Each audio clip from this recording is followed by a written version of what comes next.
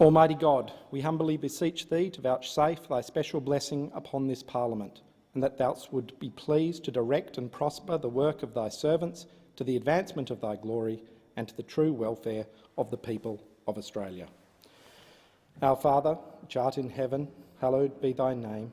Thy kingdom come, Thy will be done, in earth as it is in heaven. Give us this day our daily bread, and forgive us our trespasses, as we forgive them that trespass against us. And lead us not into temptation, but deliver us from evil. For Thine is the kingdom, and the power, and the glory, forever and ever. Amen. I acknowledge the Ngunnawal and Ngambri peoples, who are the traditional custodians of the Canberra area, and pay respects to the elders, past and present, of all Australia's Indigenous people.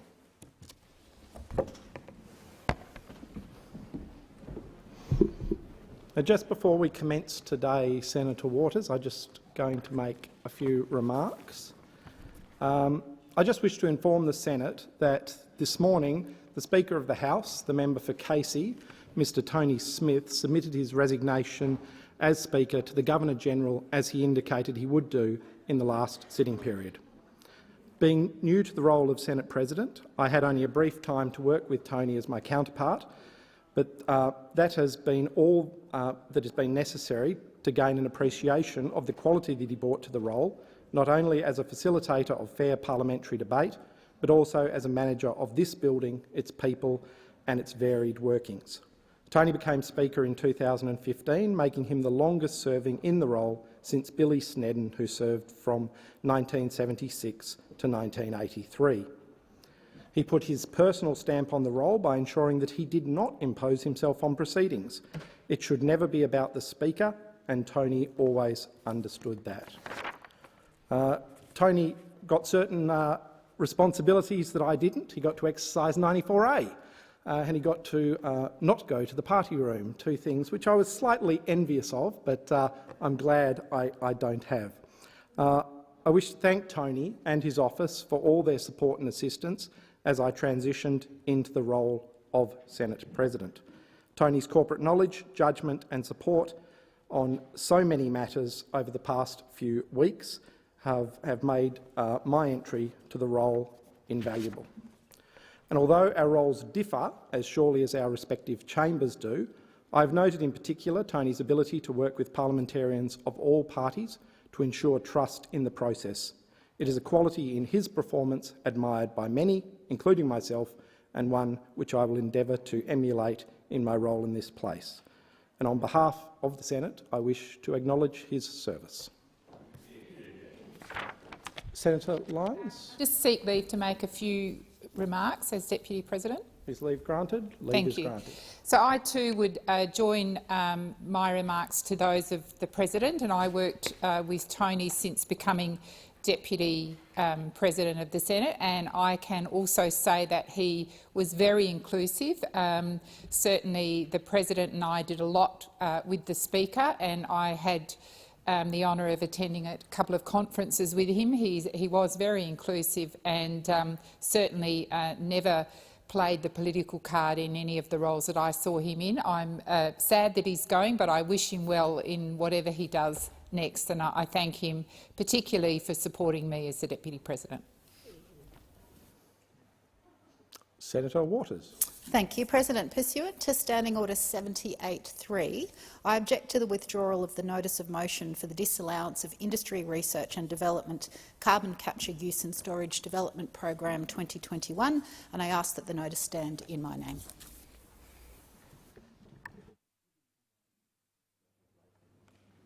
It will be put in your name and it will be dealt with later in the day. I'm just going to do documents and committee meetings first, Senator Patrick, so I call the clerk. Mr President, I table documents pursuant to statute as listed on the dynamic red, and I indicate that committees have lodged proposals as shown at item 4 of today's order of business. I remind senators that the question may be put on any proposal at the request of any senator. There being no one. Senator Patrick. Thank you, Mr President. I seek leave to move a motion relating to the consideration of the Australian Federal Integrity Commission Bill 2021 as circulated. Is leave granted? Leave is not granted. Senator Patrick. Pursuant to contingent notice of motion standing in my name, I move that so much of the standing orders be suspended as would prevent me moving a motion to provide for the consideration of a matter, namely a motion to provide that a motion relating to consideration of the Australian Federal Integrity Commission Bill may be moved immediately, have precedence over all other business until determined, and be determined without amendment or debate. Mr President, it's 1,077 days since the Coalition announced that they were going to bring ICAC legislation to the Parliament. 1,077 days. And basically we've waited, and nothing has come. And whilst it's not normal to want to interrupt the normal running of the Senate business, there's a point where you reach where you say enough is enough. Enough is enough. The wait has been too long. There are a number of allegations in relation to the Coalition, and I stress the allegations. I'm not going to impugn anyone, but just put on the record a number of concerns the Australian public have had in respect of Coalition members and ministers. There's been Mr Taylor in relation to the $80 million sale of strategic water purchases, Senator McKenzie in relation to sports rorts, Mr Dutton in relation to AU pairs.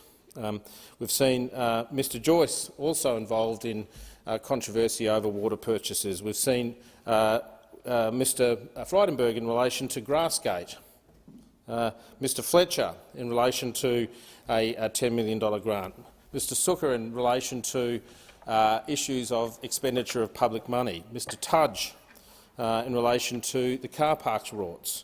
So there is just a whole range of affairs. We've seen a situation where Mr Porter has received money through a blind trust. It's almost unfathomable in a situation where we have openness and transparency, and is really important from an integrity perspective and a confidence perspective to make sure that the public are able to see our transactions, how we might be influenced in terms of our votes. All of that has to be on the table for people to see. And until such time as we get some form of independent commission against corruption, an Australian Federal Integrity Commission, these concerns will linger. Now, I know there are people on the other side that object to the various different models. They don't want public hearings. They don't. They don't want particular people demonstrated, particular people included in the scope of a federal ICAC, or indeed for certain matters relating to corruption to be excluded from the definition. These are all things we can debate. These are all things we can talk about and we can debate, but we haven't had the opportunity. 1,077 days, and we've not had the opportunity to do that. And the Australian public have been waiting for this. So there is now urgency.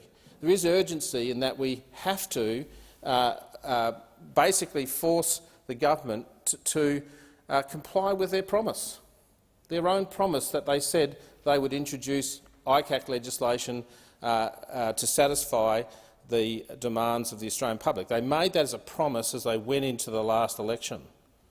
And so you get to a point where you say, sorry, you can't have us wait any longer. We know the difficulties associated with this bill, these sorts of bills, the complexities, and indeed we know that these sort of bills need to be fleshed out in committees, or we've already had one through the Greens fleshed out in committees. But the government basically is absent without leave on this. If you have a strong integrity commission, the test of it, if it's strong enough, you'll have no referrals, because no one would dare do anything that looked like misfeasance or malfeasance or corruption or misuse of funds, those sorts of things. That's what happens when you have a really strong ICAC. If you have a weak ICAC, people still try to play at the fringes. It still allows and permits corruption to occur, political corruption to occur. And that's why it's important that we need to deal with this bill today to get the whole thing kicking along, a comprehensive bill that is endorsed by judicial officers, eminent professionals in the integrity field, and I ask that the Senate support my motion to suspend. Minister. Thanks, Deputy President. Deputy President, the government does not support Senator Patrick's attempt to interrupt and change and vary the order of government business and business in the Senate. The government has a schedule of legislation, and the Senate has a program before it that would ordinarily have seen us and otherwise see us proceeding a debate, the Independent National Security Legislation Monitor Amendment Bill, and then proceeding on to the Dental Benefits Amendment Bill and other legislation scheduled for today as outlined. We do not support this move to interrupt that consideration of other government legislation. Deputy President, it often seems that when those opposite and those on the crossbench speak about matters in relation to a proposed Commonwealth Integrity Commission or other names that others seek to give such entities, that they do so with some belief that there is a void that exists in relation to accountability, to process, to oversight, when in fact that is quite clearly not the case. That indeed in Australia we have already a robust, multifaceted approach to combating corruption. We have a range of existing entities that are in place, from the Australian Commission for Law Enforcement Integrity, the work of the Australian Federal Police, the work of the Commonwealth Ombudsman, the work of the Independent Parliamentary Expenses Authority. Each of these entities exist in a manner where we are all held accountable equally to the law of the land, subject to investigation under the operations of these different entities and bodies. Now, Deputy President, our government has been working to establish a Commonwealth Integrity Commission that looks to build upon this existing framework that others seem to pretend just does not actually exist. That existing framework does provide already very important protections for Australians in relation to the operation and conduct of all public officials, of all law enforcement officials, of all those who are subject, as I say, to the laws of the land and to investigation by the range of entities that currently exist. Now, Deputy President, those opposite can seek to try to make some sort of attempted smear process out of these things.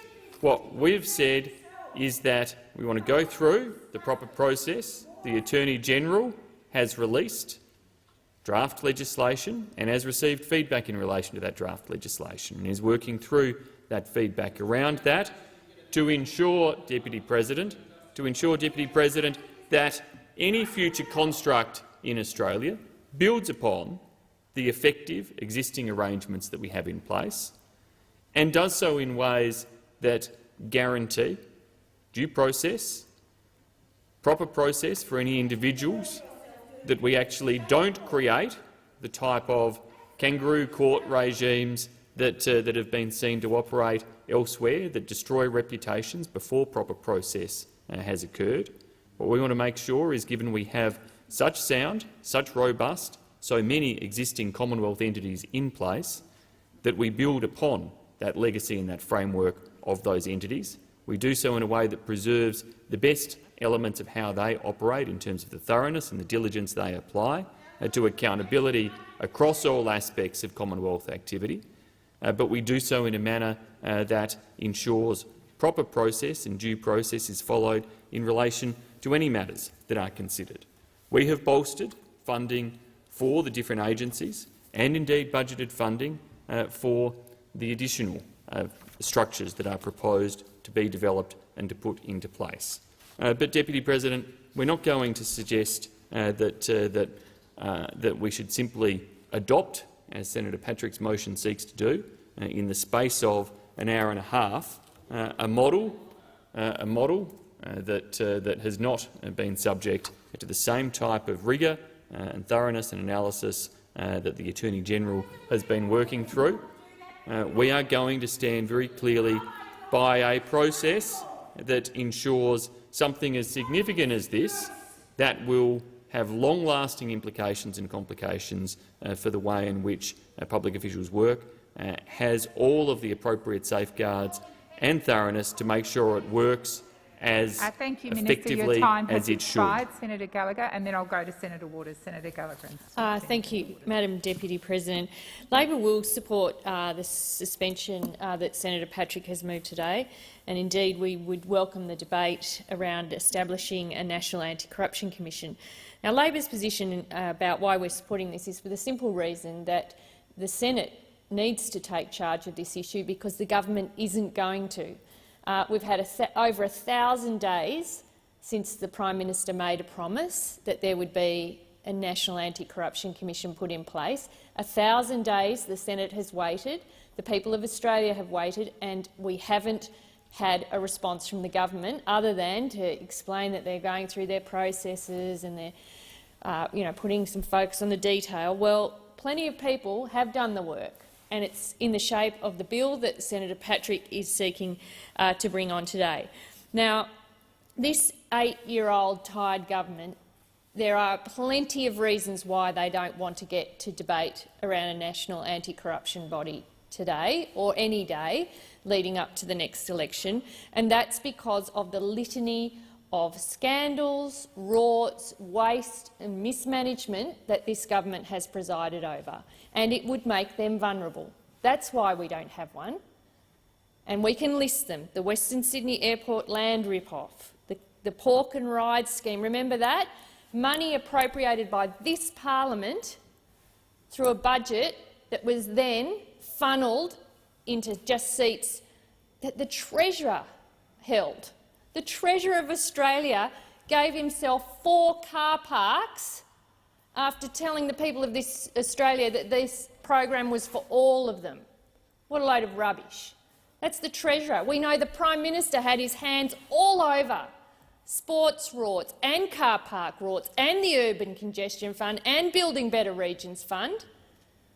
He's crafted the way that this money gets used for political purposes, appropriated for public purposes and then used for political purposes. And when a government has its Prime Minister leading the charge, where ministers are rewarded for the misuse of money like this, is it any wonder there is no desire to bring forward a debate about a national anti-corruption body? What a surprise. When ministers sacked amid scandal get recycled back into the cabinet, is it any wonder they don't want a debate about a national anti-corruption body?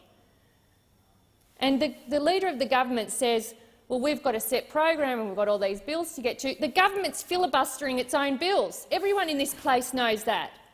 We've dealt with 2 bills yesterday, and the government added government members to the Speaker's list long into the night last night. So don't come in here and say you've got all these urgent bills. You don't have a program. You're trying to cut deals left, right and centre because you're losing your own people. You know, you lost 5 of your own yesterday.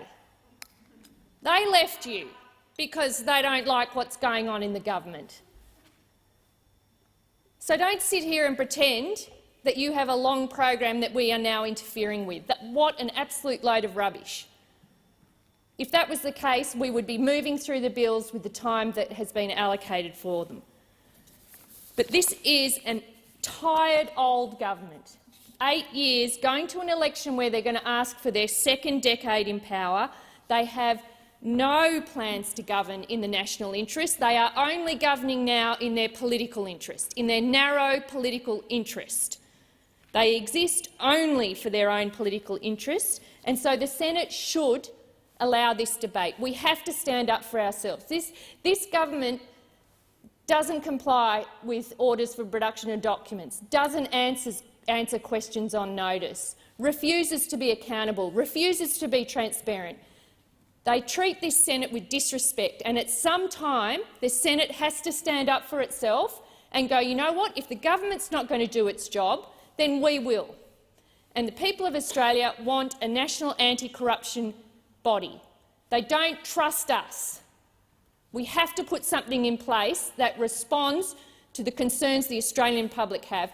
1,077 days ago, this Prime Minister promised, and we know he's not very good with telling the truth, promised to put one in place, and we are still waiting, and we have the opportunity today for the Senate to take charge and to have that debate, because these guys aren't going to do it. Senator Gallagher, your time has expired. Senator Waters. Thanks very much, Deputy President. And the Greens will be supporting this suspension motion because we have waited far too long to see any semblance of integrity out of this government. It was an election promise last election that the government would introduce a corruption watchdog. Where's the bill?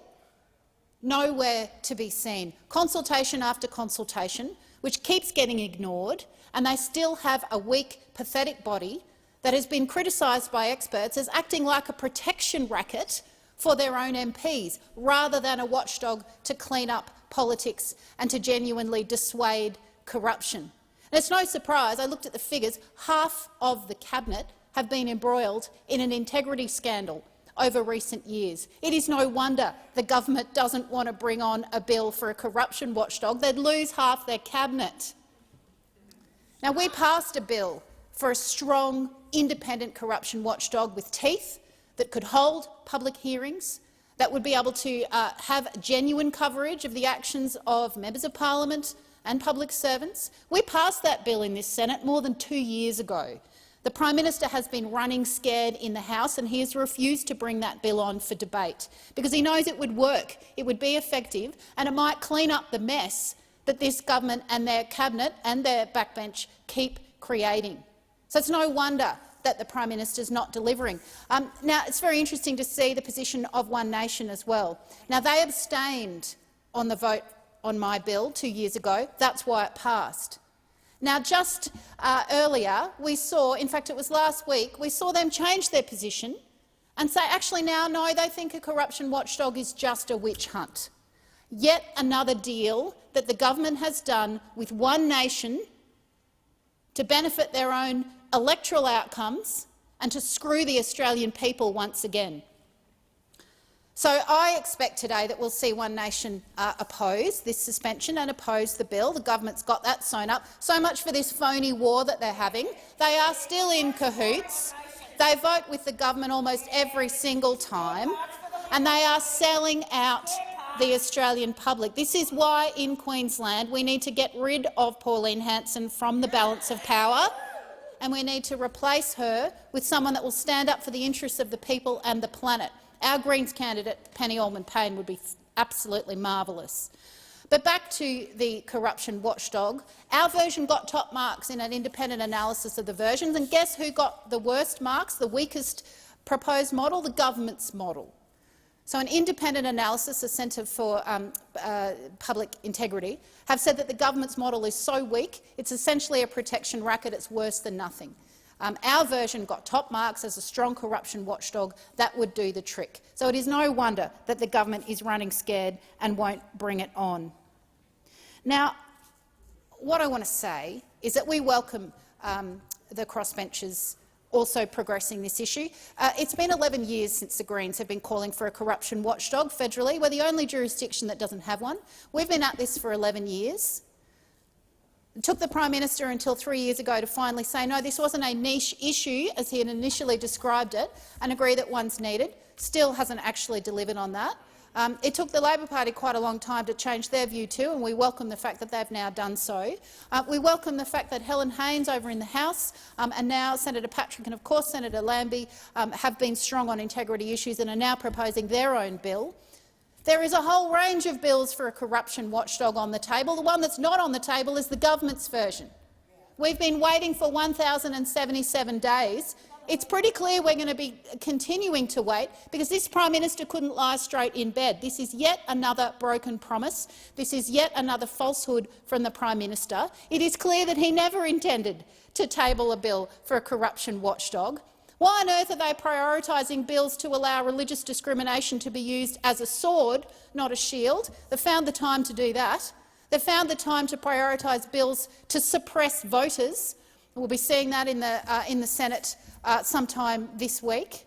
They've found the time to make sure that charities can't speak out once election time is on. They are silencing dissent and they are suppressing voters. They've found the time to do that.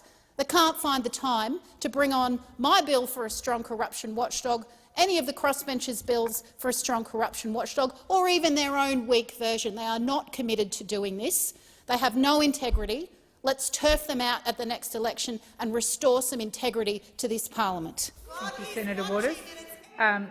Minister. Thank you very much, Madam Deputy President.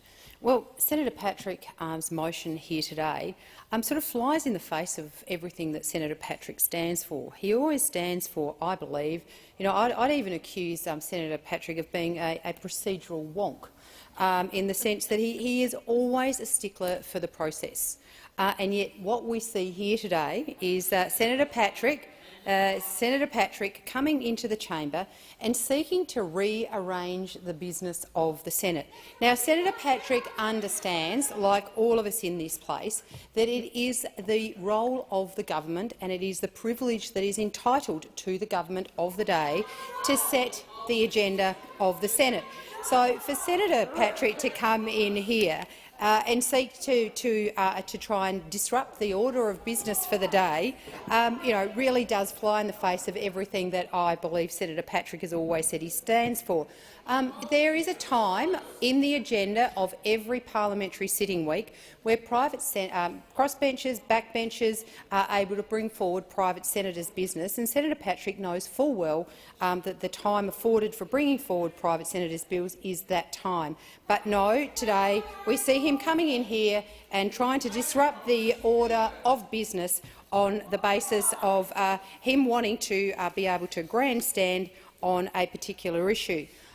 Well, one of the other things I find really quite extraordinary in relation to this particular action that we're seeing here today, this is about seeking to suspend standing orders to rearrange the order of business in this place. What we've seen so far is much debate around the particular matter in which Senator Patrick is seeking to suspend, but we actually haven't seen much debate around the suspension in and of itself. And we're sitting here and we're talking about issues of things like integrity, issues around people and parties not telling the truth, issues of corruption, etc. Well, it is really quite extraordinary that we're sitting here and sitting on the other side of the chamber is a party who's prepared to go to the next election lying to the public. I mean, the irony of the fact that the member in the other place, Julian Hill, was prepared to put a post on his Facebook page and his Twitter account that calls the Prime Minister a liar, whilst at the same time lying to his constituents. If we really want to have a look at some of the things that are going on at the moment, we should actually probably start calling out some of the absolute lies, despite the fact that Mr Albanese and everybody on the other side know that they are lying about the cashless debit card. They're quite happy to continue to lie. So if we're going to sit here and talk about integrity, maybe we should get a little bit of integrity in the debate that's going on. And so, for the opportunity that I'm standing here, Mr President, I would like to put on the record again the government of which I am a member, the Morrison-Joyce government, never has, doesn't and never will force age pensioners onto the cashless debit card. Now, I wonder how many times between now and the election there will be lies told by those on the other side. Resume your seat. Senator Patrick, on a point of order. A point of order on relevance to the suspension.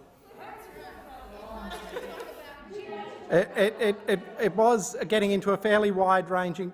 On the point of order, Senator Lambie. Finished? Oh, no, sorry, no. Sorry, Minister, are you concluded? Yeah, I'm just odd. The clock went to 5 minutes again. I'm happy to talk for another 5 minutes.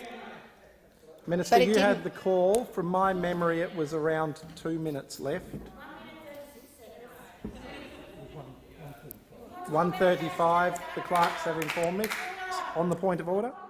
I understand the minister was about to finish, and so the clock's reset for Senator Lambie. But is the minister had not finished? Please talk about lying more often. Senator Wong, thank you. Minister. Thank you very much, Mr. President. But the reality of what we are seeing here is obviously a stunt by Senator Patrick. A stunt that goes against every single grain of everything that you stand for, Senator Patrick. But what we also have failing to recognise in all this is the existing framework of protections and measures and organisations and accountability processes that exist within the government process already. I mean, things like the Australian Commission for Law Enforcement Integrity. They have specialised skills to address corruption risks that face law enforcement agencies. We have the Australian Federal Police, obviously, who have a very, very strong role to play in making sure that they deal with issues of fraud and foreign bribery. We have the Commonwealth Ombudsman, which is another mechanism which is able for investigating complaints, and other things that particularly relate to us as parliamentarians in relation to making sure that we are dealing with our expenses, as an example, in an appropriate way. But we are absolutely committed to the integrity of this parliament, and we will not be lying going into the next election like others. But as I said, we have a process that exists within this chamber, that affords the government of the day the control of the order of business of the day. I am tremendously disappointed that Senator Patrick would seek to disrupt that. It goes against everything you stand for. Please resume your seat. Senator Lambie. Thank you, Mr. President. Senator Lambie, please resume your seat. On a point of order. Again on the clock, Mr. President. I think the debate is expected to expire at 12:35, and the clock just went to 5 minutes. I think the clock should be at a lesser time. Thank you for your... Senator Lambie, you have the call. Thank you. It has been 1,076 days since the Liberals promised us an Integrity Commission. 1,076 days. The PM stood up, told the country that we'd get an Integrity Commission in this term of parliament. He told us that he was committed to getting it done. Another lie. That was on the 13th of December 2018. A baby born on that day that the Prime Minister promised us an Integrity Commission would now be nearly 3 years of age. That baby has gone through 3 Christmases and she's coming up to her 4th. She's learned to crawl, to stand up, to walk. She's pretty much getting ready for preschool now, and she's probably learning to count. You know what? That baby's made more progress in 1,000 days than the Liberal Party have on their own bill. That is where we're at. A 3-year-old. Shameful. Shameful. It's not even a bill, it's a ghost. It's in a whole pretend. It's another lie. Australian people are looking at you. They're sick of your lies.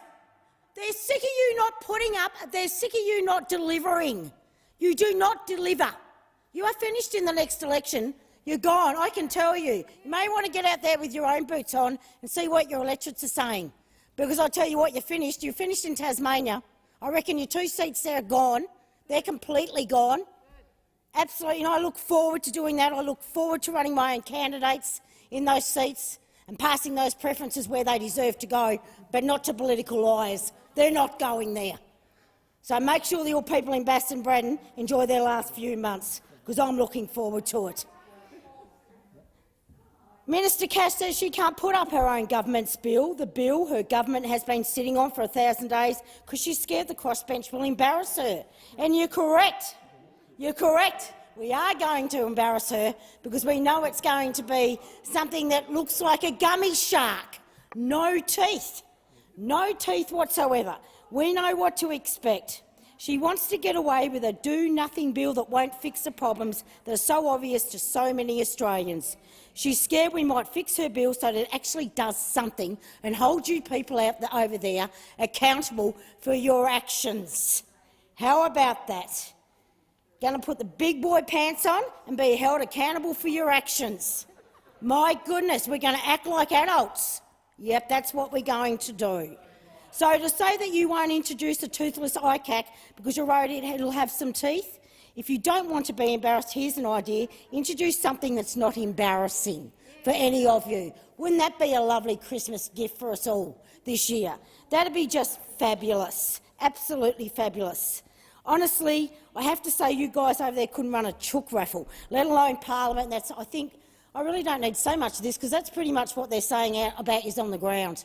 They're saying how shameful you are and that this is actually making the rest of us look shameful because of your behaviour over there, because your incompetence to get anything done, which does not, because of your promises that you fail to deliver, that you've done the whole time you've been up here.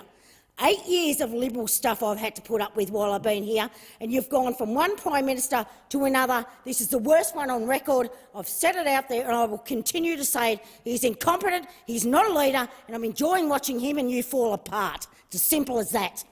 The time for the debate has expired.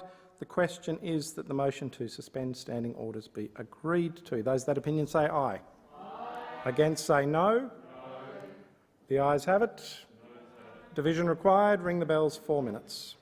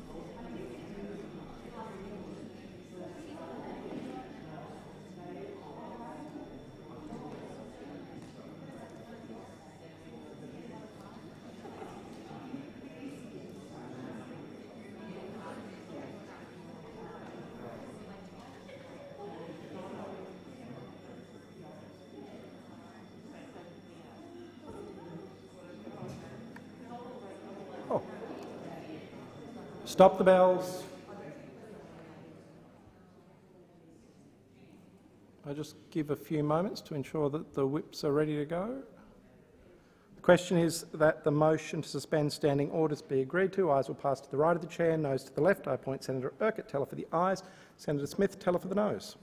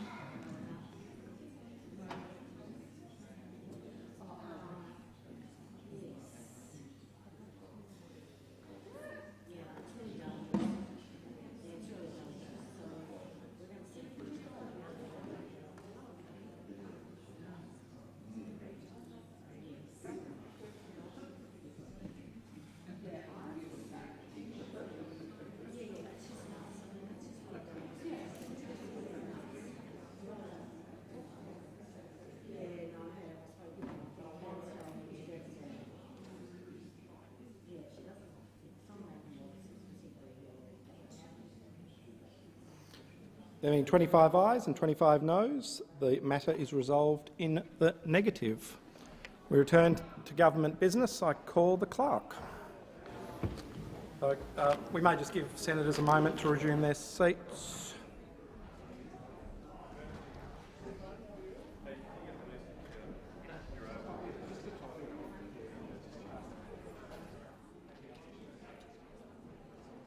I call the clerk. Government business notice of motion number 1, standing in the name of Senator Ruston, relating to the consideration of disallowance motions. Minister. Thank you, Mr President. I move the motion. The question is that the motion be agreed. Oh, no? Yes. The question is that the motion be agreed to. Those of that opinion say aye. Against say no. The ayes have it. Clerk. Government business order of the day number 1, Independent National Security Legislation Monitor Amendment Bill 2021, second reading debate.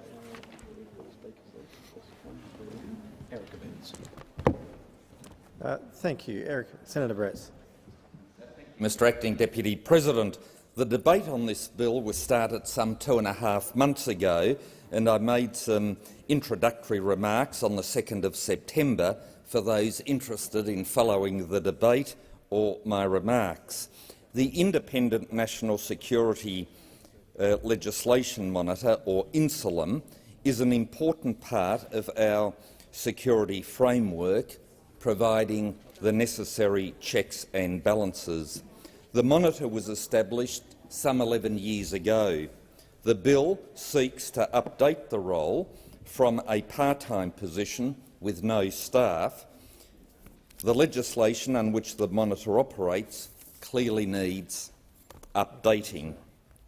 Now, this bill has 5 proposals in it.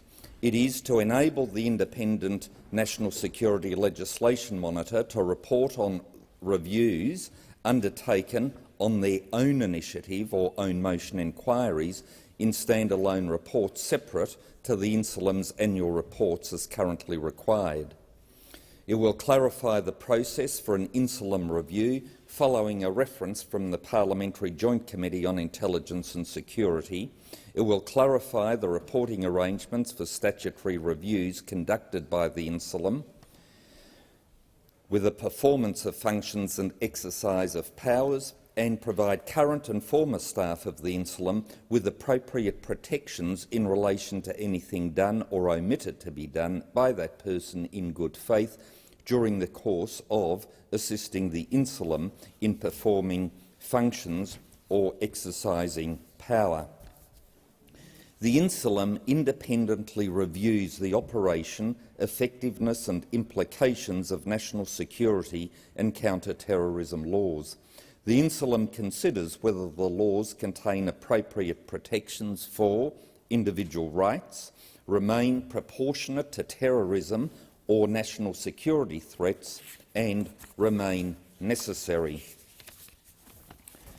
Other countries deal with these matters as well, and that is why I believe the Anderson report of the UK Investigatory Powers Review has something to offer us. In that report, it is stated, and allow me to quote, and it's a lengthy quote, "Public consent to intrusive laws depends on people trusting the authorities both to keep them safe and not to spy needlessly on them. Trust in powerful institutions depends not only on those institutions behaving themselves, though that is an essential prerequisite, but on there being mechanisms to verify that they have done so. Such mechanisms are particularly challenging to achieve in the national security field, where potential conflicts between state power and civil liberties are acute, suspicion rife, and yet information tightly rationed. Respected independent regulators continue to play a vital and distinguished role, but in an age where trust depends on verification rather than reputation, trust by proxy is not enough. Hence the importance of clear law, fair procedures, rights compliance and transparency." End of quote. Suffice to say, I agree. And the Insulam, or the Monitor, plays that very important role in our jurisdiction. And so it is important that this Monitor have the capacity to undertake reviews of his or her own volition, of his or her own motion. And similarly, it allows references from the Parliamentary Joint Committee on Intelligence and Security. And whilst I serve on the committee, I can at least vouch for everybody else that they take their role extremely seriously, as I would like to think that I do mine. And it is something that we on the committee seek to balance up each and every time when we look at security legislation, to ensure that we do get the balance right, that we do protect our fellow Australians from those that would seek to harm us, whilst also ensuring that people's civil liberties are protected as much as possible. And in fact, the starting point, Mr Acting Deputy President, has to be the protection of individual rights and civil liberties, and if they are to be in any way diluted, a very strong case needs to be made for that particular authority to be clothed with that power. And that is why, when from time to time such legislation comes forward, its ongoing necessity or its efficaciousness, or efficacy I should say, should be considered, should be monitored and considered by an independent body, person such as the Insulam.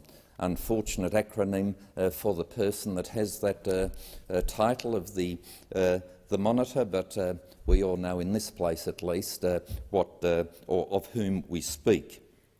But the Insulum needs to review the operations, and I think that that is something that anybody who is genuinely concerned in this space likes to see, and I'm pleased that the Parliamentary Joint Committee has looked into this, supports these proposals, and also that the government, importantly, sees the need. Now, there have been some equivocations in these areas where the previous monitor has recommended that the Insulum Act be amended to provide for an express power for the Insulum to report on a matter or matters within the statutory mandate, but more urgently or particularly than by the annual reports, and the government has accepted that recommendation.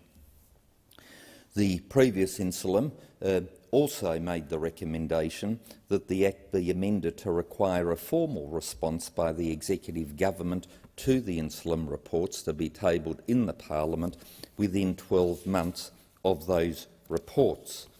Interestingly enough, a further review in relation to all this came to an alternate view, and it's worth reading that in full. The Insulum considers that an important part of the process begun by conducting a review and reporting is the timely response of the government of the day. Given the Insulum's ongoing role compared to a Royal Commission, whose role is over once it has delivered its report, the Insulum submitted that it has an interest in considering the implementation of its recommendations.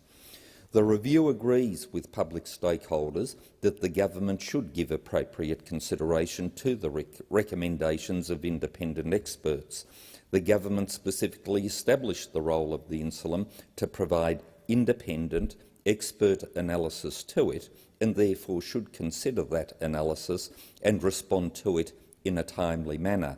However, and this is the important part, however, the review considers it would be incongruent with the approach to government responses to parliamentary committee reports to legislate this requirement.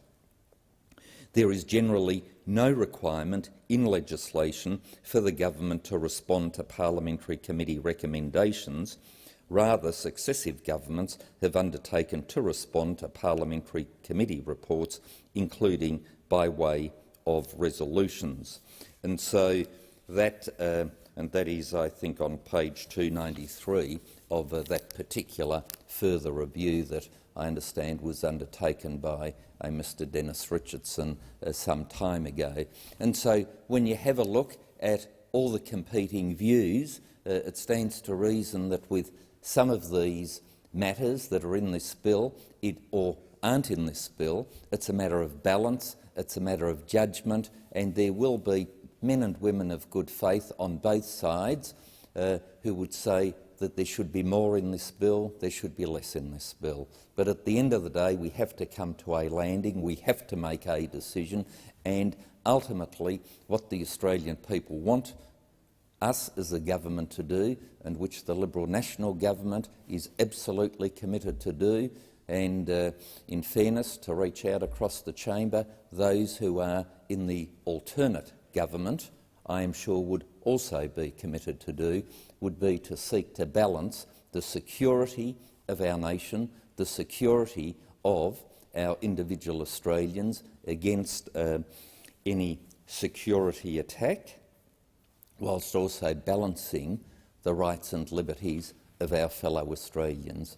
That is what this legislation seeks to do, with some other machinery provisions, and Mr Acting Deputy President, I commend the bill to the Senate. Thank you, Senator Abetz. Senator Thorpe. Thank you, Acting Deputy President. I rise to speak on the Independent National Security Legislation Monitor Amendment Bill 2021. The Australian Greens will be supporting this bill with the amendments circulated, and I thank Senator Patrick for those amendments. The Independent National Security Legislation Monitor, the Insulum, is responsible for independently reviewing the operation, effectiveness and implications of national security and counter-terrorism laws. This position is absolutely critical because this parliament has passed well over 70 counter-terrorism laws in the last 2 decades, and often they've never been used. The Insulum is the body responsible for considering whether counter-terrorism and intelligence laws contain appropriate protections for individual rights, remain proportionate to terrorism or national security threats, and remain necessary. It's important that the Insulum continues to have access to all relevant materials, regardless of national security classification, and that they can continue to compel answers to questions and hold public and private hearings. I'm glad that this bill is being amended by the government to provide that the Insulum is now a full-time position as opposed to it being a part-time position beforehand. It is quite surprising that regardless of how much intelligence and counter-terrorism legislation this parliament has passed, that the position of the Insulum was still a part-time appointment. I'm glad to see this change in this bill. A case of better late than never, but at least it's happening. The Australian Greens are also heartened that there are clearer reporting requirements in this bill and the amendments, particularly requiring the Attorney-General providing government responses to Insulum annual reports and tabling them in Parliament. In conclusion, the Australian Greens will be supporting this bill and the amendments. It's critical that all oversight bodies and mechanisms are given the resources they need to undertake their work. The work of the Insulum is absolutely critical. Let's just hope that the government actually listens to the recommendations of the Insulum, because that's going to be the real test. Thank you. Thank you, Senator Saul. Senator Molan. Thank you, Acting Deputy President. I'm caught remarkably short today because I gain a lot of what I can say to the Senate through the fact that the Greens reject the bill. But I thank you, Senator Thorpe, for your support of the bill. Leaves me not much to say. But Senator Thorpe certainly pointed out to us the need, when she spoke about the 70 counter-terrorist laws that this country has enacted in the last 20 years. I don't see it as a failure that those laws have not been used. I see it as an absolute triumph. Laws act both as a deterrent and as a punishment, and I think that's very, very important to realise. Senator Abetz went through a good deal of the detail of the bill. As a man who's been on the PJCIS for a very long time, he understands the value of this extraordinary committee, and I will be followed at some stage today by the chair of that committee, Senator Patterson, who will take us down into the real detail of the bill, and certainly Senator Abetz gave us a lot of the detail of the bill. But in the last 24 hours, Mr Acting Deputy President, in the last 24 hours we've certainly had national security as a theme. It's been on the agenda as a theme, and it's a very, very important theme. It's a very important theme both internally in Australia and as an external activity facing external threats. In the last 24 hours we've had the High-Risk Terrorist Offenders Bill, in which we balanced continuous detention orders with extended supervision orders. And this is a manifestation of the flexibility that we need to react to any situation. Extended supervision orders, of course, once a court becomes involved, can be applied to someone who's been jailed for terrorist offences and is coming out of those offences, is coming out of that detention, but where the belief is, the reasonable belief is, that that individual still holds very extreme views, and the extended supervision order can be put on for 3 years. Even before the High-Risk Terrorist Offenders Bill, we looked at the Critical Infrastructure Bill, and really that's the legislation around critical infrastructure, and really to defend ourselves against what is becoming a very, very common activity around the world, and that is the attack by unknown people in many occasions, but sometimes, as was pointed out to us by Senator Patterson yesterday, sometimes we know exactly who is doing this to us, why they're doing it and how they're doing it. And what frightens me even more is that where we don't know they have left the ability to turn things on and off at a time that actually suits them, and that they will enact those activities, cause those activities to be turned on in a time of high crisis. So the number of bills that we have brought into the Parliament indicates that we are dragging Australia into the 21st century. And the dragging that this government has done has been fabulous over the last year since 2013. Even since 9/11, we have led the world. We have been very effective, and we've led the world in an awful lot of counter-terrorist legislation, online safety legislation, anti-cyber legislation, which grants to those who have to protect us day and night, it grants to those who have to protect us the tools that they need in order to protect us. And so we recognise that the news situation, we look back and we see 9/11, we see the attacks in London, we see the attacks in New Zealand. We understand the internal threat in countries. We understand the threats which are coming from an external source but are manifest in ransomware, in turning off East Coast gas pipelines, which is a possibility, water pipelines, attacking food companies. We understand all these things, and we've got to move on and start recognising the new situation that we face in a much larger sense. So we're very, very good internally, and we've now got to start recognising what's going on in relation to our strategic environment. And for 75 years, we have been an extraordinary country. We have the situation that we faced based on our alliances, based on our own work, but also a good deal of luck, but based on our alliances, we have enjoyed extraordinary security and great prosperity. Now things are different.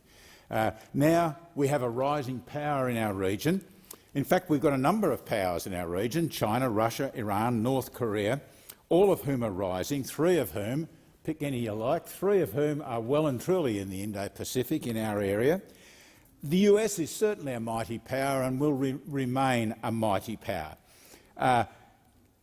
But the US has world responsibilities, and it is well and truly time that we looked after ourselves. Internally, I think we are doing exactly that. Internally, and the legislation that gives us power to look after ourselves internally is extraordinary, and we are having great achievements.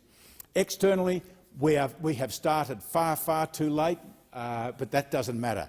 No government since the end of the Vietnam War has done what this government, this coalition government, since 2013 has done in relation to external defence.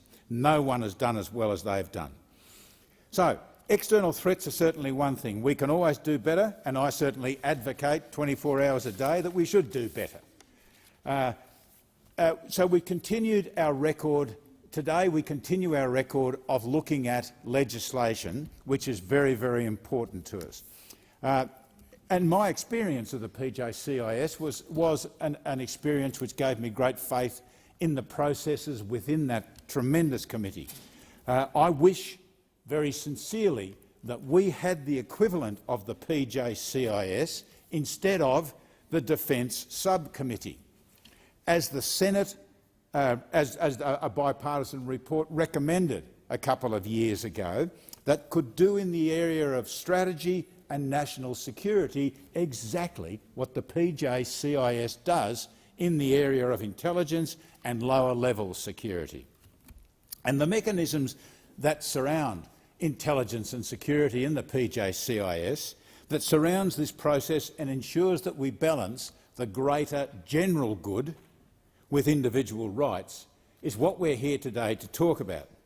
As Senator Abetz said, the essence is trust, and as the old saying goes, trust and verify. And the background to this bill is that this bill amends the Independent National Security Legislation Monitor Act of 2010, known as the Insulam Act, to allow the Independent National Security Legislation Monitor to report on own monitor inquiries in standalone reports, clarify the reporting arrangements for the monitor following statutory reviews or referrals, and the Parliamentary Joint Committee on Intelligence and Security, and provide a framework for the engagement of staff, including contractors, to assist the monitor. The government, of course, is committed to ensuring Australia has a robust national security and counter-terrorist framework internally and to face internal and external threats. The Independent National Security Legislation Monitor is responsible for regularly assessing Australia's national security and counter-terrorism laws to ensure they remain appropriate to the current threat environment and that the objective of protecting national security is balanced against upholding the rights and freedoms of individuals. This bill will clarify reporting arrangements for the monitor and provide a framework for the engagement of staff, as I said before, to assist the monitor. The bill implements recommendations made by the former monitor and by the 2019 comprehensive review of the legal framework of the national intelligence community, which the government accepted. Passage of the bill will ensure that the monitor's enabling legislation reflects the current operation of the position and assists the monitor in the performance of this role. Acting Deputy President, I recommend this bill to the Senate. Thank you. Senator Patterson. Thank you, Mr Acting Deputy President. I rise to speak on the Independent National Security Legislation Monitor Amendment Bill 2021, and I do so as one of the primary customers of the important work done by the office as the chair of the Parliamentary Joint Committee on Intelligence and Security. At the outset, I wanted to pick up on a theme of some of the other contributions to this debate so far, in particular to the last two contributions that I listened to from Senator Molan and Senator Thorpe, and a particular data point that has been bandied about in this debate and is common in debates about national security legislation, which is to refer to the number of pieces of legislation which have passed in this space.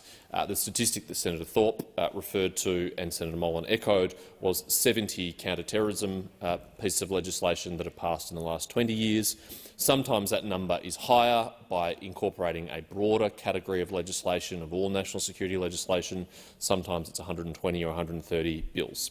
Now, I'm not accusing either senator in this case of using that in a pejorative sense, but some people do say it's almost a problem in and of itself that we have passed so many national security bills in the last 20 years.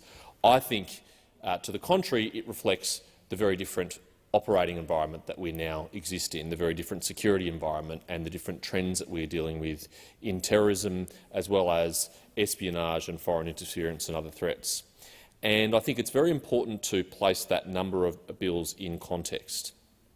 Yes, that's a large number of pieces of legislation, but included among those pieces of legislation are oversight and scrutiny bills that make sure that those bills are exercised proportionately and consistent with the law, and we're dealing with one of those today. And I haven't done a tally. Perhaps I will ask the hard-working staff at the Parliamentary Library to do this for me. But if you counted the number of Treasury law amendment bills passed in the last 20 years, I suspect it would be a lot more than 120 or 130. I suspect, given that we deal with one on almost a weekly basis through this chamber, it would be in the many, many hundreds. And what we see in the national security space, which I'll outline in a minute, is a very robust framework of parliamentary oversight, executive oversight and independent oversight of those powers and of those bills, as it should be, because many of them are rights restrictive, and we should ensure the right balance is struck between our liberties and our safety and security.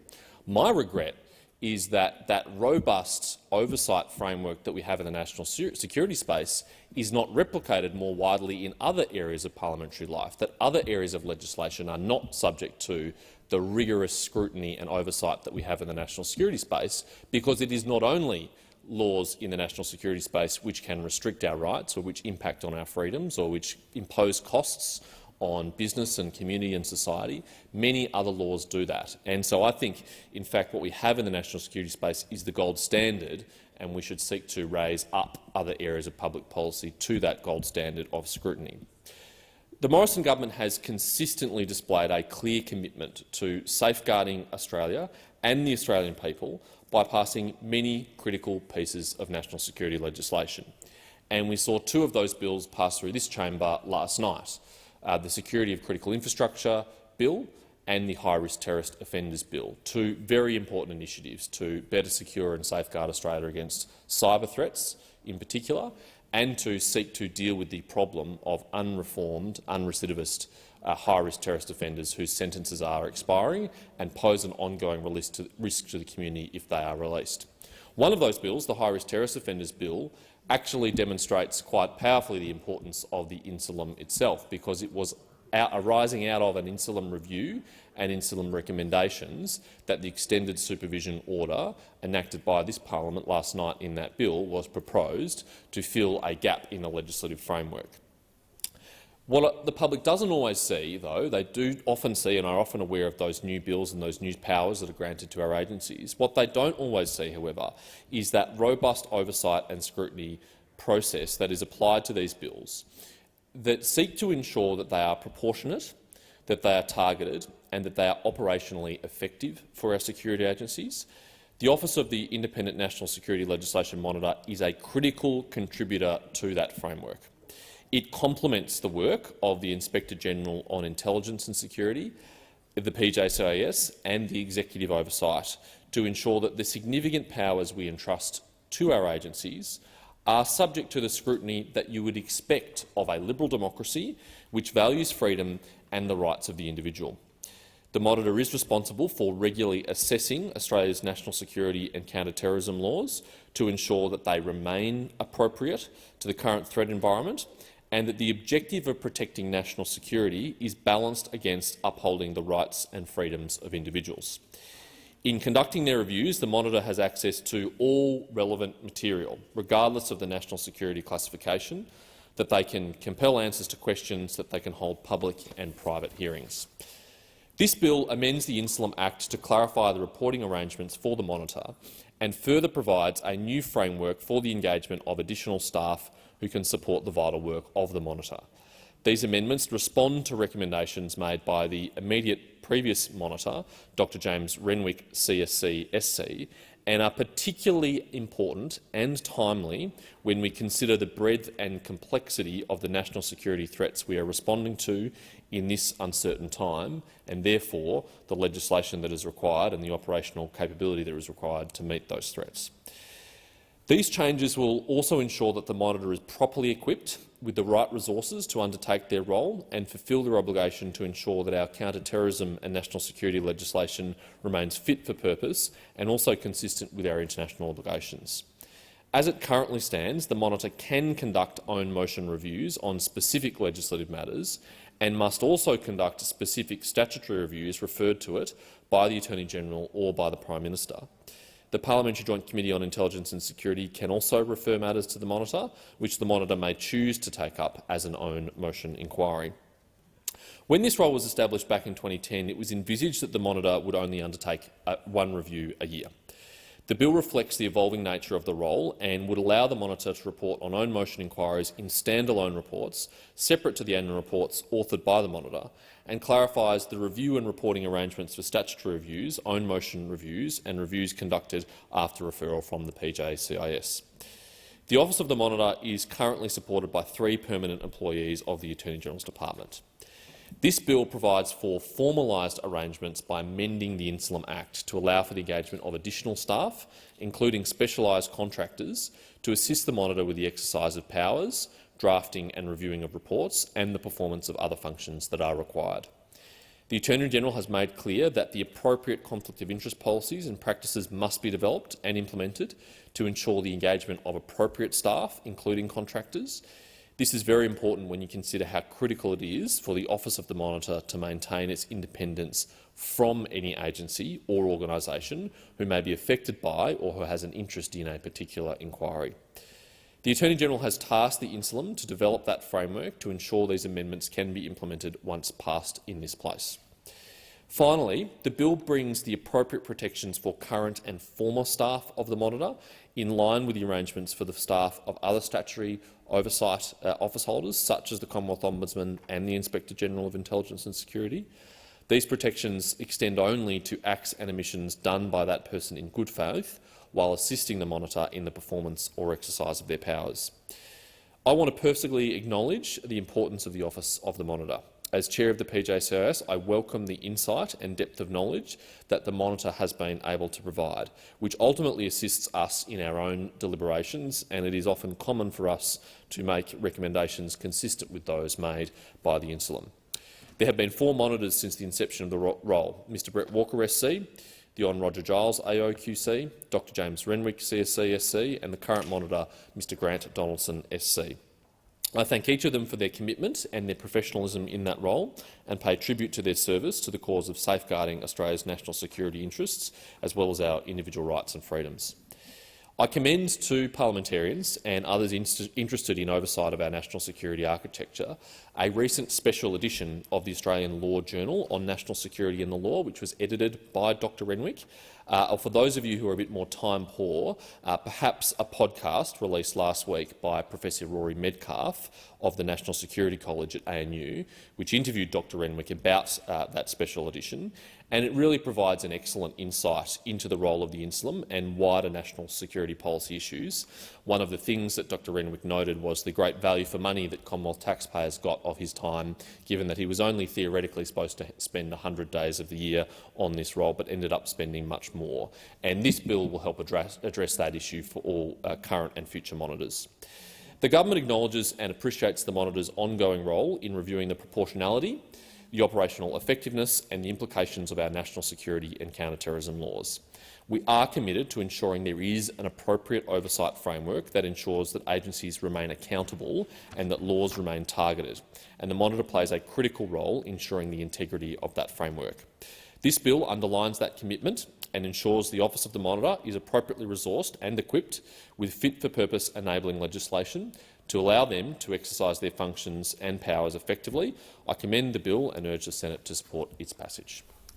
Thank you, Senator Patterson. Minister. Thank you, Mr Acting Deputy President. I thank my parliamentary colleagues for their contributions to the debate on the Independent National Security Legislation Monitor Amendment Bill.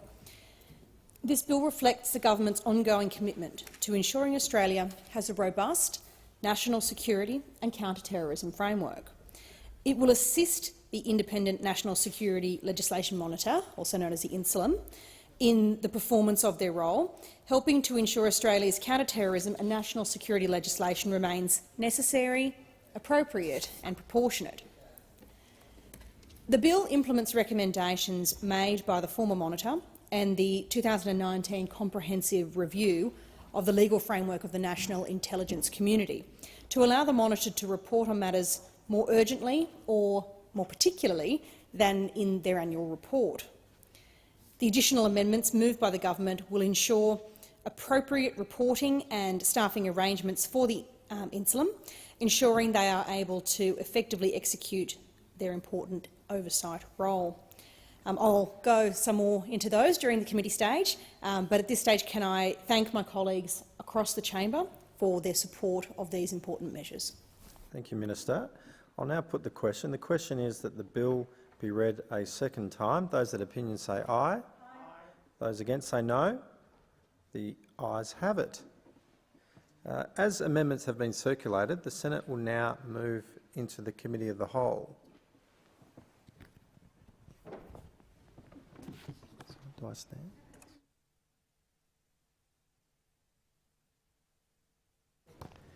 Is it the wish of the committee that the bill be taken as a whole?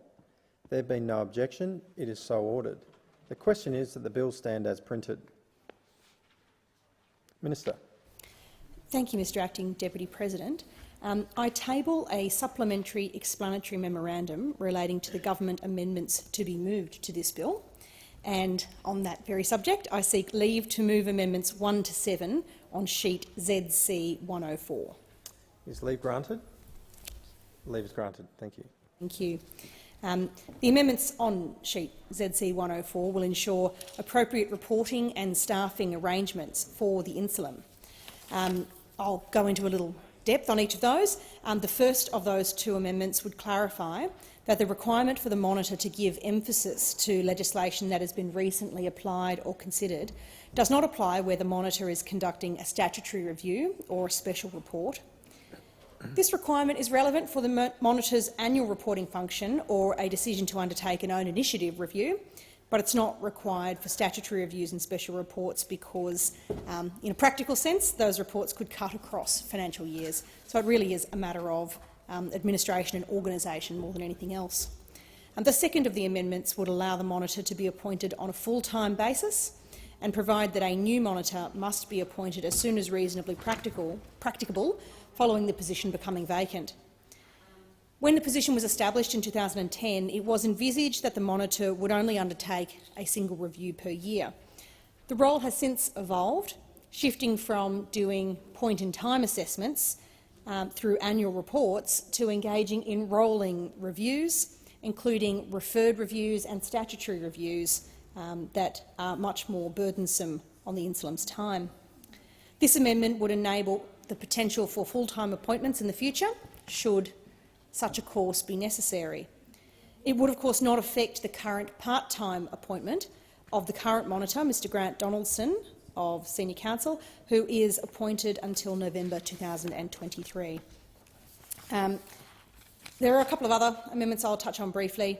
Amendments 3, 4, 5 and 6 would provide that monitor reports must be tabled in Parliament within 15 sitting days or 30 calendar days after receipt of a report, whichever is earlier.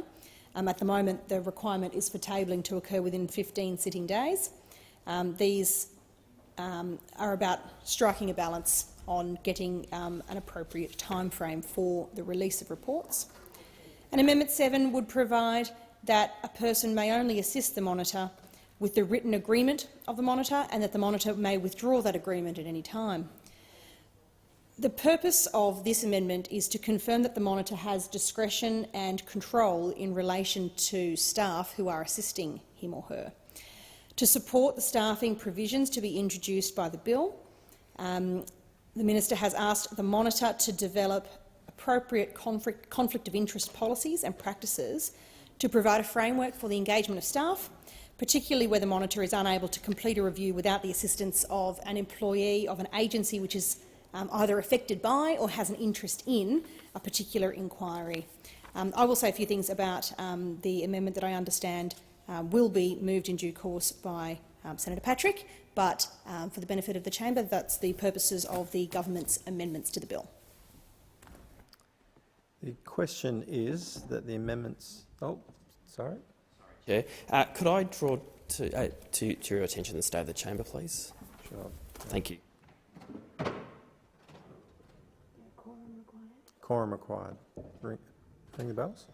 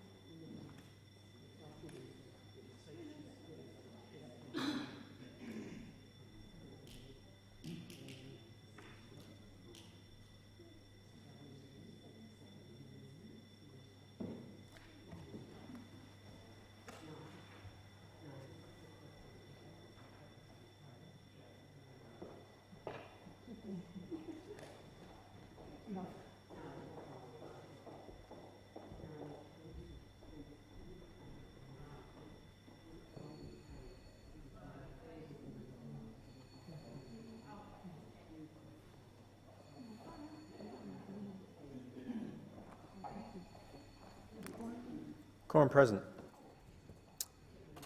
Senator Brown.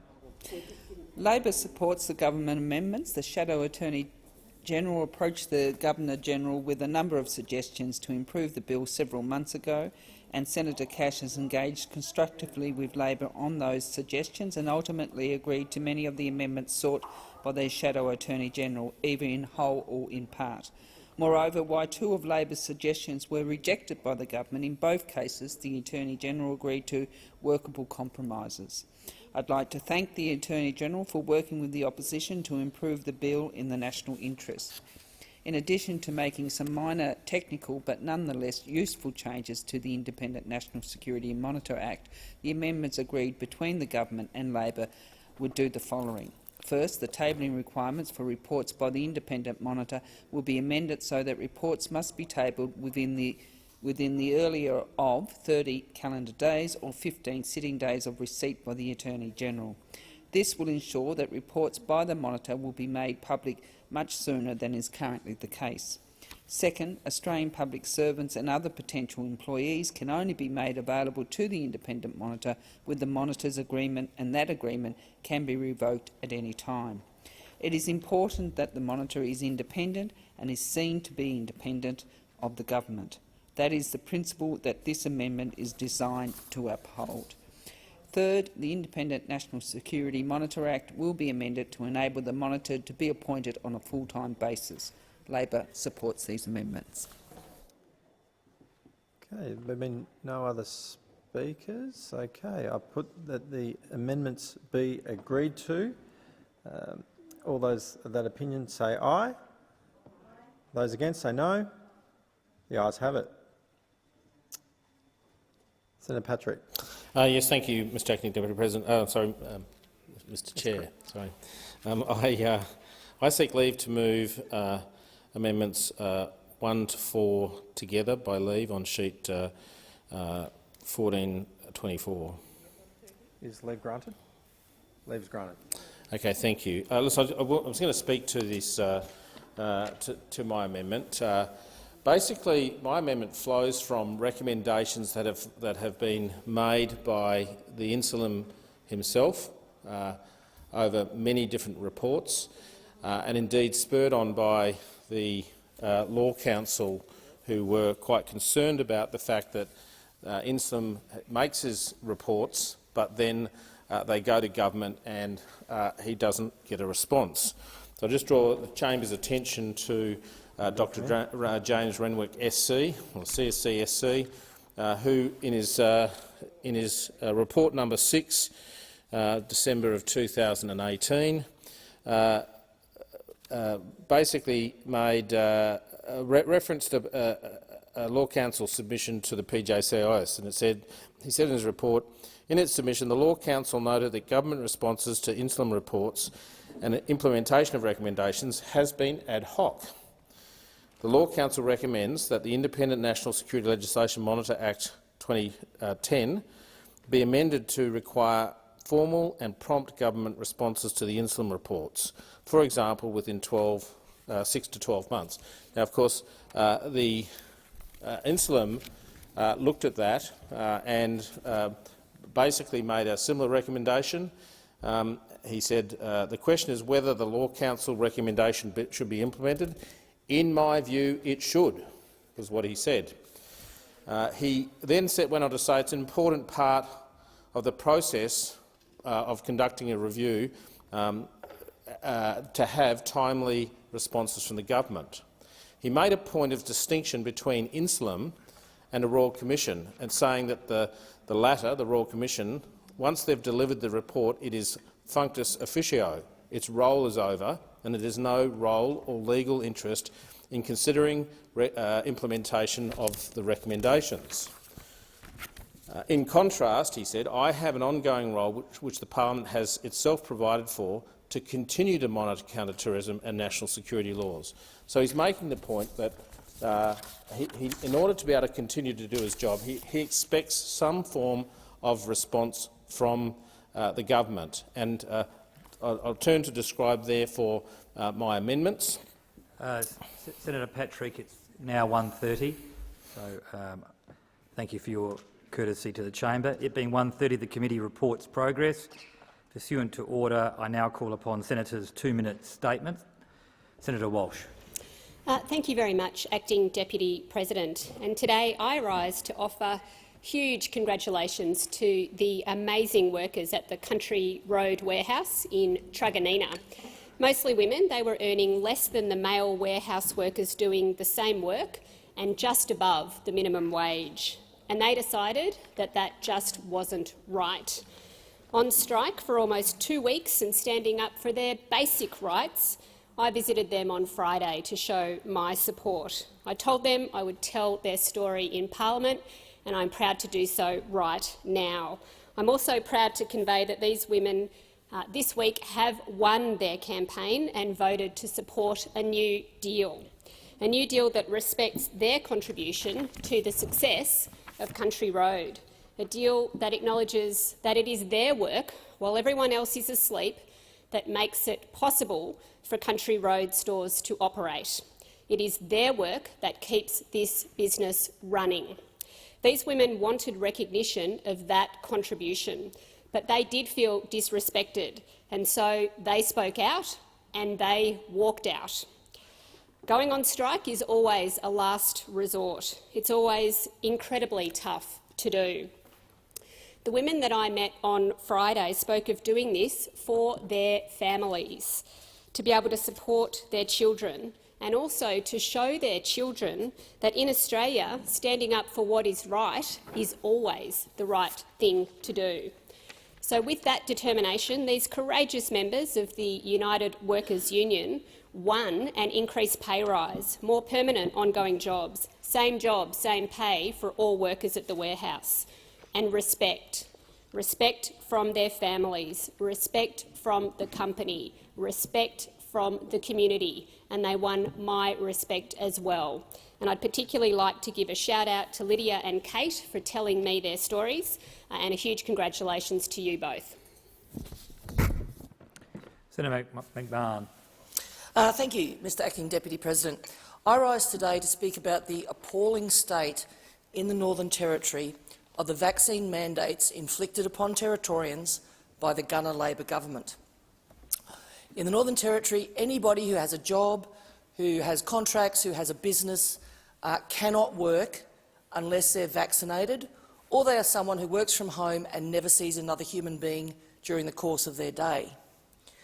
Mr Gunner went on yesterday to say that anyone who does not support vaccine mandates are anti-vaxxers. So this means he is calling the Prime Minister, the Deputy Prime Minister and the entire government anti-vaxxers, which is clearly not the truth. He also went on to say, and I quote, that anyone who gives comfort to or support anybody who argues against the vaccines is an anti-vaxxer. This is disgusting, this is un-Australian and this is un-Territorian. This means that he is labelling people anti-vaxxers if they give comfort to or support anyone who does not wish to be vaccinated. This covers thousands of individuals and people out on Indigenous communities who have chosen not to be vaccinated, and other Territorians who, for various reasons, choose not to be. Now, there are many Territorians who choose not to be vaccinated, not because they're being belligerent, not because they're being difficult, but because they have a genuine fear and terror of being vaccinated. Now, I might feel that their fears are unreasonable and unfounded, but to them, they are real. Fears and phobias are not rational or logical. Most people who are terrified of planes have never been in a plane crash. Most people who are afraid of spiders have never been bitten by a spider. And most people who are afraid of heights have never fallen from a great one. Yet their fears are just as real. Senator Rice.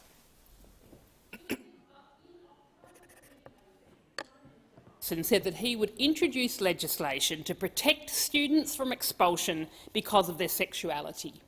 He lied. We are still waiting. And instead, the Prime Minister has spent years in secret meetings with the religious right. And what's the outcome? We still haven't found out, which is fitting, because for years the negotiations over the Religious Discrimination Bill have been secret, and the updated text of that bill is still secret now. The only thing that hasn't been a secret is that Scott Morrison cannot be trusted to do the right thing for women, for disabled people, for LGBTIQA+ people and for people of minority faiths. Based on what we know about the proposed legislation, we're really concerned about the clause that would specify that statements of belief don't constitute discrimination, which would ride roughshod over our existing anti-discrimination frameworks at both federal and state and territory level. The Australian Discrimination Law Experts Group said about the statement of belief in the previous draft that it would enable a whole range of awful situations. They said that the currently unlawful situations under state and territory laws that would likely become lawful if based on a religious belief included an employer telling a transgender employee that their gender identity is against the laws of God, a childcare provider stating to a single mother that they are evil for depriving their child of a father, a receptionist at a medical practice telling a person with a disability that they've been given their disability by God so that they can learn important lessons, or a waiter in a cafe saying to a client that they would pray for their sins to a gay couple. That's the Australia that Scott Morrison apparently wants to bring about. Our laws should be protecting people equally. No one should be discriminated against on the basis of who they are, who they love or what they believe Senator in. Brown. Prostate cancer was the most commonly diagnosed cancer among Australian men in 2020, with an estimated 16,741 diagnosed with prostate cancer and 3,152 men dying of prostate cancer. I recently had the opportunity to be briefed on a very concerning issue, that being Australian men who have higher risk prostate cancer being denied access to a treatment known as low-dose rate brachytherapy boost via the NBS. This is due to a decision made by MSAC in 2019 to reject the extension of the indication of this treatment on the NBS. What is concerning to me is not only has the treatment been available on the NBS for men with lower risk cancer for the last 20 years, but in 2017 a world-leading clinical study known as ASCEND-RT showed a greater than 20% reduction in cancer control, which effectively means the prostate cancer is cured. No other clinical trial has shown such a significant patient benefit. Based on this study, the USA, Canada, UK and leading European nations updated their clinical guidelines such that low-dose rate brachytherapy for men with higher risk prostate cancer is now available. For example, in the UK it is available at no cost through the NHS.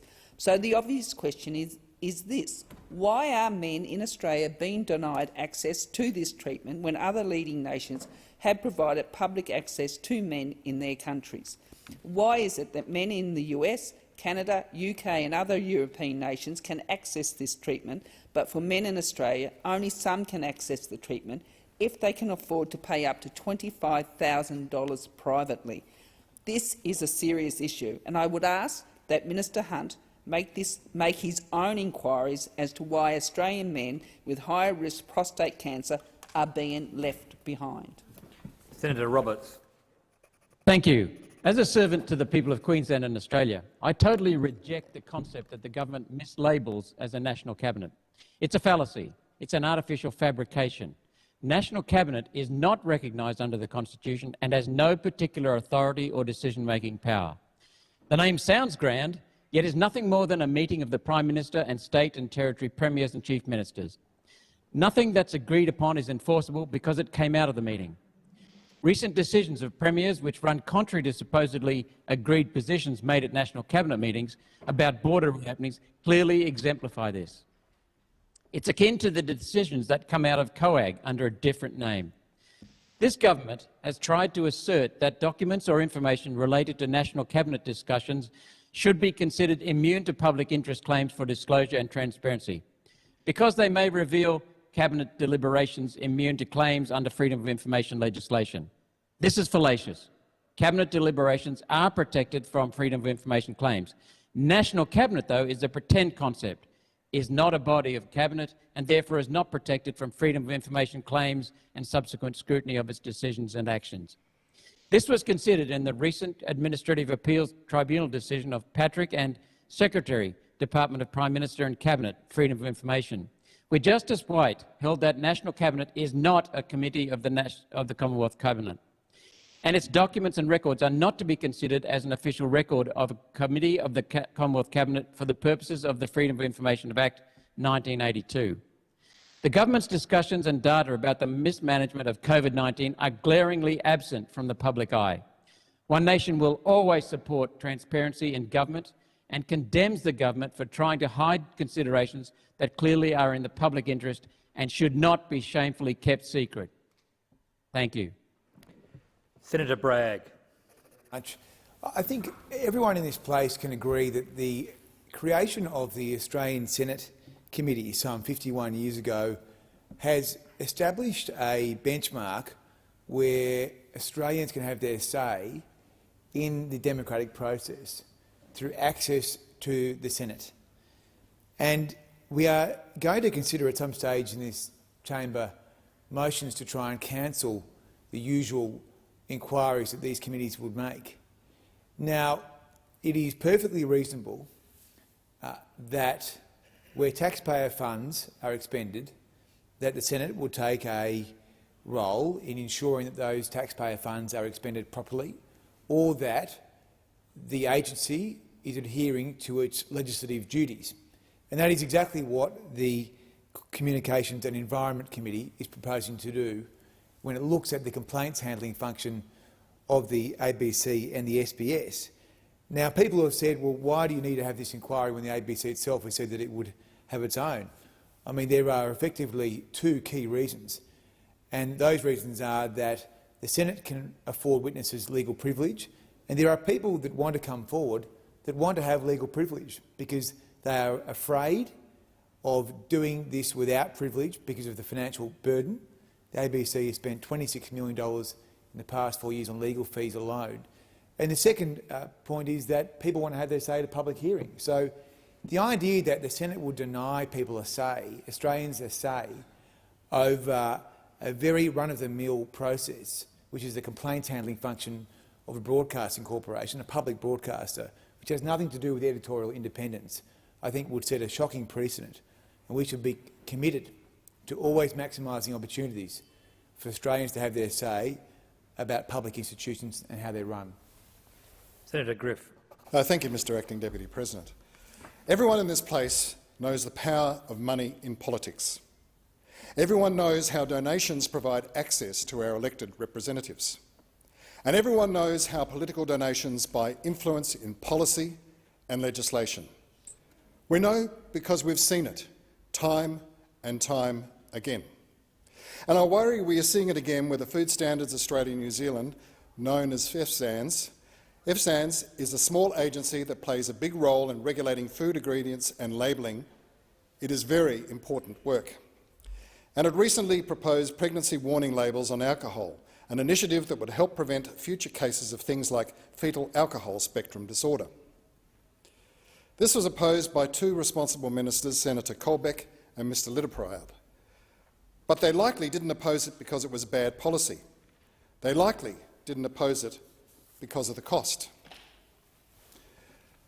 They likely opposed it because the alcohol industry did not want health warnings on their products. 2 weeks after the FSANZ proposed a compromise, the ministers launched a review that could strip FSANZ of its powers. And it wasn't long before the chair and the CEO were both out the door, the chair and the CEO. The circumstances of their departures are very much unclear. I can't help but wonder if they were pushed. There are three important questions we need answered, and we need them answered quickly. Has the independence of FSANZ been compromised? Is the government working to benefit the health of Australians or the alcohol industry's profitability? And most importantly, is the government working in the public interest or their own self-interest? Senator Pratt.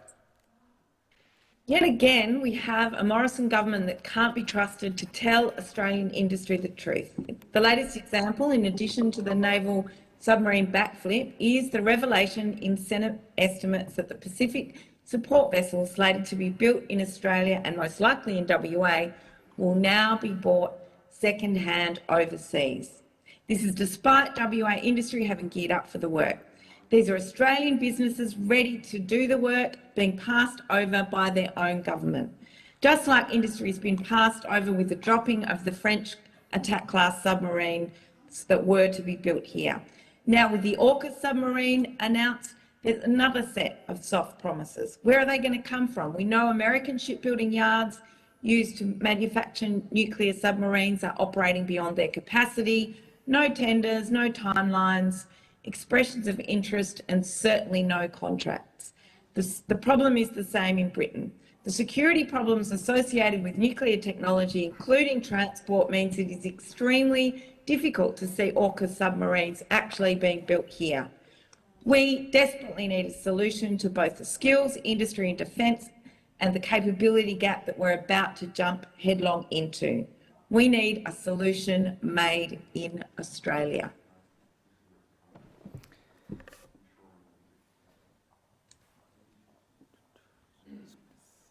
Senator Patrick. Oh, sorry.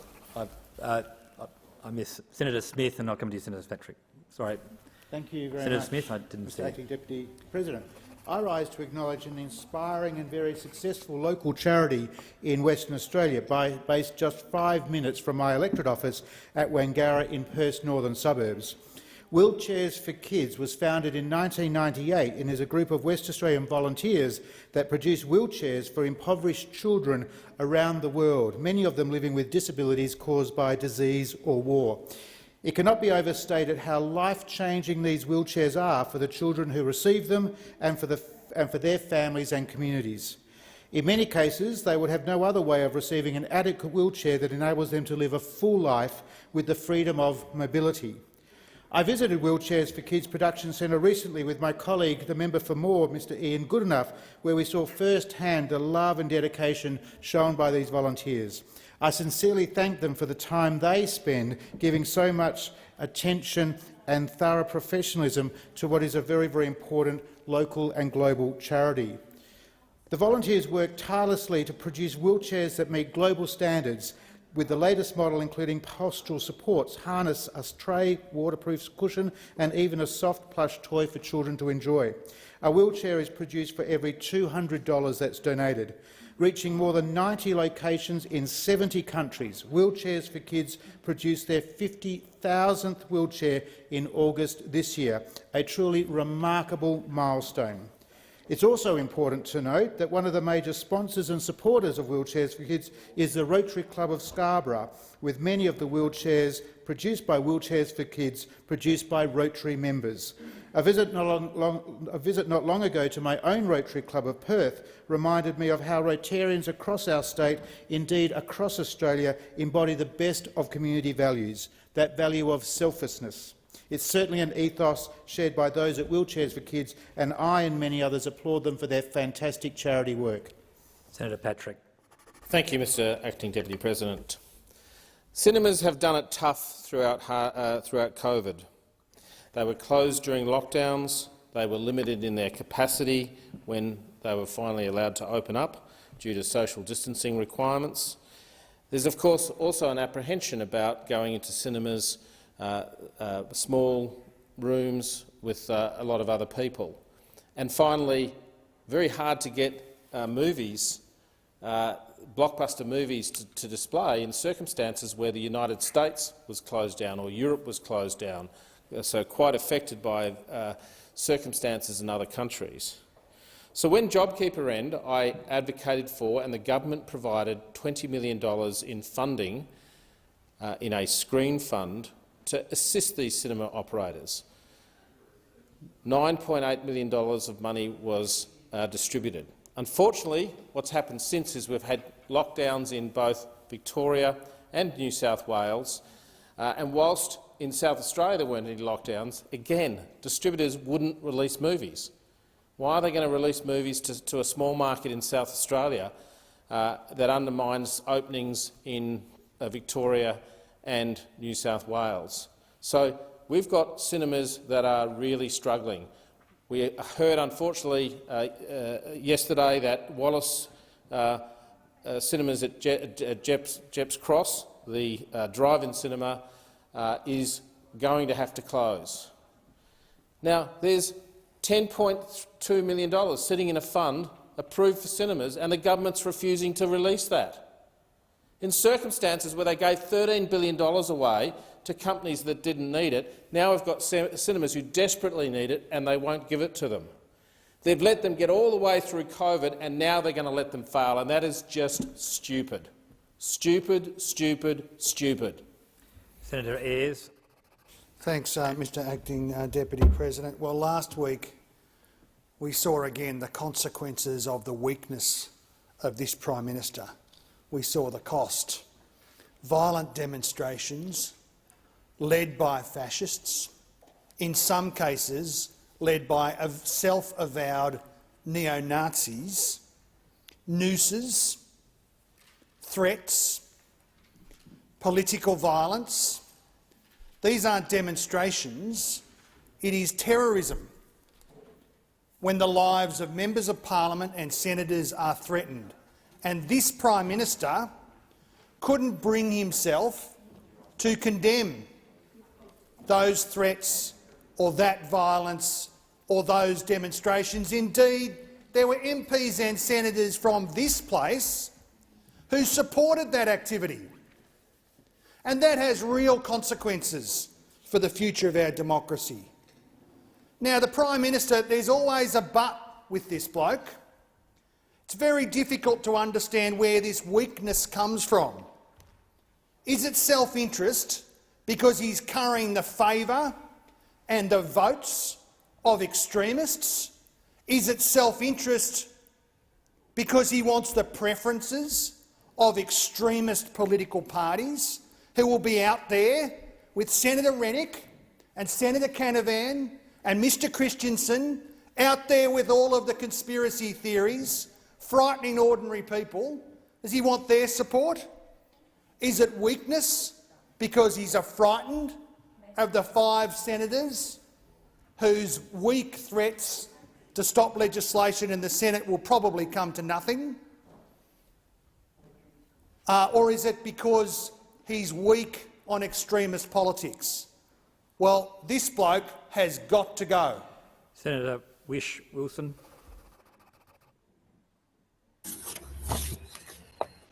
Senator Whish-Wilson, can you hear us? You calling me, Chair? Yes, I'm calling you. Righto. You're on. Have you ever seen someone snorkel in a mud pit? That's what it feels like watching this Prime Minister trying to tackle corruption. I think we all agree the only politician who fears a corruption watchdog is a corrupt politician. So it stands to reason that the only political party that fears establishing a corruption watchdog is a corrupt political party. It's been 1,075 days since this government promised to establish an independent commission against corruption at the last election. The Greens tabled a bill to establish exactly this, which passed the Senate nearly 2 years ago. We've been campaigning in this place and outside this place for such a body for over 2 decades. No one has been more consistent or courageous on this than the Greens. But the government has refused to bring on the Greens bill in the House. Why? Because the story of the poor excuse for this government is a litany of lies, deceit, scandals, rorts, rip-off and corruption. More than half of the LNP cabinet have been embroiled in some scandal or another.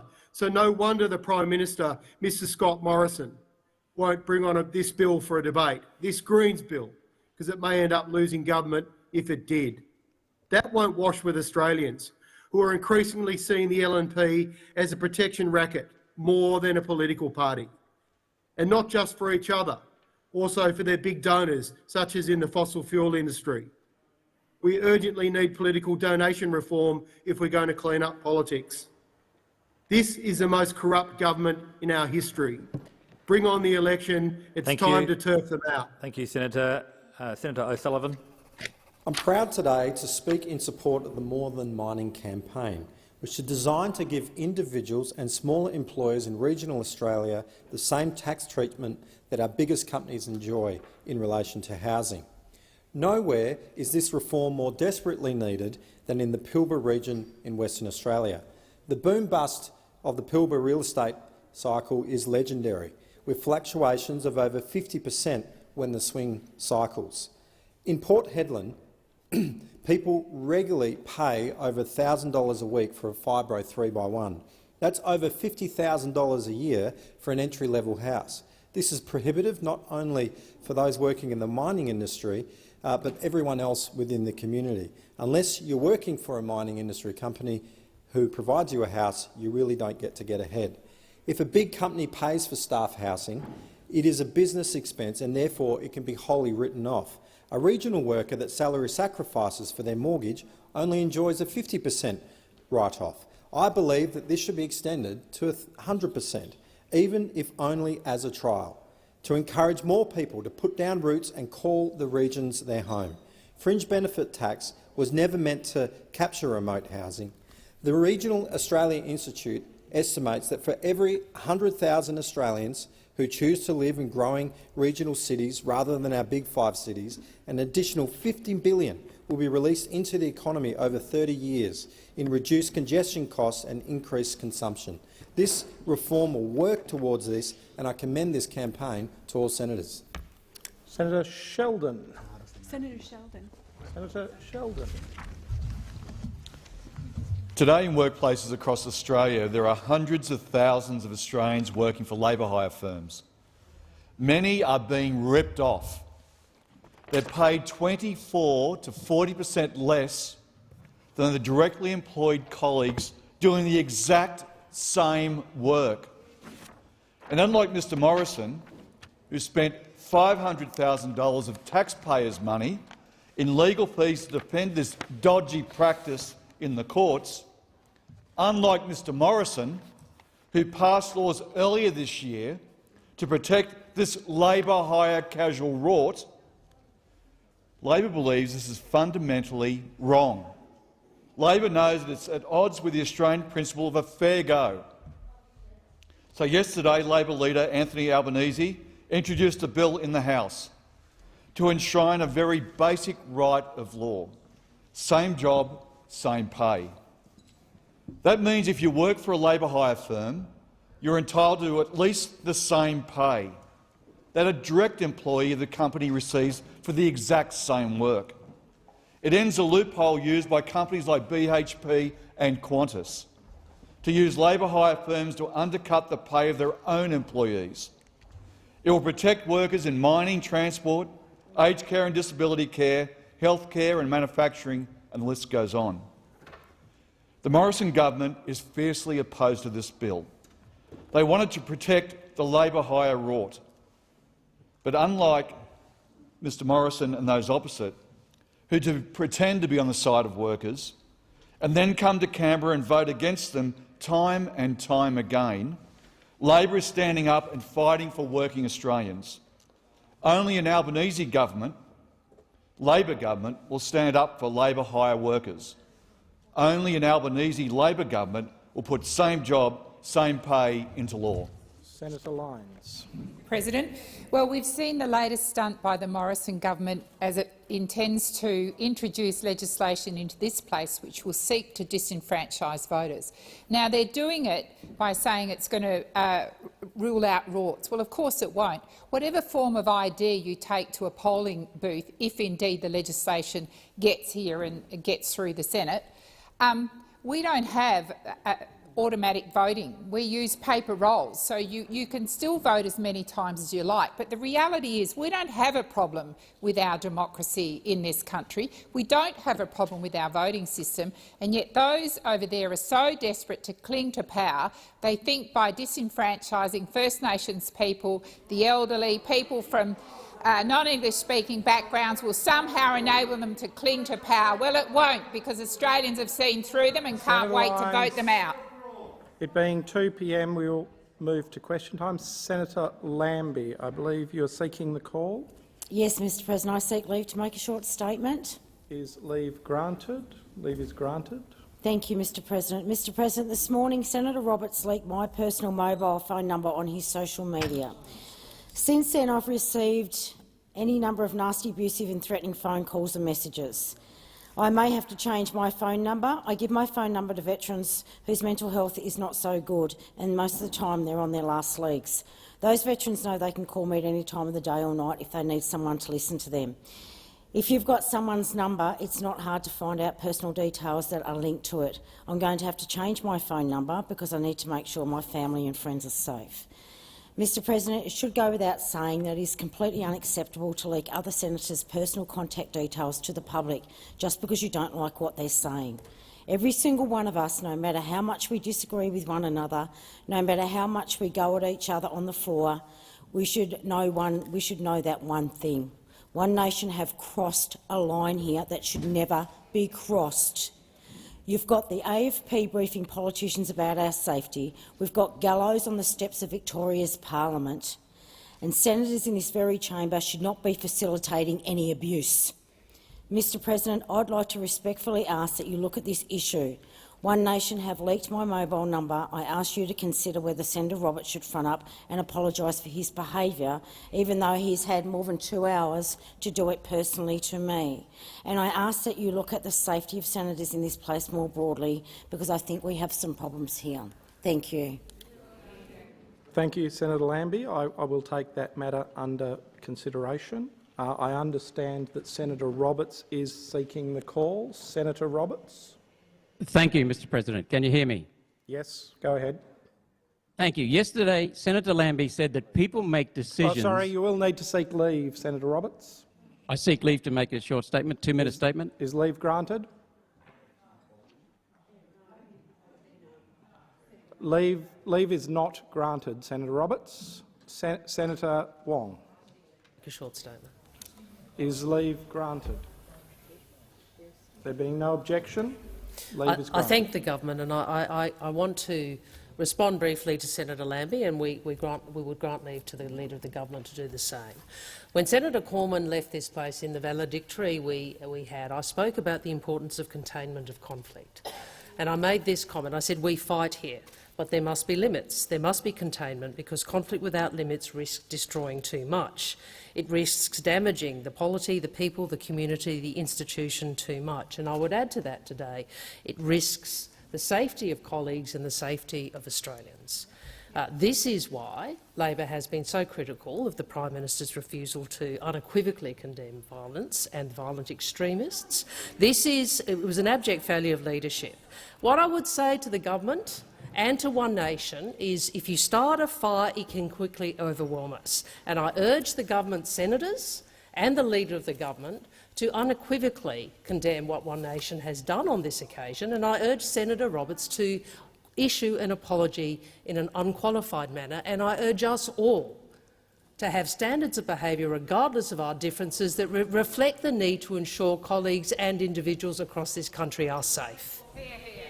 Mr President, I seek leave to make a short statement because Senator Wong has misrepresented the circumstances. Senator Roberts, Senator Birmingham is on his feet. Minister, you have the call. Thanks, Mr President. I seek leave to make a short statement. Is leave granted? Leave is granted. Thanks, Mr President. I thank the Senate. Mr President, the sharing of private contact details, personal confidential arrangements in relation to any member of parliament, indeed in relation to any individual without their consent and knowledge, is inappropriate and should not occur. The government does not accept, and it is why, indeed, I spoke to Senator Lambie prior to question time, and the government, along with other parties, agreed that Senator Lambie should be facilitated to make the statement she has made to this Senate, to draw attention to the issue and to seek to have an apology recorded as would be the appropriate thing. Mr President, as I recall the debate that Senator Wong referenced before, and I recall my own remarks at the time in relation to the importance of civility in the conduct of our political debate, the importance that we actually debate on the issues, not the person. That is something that I hope and trust we might see as we enter question time today, that we debate on the issues, not the person. That is crucial at all stages. It's important, though, that when we are having these debates, we respect the differences of others and we respect their rights here as duly elected people, no matter how vehemently we may disagree with them, and no matter how strongly we may engage in those debates in this place. If we keep it on the issues, we respect the rights of each other to be here, and we can maintain a civility and a decency of conduct that the Australian people rightly reflect and expect. The government was willing, and I believe others are willing, to provide Senator Roberts the ability to make an apology, if that is the intention of Senator Roberts in terms of the publication of Senator Lambie's mobile phone numbers. That is a matter for Senator Roberts in terms of making clear in seeking leave what his intent is. Senator Roberts, are you seeking the call? I seek leave to make a short statement to correct the record. Is leave granted? Is leave granted? Senator Roberts, leave is granted for 2 minutes. 2 minutes. Thank you, Mr President. Yesterday, Senator Lambie said people make decisions and there are consequences for those decisions. We don't condone publishing phone numbers that are private. Steve Mav, our Senate candidate, posted Senator Lambie's number, telephone number and a text message. So I need to correct the record and state that Steve was sent the phone number by a Tasmanian voter that got it from Senator Lambie's Facebook post with an invitation to contact her. A journalist has today confirmed that with Steve Mav, our candidate in Tasmania. At the last election, Senator Lambie posted her bank account details on Facebook with an invitation to send money. Steve has removed the phone number from his post. The text message stating that Senator Lambie opposes vaccine mandates remains, and I'll quote from that, and I'll read it. Senator Lambie said to Steve, to the Tasmanian voter, I don't support the mandate. It should be left for people to decide if they want the jab. Dictating to people is not the answer. That has been left on Steve Mav's Facebook page. Now, our candidate called on her to recant her comments and challenge her to a debate. One Nation, Mr President, is making inroads in Tasmania, and Senator Lambie is running scared and playing victim and misrepresenting the circumstances. This phone number, this bank account, was issued by Senator Lambie publicly, and a journalist has confirmed that today. So that is the record cleared. There being no further contributions, we will now move to questions without notice. Senator Keneally. Thank you, Mr President. My question is to the Minister representing the Prime Minister, Senator Birmingham. Yesterday I asked the Minister about a photo posted by LNP MP George Christensen, a photo of the Victorian Premier Dan Andrews, on his Telegram account, inciting violent comments threatening Premier Andrews' life. These posts were drawn to the attention of the AFP. The Minister took my question on notice. Can the Minister today advise what action Mr Morrison has taken in response to Mr Christensen's online activity? The Minister representing the Prime Minister, Senator Birmingham. Thanks, Mr President. Mr President, I haven't received an updated brief in relation to that matter. I appreciate the Senator has now asked on a consecutive day. I will seek that information urgently. Senator Keneally, a supplementary question. Well, yesterday the Minister also said he was unaware that Mr Christensen posted a video of Catherine King MP, which incited threatening comments directed at Miss King, and that post was also drawn to the attention of the AFP. Can the Minister advise today what action Mr Morrison has taken in response to Mr Christensen's online activity in relation to this post? Minister. Thanks, Mr. President. Well, they were indeed a series of related questions from Senator Keneally yesterday. I refer to my previous remarks there. Senator Keneally, order. Senator Keneally, a second supplementary. Yesterday, the Commissioner of the Australian Federal Police revealed he's been investigating various threats against parliamentarians. Why hasn't the Prime Minister publicly condemned Mr Christensen's posts which incited those very threats of violence? And will he? Minister. Thanks, Mr. President. Well, I am certainly not aware that anything the AFP Commissioner has said relates specifically to the matters Senator Keneally has raised. As I've indicated, I acknowledge the questions have been asked on consecutive days. I haven't received an update in relation to these matters since yesterday, where I undertook to provide any information back to the chamber, but I will urgently seek such an update. Senator Hughes. Thank you, Mr. President. My question is to the Minister representing the Minister for Home Affairs, Senator Cash. Can the Minister update the Senate on how the Liberal and Nationals government national plan to safely reopen Australia is reuniting families and securing our economic recovery? The Minister representing the Minister for Home Affairs, Senator Cash. Thank you, Mr. President, and I thank Senator Hughes for the question. Mr. President, on both the health and economic fronts, Australia has fared far better than most countries when it comes to dealing with COVID-19. And what we are now seeing is that it is very pleasing that Australia is again reopening to the world. The incredibly high vaccination rate that we have in Australia has now meant that we can take further steps as a country to safely reopen. We see today from South Australia. South Australia is safely reopening. And certainly the comments that I've had, it is fantastic to see more and more of the internal borders coming down as states and territories continue to have increased vaccination rates. And certainly to all Australians out there who have gone and got themselves vaccinated, we certainly thank you.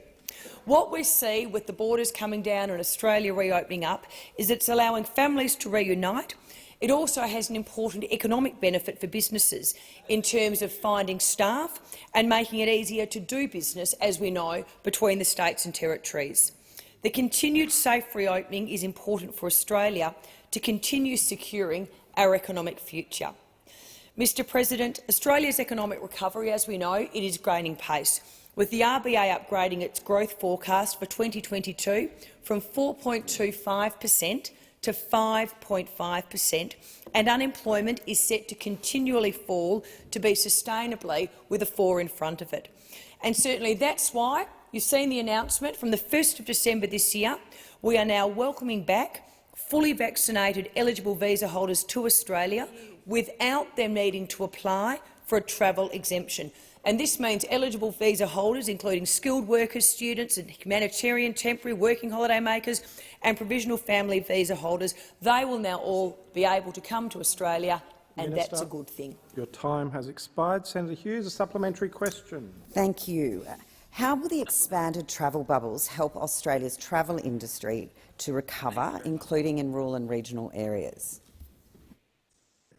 Minister. Thank you very much, Mr. President. In terms of tourism, in the financial year 2018-19, Australia actually generated $60.8 billion in direct tourism gross domestic product, and the industry itself directly employed over 670,000 Australians. 44 cents of every tourism dollar is spent in regional Australia. And that is obviously a very, very good thing for our regional friends. And that is why safely reopening Australia is just so important, not just for our major capital cities, but also holiday destinations, as we all know, like Coffs Harbour and Port Douglas. Mr. President, the Singapore Safe Travel Zone, it actually commenced on the 21st of November. It's opening. We are now welcoming eligible travellers into Australia from Singapore. And as we know, with the announcement by the Prime Minister, on the 1st of December, we will now welcome citizens from Japan and Korea. Again, we are safely reopening, and in doing so, we are welcoming people back to Australia. Time has expired. Senator Hughes, a second supplementary. Thank you, Mr. President. With Australia being the third most popular education destination globally, how will the reopening help our education sector continue to secure international borders? It's international students, sorry. Minister. Thank you, Mr President. And I think, as we all know, international education is Australia's fourth biggest export, and it contributes around $40 billion to the Australian economy.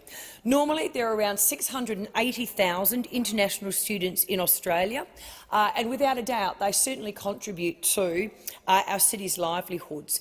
This is a cohort who, on top of the fees that they pay, spend considerable money on accommodation, on leisure, and, as we know, they support many of our small and family businesses, not just in our cities, but when they travel into rural and regional Australia. Mr President, what we are seeing with the safe reopening of Australia, it really does demonstrate the success of our national plan as the government continues to work with Australians to get Australia back to normal and reopen Australia to the world. As the Prime Minister himself said yesterday, it is another win for Australians who want to see Australia return to some form of normality that we knew before COVID-19. Your time has expired. Senator Muriel-Smith. Thank you. My question is to the Minister representing the Prime Minister, Senator Birmingham. Why did Mr Morrison say in question time yesterday that he told the Leader of the Opposition where he was going on holiday while bushfires raged across the country when he had not? The Minister representing the Prime Minister, Senator Birmingham. Thanks, Mr President. I thank the Senator for the question. Mr Morrison, I believe, addressed those matters in the House of Representatives yesterday afternoon, and I draw the Senator's attention to the Hansard. Order. Senator Smith, a supplementary question. Why did Mr Morrison then stand up for a second time and double down on his comments, even though they were not true? Minister. I refer to my previous answer. Senator Smith, a second supplementary question. Can the minister confirm that more than an hour after falsely claiming he had told the opposition leader where he was going on holiday, and only after the Leader of the Opposition had left the chamber, Mr Morrison stood up for a third time to correct the record? Why does Mr Morrison have so much trouble telling the truth? Minister. Thanks, Mr President. Well, indeed, Mr Morrison did address, as I said in my primary answer, those issues when he stood in the House yesterday afternoon. But of course those opposite, predictably, as I thought might be the case, are seeking as always to play the man. Their ambition is to play the man, not the ball. Their ambition is to make sure that they get to run the grubbiest, most personal election campaign possible without any resort on their part to policies, to values, to any of the types of things that might actually be to the benefit of the Australian people. Mr President, we can see this in terms of the tactics the Labor Party are playing day in, day out. You can hear the talking points in every interview that comes along, where every time one of them is up, it's usually not Mr Albanese because they keep in a box somewhere, but when any of the rest of them are out there, they've of course all got their scripted attacks, and each of them go straight to the personal, straight to try to besmirch the Prime Minister, straight to try to make sure that they go undermining him in whatever way they possibly can. That's the type of grubbiness we no doubt will see from those opposite from now till polling day. Minister, the time for the answer has expired. Senator Cox. Thank you. My question is to Minister representing the Minister for Resources and Water, Senator Rushton. Yesterday, Woodside gave the green light to the Scarborough Gas Project, which will generate 1.6 billion tonnes of emissions, equivalent to 15 coal-fired power stations every year. Scarborough will be the most polluting gas project in all of Australia. Minister, how could the Morrison government approve the most fossil fuel polluting project ever proposed in Australia? The Minister representing the Minister for Water and Resources, Senator Ruston. Very much, Mr President, and I thank the Senator for her question. The one thing that the Morrison-Joyce government will do is to ensure that the resources that are the wealth of Australia are able to be prosecuted to ensure that all Australians benefit from the wealth that sits under our ground. And we will do so in a responsible way. A way that's responsible when it comes to our emissions targets, a way that is responsible when it comes to making sure that we have got reliable and affordable power, because we are not going to make the Australian public or Australian businesses pay for the future that we know that we can achieve through our technology-led recovery. And I always wonder, when we get questions from the Greens, what they hate about regional Australia. What do they hate about jobs? What do they hate about businesses? I mean, this government has made an absolute commitment towards net zero by 2050. But we're going to do it in a way that is responsible, a way that doesn't tax Australians, Australian families, Australian households and Australian businesses. And we're absolutely committed to that. We are technology and source agnostic. We just believe that technology is the answer and not taxes. So I really don't understand why you are so against rural and regional Australia being able to benefit from the opportunity of jobs and the development of businesses, why you are denying the Australian public the opportunity to realise the wealth that exists under our ground. Because, as you may not actually realise, in rural and regional Australia we have two great industries. We have our resources sector and we have our agricultural sector. And these two sectors have been the backbone of the Australian economy for a very long time. They are two of the most responsible, environmentally responsible industries, and we on this side of the chamber will back them in for the benefit of all Australians. Senator Cox, a supplementary question. Woodside donates $220,000 every single year to the Liberal and the Labor parties. Former Liberal Resources Minister Ian Macfarlane and former Labor WA State Treasurer Ben Wyatt both sit on their board. Minister, who is responsible for setting gas policy in this country? Is it Woodside or is it the government? Minister. Thank you very much, Mr President. Well, I'm really pleased to let Senator Cox know that it's the government that sets policy in Australia. And it's not just energy policy, but all national policy is set by the government. Now, you may not like it because you want to protest about everything that happens in this country, but we on this side of the chamber are very happy to have the privilege and the honour to set policy to support Australians. We set policy through COVID that got us through COVID safely, and making sure that our economy remains sound. And what we will continue to do as we set policy going forward is to make sure that the best interests of Australia, of our economy, of the health and safety of our citizens, of our national interests are always protected by the policies that this government will always put forward. So I can assure you that your grubby attempt to try and besmirch the policy of this government is not working, because this government will always make policy in the best interest of Australia. Minister, your time has expired. Just before we go on, it is difficult for me to hear the minister, and she is only a couple of metres away from me. So I would remind all senators that interjections are disorderly. Senator Cox, second supplementary. The highly acidic gases from the Scarborough project will destroy First Nations cultural heritage at Murujuga, not only the rock art but also the songlines of the Seven Sisters Dreaming story that are etched in the rocks at Murujuga. Traditional owners have said no over and over to this project and are asking for it to be stopped. Why is the Commonwealth enabling the continued destruction of the Murujuga rock art at the hands of the Woodside Scarborough gas project? Minister. Order. Senator Thorpe. Order. Minister. Well, thank you very much, Mr President. Well, I would disagree with the premise of the accusations that Senator Cox has just made. We, in the development of our resource sector, of course we must always remain very, very alive to the issues of Indigenous culture in Australia. And I can absolutely assure this chamber and anybody listening that that is always one of the absolute key considerations when we develop this sector. But the resource sector is a very important element of the Australian economy. It benefits all Australians, including Indigenous Australians, our First Nations Australians, benefit from our resources sector. And we will continue to work in a process of co-design, consulting with First Nations Australians to make sure that we are developing all of our sectors across the whole of Australia in the best interest of all Australians. And, Senator Cox, that includes First Nations. Minister, your time has expired. Senator Scarr.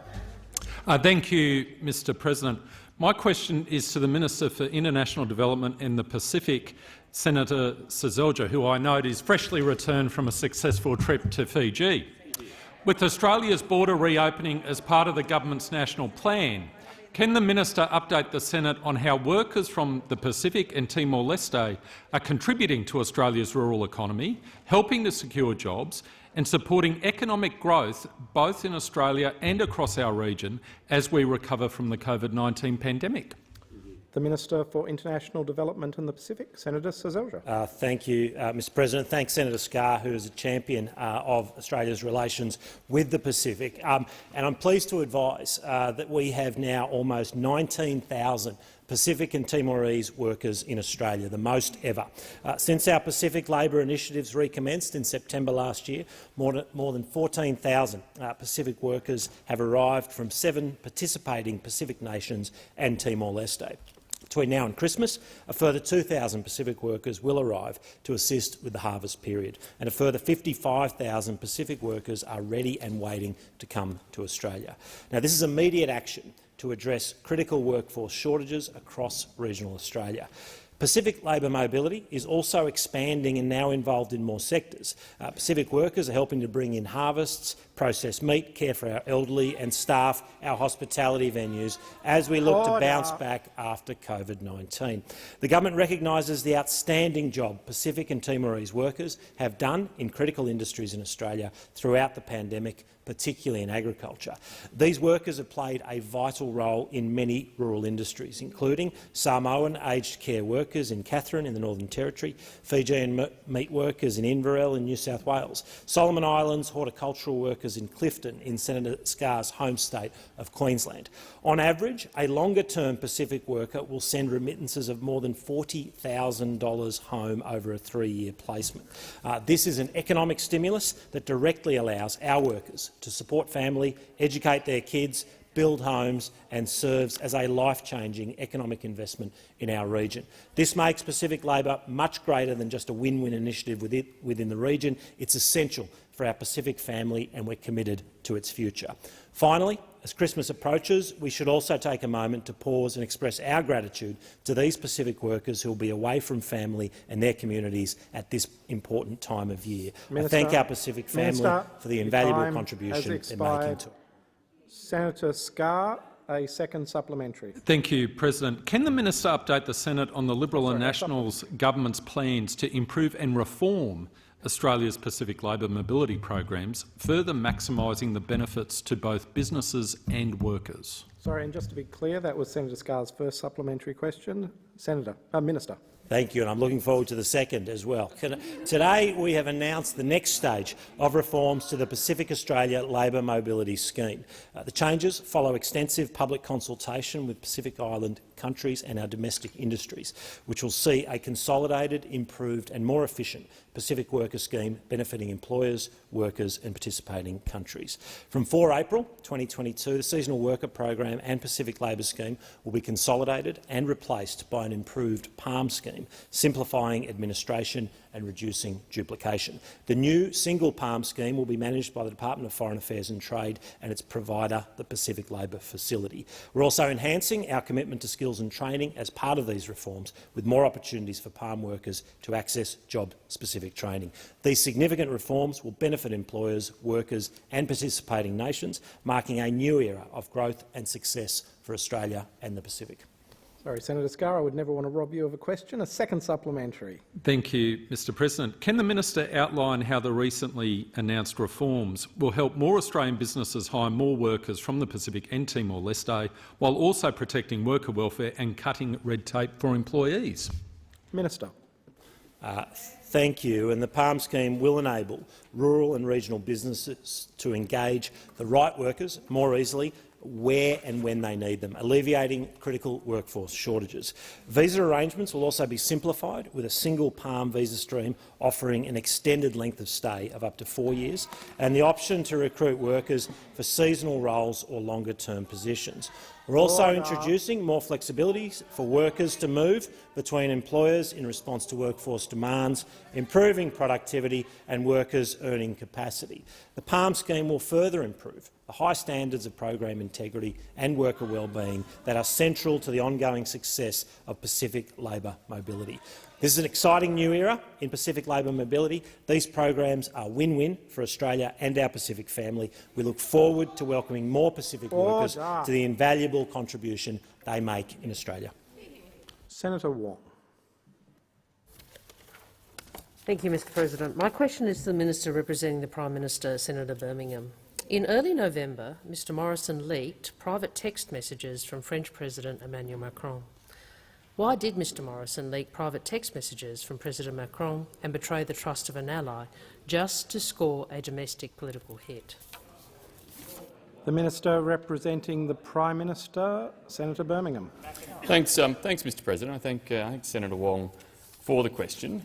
Mr President, as I'm sure everybody is aware of the public commentary, news coverage and comments that had been made at the time in relation to awareness of discussions between Australia and France on matters leading up to the decision that was made by our government in the national interest to cancel the contracts in relation to the procurement of the attack-class diesel-powered submarines in favour of pursuing an alternate pathway through the new AUKUS strategic partnership with the United States and the United Kingdom, providing for procurement of a future nuclear-powered submarine alternative. I think everyone, I'm sure, is aware, and especially Senator Wong, that there were suggestions that at some level France was unaware of elements of Australia's concerns about the type of program that we would need and the type of capability that we would need for the future. And Senator Wong, I think you would fully appreciate that what the Prime Minister, when he landed in the UK, sought to do was outline very clearly in response to some of that public commentary precisely the type of engagements that had happened in the lead-up to that announcement, the type of discussions that had been had in relation to ensuring, Mr. President, that the context in which all of those discussions were made was better understood in the public discourse surrounding that. We believe, Mr. President, these were important national security decisions that firmly are in the national interest. Senator Wong, a supplementary question. Thank you, Mr President. Yesterday, Mr Morrison tried and failed to use private text messages exchanged with the Leader of the Opposition to blame-shift his way out of trouble. Why is Mr Morrison making a habit of revealing private text messages? Minister. Thanks, Mr President. Well, I think those questions have been dealt with in terms of the previous questions that I had and the question just before, Mr President. I'd refer to those answers. But, again, it comes back to those opposite wanting, as always, to play the man. And we know they want to play the man because their advertising briefs even show they want to play the man. Their advertising briefs even show it. I was looking at their advertising brief for their TikTok campaign, and that said, Mr President— Minister, resume your seat. So, Senator Wong, sorry. I have two points of order. The first is direct relevance. It's not relevant what this minister thinks about what the opposition might or might not be doing. It is a question about Mr Morrison's behaviour. The second point of order, Mr President, goes to the Leader's continued refusal to ever address you and to always address the chamber. It is customary for us to address the chamber through the chair. Now, I agree that there are. I agree. Are you going to let me finish? Senator, would you like to speak? Senator Wong, order on my right. Senator Wong, you have the call, but please. I appreciate that, Mr President. Now, I accept all of us do address the chamber. This leader never turns to speak to you, and I would invite him to do so. Well, Senator Wong, you've had the opportunity to bring the minister. Senator Wong, Senator Wong, Senator Wong, you've had the opportunity on the... Senator Wong. Senator Wong.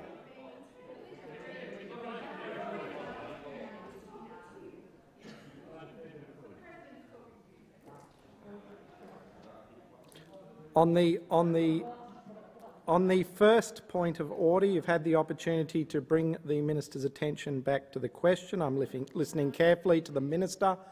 On the second point of order, I don't believe there is a point of order. Minister. So, Mr President, Labor's TikTok advertising brief, and let me quote from it.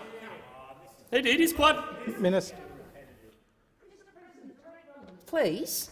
How is this Minister, possibly Senator relevant? Wong, Direct relevance. How is this possibly relevant to a question about Mr Morrison's habit of revealing text messages? Please do not make Please do not allow question time to I haven't finished my point of order, Mr President. I am asking you to not allow question time to so depart from conventions and from the standing orders. Please pull this minister up. Senator Wong, Minister. Mr President, on the point of order, Senator Wong wants to interrupt as I'm midway through making a quote that she doesn't know where it finishes, or perhaps she's been looking a little more carefully at their advertising brief than I expected. But indeed, they want to ask questions that go to personal character assessments of the Prime Minister. Well, I think indeed activities that may well point to the fact that Labor have a plan, a tactic in this regard, that their approach is all about personalisation, are indeed directly relevant. If they want to ask questions that are personal character attacks on the Prime Minister, then it is entirely appropriate to refute those. Minister, please resume your seat. Senator Wong, on the point of order, I am listening carefully to what the minister is saying. I will bring the minister back to the question. However, I do not know where the minister is going with a particular statement. I cannot know what's in the minister's mind. Minister, I'll bring you back to the question. You have the call. Senator Wong, I've just ruled. Saying something.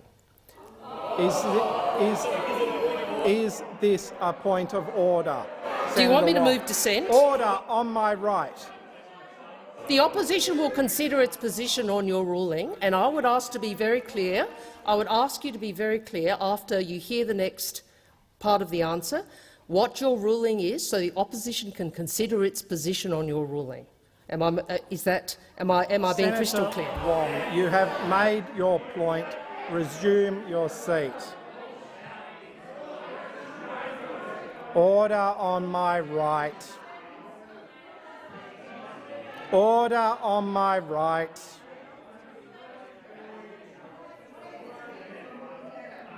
Order.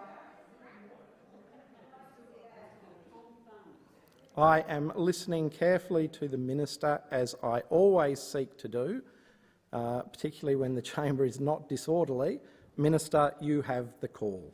Thanks, Mr President. As I said in the opening sentence in response to this supplementary, in the opening sentence where I referred the senator to the answer to the previous questions that were asked in relation to earlier text messages, where I referred the senator to my answer to the primary question, they directly addressed the question that was being asked.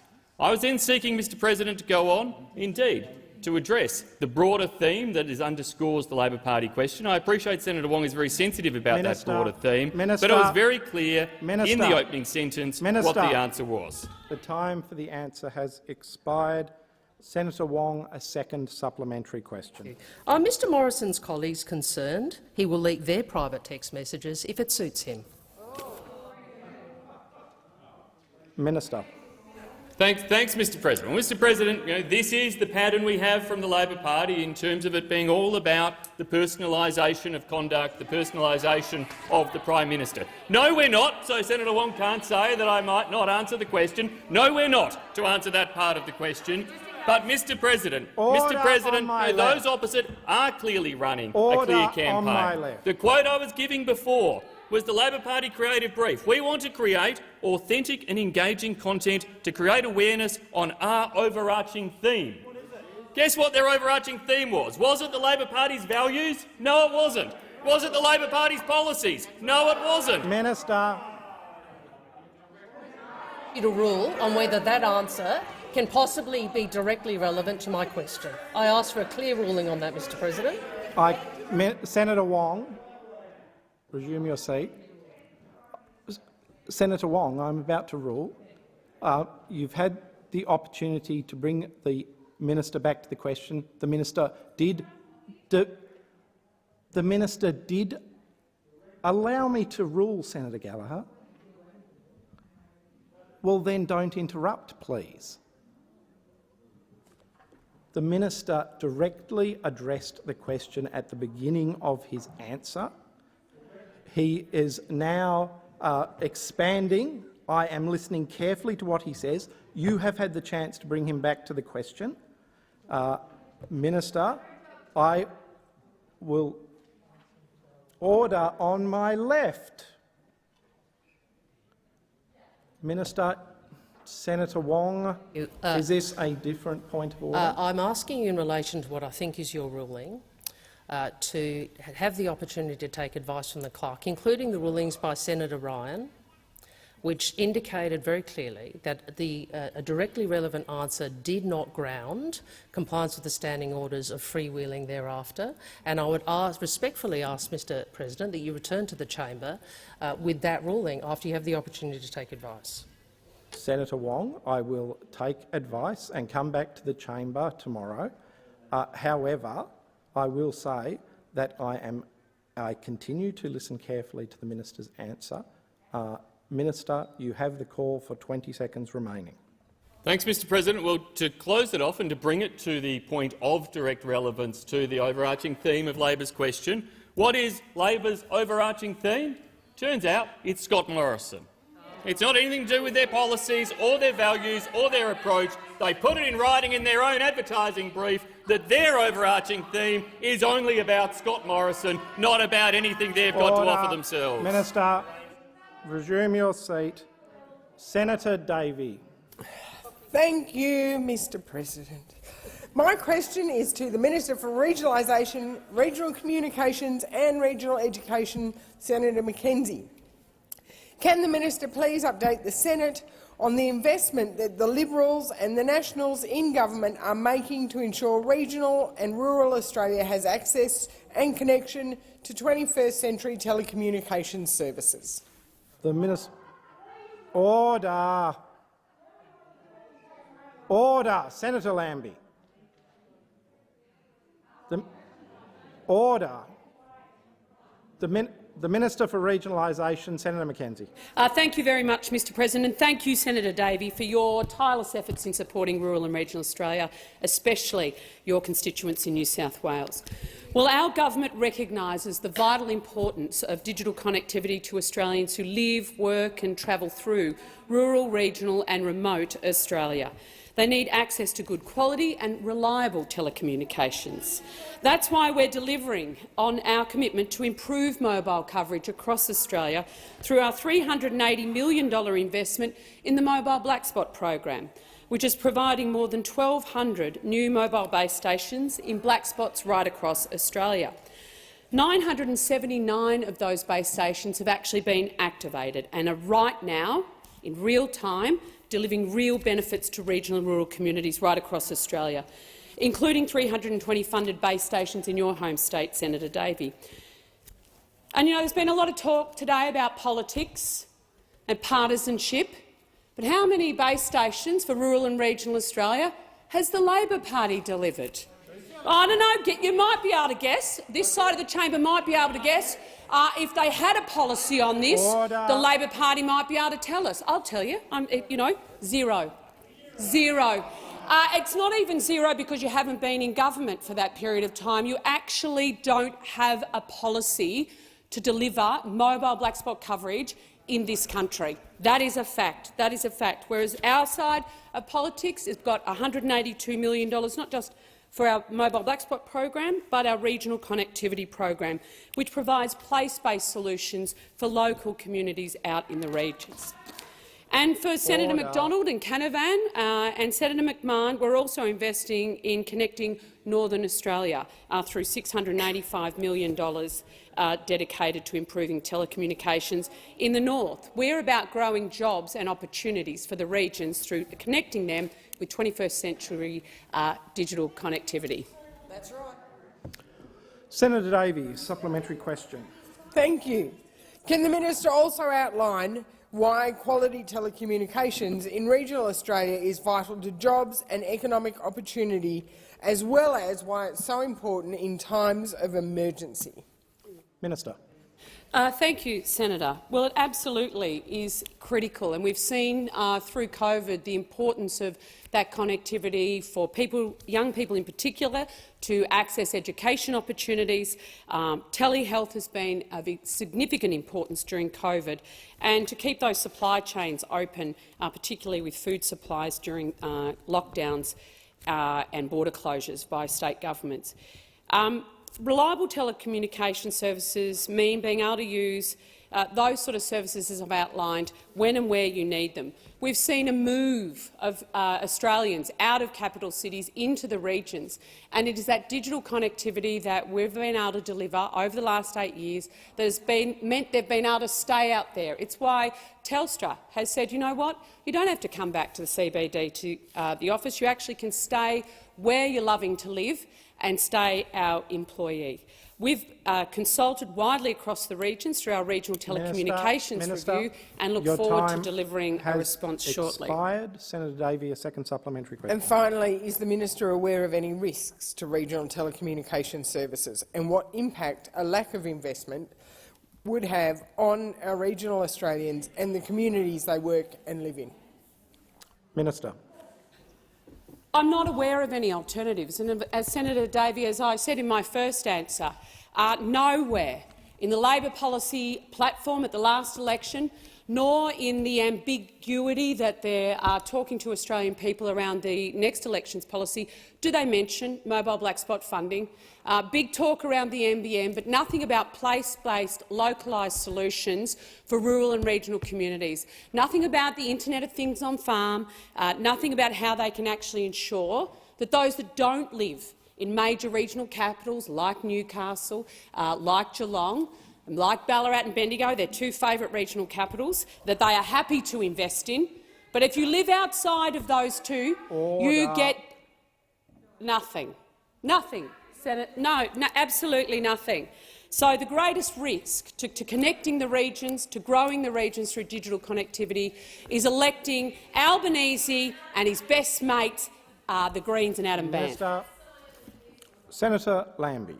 Thank you, Mr President. My question is for the Minister representing the Minister for Defence.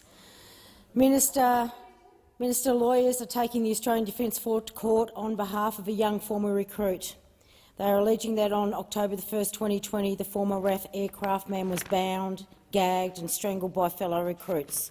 In a video that appears to be of the events, the recruit is sexually assaulted. Minister, this is torture. This seems becoming standard behaviour of Defence Force. It's the torture of an Australian who signed up to serve his country. When did Minister Dutton become aware of these allegations? The Minister representing the Minister for Defence, Senator Payne. Thank you very much, and I thank Senator Lambie for her question, of which I have no notice, and I am not aware of the matters to which Senator Lambie refers. If the matters to which Senator Lambie refers at the beginning of her question are matters of fact, and if they are correct, as she has described them to the chamber, then in any circumstances they would be completely unacceptable actions in any context, not just the context in which Senator Lambie has raised it. However, Senator Lambie has gone on in her question to assert that these matters are, and I think I stand to be corrected by the Hansard, but these matters are standard behaviour or routine, some variation of those words in her remarks. I absolutely reject that. I absolutely reject that. These are not appropriate behaviours. They are not supported in any context in the Australian Defence Force. They are not standard behaviour, and I will follow these matters up, Senator Lambie, and come back to the chamber with further information. Senator Lambie, a supplementary question. That'd be wonderful. And when the Royal Commission goes through, I'll come back to what you just said, because that is all going to come out. Defence investigated the recruits' complaints of abuse last year and nothing happened. Nothing happened. What kind of investigation was held here? At what rank was it held? And who did the investigation? That's what I want to know. Minister. Given that I've already advised the chamber that I am not aware of these matters, I have no further information for Senator Lambie. I'll take those questions on notice and return to the chamber. Senator Lambie, a second supplementary question. Defence have been offered to see the video and have declined to use it as part of evidence. They might be going back on that now. They say they are completely unaware of this ever occurring, and when given the chance to see it themselves, say no. There have been dozens of complaints about the toxic culture that seeped into this one base. Why hasn't Defence done anything about these allegations? Minister. Senator Lambie, as I've said— Order. Order. Senator Lambie. As I said in relation to Senator Lambie's first and second questions, I'm not aware of this matter. I don't have any information for the senator, but I have indicated that I will take questions on notice and return with information to her. Senator Grogan. My question is to the Minister representing the Prime Minister, Senator Birmingham. Mr Morrison declared to the Parliament in relation to former Australia Post Chief Executive Christine Holgate that she can go, but later claimed that Ms Holgate chose to resign of her own accord. Why did he say that when it wasn't true? Minister representing the Prime Minister, Senator Birmingham. Thanks, Mr President. I thank Senator Grogan for the question. I would refer Senator Grogan to the published statements from Australia Post at the time in relation to Ms Holgate's resignation. Senator Grogan, a supplementary question. Mr Morrison previously said that reports that he had tried to invite Brian Houston to the White House were gossip. Why did the Prime Minister say that when it was not true? Minister. Thanks, Mr President. Well, I believe the Prime Minister's addressed that question in the House of Representatives this question time, and I refer to the Hansard. Senator Grogan, a second supplementary question. Does Mr Morrison still stand by his statement that he has never told a lie in public life? Minister. Thanks, Mr President. Well, indeed, I'm sure he does, Mr President. And you know what? I'm not going to stand here and be lectured on integrity by the hypocrites opposite, Mr President.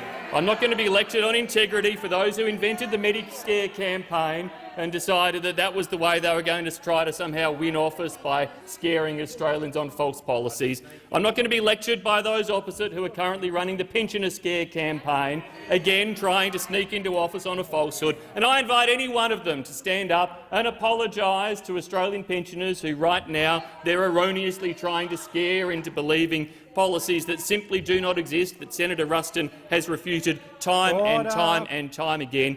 Those opposite who come into this chamber and love endlessly, of course, to want to talk about car park programs, when, of course, they invented the car park programs themselves and were happily touring the country announcing them themselves, or those opposite with their TikTok dirty tricks that they're trying to run against the Prime Minister. That's the hypocrisy on show from those opposite. The time has expired. Senator Patterson. Thank you, Mr President. My question is to the Minister for Foreign Affairs, Senator Payne. Will the minister advise the Senate on the ways in which Australia is protecting and securing our national interests in a challenging world?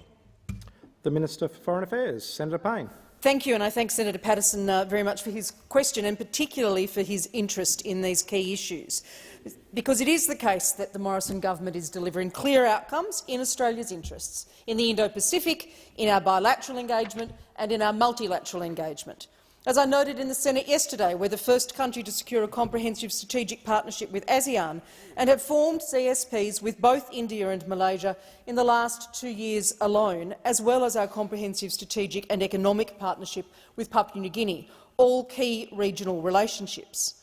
We've also seen remarkable progress on the Quad over the past 2 years. From just the first ministerial in-person meeting in 2019 to realising the historic in-person Quad Leaders Summit in September of this year, we've advanced our cooperation with Quad partners to make the region stronger, more prosperous, more stable, through delivering practical outcomes together with the United States, with Japan and with India. To enhance our national security for decades to come, we have entered a partnership with the United Kingdom and the United States to share technology, including cyber, quantum and artificial intelligence, as well as nuclear propulsion systems for a new fleet of submarines. This is a landmark agreement. Only once before has a country agreed to share such nuclear-powered submarine technology with another nation, and that was the United States with the United Kingdom in the 1950s, over 6 decades ago. These outcomes, bilateral and others, are significant steps in our long-standing partnerships, but also cognizant of the changing strategic environment, befitting of the depth and of our shared interests in the security and prosperity of our region and in the interests of the Australian people. Senator Patterson. Thank you, Mr President, and thank you, Minister, for that answer. Will the Minister update the Senate on the importance and role of international engagement and partnerships in addressing the COVID-19 pandemic? Minister. I thank Senator Patterson for his supplementary question, because the crucial word in our cooperation on the pandemic is partnership, based on the needs and the priorities of our partners. Our vaccine partnerships in the Indo-Pacific are not just about the sharing of vaccine doses, but about training for health workers, cold chain equipment provision, public information campaign support and technical advice so that vaccines reach the arms of the people who do need them the most. And it was thanks to our strong relationships with Poland, with the United Kingdom, with Singapore and the European Union that the government was able to secure 6.5 million vaccine doses to also secure to strengthen our domestic rollout. We're partnering with our neighbours' health systems as well, through Australian medical assistance teams and the supply of equipment such as oxygen concentrators, logistics and testing and surveillance. Through groups such as the Quad, ASEAN, the Pacific Islands Forum, we're aligning our responses and coordinating with multilateral initiatives such as the COVAX facility in vaccine delivery. Minister, your time has expired. Senator Patterson, a second supplementary question. Thank you. Will the Minister advise how Australia is working to cement Australia's and our region's economic recovery from the pandemic? Patterson for his second supplementary question, because the government is focused on supporting a regional economic recovery that's underpinned by free and open markets, governed by transparent rules. We know that jobs and investment in Australia's economy are linked with those of our region. Australia's Pacific Step-Up has expanded and deepened our partnerships in the region, maintaining a record $1.44 billion development assistance to the Pacific in 2021-22. On the 2nd of November, Australia ratified the RCEP, the world's largest free trade agreement, which will bring together 9 of Australia's top 15 trading partners into a single economic framework. Following the signing of our Australia-India CSP in 2020, we've now formally resumed negotiations on a comprehensive economic cooperation agreement with India, deepening bilateral trade with one of our most important Indo-Pacific partners. Under this government, Australia is seen as a reliable, consistent and trusted partner, and our commitment to free and open trade is absolute. Minister.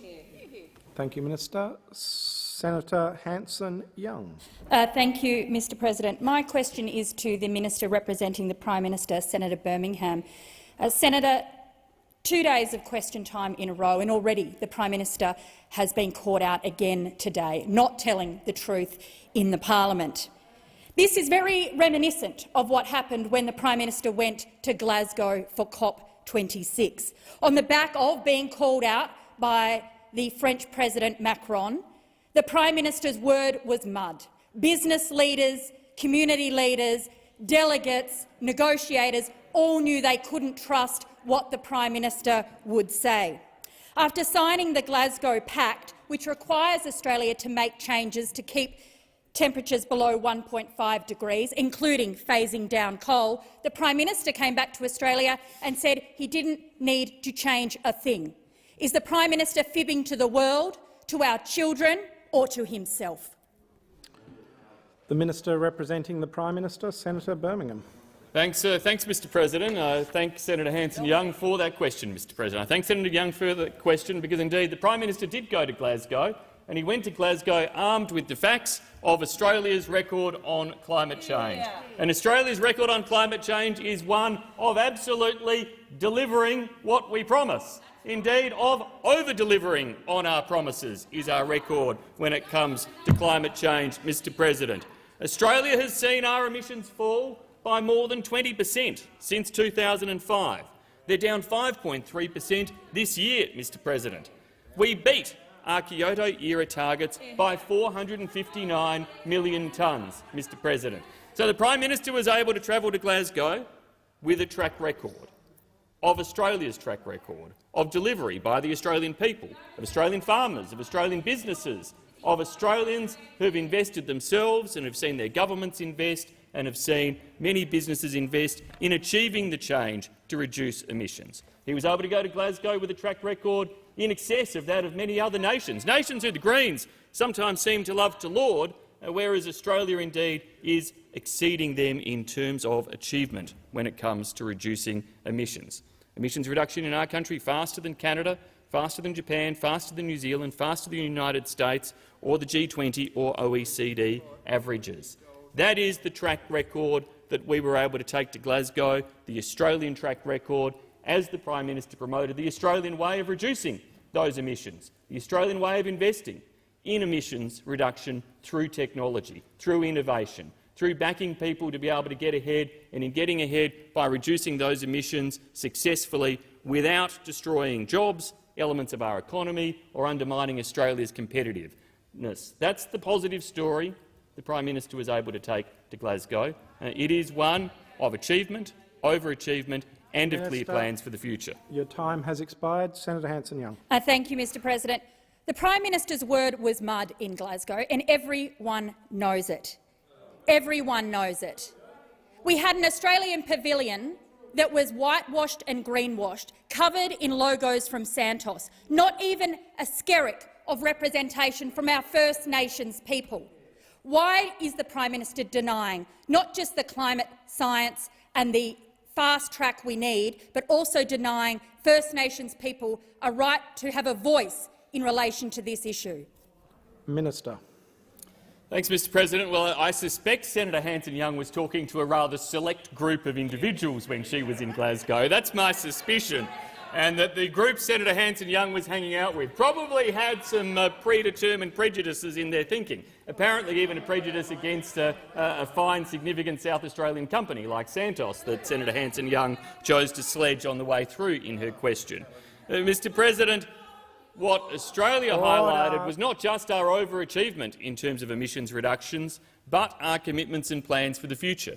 The commitment to work towards net zero by 2050 and to achieve that, underpinned by investment of more than $21 billion from government in low emissions technologies over the decade to 2030, helping to secure more than $80 billion in total investment by leveraging other private sector capital and investment that is going to help to achieve the type of emissions reductions through technological breakthroughs that have got us so far in achieving more than 20% reductions to date and will help to achieve the further challenges we face. Your time has expired. Senator Hanson-Young, a second supplementary question. Thank you, Mr. President. The Prime Minister's performance at Glasgow was embarrassing. We've now got back to Australia, and again the Prime Minister can't be trusted on anything he says. He lied, he's misled, he has absolutely denied the truth in relation to— Senator Abetz on a point of order. Order. Order. Mr. President, yes, the reflection on the Prime Minister is clearly against standing orders and needs to be withdrawn unequivocally. Senator Hanson-Young. Senator Wong on the point of order. Mr. President, you may wish to go away and consider this as well, but I do note earlier today that Senator Ruston used the words lying, liar, lies on multiple occasions in the contribution on the suspension debate. and accused everyone on this side knowing that they were lying, made a number of allegations about lying. It may be that obviously we didn't take. No, we didn't take offence, and you know, but I would ask you to just reflect on whether or not, given that the manager of the government has been prepared to do so, whether it's appropriate at this stage to rule this out. Senator Wong, I'm prepared. I'm order in the chamber. There has been a clear Senator Wong, Senator Ruston.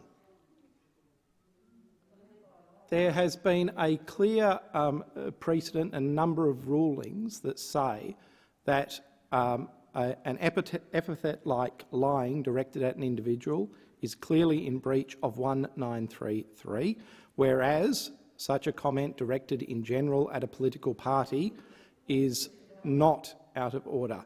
In the case of this question, Senator Hanson-Young, your accusation was directed directly at the Prime Minister, so I will ask you to withdraw that part. I think the rest of the question can stand. You have 11 seconds remaining. I would ask you to withdraw and then continue your question. Thank you, Mr President. I withdraw. Minister, why does the Prime Minister have a problem with truth? Minister. Thanks, Mr President. Well, Senator Hanson-Young, in her reference to those international engagements that occurred at Glasgow, obviously overlooked the fact that the Prime Minister, in those international engagements, with Australian ministers and our government, has signed new low-technology emissions partnerships with Singapore, with Japan, with Germany, with the UK, with Korea, with Indonesia, with Vietnam, demonstrating, Mr President, indeed, just how closely the Prime Minister and our government are working with international partners, completely contrary to the type of claims that the Greens want to make, those close international partnerships on technology cooperation that are a vote of confidence in terms of the investment we're making in that technology, the work and commitment we have to emissions reduction, and Australia's track record on achievement, which our government is proud of and continues to pursue and deliver. Minister.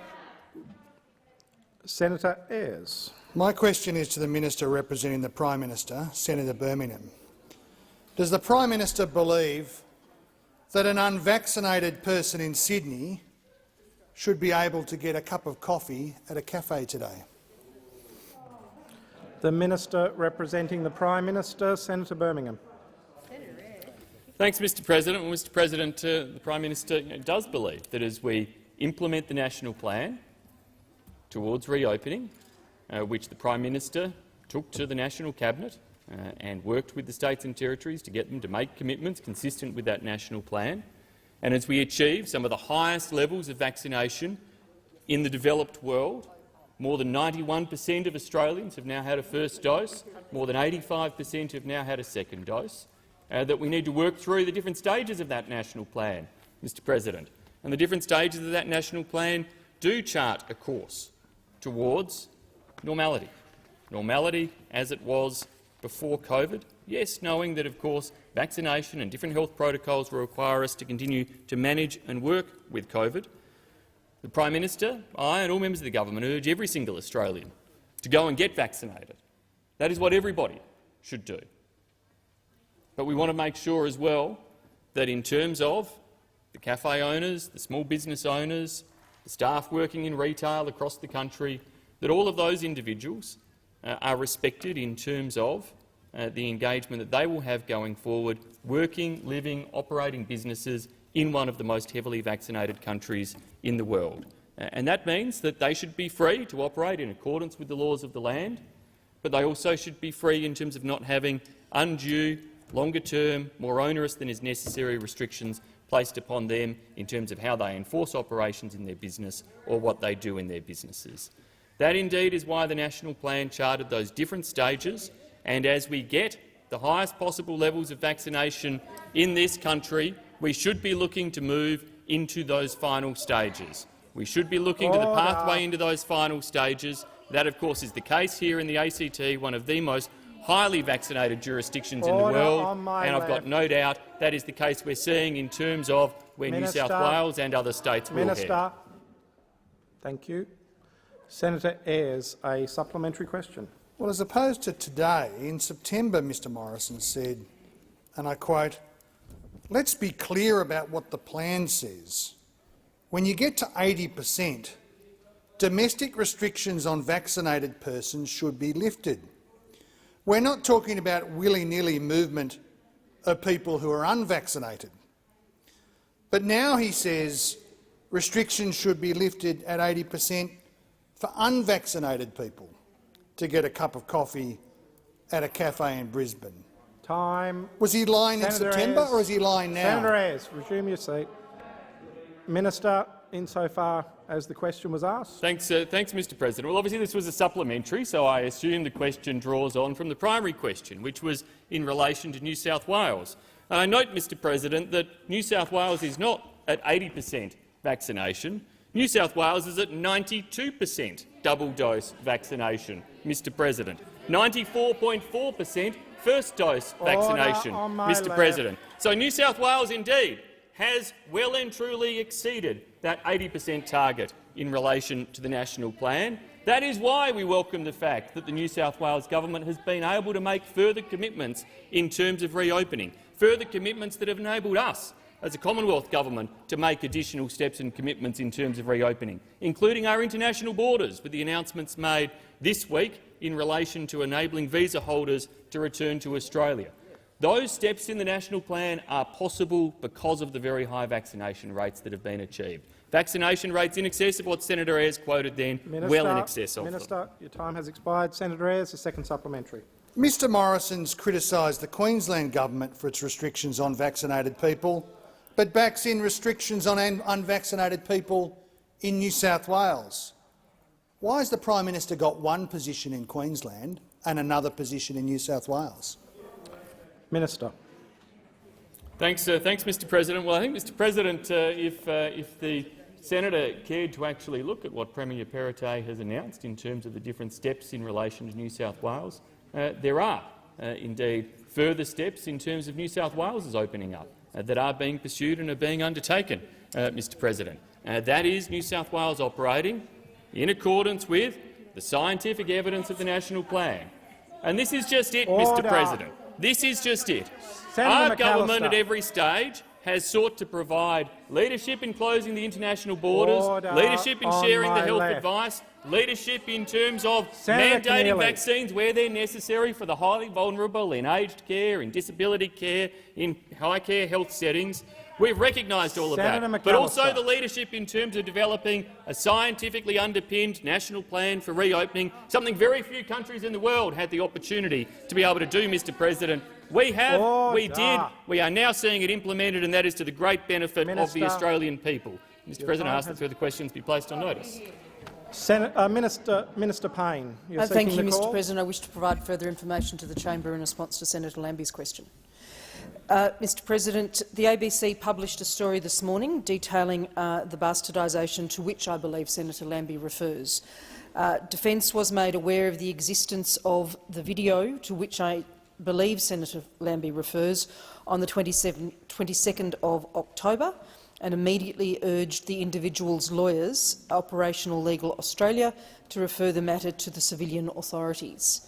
Defence has now also referred the matter to the Joint Military Police Unit for review. Defence has not seen the footage nor been provided a copy of the video. Defence is working to identify those who were pictured in this morning's ABC report. And, Mr President, it is not appropriate for me to comment further on individual matters, as I'm sure the chamber would appreciate. Let me reiterate the observations I made in relation to Senator Lambie's first question. The Australian Defence Force is well known and highly respected around the world for its exemplary standards and its insistence on them. And I thank those members of the ADF, the many, many women and men of the ADF, for their past and ongoing service to our country. A unifying set of defence values and behaviour sets the benchmark for what Defence expects of its people in the workplace. All defence personnel are expected to behave in accordance with the defence values and behaviours. Defence does not tolerate unacceptable behaviour and takes action when unacceptable behaviour occurs, in accordance with the Department's unacceptable behaviour policy. A soldier's service has recently been terminated as a result of sending inappropriate images to his colleagues. Importantly, these instances are few. The vast majority of our personnel are a credit to the Australian Defence Force and to the nation. Defence has extensive awareness programs and support services in place to educate and assist all personnel. This includes trainee officers and ADF cadets.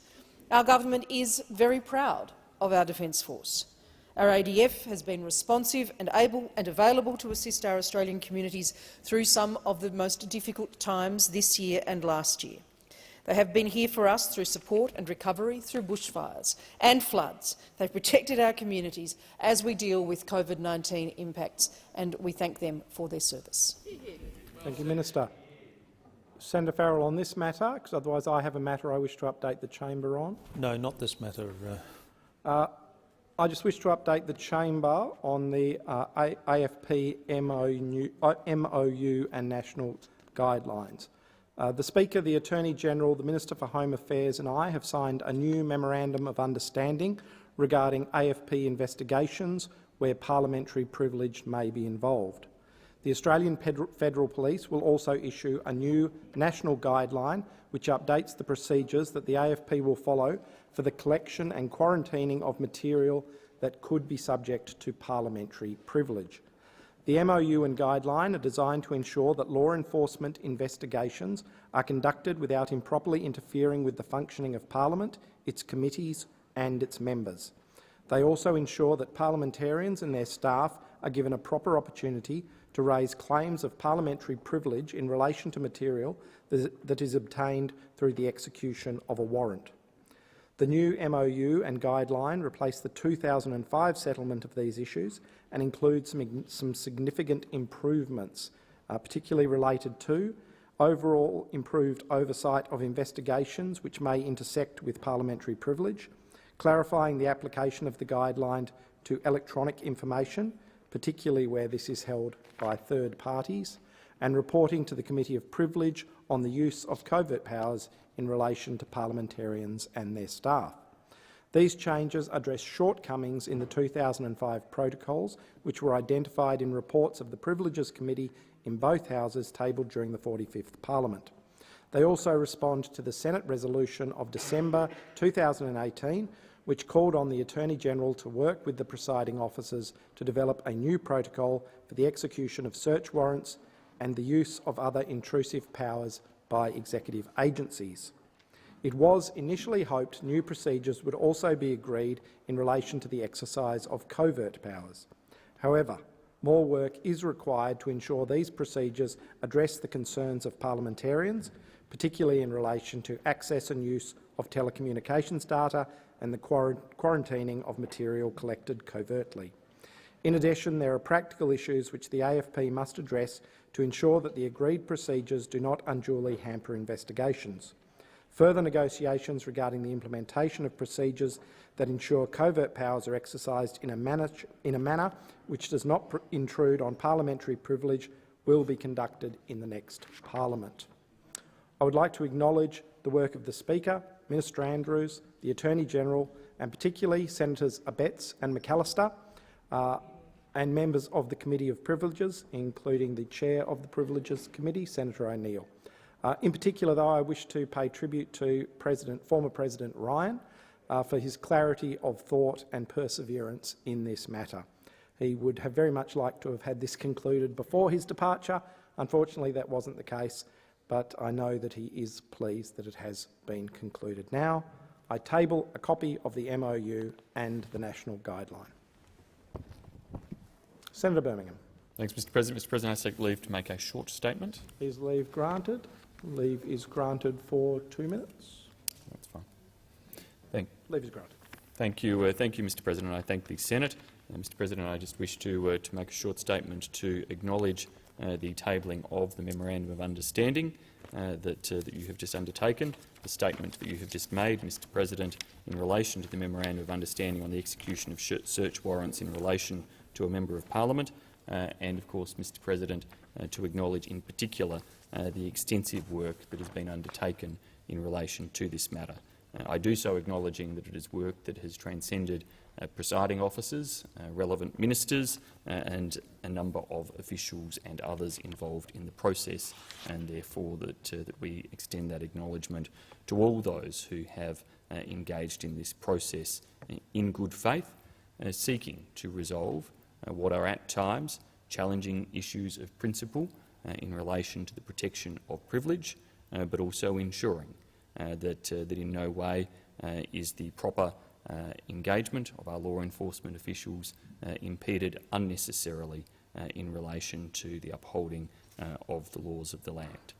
I particularly acknowledge the work that the Privileges Committee has undertaken in helping to inform and advise presiding officers and all parties to this work, and trust, Mr President, that the safeguards that have been built into the Memorandum of Understanding, including in relation to the reporting arrangements that exist, will help to provide all parliamentarians with the confidence that they can conduct their duties in the manner in which all parliamentarians should be free to do so, in accordance with the historic conventions and traditions that have enabled robust assessment and analysis by parliamentarians of issues and prosecution of those issues with the necessary freedoms and protections to do so, but that also these measures should give confidence to all Australians that whilst our parliamentary democracy is protected, so too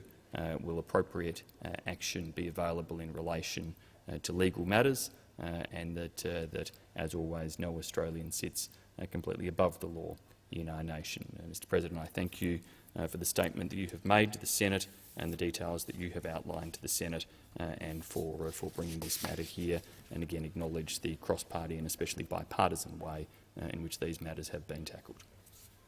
Senator Wong.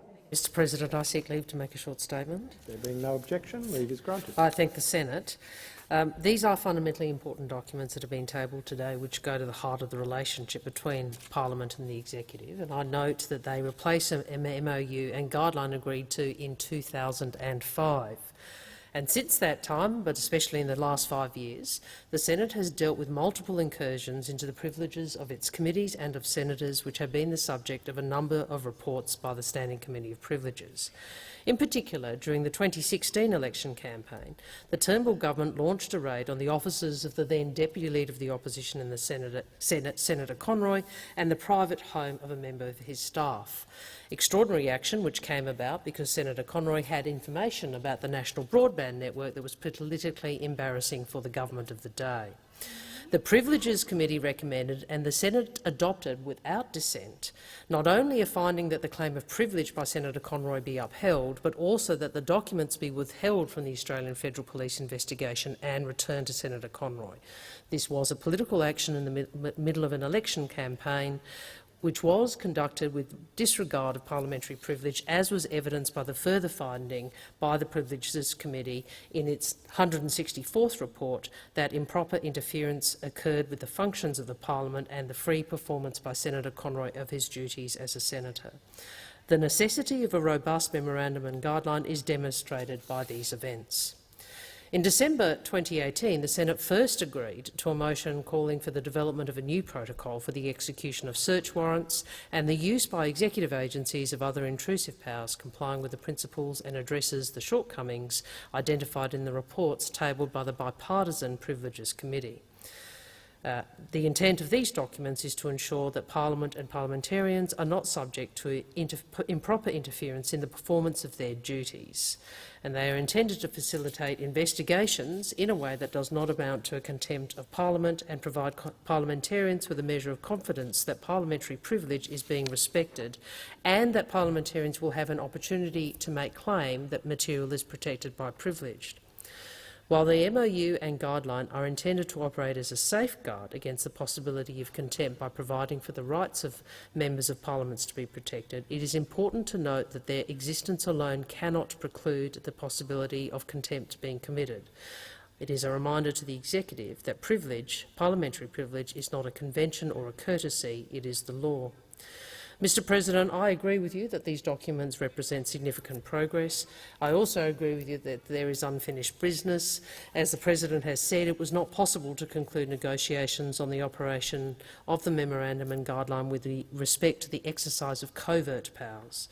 I note the agreement explicitly refers to the further negotiation in relation to these powers in the next parliament, and regardless of who forms government after the next election, this agreement must be honoured. And I urge those senators across the chamber, including those opposite, to really turn their minds to the importance of making sure that privilege is respected in terms of the interactions between the executive and the parliament. It cannot be another 16 years before these documents are further reviewed and updated.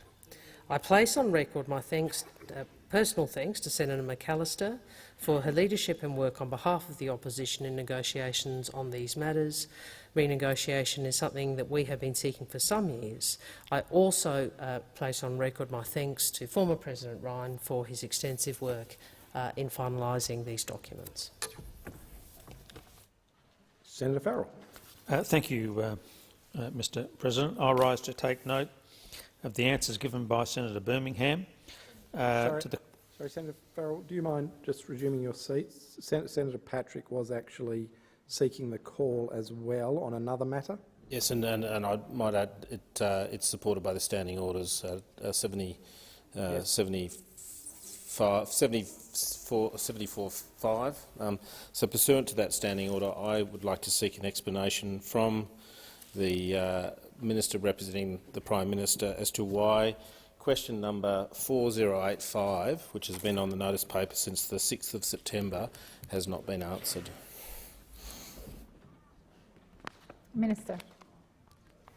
Thanks, Mr President. In relation to what I think was question 4085 that Senator Patrick indicated, dating back to the 6th of September, I shall look into those matters for the senator. Senator Patrick. Yes, I'd rise to take note of that response from the Minister. Look, this is an important question, Minister, and it shouldn't have been a difficult one to answer. So I'll just read the question for you. Since the decision in Patrick and Secretary, Department of Prime Minister and Cabinet in brackets Freedom of Information AAT 2719 was handed down on the 5th of August, how many Freedom of Information requests has the Department received relating to National Cabinet documents? Now, I would have thought that would be a pretty simple answer to get access to, and it actually is disturbing that of the 4 questions that are outstanding in relation to the notice paper, 3 of them are from the Prime Minister's office, almost treating this place in contempt by just not answering questions in a timely fashion. I want to go to why this question is important, and it relates to a response that a constituent of mine received a couple of weeks ago, and indeed a response that I received a week ago from the Department of Prime Minister and Cabinet in relation to an FOI request that I made. Both of the requests from my constituent and myself were in similar terms. I'll read what my request was. I requested the agendas, minutes and records of decisions of the initial 10 Cabinet meetings, excluding documents that were already released, but including the full minutes of the Cabinet, National Cabinet dated 15th March 2020. So I was after National Cabinet minutes. Now, in response to that, I was going to read from the decision which was made by Miss Angie McKenzie, and I think it's a disgraceful decision. It's a disgraceful decision that really does warrant some consideration by the government because it seeks to override Justice White's decision, and I'll explain how it does that. Miss McKenzie puts in her decision reasoning in her refusing to grant access to these documents the fact that, and I'll read from the decision, I am aware and have considered the Administrative Appeals Tribunal decision delivered on the 5th of August 2021 by Deputy President in brackets Justice White in Patrick and Secretary Department of Prime Minister in Cabinet 2021 AAT 2719. Justice White was of the view that, on the evidence available to him, National Cabinet was not a committee of the Cabinet for the purposes of the FOI Act. Now, I just want to now read to you how this officer inside the PMC has now made a determination. She writes, in view of all the evidence available to me, not all of which was available to the AAT in making its decision in Patrick, and as set out below, I have formed the view that National Cabinet is a committee of the Cabinet for the purposes of the FOI Act, and therefore National Cabinet documents are exempt from disclosure under Section 34 of the FOI Act. To summarise what is being said here, Justice White says, and says quite explicitly in his judgment, he says, I find persuasively against the National Cabinet being a committee of the Cabinet within the meaning of the statutory expression. So that's what judges do. They look at the statutory expressions and they try and interpret what the meaning of them are. So there's no doubt as to what Justice White was saying. National Cabinet is not a committee of the Federal Cabinet. That was his decision, wasn't appealed, and then we find some short time later we've got a low-level official, an acting secretary, which I'll get this right, Assistant Secretary, Cabinet Division, saying, don't worry about what Justice White says, she's found that it is. And I just can't reconcile that. I just cannot reconcile that. Now, what she did was she said, no, they've got some new evidence that Justice White didn't have. And she says, on the 15th of March, the National Cabinet endorsed the terms of reference for National Cabinet, which explicitly provide that National Cabinet was established as a committee of the Cabinet and, among other things, goes on to talk about its proceedings and so forth. She's basically saying that's new evidence that Justice White didn't have. Well, let me just read from Justice White's from his judgment at para 189. He said the respondents, and that's talking about PM&C, who had the relevant onus, did not adduce formal evidence of adoption of the members of the National Cabinet of principles of collective responsibility and solidarity. I am willing to accept, however, that by the adoption of the terms of reference attached to the minutes of National Cabinet, it did resolve to act in accordance with such principles.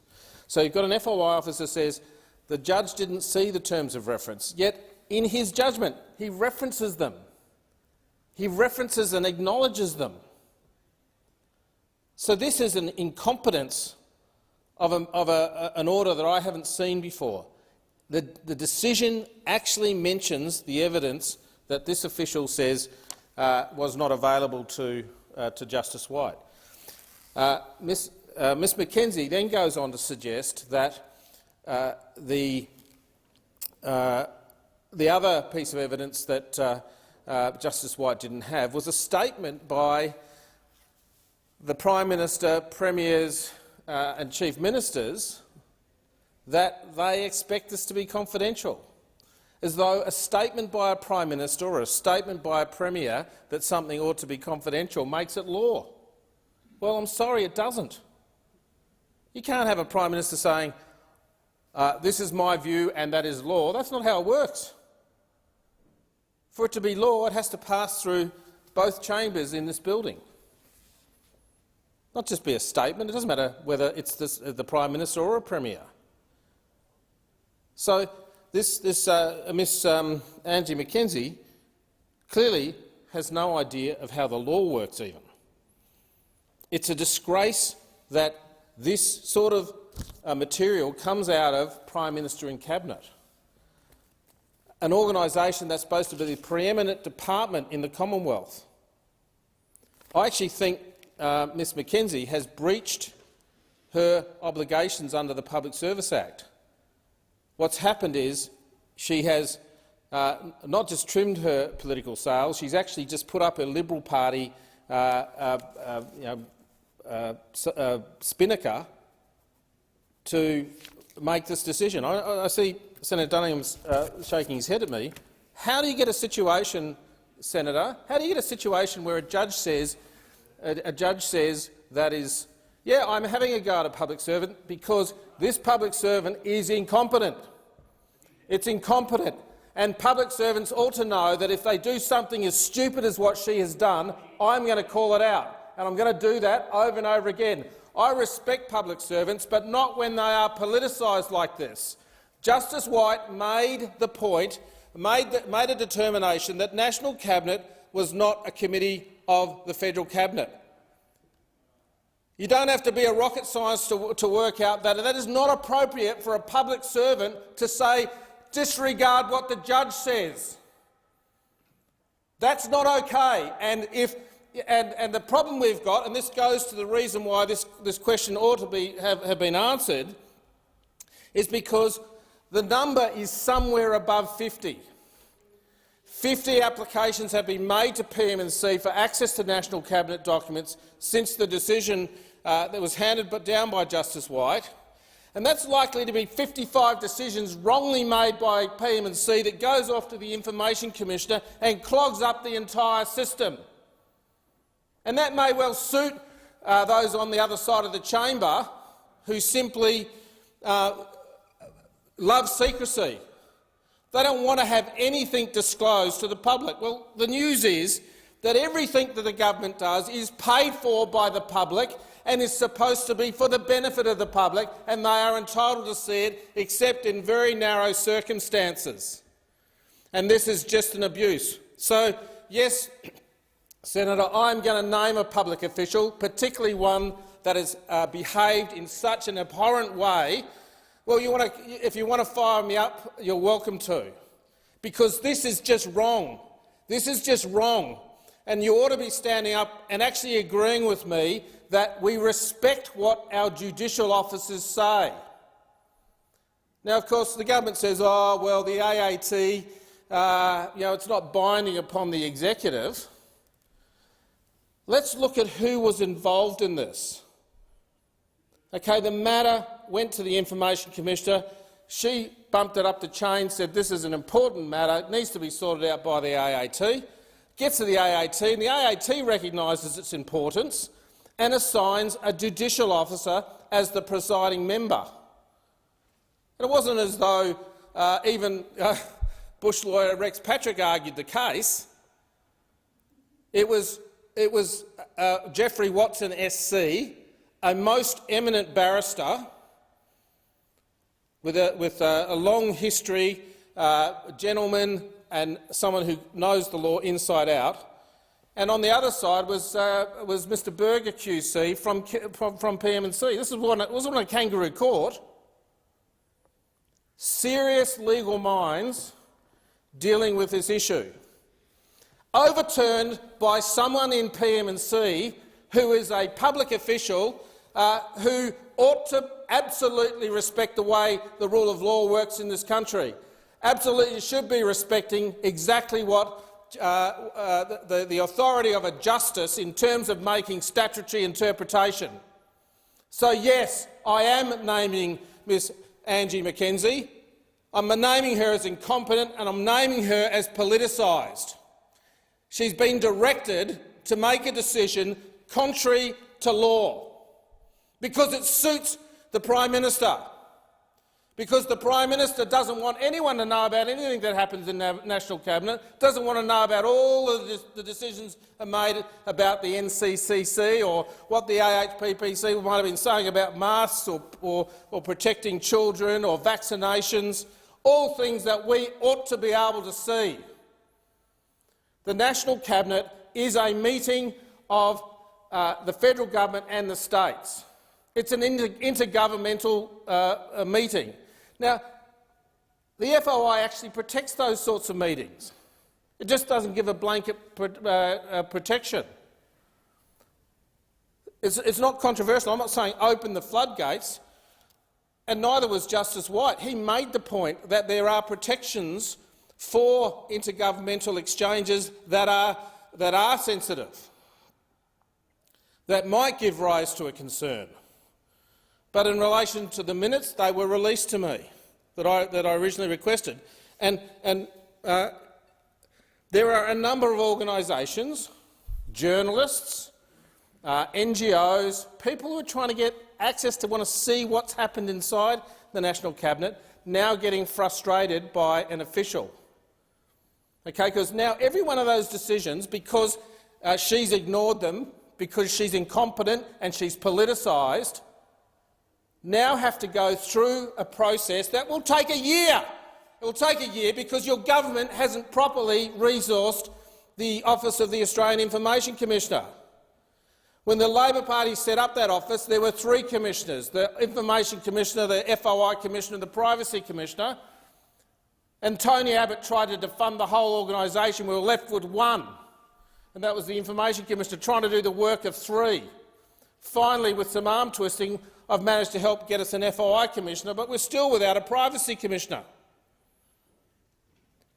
That whole organisation is underfunded because the whole plan of government is FOI request, we make a cavalier claim, goes to the Information Commissioner, 2 years later an answer pops out. If you still need to delay it beyond the election, you appeal it to the AAT at taxpayers' expense.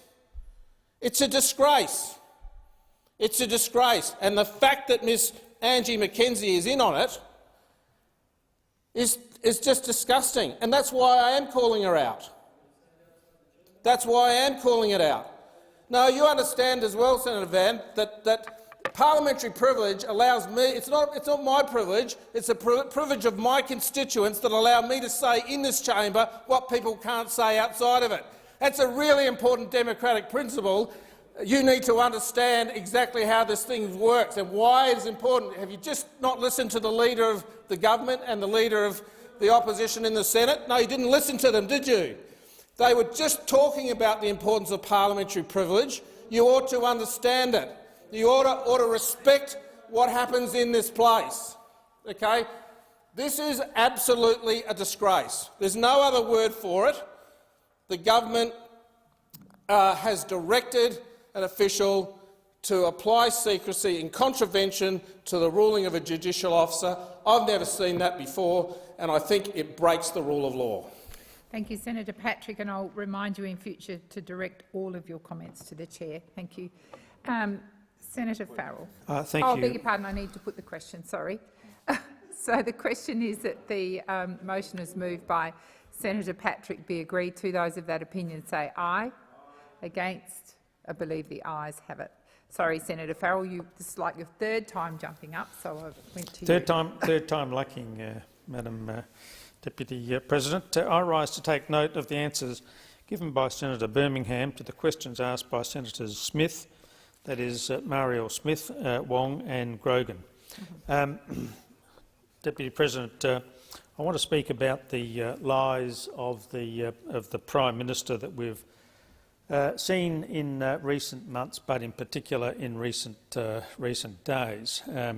We all know about the Prime Minister's ability to bend the truth. We saw it first with simple things like his football team.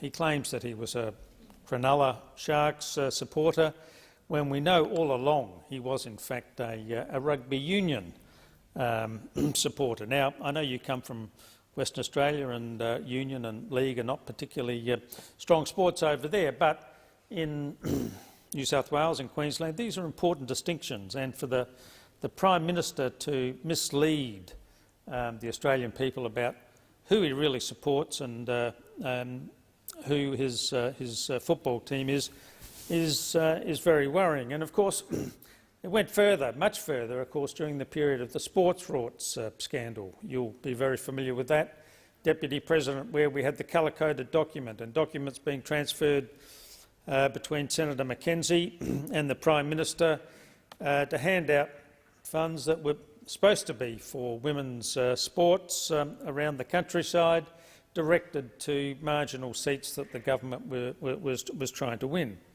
But there's been a more recent big lie from the Prime Minister, and I want to talk about that. And that's in the form of the legislation that's going to come forward to us one of these days about voter identification, the so-called voter integrity law. Now, the big lie, what's the big lie here? Well, the big lie is that there is something wrong with the Australian electoral system, that there are all these people out in the community who at election time are multiple voters. Now, it simply is not true, Madam Deputy President. At the last election, there was a total of 2,000 people who voted more than once.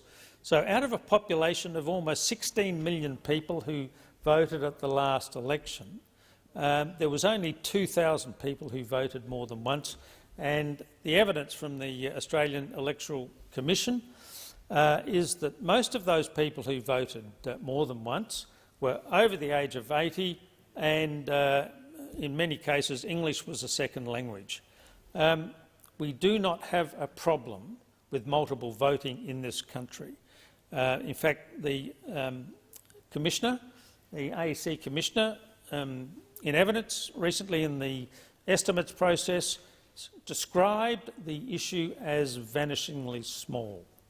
So why is it, Madam Deputy President, that we find that the Prime Minister says that that problem requires every single Australian, 16 million voters likely at the next election, to come along on election day and show some form of identification? Now, for 120 years, Madam Deputy President, Australians have got themselves on the electoral roll. They've come along on election day, they've queued up, perhaps had a sausage like we had this morning with the protest outside the front of Parliament, and got their name struck off, been given a ballot paper and go along and vote. Now, for the first time in our electoral history, 16 million people are going to be required to produce some identification before they're allowed to vote. Now, why would you do this? So, one of the consequences, one of the clear consequences of that, of course, is you're going to be spending a lot more time at the polling booth, perhaps double, perhaps 3 times as much time as you're spending at the moment. Why on earth, in the period of the worst pandemic in Australian history, where you're trying to keep social distancing, why on earth would you want to keep people at the polling booth longer than absolutely is required to exercise their democratic vote? Well, I'll tell you the answer, Deputy President. This government is so worried about the next election, so worried about their polling results, that they want to suppress Australian voting numbers. They don't want anybody who's likely to vote for them, against them. Thank you, Senator Farrell. Your time has expired. Senator Bragg. Deputy President, very much. I rise to take note of the answers today, and with reference to the electoral law amendments that are before this particular chamber. And there are many bills which are before the Parliament which have been drafted up in response to JSCEM inquiries, or the inquiry into the last federal election. I mean, and there is no question that over the long run, the expectation that people wouldn't have to provide any sort of ID at a polling place, I think, is really out of date and out of touch. During this pandemic, Australians have become so used to, or accustomed to, providing some form of ID. Senator Bragg, if I might just remind you, I appreciate Senator Farrell did make reference to the electoral laws, and he probably overstated that, but I'm listening to where you're going with this, but the questions asked of Labor senators by Senators Smith, Wong and Grogan went to examples of where the Prime Minister has said one thing and then later said another thing. So that's really the characterisation of those three questions. And Senator Farrell was using the voter laws as a reference, and I appreciate he did go on a little, but as he only had 30 seconds to go, I allowed that through. But. Okay. Well, thank you, Deputy President. I was here for the last few minutes of the statement, and I think it was all about the electoral amendment. So, I mean, I'm happy to talk about anything, but in relation to integrity in government, and I think that's where you're wanting to go here. I mean, look, much has been said about these commissions and what sort of arrangements we should have in Canberra. I don't think that calling it an integrity commission is the way to go. I'm much more of the view that it should be focused on corruption, and I would be minded to call it an anti-corruption commission. And that's what I think it should be focused on, any form of corruption. I think people have different definitions of integrity, and integrity is important in government, and there are institutions which are in operation all the time which ensure that there is scrutiny of government. And in fact, the Senate plays a very important role here, because the Senate runs the estimates process, the Senate runs committees of inquiry. The COVID-19 Select Committee, although I haven't been a member of that committee, I think has done some important work over the course of this pandemic, and it has brought to light matters of public interest through its public hearings and through its submissions process on the vaccination program, on border matters, really material matters. So I would be of the view that the Victorian model would be a preferable model for us to have in Canberra as opposed to the New South Wales model. But I wouldn't call it Integrity Commission. I would be calling it an Anti-Corruption Commission. My understanding of this is that under the Victorian model there is a process where a brief of evidence needs to be established before coercive powers are deployed. And I think that is a reasonable proposition. I think a reasonable body of work should be done before anything else occurs. Senator Bragg, I'm sorry Hello. to interrupt you again, but nice to see you. The three questions from Labor senators, from Senators Smith, Wong and Grogan, went to the Prime Minister. They were focused on the Prime Minister. That's, okay. And comments he had made and then later made a different comment about. So, okay, right. Well, as I say, I think you're talking about matters of integrity here. yes, so it I've certainly is about referred integrity, to and it integrity. was focused on the Prime Minister. Voter integrity, or whether it's been matters of how we ensure that there is confidence in our system of government. I don't think that getting into personal attacks is the way to go, and I won't be engaging in that sort of business here. And I think that only diminishes the public debate here.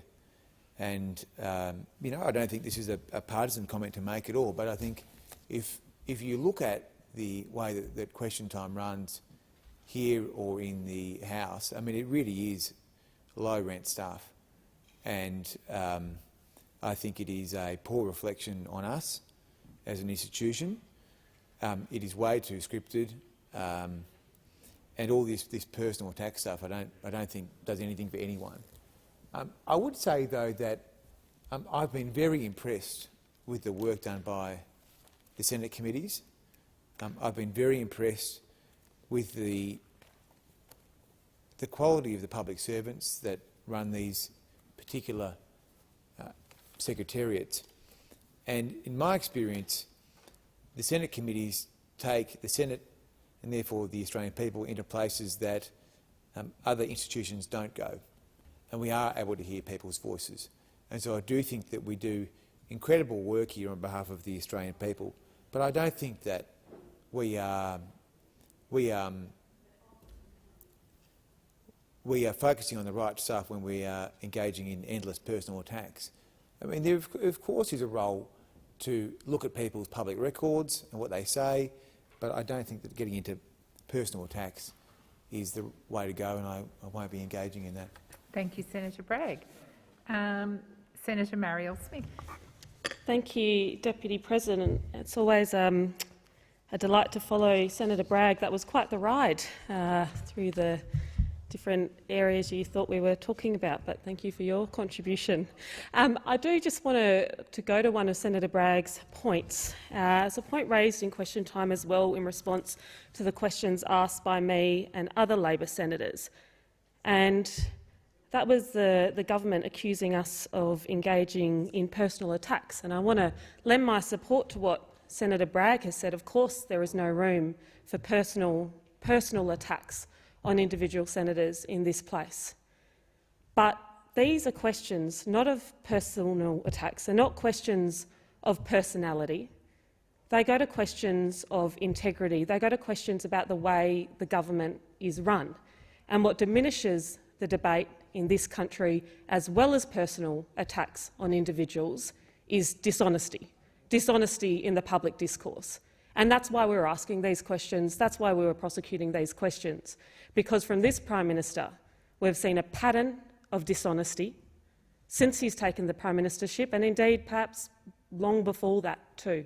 A pattern of dishonesty which goes to a question of integrity, which runs through the heart of how this government is run, which goes to the heart of how this government deals with issues of accountability, which goes to the heart of how this government approaches issues of scrutiny. So they're relevant questions, and I don't think it's fair to say that it diminishes the debate. It's the dishonesty which diminishes the debate. And in question time today, when we ask these questions, when we pose these questions about the mistruths told by the Prime Minister, we saw members of the government wilt, delicate as flowers, so sensitive, so delicate, couldn't even answer the questions.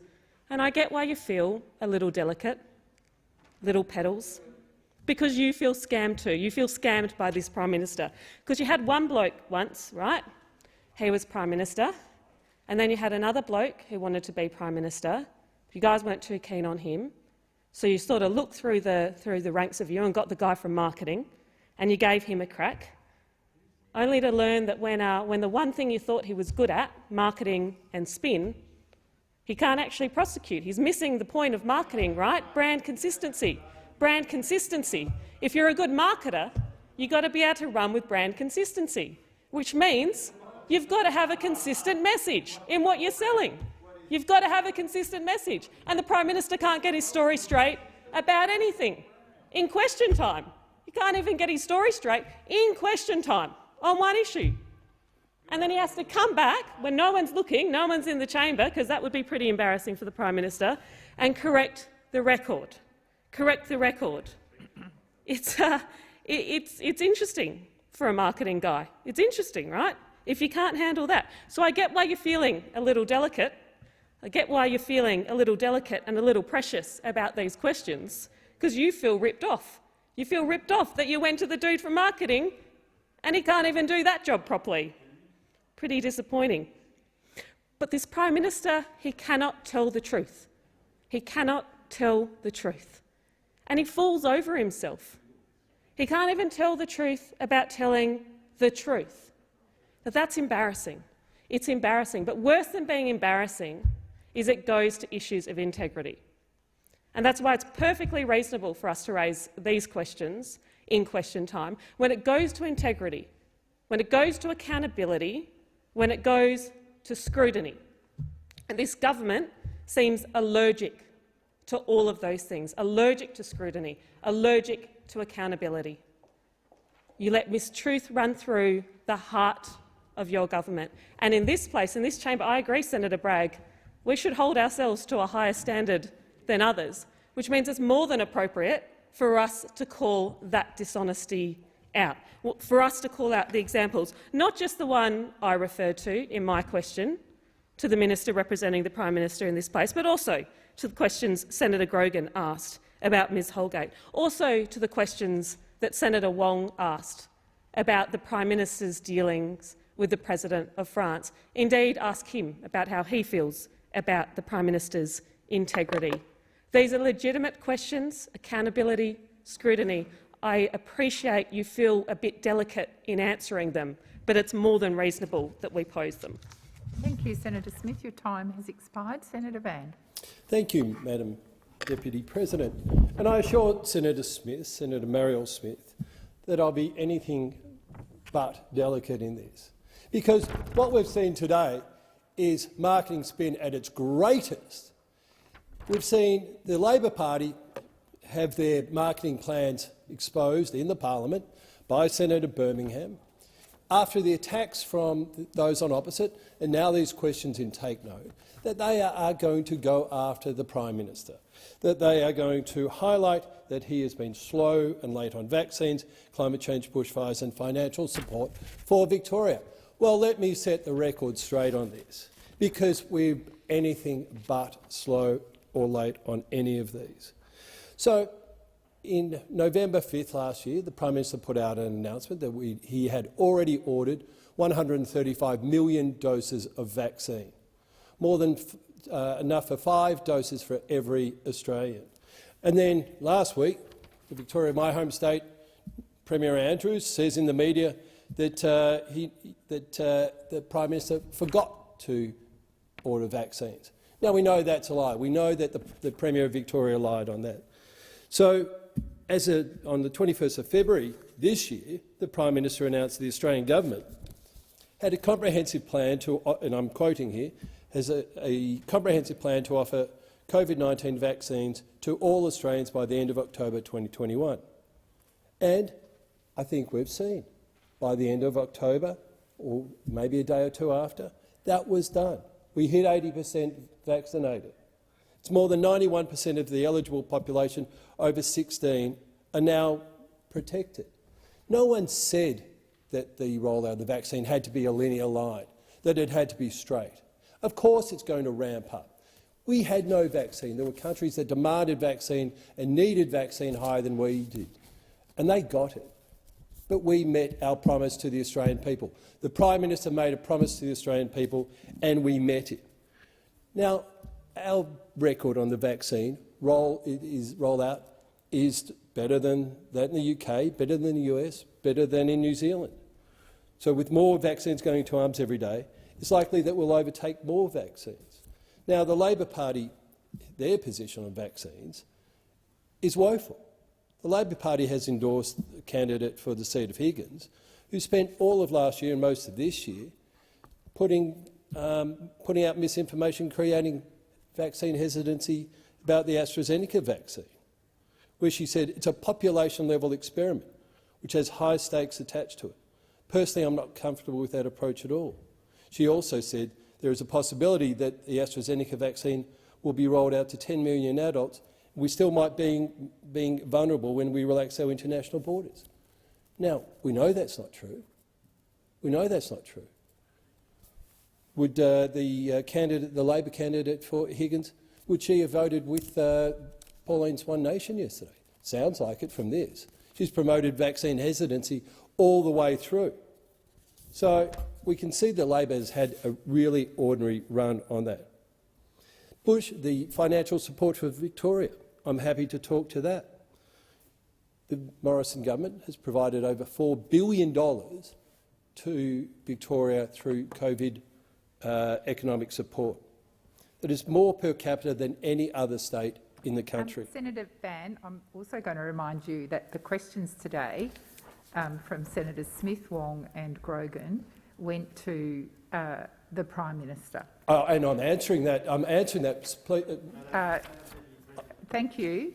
I'm happy to take that point of order because I'm being directly relevant. I'm addressing each one of these. You were, and you I am addressing. I'm correcting the record. Senator Van, it's not an argument. I'm simply directing you to the questions that were asked by Labor senators. You started off on track, but over the last 30 or 40 seconds you've gone off track, and I'm simply pointing to you that what the comments were. And now, Senator Smith. Madam President, in a contribution of 5 minutes, I think going off the track for 30 to 40 seconds does not warrant an intervention by the chair. It's not a debating point.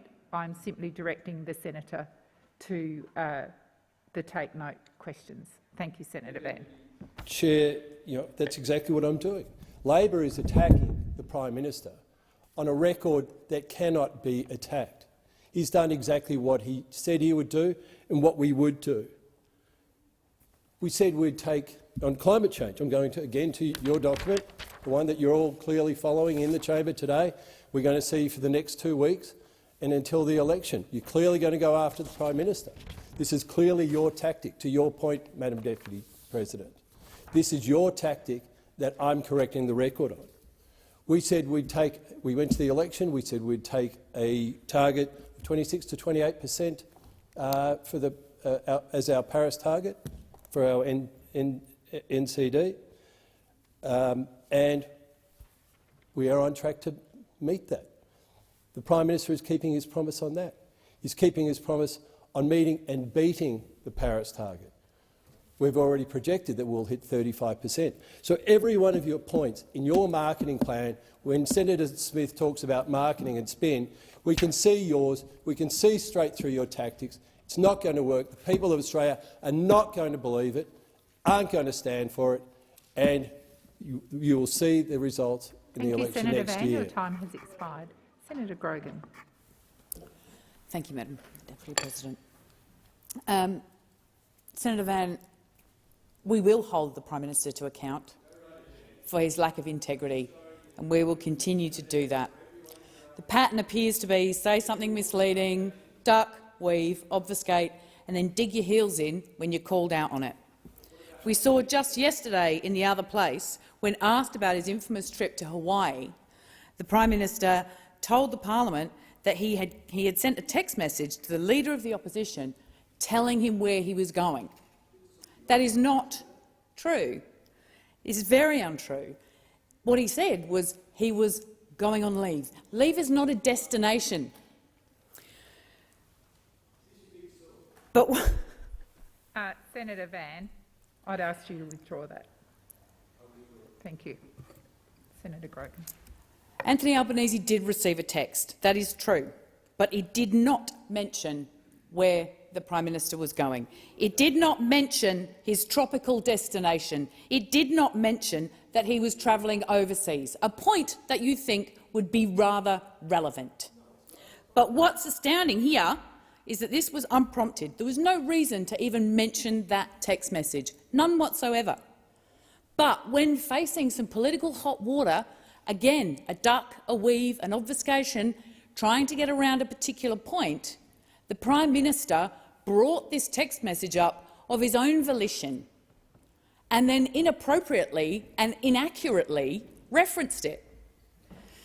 What I also find very interesting here is that the political gain that could have occurred, or the personal gain that could have occurred by Anthony Albanese actually declaring that he had received it, was not used at all. Anthony Albanese has a deep integrity and sees very clearly that a personal message, a private message, is just that, and did not mention it. And that was 2 years ago. In 2 years, he has not brought it up. The contrast could not be bigger here between these two people. We have Anthony Albanese not mentioning these texts because private correspondence should be private. And then we have the Prime Minister, Mr Morrison, making really, really poor calls with some of these things. We only have to look at this disastrous diplomatic experience with the French President leaking those text messages. The leader of one country, of this country, leaking a text message, a private text message from the leader of another country. This is just woeful. The lack of integrity, significant, serious lack of integrity of the person who we have leading this country is despicable. How on earth are the Australian people supposed to trust him? And then we have the whole saga with former Australia Post Chief Executive Christine Holgate. Mr Morrison set off a chain of events in question time that ended with the highly regarded Chief Executive being forced out of her position, costing taxpayers more than $1 million when she was awarded a termination payment.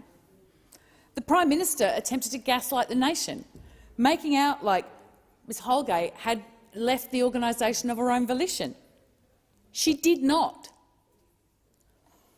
We had the whole Brian Houston fiasco, where the PM tried to get his mate into an official White House function, and even the Trump administration wouldn't have him. And the lies that went on after that, where the Prime Minister just said he hadn't done it. When it finally came out in the American press that he had absolutely tried to get his mate in. He then had to backtrack, duck, weave, backtrack and find some way of wriggling out of it. His commentary was, "I don't comment on gossip or stories about other stories." That's hardly integrity for the people of Australia. He then went on that he just didn't want to be distracted by it. The true answer is he didn't want to answer the question. He didn't want to provide that clarity and honesty to the people of Australia. And he then said that at the end of the day it was not a significant matter. I beg to disagree. And he finished it off by saying, "People have not asked me about it for months." Does that make it not an important issue? I think when it comes to the integrity of the Prime Minister of this country, I would fundamentally disagree.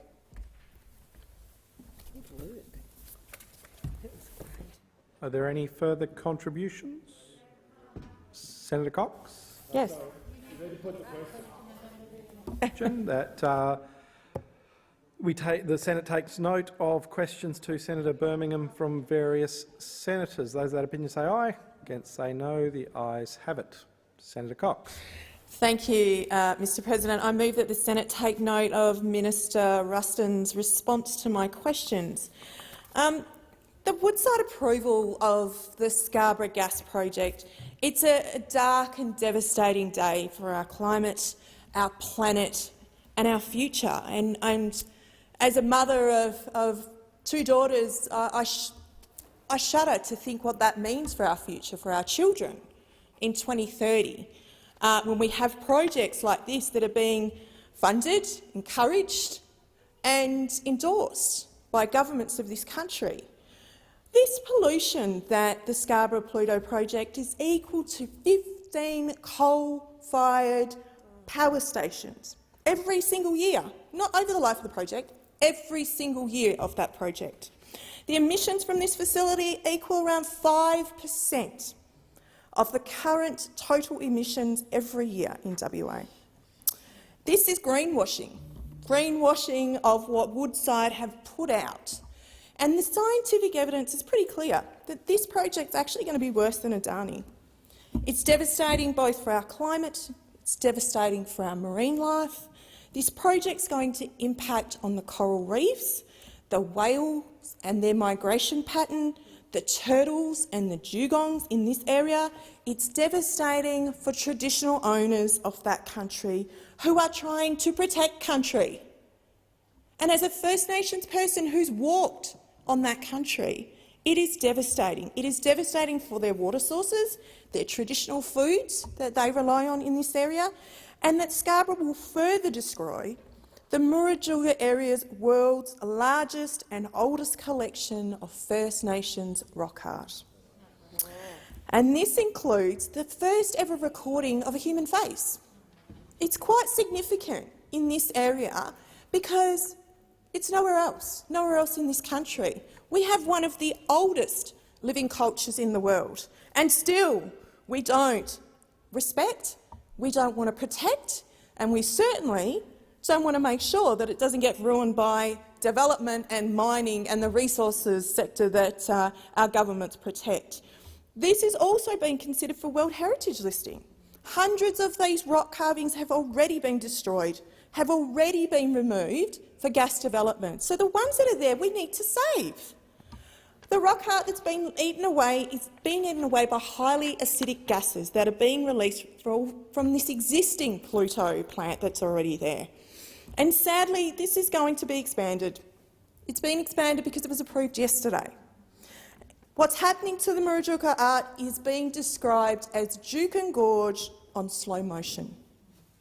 So not only is that this rock art just lays out in the elements, it's not in caves, it's not in rock shelters, as it was in Juukan, but the importance of protecting that environment then from those gases is our responsibility, our collective responsibility. It's not just about the artwork, the rock art that exists there. This is the site of the Seven Sisters dreaming story, the songline that goes from the Murujuga area right across Central Australia, across this country. It tells the story of the First Peoples of this country, which no one in this place respects, clearly, because they don't care. They keep approving for it to be destroyed. If you dig down in that country, you will be able to see the songline. You will be able to help the people of the Murujuga area to help recover and heal this place. But no, we're not doing that. We have built an agreement, and when they built this agreement with the traditional owners group of this area, they went to them and said, there's going to be a train here, just like Hammersley Iron have built. But no, this is a gas transporting train. It's not an iron ore train. And still, we have Woodside that say, oh no, there's no direct impact on First Nations cultural heritage there. They haven't even updated their Section 18 approval since 2007. This is cultural genocide in action, people. Absolutely. This is where we get our native title connection. We can prove our unbroken continuation to culture through cultural heritage. So how is it the Woodside are getting away with this? Well, no doubt it's about their dirty donations, and it's contrary to what the minister has said during question time, that these gas policies are being driven by big corporations like Woodside. Their donations is what they rely on, and just like the Northern Endeavour project, they will abandon them and we will cover the clean-up costs. This Senator has got Cox, risk your written all over time it. has expired. The question is that the Senate take note of answers from Minister Ruston. Those of that opinion say aye. Against say no. The ayes have it. Are there any notices of motion to be given for another day? Senator Fierravanti-Wells. Thank you, Mr President. Pursuant to notice given yesterday— Order. Order. Senator Fierravanti-Wells, you have the call. Thank you, Mr President. Pursuant to notice given yesterday on behalf of the Standing Committee for the Scrutiny of Delegated Legislation, I withdraw notices of motion proposing the disallowance of 4 legislative instruments made under the Industry Research and Development Act 1986. Senator Waters. Yes, President, I just seek your assistance. When I think one of those 4 has been transferred into my name, and I'm intending to move it. Can I seek your guidance on whether I so move that at this present time? My understanding is that, pursuant to the motion passed this morning, the matter you're concerned about will come on following the placing of business. I'll just confirm that with the clerk. That's correct. Thank you, Senator Fierravanti-Wells. I shall now proceed to the placing of business. Is it desired to postpone or rearrange the business? Clerk. No postponement notifications have been lodged, but committees have lodged extension notifications as shown at item 10 on today's order of business. I remind senators that the question may be put on any proposal at the request of any senator. And now, pursuant to order— oh, sorry, Senator Urquhart. Seek leave to move a motion relating to leave of absence. Is leave granted? Leave is granted. I move that leave of absence be granted to Senator Polley for 22nd of November to 2nd of December for personal reasons. The question is that that motion be agreed to. Those of that opinion say aye. Against say no. The ayes have it. Now, pursuant to order, the Senate will consider a disallowance motion. Clerk. Business of the Senate, notice of motion number 1, standing in the name of Senator Waters, proposing the disallowance of the Industry Research and Development Carbon Capture, Use and Storage Development Program Instrument 2021. Senator Waters. Thank you, President, and I move the motion. Now, it's a bit like Groundhog Day, really, isn't it? The Greens are in here once again trying to stop this government giving public money to big coal and gas to open up new ventures right on in the aftermath of Glasgow and right when we're in a climate crisis, and just as those same companies have donated generously to the re-election funds of not only this government but sadly also the opposition. So here we are again, and spoiler alert, we'll be back here again tomorrow on a different disallowance to give yet more taxpayer money to yet more coal and gas companies, that time to frack the Beetaloo Basin against the wishes of First Nations communities. But today it's a different legislative instrument to give free taxpayer money to wealthy gas and coal companies. And today, with a vote on this disallowance, the Senate has the chance to stop $50 million going to coal and gas companies for that mythical technology of carbon capture and storage. The unicorn indeed. Now, combined with today's $50 million and tomorrow's $50 million on the Beetaloo disallowance, which we urge the Labor opposition and the crossbenchers to stand with us on, that's $100 million. We senators could stop $100 million of taxpayer dollars, public money, flowing into the offshore bank accounts of coal and gas corporations. We could do that here in the coming days. And I might note that those same corporations often don't pay a cent of tax in Australia because they exploit loopholes that ordinary Australians don't have access to. And those same corporations pour millions into the re-election coffers of the big political parties.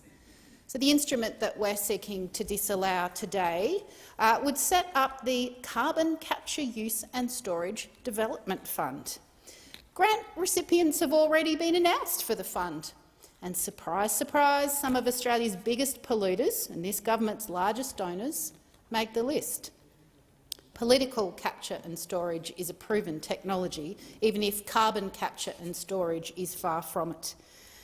So let's have a look at all the money that this government is handing over to coal and gas corporations through laws and regulations before this parliament right now. $15 million to major donor Santos, who also are a deeply embedded lobbyist that often cycles staff in and out of the offices of MPs and then back to work for Santos again. I might note that that $15 million that Santos will receive under these various instruments is a pretty good return on investment for them, considering they made $2.1 million in political donations over the past 9 years. And then they get back $15 million from the taxpayer. That is a very good return on investment. Don't know if you get that anywhere else. $5 million under these instruments would also go to a subsidiary of Australia's largest coal exporter, Glencore. Might add they're another donor, and they also have a reputation for tax avoidance. Boral will get a few million too, and the chairman of Boral, Ryan Stokes, who's of course the son of billionaire Kerry Stokes, asked the Treasurer to be the best man at his wedding. Nice little cosy relationship there. There's also cash handouts for companies like Santos, but also Beach Energy, which is another Kerry Stokes company, to access billions of dollars of public money through the Emissions Reduction Fund, with the government paying the polluter to maybe store just a small portion of their emissions. In yet more taxpayer larks, the Beetaloo fracking grant, which we'll seek to disallow tomorrow, will give Liberal-aligned gas company Empire Energy $21 million of public money. But Santos have also got their hand out under that fund, alongside two other secretive companies operating out of tax havens for another $29 million. There's also $30 million for Australian Industrial Energy, which is wholly owned by Australia's second richest billionaire, Andrew Forrest, to build a new gas-fired power station at Port Kembla.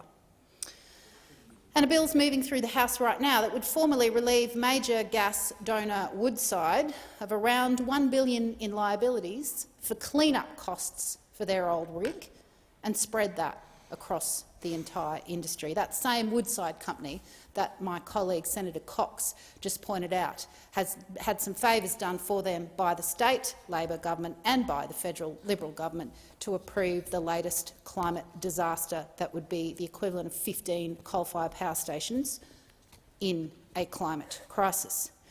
So political capture clearly works, but what we know is that carbon capture and storage does not. Its whole purpose is to pretend that you can keep burning fossil fuels. We cannot, and that is perfectly clear after the Glasgow Pact, which this government signed up to while it was there and then has been crab-walking away from ever since it returned. And Mr Barnaby Joyce had another tantrum.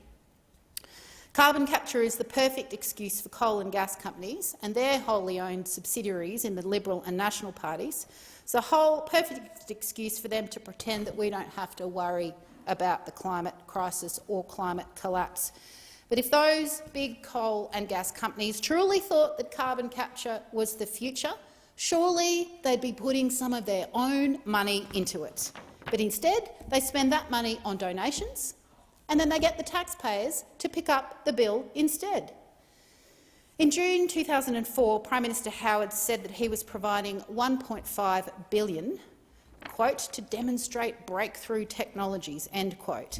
17 years later, we are still throwing public money at coal and gas companies, hoping for this technology to break through, while clean technologies have thrived and grown around the world and work and create jobs, often in regional communities where they are needed. Just one single carbon capture and storage project has been developed in Australia, despite billions of public money having been thrown at that process, just one. Chevron got $60 million in public funding for that one, and it's broken down more times than a 1980s Datsun. CCS is a waste of money, and it's not even a waste of those companies' money, it's a waste of taxpayer money because they won't waste their own money on it. We've got the solutions that we need to solve the climate crisis. We've got the wind, the solar, the batteries, the electric vehicles, the green hydrogen. We've got those technologies, we've got that innovation, we have those skills onshore and those resources. All we need is a government with ambition to take on the coal and gas corporations and to create the jobs of the future in clean, renewable energies, jobs that will last, jobs that will safeguard the livelihoods of those in those currently fossil fuel-reliant communities, and jobs that won't risk the health of those workers, and jobs that won't be sacked when their big coal company mechanises and automates.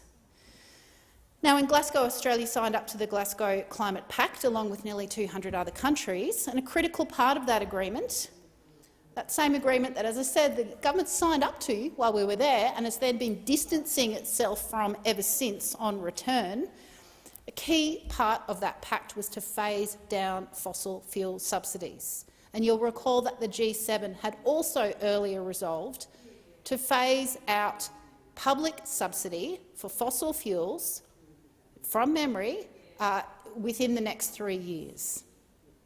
So I say to my colleagues on the opposition benches, on the crossbench, to the government, let's start the end of those fossil fuel subsidies now. Let's disallow this $50 million slush fund for big coal and gas corporations and use that money for real climate action instead. Use that money to work with those currently fossil fuel-reliant communities to plan that transition, because it's coming, and if we don't plan for it, it'll be those workers and those communities that suffer from your lack of reality and your lack of planning and the fact that you are completely in hock to the fossil fuel sector. Let's use that time and that money not to give handouts to your political donors that are cooking the planet, but to work with communities and transition to a job-rich, clean energy future that will reduce people's power bills and provide work. That's the kind of leadership that the country deserves. We're heading to an election. The Greens have a proud plan to be funding a massive investment in renewable energy, publicly funded, great job creation, tackling the climate crisis, protecting what's left of our Great Barrier Reef, because half of it's already gone. It's not just bleached, it's dead over cumulative coral bleaching episodes, this is the choice that people have to make, and the Senate is going to be crucial for that, because at the moment we've got a government that's completely for sale to the fossil fuel industry. We've got an opposition that continues to take their donations too, I might add, and they should stop accepting those as well. And we've got One Nation who take money from just about anyone and just tick off on whatever the government proposes. So the next election is going to be crucial, and the climate cannot wait for some leadership and for some decisions that are made on the basis of science and the public interest, not on the basis of a future fancy lobbying job or the basis of a big political donation. Senator Duniam.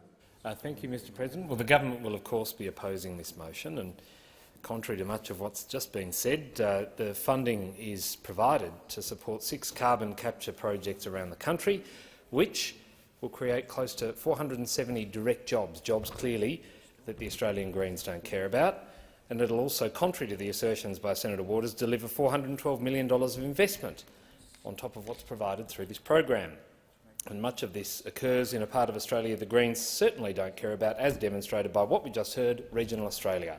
It will reduce emissions from coal generation, concrete and gas production, amongst other sources of emissions, something we actually need to have a functioning economy in this country. That's the reality that we live in, something they tend to ignore on that thin wedge of the Senate down there. Carbon capture and storage is recognised by the Biden administration, the United Kingdom, the EU, Japan, Singapore, Canada, Korea and many other countries, as it's an important emissions reduction technology. And of course the IEA have said recently that a failure to support CCS would leave the world with, quote, very limited chances to reach our climate goals, if any. Again, a dose of reality in this debate. If successful, this motion would stop these 6 projects in their tracks and abandon workers in Australia's traditional industries and, importantly, also in regional Australia. Senator Gallagher. Thank you, Mr President. Labor opposes the disallowance. Unlike the Greens Party, we are not ideological on carbon capture use and storage. We support any technology that stacks up scientifically and commercially. On carbon capture, use and storage, as with other technologies, that judgment will be made by the expert and markets, not by the Greens Party stunts in the Senate. So the program should be allowed to proceed, and Labor will oppose the disallowance. I will put the question. Question is that the instrument be disallowed. Those of that opinion say aye. Against say no. The noes have it. Division required. Ring the bells for 4 minutes.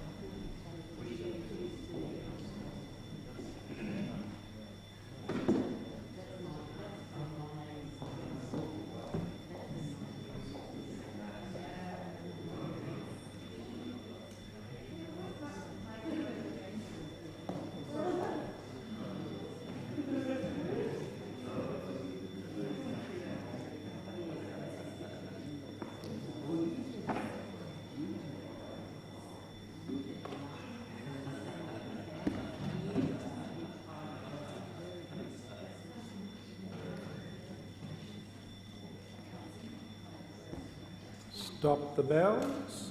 The question is that the instrument be disallowed. Ayes will pass to the right of the chair, noes to the left. I appoint Senator McKim, teller for the ayes, Senator Urquhart, teller for the noes.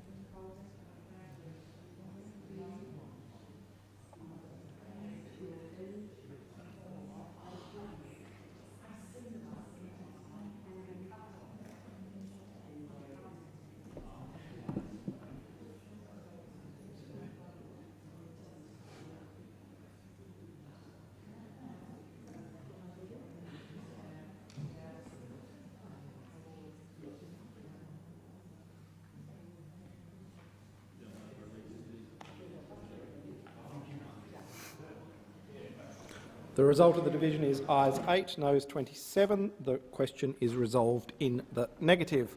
We shall now proceed to the discovery of formal business. Are there any formal motions? We'll proceed in an order to facilitate the chamber. Senator Griff, could we start with 1265? Thank you, Mr President. I ask that general business notice of motion number 1265 proposing the introduction of a bill be taken as formal. There being no objection, it's taken as formal. I move that the following bill be introduced, a bill for an act to amend the Health Insurance Act 1973 and for related purposes. The question is the motion be agreed to. Those that opinion say aye. Against say no. The ayes have it. Senator Griff. I present the bill and move that this bill may proceed without formalities and be now read a first time. The question is that the bill be read a first time. Those that opinion say aye. Against say no. The ayes have it. Clerk. A bill for an act to amend the Health Insurance Act 1973 and for related purposes. Senator Griff. I move that this bill now be read a second time and I seek leave to table an explanatory memorandum relating to the bill. Being no objection, leave is granted. I table an explanatory memorandum and I seek leave to have the second reading speech incorporated in Hansard and to continue my remarks. There being no objection, leave is granted. We will now move to 1266, also in the name of Senator Griff. I ask that general business notice of motion number 1266 be taken as a formal motion. There being no objection, this motion is taken as formal. Senator Griff. I move the motion. The question is that the motion be agreed to. Those of that opinion say aye. Against say no. The ayes have it. We will now go to 1268 in the name of Senator Urquhart. Thank you, Mr President. I ask that general business notice of motion number 1268 be taken as a formal motion. Is there any objection to this motion being taken as formal? If not, Senator Urquhart. I move the motion. Question. Senator Duniam. I seek leave to make a short statement. Is leave granted for 1 minute? Excellent. Thank you, Mr President. The government has nothing to hide here, and in fact, it's my pleasure to table the government's response to this inquiry. Question. So the question is that the motion be agreed to. Those of that opinion say aye. Against say no. The ayes have it. We will now go to 1271 in the name of Senator Hanson. Senator McGrath. On behalf of Senator Hanson, I ask that general business notice of motion number 1271 be taken as a formal motion. There being no objection, this is so agreed. I move the motion. The question is the motion be agreed to. Those of that opinion say aye. Against say no. The ayes have it. We will now move to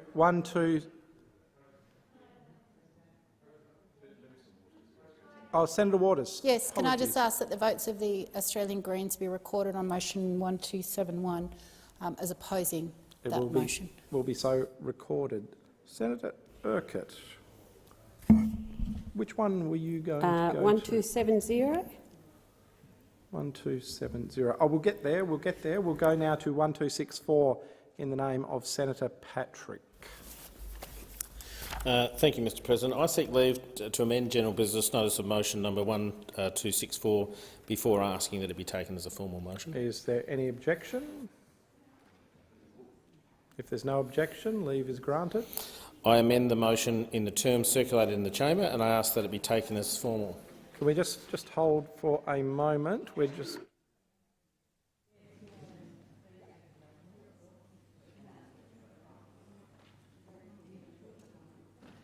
Sorry, Senator Patrick. Where were we up to? Did you move the motion? I amend the motion in the terms circulated in the chamber, and I ask that it be taken as formal. So, there being no objection, is so agreed? I move the motion as amended. The question is that the motion be agreed to. Senator Duniam. I seek leave to make a short statement. For 1 minute? Yes, for 1 minute. Thank you, Mr President. That was the statement. You are? Okay, great. Well, thanks for giving me 1 minute. Let's use it now, shall we? Okay. All right. And the amendment may deal with some of this. But look, the preemptive nature of Part E of this motion inappropriately attempts to bind the Senate in the future. The decisions of the Senate on responses to orders for the production of documents should be made on the terms of the responses provided. It remains the view of the government that National Cabinet was established as a committee of Cabinet and its documents and deliberations should remain confidential. On the 17th of September 2021, the Prime Minister and all the leaders of state and territory governments made it clear that National Cabinet has strengthened relationships by facilitating regular confidential discussions in the national interest, founded on the same principles of trust, confidence and collaboration which underpin state, territory and Commonwealth cabinets. Cabinet confidentiality is a long-standing principle of Westminster systems of government and a well-established ground for the claim of public interest immunity with respect to orders by the Senate. The question is that the motion be agreed to. Those of that opinion say aye. Against say no. The ayes have it. Division required. Ring the bells for 4 minutes.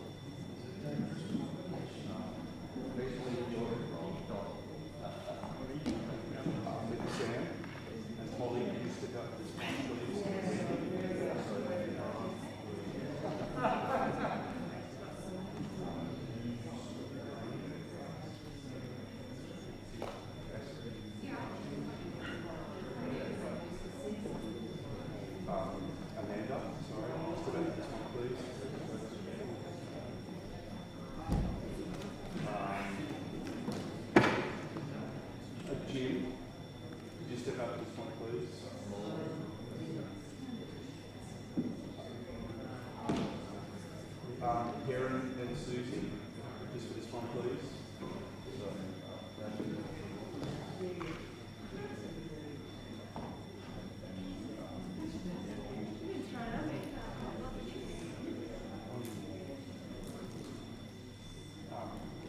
Sarah. Linda, just for this one, please. No, stay there.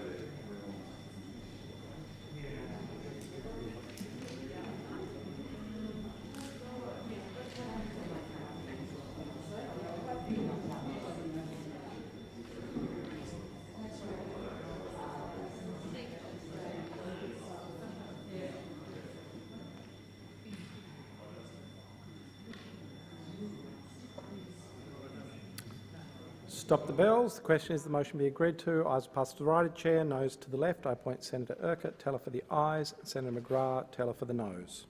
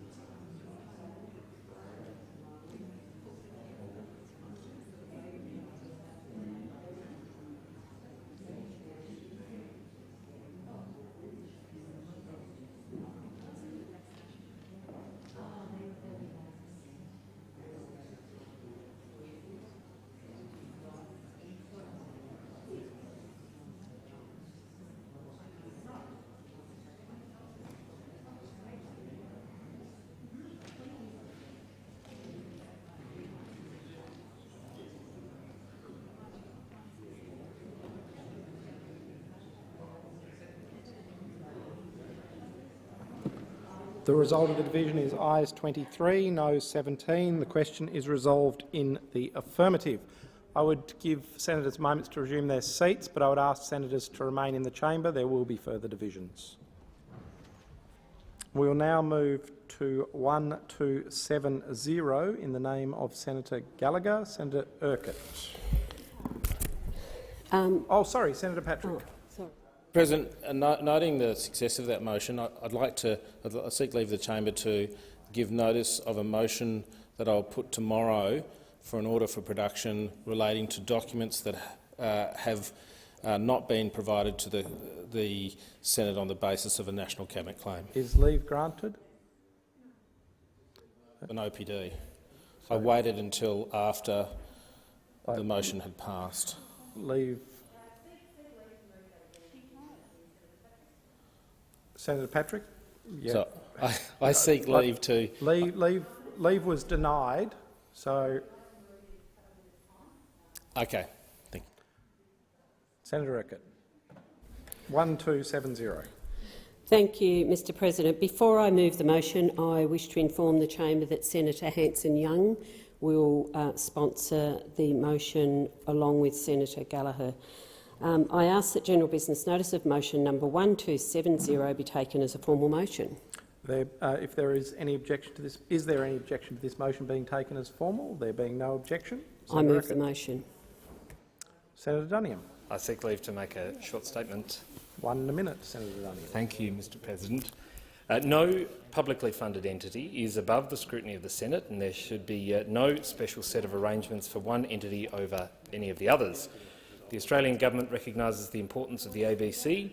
Its broadcasting services contribute to a sense of national identity, inform and entertain audiences, and reflect the cultural diversity of the Australian community. The independence of the ABC is enshrined in legislation. Parliament has guaranteed this independence so that the ABC's decisions are free of political interference. However, as a publicly funded entity, the ABC is not above the scrutiny for how they conduct themselves using taxpayers' money. I will put the motion moved by Senator Urquhart. Those of that opinion say aye. Against say no. No.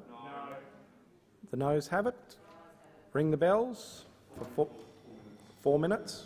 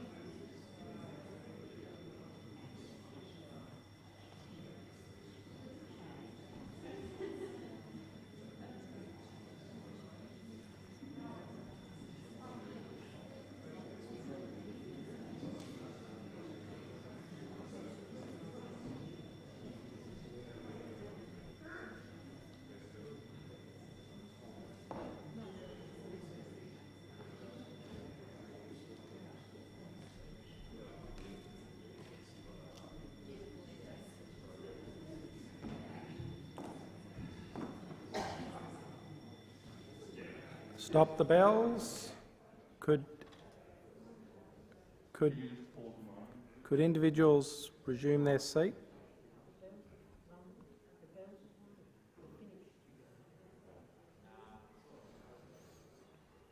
The question is that the motion be agreed to. The ayes will pass to the right of the chair, the noes to the left. I appoint Senator Burkett, teller for the ayes, and Senator McGrath, teller for the noes.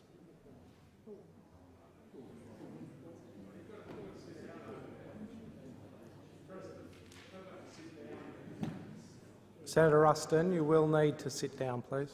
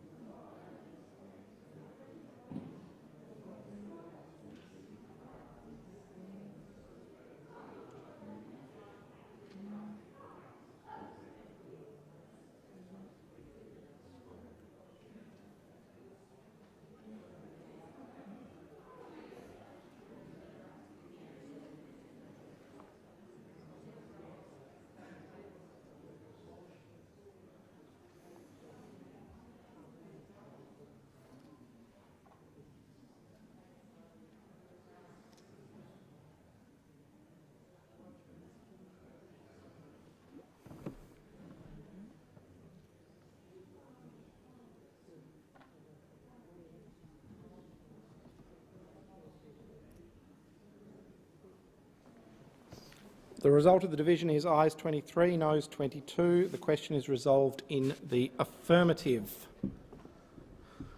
Senator Hanson-Young, the matter 1267. Thank you, Mr President. Given the success of that motion, I will withdraw. The previous motion, I will withdraw this one. Thank you, Senator Hanson-Young. Senator Patrick, were you seeking the call? Yes, Mr President. I seek leave to give notice of a motion which I'm happy to describe to the chamber. Is leave granted? There being no objection, leave is granted.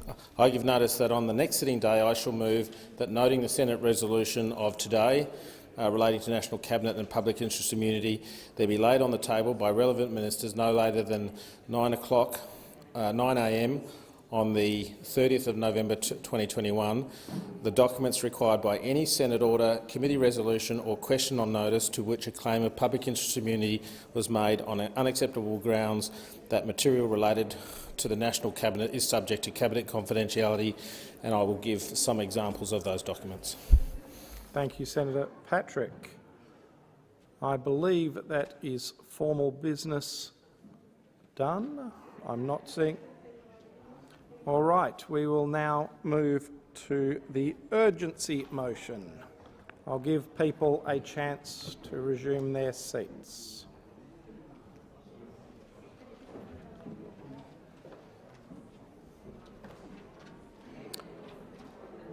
I inform the Senate that at 8:30 a.m. today, 17 proposals were received in accordance with Standing Order 75. The question of which proposal would be submitted to the Senate was determined by lot. As a result, I inform the Senate that the letter from Senator Urquhart proposing a matter of urgency was chosen. It is shown at item 12 on today's order of business. Is the proposal supported? I understand that informal arrangements have been made to allocate specific times to each of the speakers in today's debate. With the concurrence of the Senate, I shall ask the clerks to set the clocks accordingly, and I call Senator Walsh. Thank you very much, President. And I rise to contribute on the matter of urgency moved by Senator Urquhart.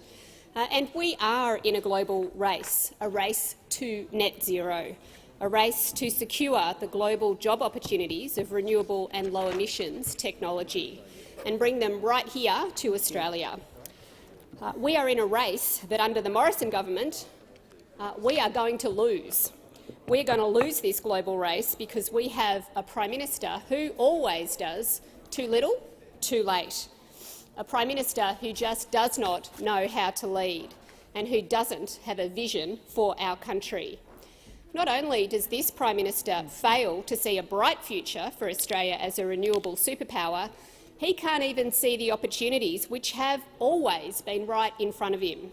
We all know that during the 2019 election campaign, Prime Minister Morrison famously now said that electric vehicles will end the weekend. And no matter how many times he tries to deny it now, that is simply what he said. Now he says electric vehicles are the key building block in the government's net zero plan. Well, 2 years of missed opportunity to put Australia at the front of the queue to develop an electric vehicle industry.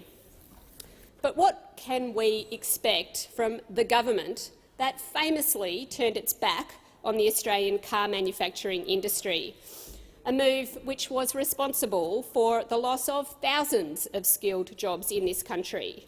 Imagine what could have been achieved for this industry and these workers if the government had a plan and if they acted on the opportunities before them. The story for those thousands of skilled workers and small businesses which supported the industry would have been so different. But what can we expect from a government who is driven on politics and not on principles? From a government which is only now seeing the advantages of green technologies, even while other countries have been investing in them for decades. What a shambles is this government's climate policy. This government has seen no leadership from its Prime Minister, and as the world moves rapidly towards renewable energy, we have the opportunity for Australia to take the lead. We have the opportunity to become a renewable energy superpower, to generate thousands of new jobs as part of a global green technology revolution, to support our renewable energy to the world, the opportunity to rewire our nation to take advantage of our sun and wind. And what we have right here in Australia right now is the opportunity to rebuild Australian manufacturing. We have the opportunity to do that with cheaper renewable energy to make more of what we need right here in Australia. The world's climate emergency is Australia's jobs opportunity, and Australia needs a government that is up to the task, a government that gives the energy sector the policy certainty that it needs to invest, a government that has a plan to create thousands of good-paying jobs while making power cheaper for our homes and our businesses. Instead, what we have is a government that is absolutely divided on this issue, unable to move forward from outdated and completely inadequate mid-term targets, unable to legislate its net zero by 2050 target because it's afraid it won't have the numbers on its own benches to get the job done. We have a government with climate policies which have seen us fall to last place on global climate action. And without a real plan, it is Australian workers who will pay the price. If we do not act fast enough, Australian industries will face international carbon tariffs. And again, it is Australian workers who will pay the price, Australian workers who will face losing their jobs. If we don't act fast enough to seize the opportunities in front of us, workers will miss out. Australia has the most to lose if we act too slowly to respond to the global green economy. But we also have the most to gain if only this government could act right now. Australia is best placed to have a thriving battery manufacturing sector. We can mine the lithium that we need right here in Australia, and we can take that lithium to manufacture batteries for our own electric vehicles. We can build more of what we need right here in this country, if only we have a government that has a plan to act and harness those opportunities. We can do all of that, all while creating good, secure jobs for workers right here in Australia. Jobs on union sites, good, secure jobs, jobs with decent pay and jobs that will last into the future. We can do more than dig things up in this country. We can use these natural advantages that we have of our resources and we can add value right here instead of shipping them off and then just buying them back. But we need the ambition to do it, and we need a government with that ambition. We need a government with the leadership to get the job done. And we are falling behind because the Morrison government lacks the ambition and lacks the leadership that we need. We are losing the global race to bring these jobs here to Australia. Australians want a government that has a plan. They want a government that will act right now. And what I'm hearing from people in my home state, in Victoria, is that right now is the time to bring these jobs here. Right now is the time that this global race is on. And the people that I've spoken to overwhelmingly want this government to support new jobs in renewables. They know that this is a once-in-a-generation opportunity to rebuild manufacturing and deliver good, secure jobs. And they don't want Australian workers to miss out. But this government has put forward a plan that is just not a plan. It is just a glossy document that is full of promises and no delivery, not unlike this government's Prime Minister. This is a glossy document that promises to get to net zero, but has no plan and no policy to get us all the way there. This is a plan, a glossy document that promises that 100,000 jobs will be created, but again offers no policies and no plans to get that job done. I asked the Department of Industry, Science, Energy and Resources about the government's net zero plan during the Economics Committee hearings earlier this month. And I asked about the 100,000 jobs that this government claims will be created in its glossy document. I asked when these jobs will come online. When can we expect to see them? And the response from the department was, and I quote, "Well, from the perspective of the 100,000 figure, that is a longer-term projection. So when will we see these jobs? In 5 years? In 10 years? What is the government's plan? When will this government tell us how they are going to seize the global opportunities that are there right now to bring these jobs to Australia?" The answer, of course, is that we don't know, because the government doesn't know. They have no plan, they have no vision, and this government has had 8 long years to figure it out.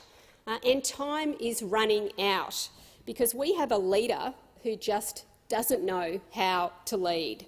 We have a leader who is not prepared to get Australia into the global race. He is just not prepared to run the race himself. But what he is prepared to do is let the opportunities of the future simply pass him by and pass the rest of us by as well. This Prime Minister is just not up for the job. The Morrison government has had long enough to come up with a plan, and Australia can't afford to wait any longer. The next generation can't afford to wait any longer. The planet can't afford to wait any longer. And workers who need a plan for good, secure jobs from this government, they can't afford to wait any longer either. Australians don't want a government that thinks electric vehicles will end the weekend. They don't want a government that doesn't know how wind turbines work. They don't want a government that they can't trust to deliver the good, secure jobs for local communities. They want a government with vision. They want a government that brings our country together to win this global race, a government that grasps the opportunities of the future with both hands, delivering the benefits to all Australians. Senator Walsh, your time has expired. Senator McDonald. I rise to speak on this urgency motion that will no doubt be filled with breathless despair. No wonder children are worried about the future. By the time you've finished listening to the Greens and the opposition, you wonder why you'd even get out of bed tomorrow. Well, I am not filled with that same kind of despair, because I know that the future in Australia and around the world is optimistic. And the reason why I know that is because of how Australia has performed over the last 10 years. Because it is in regional Australia where we grow the food, where we grow the fibre, where we mine the minerals. And by the way, all the renewable wind and solar projects are, and where you'll also have us make the batteries and produce hydrogen, all of the stuff that you don't want to see in the cities. That's where the action is, in rural and regional Australia, and we are doing a pretty fine job without outrageous legislation, restrictions and government driving an agenda that will drive Australians into the ground.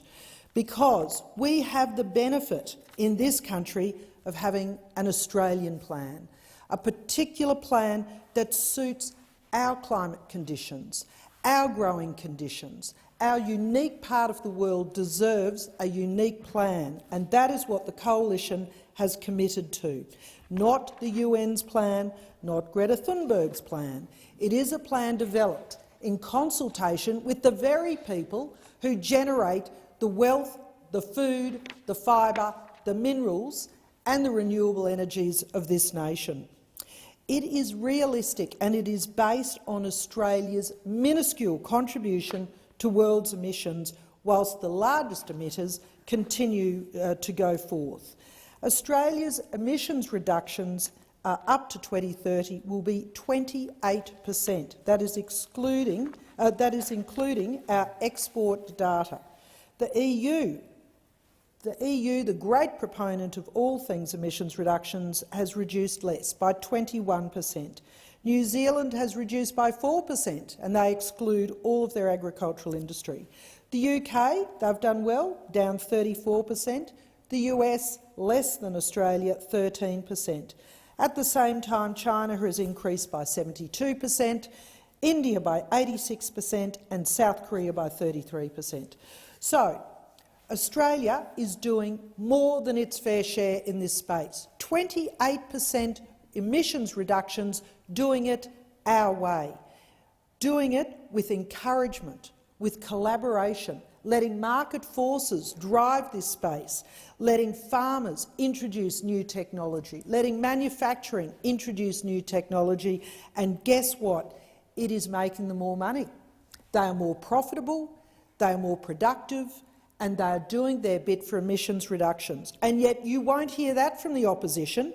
What you're going to hear about is taxes, fines, penalties, big sticks, because of course you couldn't possibly rely on Australians to do the right thing without forced compliance, according to the opposition and the Greens. We have committed to a plan that allows Australia to keep digging, to keep mining, to keep farming, to keep the lights on, because as of this point, fossil fuel still supplies 85% of our baseline energy needs. And it has been done in a cleaner, more controlled way every day because of technology. Because of technology.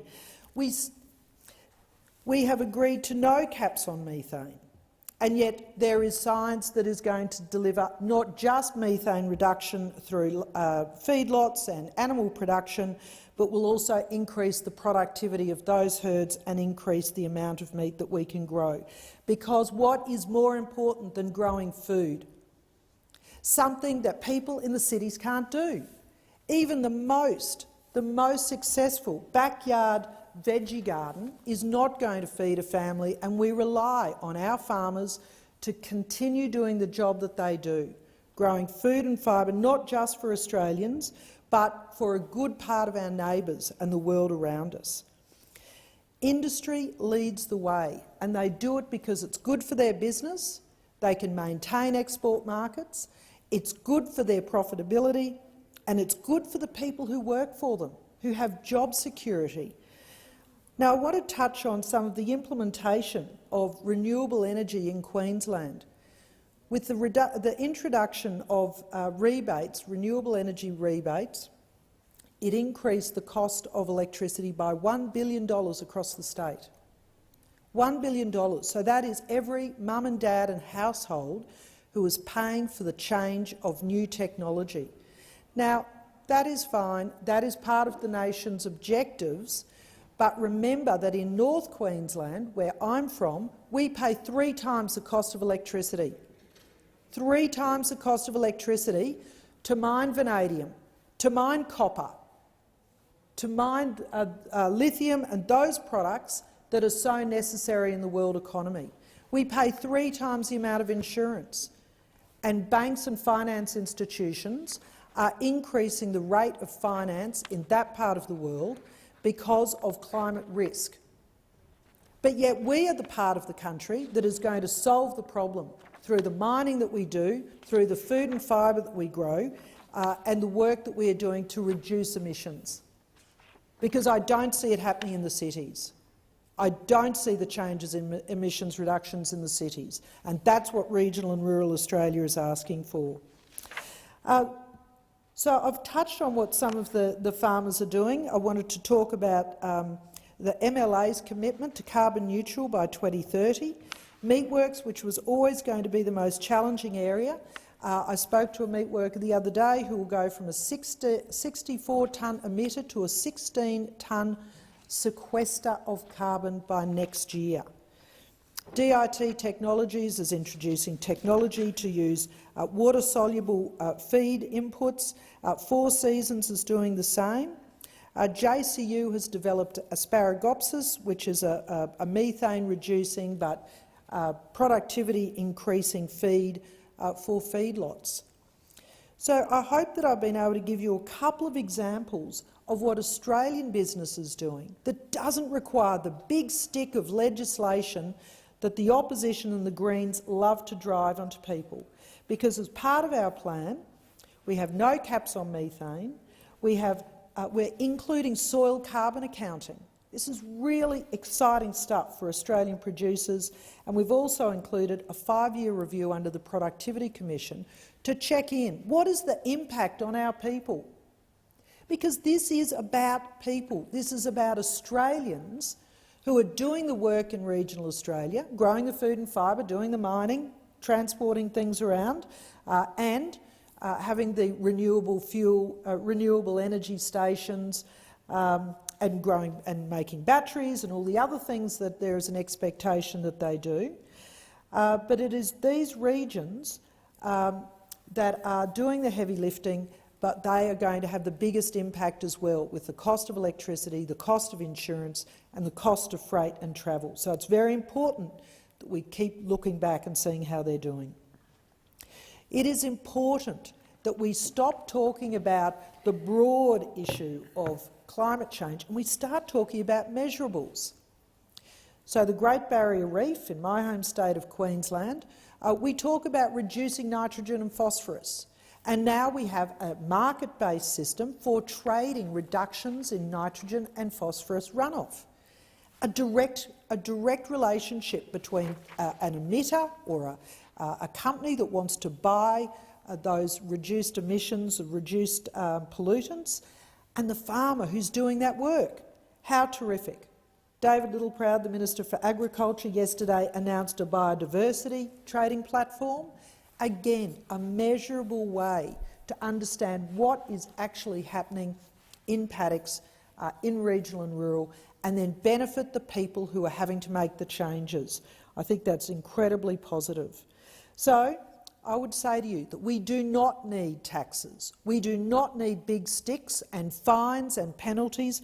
What we need is encouragement. We need industry to drive this agenda, because that will be good for Australia, it will be good for Australian businesses, it will be good for Australian jobs, and most importantly, it will be good for our people. Because us on this side, we care about people. We care about them still having a job. We care about them being able to afford to have a lifestyle. And whilst the Greens and Labor are worried about whether or not electric vehicles will mean you have a good weekend or not, we're ensuring that people can still afford to have a weekend. Senator Patrick. Thank you, Madam Acting Deputy President. I rise with only 3 minutes, so I really don't have time to do justice to the topic, so I'll restrict my comments to electric vehicles. It's been almost 3 years since the Prime Minister promised us an electric vehicle strategy. Instead, we've got a future fuel strategy, which states, and I quote, "The government will continue to partner with industry to invest in enabling battery charging and hydrogen refuelling infrastructure for road transport to give Australian consumers and business confidence to purchase low-emission vehicles that work for them." That's all we got. It fails to recognise that the way to give consumers and business confidence is to publish a policy which has objectives and which has timelines. We need to consider things like infrastructure, a national EV charging network, for example. Now, we did see one of those go into the infrastructure plan in February 2019, where it's languished ever since, waiting to identify a proponent, let alone implementing it. Now, some progress has been made in relation to EV charging, but not because of some careful planning. Are fuel cell vehicles part of the solution? Well, if that's the case, we need to be talking about hydrogen refuelling stations. We need standards, we need codes, we need regulations for fuel and emissions and for buildings. Having an electric charging point in apartment buildings, none of that's there. In terms of vehicle type and investments, the substantial difference between purchasing and depreciating a car compared to a train, and businesses must factor that in. So the businesses need clear guidance. They've said that the current government strategy proposes changes. That's kind of a polite way of saying it's rubbish. The lack of national regulations leave consumers and industry subject to a patchwork of disparate regulations. It's like the rail gauge fiasco of narrow, standard and broad gauge radio.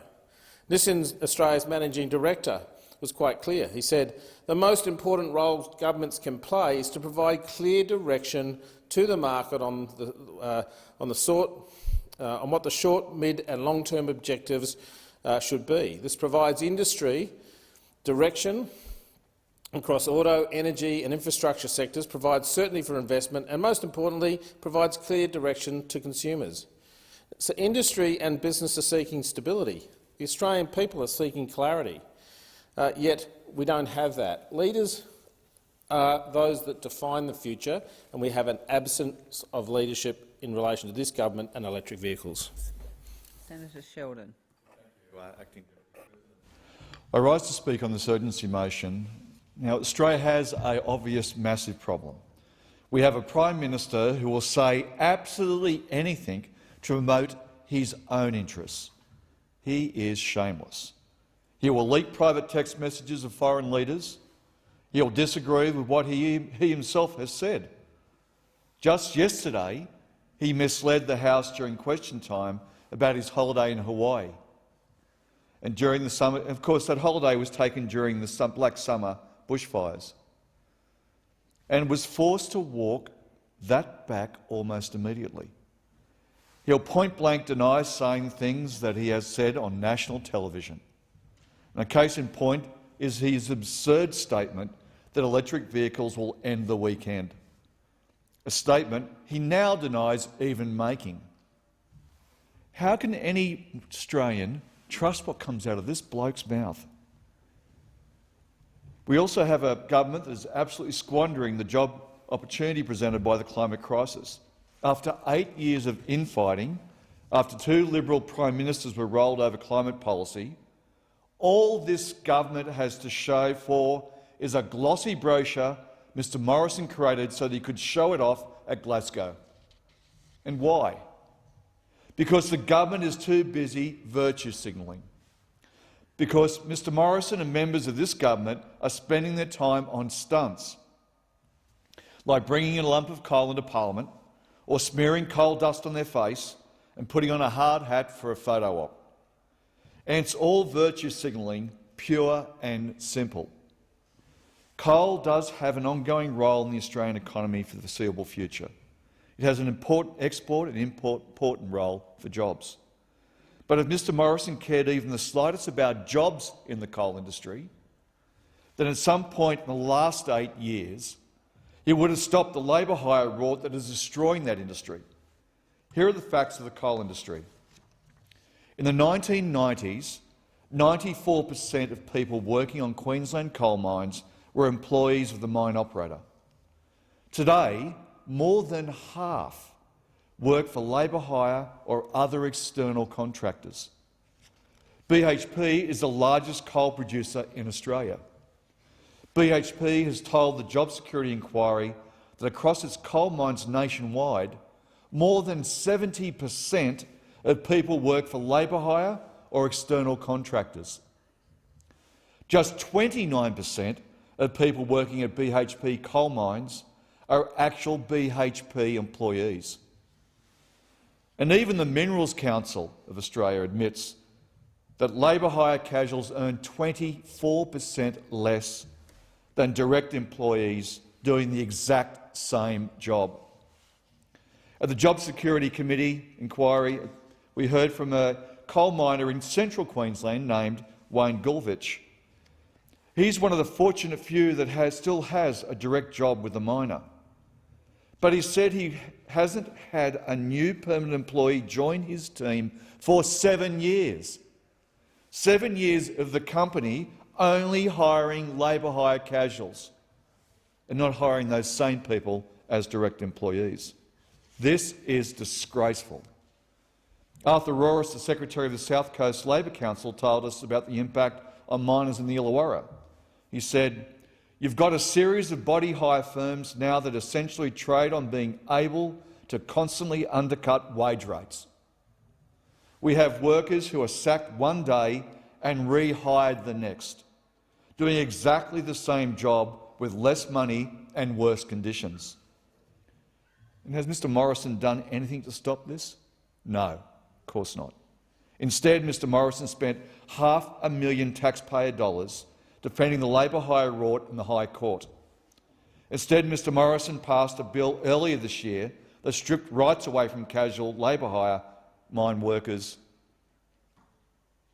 The fact is that while Mr Morrison brings a lump of coal into the parliament for a media stunt, he approves of billionaire mine owners using labour hire to slash workers' wages.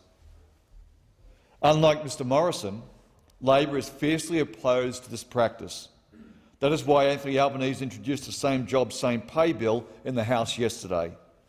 Mr Morrison is opposed to that bill because he isn't on the side of mine workers. Senator Sheldon, your time has expired. Senator O'Sullivan. Thank you very much, Madam Acting Deputy President. I rise today to speak on another matter of urgency. Urgency.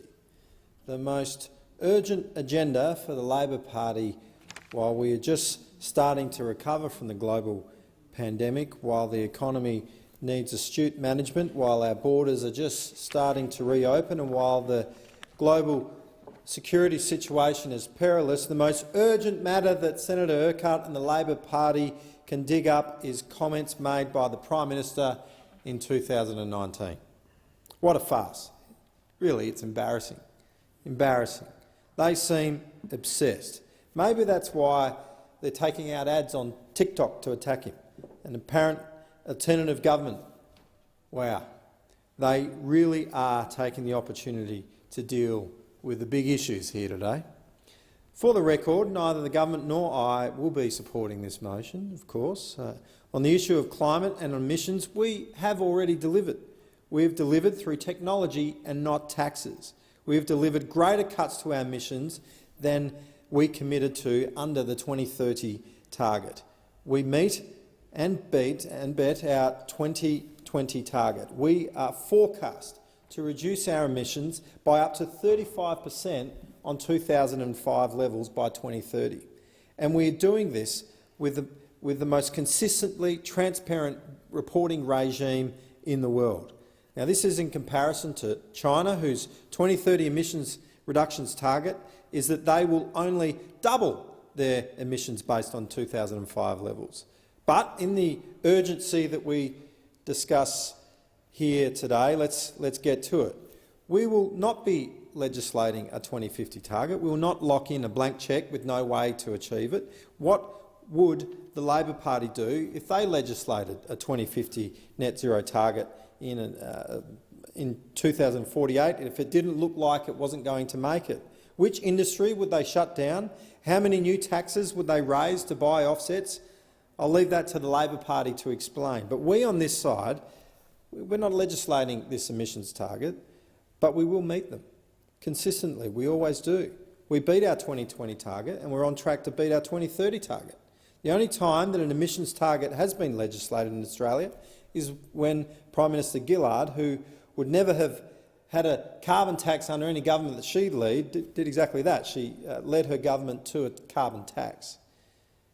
Madam Acting Deputy President, I think what really annoys those opposite the most is that we've actually set out a very credible plan to achieve our net zero emissions by 2050, while preserving, importantly, existing industries. We want to get down the cost of clean energy and low emissions technologies down. We want to get those costs down, not drive up the cost of meat and coal, gas and oil and steel and aluminium and other energy and emissions-intensive goods. We will take advantage of new economic opportunities, ensure our regions continue to prosper and establish Australia as a leader in new low-emissions technologies like hydrogen. Madam Acting Deputy President, I'll touch on hydrogen for a moment because I believe it has a very big future for Australia. Blue and green hydrogen will both have their roles to play. And there's actually a myriad of colours if you look into it. There's brown, there's pink, but really the colour doesn't really matter. If we can get proof of concept, then we have a basis for a global energy industry. And I'm proud to say that in my home state of Western Australia, government and industry are already working together at pace to prove this concept. With the aid of $42.5 million grant from the Australian Government, Australian Renewable Energy Agency, Yarra Pilbara and Engie will build a renewable hydrogen plant to produce renewable ammonia. Scheduled for completion in 2023, the facility will be one of the world's first industrial-scale renewable hydrogen production operations. The project will build upon Pilbara's renewable energy potential. We know that it's one of the sunniest and windiest places on the planet, and this project is going to make a big difference up there for industry and indeed for that region. Existing Yarra Pilbara ammonia plant will deliver green ammonia to customers for decarbonising emissions from power generation, shipping, fertiliser and mining explosives. I've toured Yarra's current facility and I look forward to touring their new facility when it's up and running as well. The new facility will comprise a 10-megawatt electrolyser, an on-site facility of photovoltaic panels and battery storage systems that will allow the plant to operate without being connected to the main electrical grid. The first phase of the project will produce up to 625 tonnes of renewable hydrogen and 3,700 tonnes of renewable ammonia per year. This initial first phase will be a key to enable the facility to become a keystone in the Pilbara Hydrogen Hub and will build upon the existing export infrastructure that's already there. It's projects like this that will get us to net zero, not Labor's burdensome regulations and taxes. Our policies and investments are enabling households and businesses to deploy new technologies. Why? Because it actually makes economic sense. The plan is based on our existing policies and focuses on driving down technology costs and accelerating their development at scale across the economy. Our existing policies work, and so will our plan. Our existing policies also do not spell the end to traditional industries like coal or natural gas. Indeed, it recognises their importance. Now, it's such a shame that the member for Hunter, Mr Joel Fitzgibbon, is leaving the Labor benches because he was basically the only one on their side that was an industrial realist. Now, just yesterday we saw an announcement by Woodside and BHP that they will move ahead with their Scarborough gas project. Fantastic, fantastic, which is also located in the Pilbara in Western Australia, a region that is genuinely the engine room of the Australian economy. If you haven't been there, you need to go there, Madam Deputy President, and just have Acting Deputy President. You need to have a look at the scale of what is going on in that region. It certainly is the engine room. This project will see $16.5 billion in investment and create upwards of 3,200 jobs. And it's exactly this type of project and these jobs that will be under threat from a Labor government seeking to legislate a net zero position. Finally, I'll touch on the comments referenced in the urgency motion.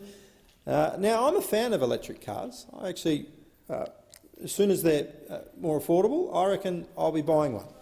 They're very good, and I think there's an exciting prospect for them. The fact is that there's not a single electric car on the market that can tow a caravan. There isn't. Show it to me. It doesn't exist. Now, it's pretty true that there are some emerging vehicles. There's the Rivian. Challenge you to have a look at it. It looks like an exciting vehicle, but the reality is lithium-powered battery vehicles, they have a limited range.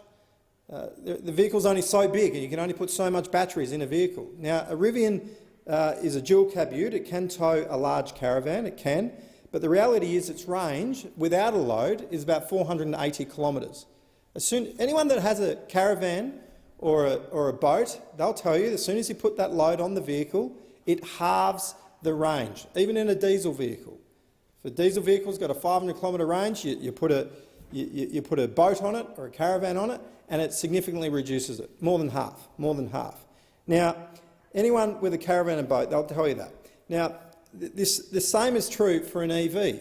This vehicle, it's got the capability to tow it, but it will only be able to tow it about 240 kilometres. And with the battery in that, which is a 135 kilowatt-hour battery, that will take about 6 hours to load up. Now, fair enough, if you've got a caravan towed behind you, I suppose you could always pull over and have a bit of a kip for 6 hours every 2 and a bit hours. You could go and do that, but let's face it, it's not practical. Now, hydrogen provides a future, but that's many years off. Hydrogen fuel-cell vehicles may be the way to go in the future. Now, as soon as these vehicles become cheaper and more affordable and accessible, I've got no doubt that Australians will actively choose to buy an EV, and it suits small scale, it suits commuter vehicles, driving around town, daily driver sort of vehicles. That's fine. I think Australians will make that choice for themselves. But this motion is emblematic of the modern Labor Party. They clutch at green straws while dodging the real issues of the day, seeking to legislate and regulate their worldview on Australians. They're going to force these vehicles off the road. Well, we want Australians to have choice. Choice. That's what it's about. It's a long way off before you're going to be able to hitch up your caravan and your boat behind an EV. Let's face it, if you can show me a vehicle that can do it, you know what, I might even go and buy one myself. Senator Ciccone. Thank you, Madam Acting Deputy President. And look, with its latest glossy document, the Morrison-Joyce government claimed to have a plan to address climate change and achieve net zero carbon emissions by 2050. But the reality is this lightweight pamphlet did little to explore the real-world impacts of this target. Like always, the Coalition have refused to take responsibility and pass the buck. Fortunately, the Centre of Policy Studies at Victoria University recently published a paper titled Zero Greenhouse Gas Emissions by 2050, what it means for the Australian economy, industries and regions. After reading through the marketing materials the Coalition government called a plan, it's great to see some research that actually explores the real-world effects of achieving net zero by 2050. The paper dives deeply into several areas, but today I want to particularly focus on what net zero means for Australia's timber industry. This is an industry that is very close to my heart. For a long time, a job in the timber industry has meant decent pay, good conditions and reliable work, the sort of job you can depend on as you build a life, buy a house and raise a family. Now, it's heartening to see that the research predicts that by pursuing net zero by 2050, our forestry industry will be almost twice the size than if we did not take action on climate change. Sustainable forestry is essential to achieving net zero, as demonstrated by this important research. However, the Morrison-Joyce government's own summary barely mentioned forestry or wood processing. By treating net zero as a political problem rather than an economic opportunity, the coalition is overlooking the impact its decisions will have on industries and workers. Under the Liberals and Nationals, Australia's plantation estate has shrunk by 500 million trees, down 10% since 2014. This must change if we are going to achieve net zero by 2050. The research also demonstrates the foolishness of those who seek to damage our forestry industry in the name of climate change. The paper shows that the forestry industry, as our greenest form of carbon capture, will need to grow to meet our targets. Those that seek to damage or disrupt the activities of our timber workers are not only hurting the livelihoods of working families and regional communities, they are also making it harder for us to hit our climate goals. Tree plantations in Victoria store 8.4 million tonnes of carbon dioxide every year. It is wrong to attack this industry when its work is essential to limiting climate change. We cannot afford to be distracted by some radicals more concerned with making themselves feel good than protecting our planet. And I back our timber workers, and so does the research by Victoria University. The real climate heroes are providing sustainable, green building materials to our construction industry. They are taking and storing carbon from our forests and regrowing the harvested trees to store even more carbon. They are working in an industry that provides good jobs and the foundation of local economies right around Australia and in regional Australia, an industry that needs to be supported to expand if we are going to meet our targets. The Morrison-Joyce government needs to understand that leadership isn't just waving a brochure around at a press conference. Leadership is assessing the impact of your decisions on the Australian economy, so we can help those who will need a leg up and create jobs right here in Australia. Activists need to understand that attacking the timber industry is not going to prevent climate change. You are targeting an industry that needs to get bigger, not smaller, to protect our planet. We cannot be tricked into believing that we need to choose between jobs and the environment, and the research from the Centre of Policy Studies confirms that this is a false choice. And I look forward to continuing to support the timber workers and their communities because Federal Labor is on their side, Madam Acting Deputy President. Senator Bragg. Look, thanks very much for that. And it's terrific to be able to have an opportunity to make some remarks about this matter of public urgency in relation to climate change, climate risk. And look, my view has been that we can all win from getting to net zero. I'm not so big on the slogans and whatnot, but I do think that we are on the right track with this policy. I mean, it's important to point out here that this is about getting to net zero. It's not about getting to zero. So there will still be emissions. Agriculture, transport in particular. But in the long run, it's possible that you get beyond net zero. You could become an exporter of carbon abatement services. For people that have visited far-flung parts of New South Wales in particular, people would be aware that there is a lot of land which could be put to good use in terms of offsetting carbon. And a lot of the people that live in these areas are low-income people, and that could be a whole new revenue stream for these people. So the reality is that Australia has never had enough capital to fund itself. We've relied upon foreign investment for the past 250 years. And that will always be the case. And even under the superannuation system, we are still very, very heavily reliant upon foreign capital.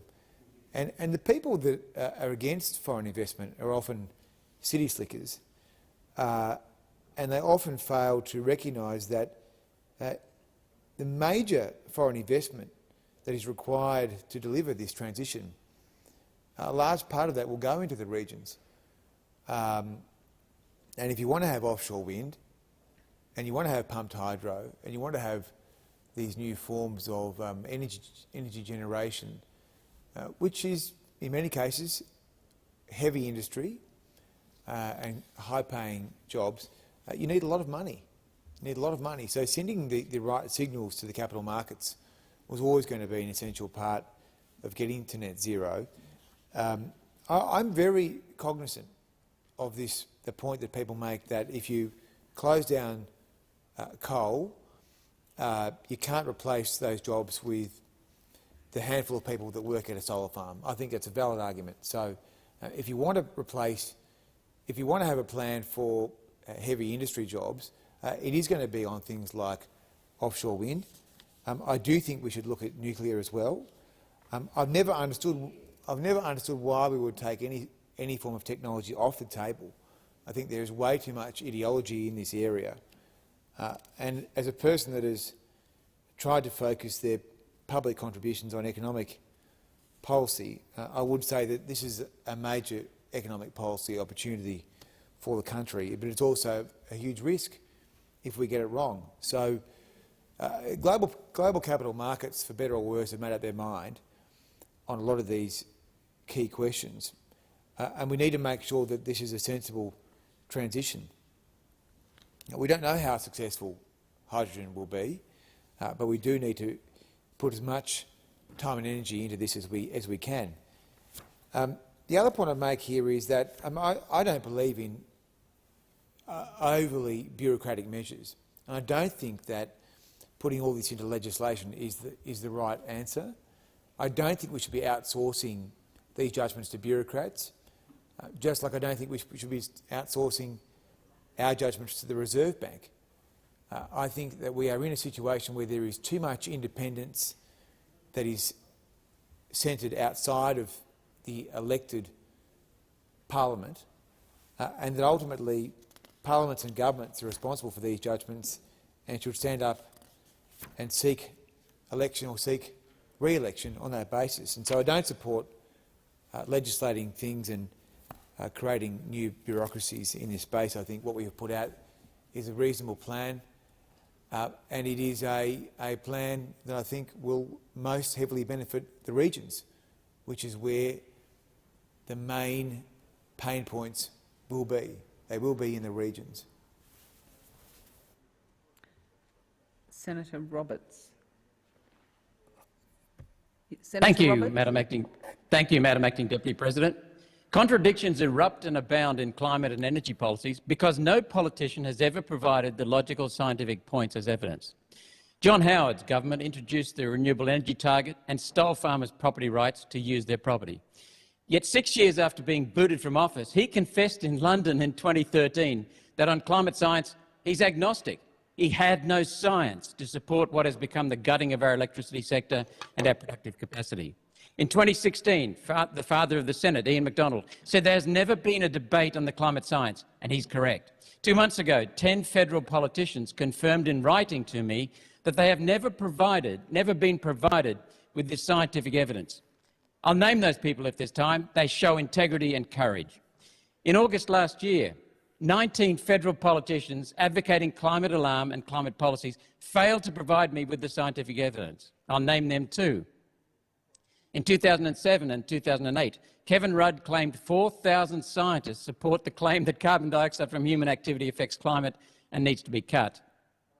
The UN climate body's own data shows only 5 endorsed the claim, and there's doubt they are even scientists.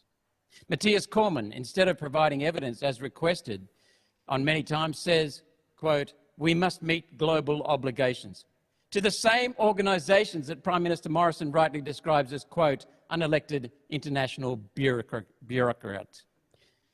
My own Freedom of Information requests and the parliamentary library searches show no evidence has ever been given to members of Parliament, Senate and House of Reps requiring these policies. Yet both the Labor Greens coalition and the Liberal Nationals coalition have climate and energy policies not based on empirical scientific evidence. Come clean with the people of Australia. Unshackle our nation. Give the people a go. Restore freedom. Senator Marielle Smith. Thank you, Madam Acting Deputy President.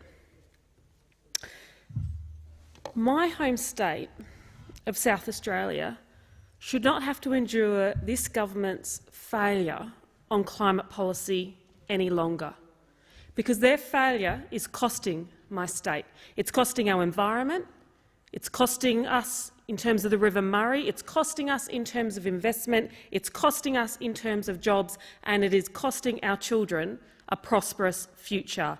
Their failure on leadership, on climate change, is a failure of the highest order. And instead of readying our country to take advantage of the economic opportunities of a renewable energy revolution, they have done what they do best: stoke fear, inflame division, mislead the Australian people on what is to come. And we have seen this time and time again from the Liberals, like when the Prime Minister said that low emissions technology, like electric vehicles, will end the weekend. And we've seen it in the Prime Minister's embarrassing performance in Glasgow. Their failures on climate change policy have robbed Australians, and they have especially robbed those Australians who have the most to lose from a changing climate. South Australians will not be taken for fools. They see it, they get it.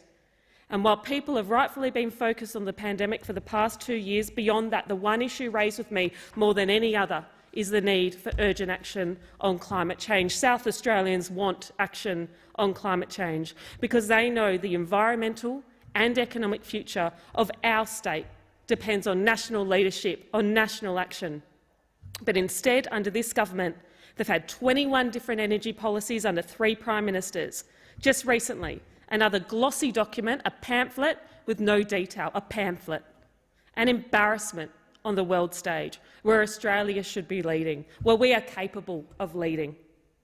And rather than increasing our ambition on tackling climate change, rather than being leaders, every time we get here, they're dragged kicking and screaming.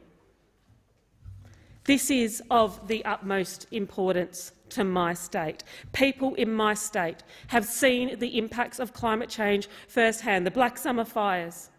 And we know fires, bushfires, predicted to increase in intensity and frequency. And we know that if more action isn't taken to enhance and promote renewable energy, we'll see power prices going up. South Australians, my constituents, they want to know why this federal government isn't seizing the opportunities to produce more cheap, reliable, renewable energy, why they aren't taking advantage of this revolution.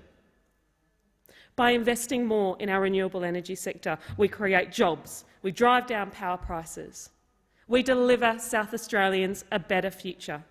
And South Australians, I can tell you, they inherently understand what the coalition simply cannot grasp. Meaningful action on climate change is critical for our environmental future, but also for our economic future, for the future of our children, for their future prosperity. And their inaction, it makes me angry, and I know it makes South Australians angry, because they just can't grasp how important it is. There are huge opportunities for my state in South Australia if Australia is to lead. If Australia is to lead and deliver the jobs and the growth which we know a green energy revolution can deliver. And we see this leadership from the state opposition in my state, from Peter Malinauskas and his team, with their plans to build a 200-megawatt clean energy hydrogen power plant and storage facility. We've seen it from parts of the private sector who have driven investment in this space, not helped by the policy settings of the federal government, but more and more seeing the light, seeing the economic opportunity, taking that leadership where the federal government will not. state governments stepping up to lead on climate policy where the federal government will not, where the federal Liberals have just ignited fear, sought to disrupt and destroy any meaningful effort to tackle climate change. And my state risks being left behind unless they get their act together. Our country risks being left behind unless they get their act together. South Australians know how urgent this is, and they want the federal government to recognise that too. Senator Thorpe. Thank you, Acting Deputy President. I stand in this place as a proud Gunai Gunditjmara Djapurrung woman. Our people thrived on this continent for tens of thousands of years, and we are the oldest continuing living culture on the planet. Everything on country, the water, the air, the sky, the animals, our totems, carries the memories of our ancestors and the stories and lore of our elders. We have cared for everything from the roots of the grasses to the leaves of the highest trees and every living being that relies on them for thousands of years. Just to be destroyed in 250 years of colonisation, bang, wiped out.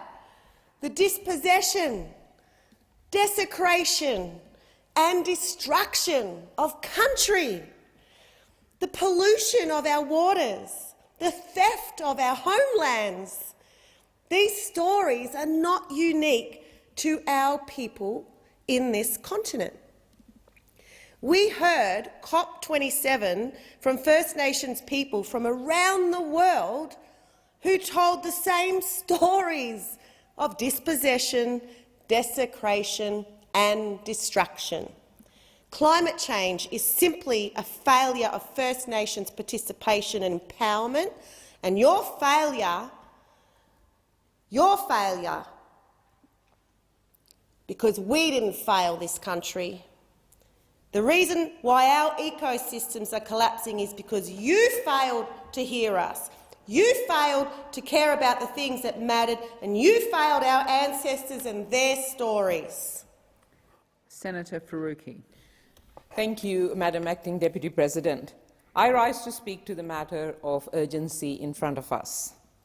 Just today, we have received news that Sergio, a 22-year-old climate activist in New South Wales, has been sentenced to 12 months in prison for participating in a non-violent direct action targeting the coal industry. 12 months in prison! What an outrageously severe and disproportionate punishment. What an appalling message this sends to climate activists and those of us who are fighting for a healthy planet. The real criminals are the fossil fuel companies who are killing our planet, not those who are trying to save it. The Morrison government, they are the real criminals who refuse to tackle the climate crisis, not those who want a future for all of us. The real criminals are running amok, spruiking dirty coal and gas. They are the ones condemning us to catastrophic climate change. Australia's insatiable appetite for coal and gas is bringing our Pacific neighbours even closer to the climate precipice. Yet Scott Morrison refuses to act. I can't say I'm surprised. This is someone who brought a lump of coal in Parliament.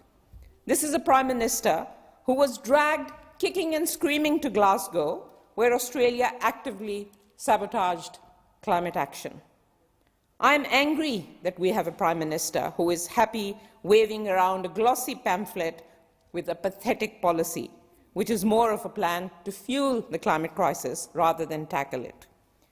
And I am furious that we still have a government ideologically rooted in colonial power, hell-bent on destroying nature, and greedy for accumulating resources and wealth by hook or by crook.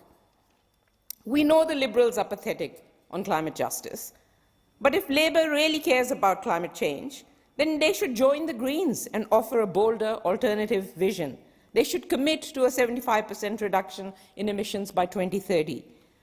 They should join us in stopping the dodgy climate-destroying project in the Beetaloo Basin, to prioritise the concerns of First Nations communities, because we will not have climate justice without First Nations justice. Anything less is mere theatre. But change will come, and it will come from the people. They know we must quit coal and gas. They know the Beetaloo Basin and Scarborough gas projects are ticking climate bombs. They know the Morrison government must be kicked out. And they know that the Greens in shared power will push Labor further and faster. Thank you. The question is that the motion be agreed to. Those of that opinion say aye. Those against say no. I think the ayes have it. Division required? Ring the bells.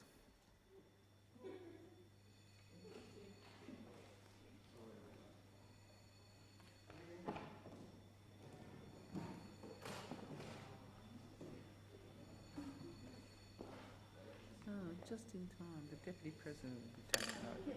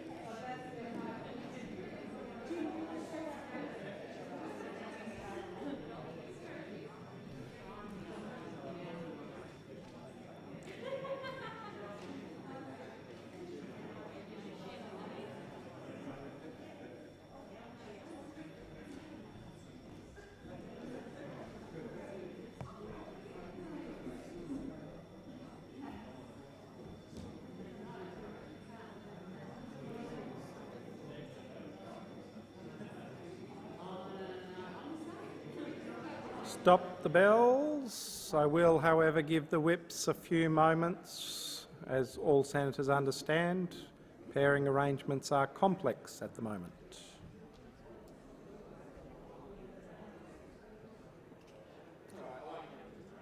The question is that the urgency motion be agreed to. Ayes will pass to the right of the chair, noes to the left. I appoint Senator Ciccone, teller for the ayes, and Senator Davey, teller for the noes.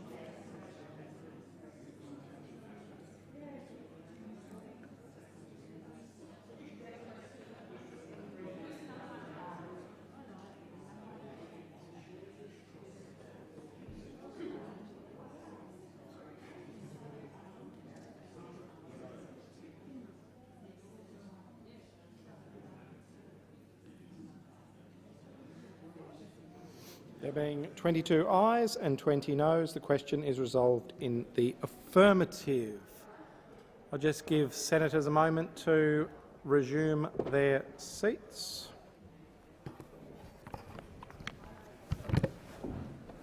Thank you very much. Yep. I shall now proceed to the consideration of documents. So the documents are listed on page 4 of today's order of business.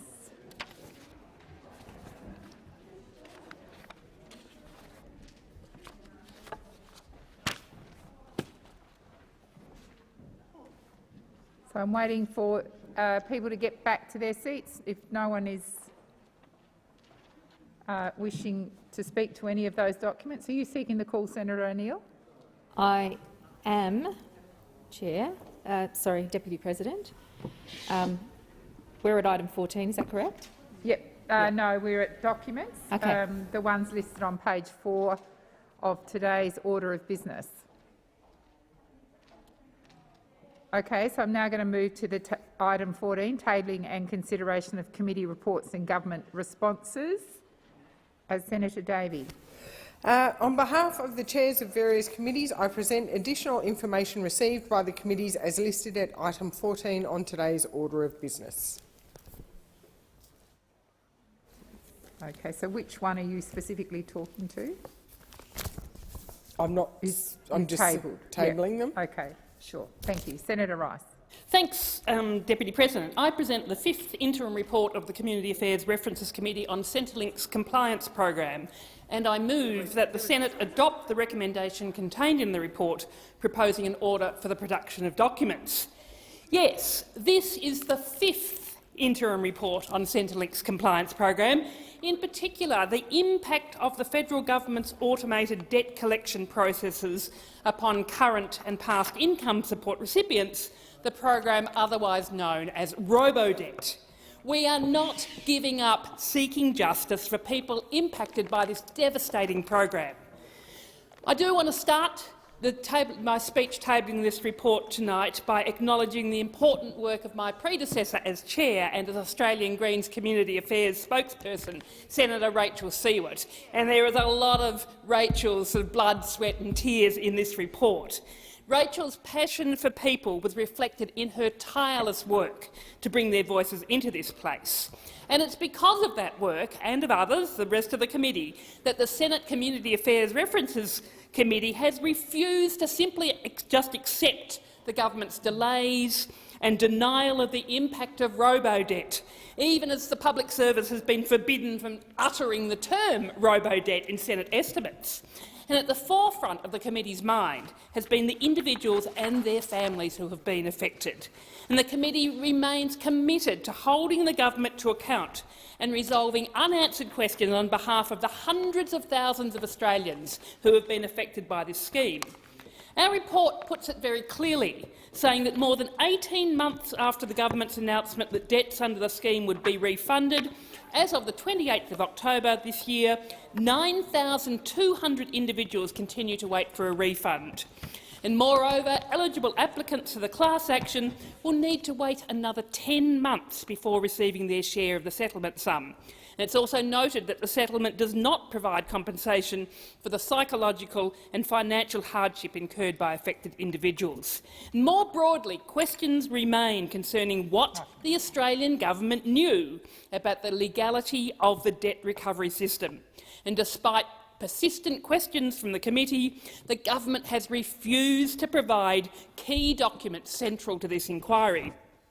And the quote from Justice Murphy in the report summarises the situation, and he says, "The proceeding has exposed a shameful chapter in the administration of the Commonwealth social security system and a massive failure of public administration. It should have been obvious to the senior public servants charged with overseeing the robo-debt system and to the responsible minister at different points that many social security recipients do not earn a stable or constant income, and any employment they obtain may be casual, part-time, session or intermittent and may not continue throughout the year. It should have been plain that in such circumstances the automated robo-debt system may indicate an overpayment of social security benefits when that was not in fact the case. It is not good enough that we are still having to pursue the government over this. Too many people have suffered to simply accept the pathetic answers the Australian government has given to date.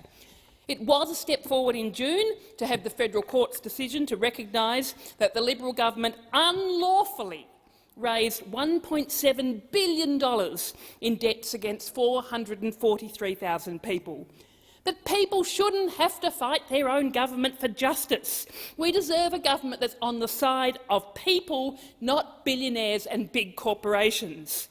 And as my predecessor, Senator Siewert, said, robo-debt cost lives. It has ruined many, many more and has been the cause of immeasurable pain and anguish. We still don't know what the government knew and when, and they are still desperate to cover it up. The government thinks that they can get away with only refunding victims served notices after 2015. This interim report that I am tabling this evening contains two recommendations regarding the settlement that was reached this year. Firstly, that Services Australia distributes a settlement sum in accordance with the implementation plan for settlement distribution scheme as a matter of priority. And secondly, that following the finalisation of the implementation plan, that Services Australia publicly release the following data: the number of class action group members in each category, the total value of debts of the group members broken down by category, and the average share of the settlement sum that eligible group members received. Which, of course, the release of data brings me to the other fundamental issue that this report covers, and that's the issue of the government ducking and weaving and hiding information that the community, and particularly those affected by robo-debt, deserve to have.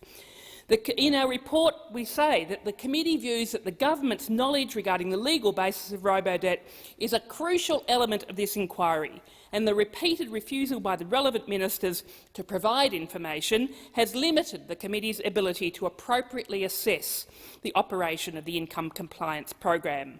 And in not releasing its legal advice about robo-debt, either publicly or in camera, the government is trying to hide its cruelty to innocent people, and it's hoping that if it refuses to share this information for long enough, that we'll all forget and that they won't be held to account. But we will not forget, and we will not give up attempting to uncover what really went on. This program has cost the Australian government hundreds of millions of dollars and has had a devastating impact upon hundreds of thousands of individuals. The Australian public deserves answers as to how this could occur.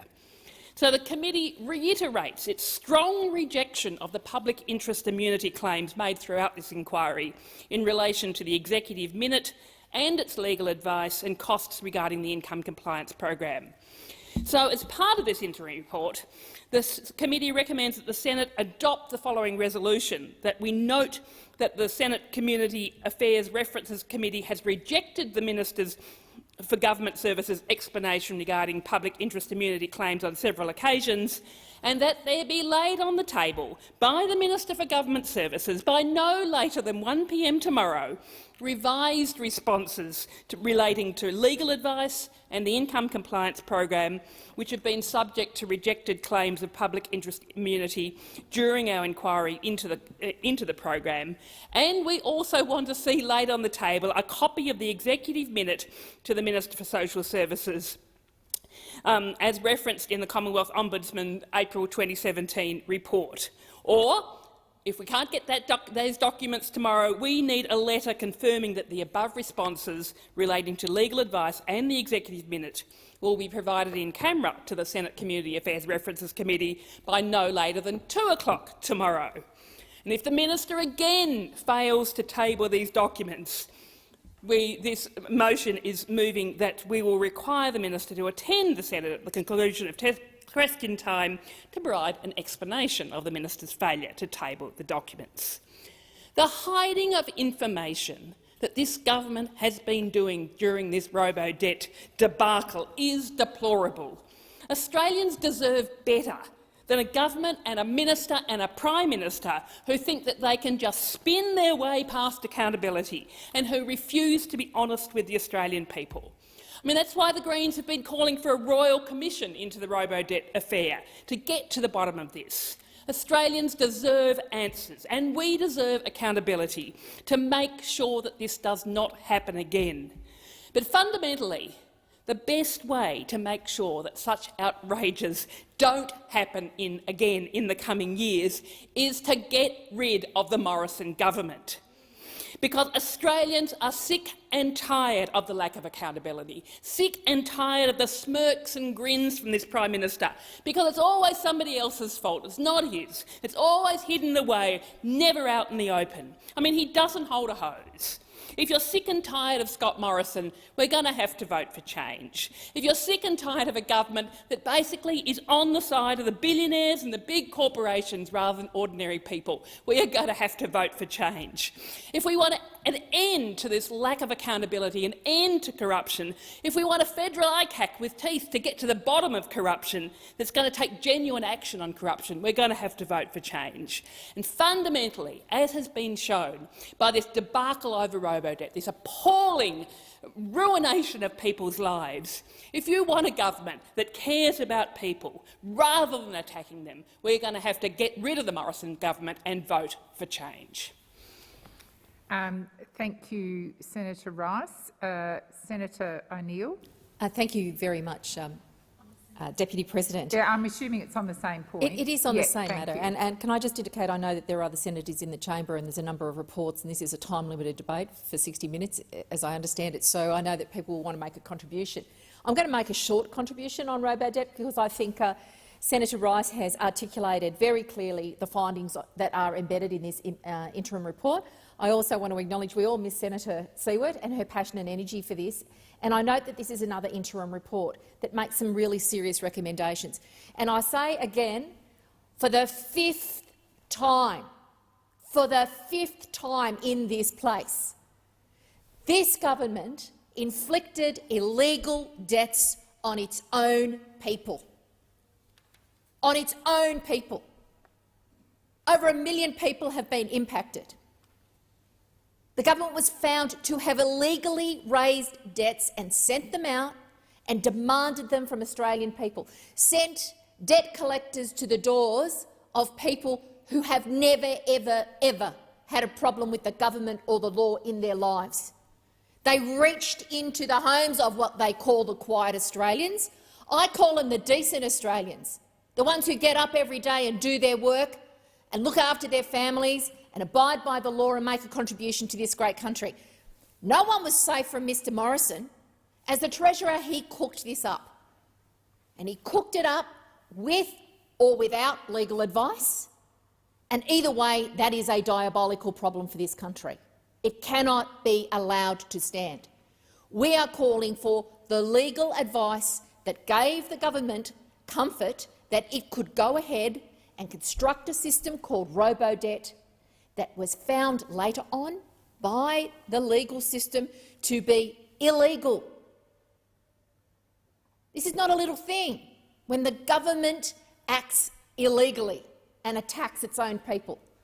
So we need to get to the bottom of it, and we need to find out how such a thing could have happened, and we need to prevent it from ever happening again.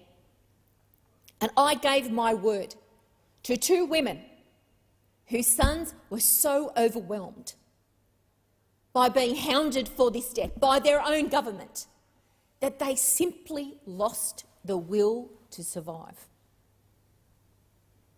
And they are no longer with us. This is a sad reality for Australians. And if this speech triggers any concerns for you, I encourage you to contact the public health support lines that are out there, like Beyond Blue and the Black Dog Institute, because those 2 young men didn't, and they are not with us. But their mothers are fighting for recognition of what this government did to 2 young Australian men and a whole lot more people. And I will not let this go. People say, robo-debt, you know, that's a couple of years ago, you should get over it. Well, I'm not going to get over it, because when you become the government, there is a huge responsibility that sits on your shoulders, and that is to act in line with the Constitution, and it is to act in line with the law of the land, and it is to act in a way that doesn't drive the people of the nation that you're supposed to be serving to suicide action, to despair and to brokenness and to mental ill health by being attacked by your own government. So I will not let this rest. I will not let this pass. And there are colleagues here with me who will continue to hold this government to account. And they can use all of the technical language that they want to diminish this. But this is a gross failure of government. It is a shame on our history. It is a blight on the parliamentary history of this country. It is no small thing. It cannot be swept under the carpet. So let's keep picking up that carpet and looking at the ugliness of what this government has advanced and attacked and done in its attack on the people of this country. There are some very clear directions about what the government has to do. Show up, provide the information, let the Senate see what went on. Let us make sure that this never happens again. And if you can't show up and put it here in public, there's an option for you to give in camera. If you can't do that, there's more action. But this is not going away. It is not going away. And I honour all those families and all those individuals who were brave enough to participate in the inquiries that we've undertaken on their behalf to get to the bottom of this. Robo-debt was the infliction of illegal debts by this government on the Australian people. It cannot be allowed to go misunderstood. We need to know how we got to that point. And the government has a responsibility to the Senate on behalf of the hundreds of thousands of Australians who were terribly impacted, for us to be able to get to the bottom of that problem. So I call on the minister, do your job, don't come in here with weasel words, come in here with the documents. It's time. Cough it up. Tell the truth. I know it's not the usual pattern for this government, but it's time. And people affected by robo-debt, they deserved so much better from this government that they got. And they are, through us here in the Senate, calling on us to provide them with some understanding of how a government could get it so wrong and to give them the protections that they need going forward, that it can never happen again. So I endorse the report and I seek the support of the Senate. Thank you, Chair. Thank you. Senator O'Sullivan is on the same matter? No. Okay, so there's a motion that Senator Rice has moved. On the same matter, Senator Patrick? Yes, it is. Okay, thanks. Thank you, Madam Deputy President.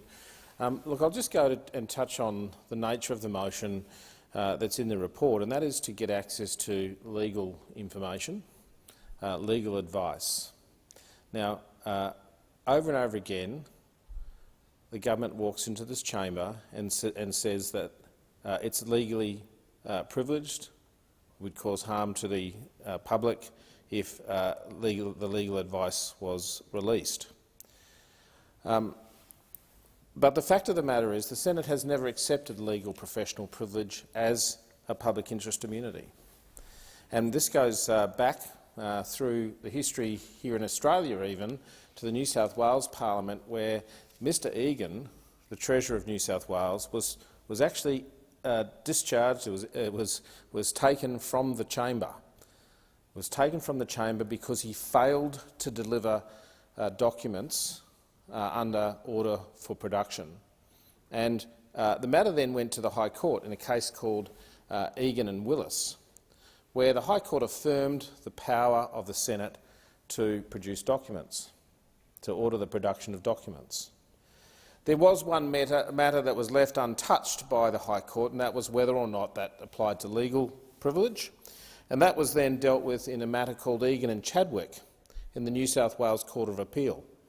That's their highest appeals court, their highest court in New South Wales. And 3 justices in that court ruled unanimously that a House has the ability to call on legal advice to be tabled and is entitled to do so when conducting a review of the government's processes or indeed the government's actions in respect of either legislation or their executive function. So let's make it really clear that in actual fact the claim being advanced by the government in this instance is erroneous, and particularly in circumstances, even if you argued there was harm, that doesn't prevent the information being tabled to the committee in camera. Okay? There is no legal basis for the government to deny access or to not table this legal advice. And I would encourage further thought in relation to this matter. I will be supporting the motion, and there may be the situation where the minister is called to the chamber, and if the explanation is unsatisfactory, I suggest maybe we go down the pathway of the New South Wales Parliament and eject the responsible minister from the chamber. That's what we should do, because we've got a problem here. We've got a problem here in that people outside of the Senate and journalists all think that it's a bit of a joke, the Senate, in terms of its orders for productions, in terms of its answers, answering of questions on notice and so forth, that the whole thing's a bit of a joke. And we might think to blame the government for that, or maybe even public officials. But I'm sorry, it's not their fault. It's not their fault. It's the fault of the Senate. That's whose fault it is. It's the fault of the Senate and the senators in it that don't recognise their responsibility to enforce orders of the Senate and to use all necessary means in order to be able to enforce those methods and allow us to do our job. I encourage senators to go and have a read of Erskine May. Erskine May is, of course, the UK's equivalent of Odgers. And it's available online, and you can even go back to the version just prior to our federation, which applies to this chamber. And you can read through it. It's really interesting. You can see how the House of Commons established its privileges. You can see how the House of Commons set in place all of the things that needed to be done. There are stories in there of the Sergeant-at-Arms in the House of Commons going out to arrest someone, as ordered by the Speaker, and 2 judges, the Sergeant-at-Arms being called before 2 judges, and the judges put the Sergeant-at-Arms in jail. And so you know what happened? the House of Commons put the judges in jail. That's where we established that Parliament was supreme. And of course there is respect for the boundaries.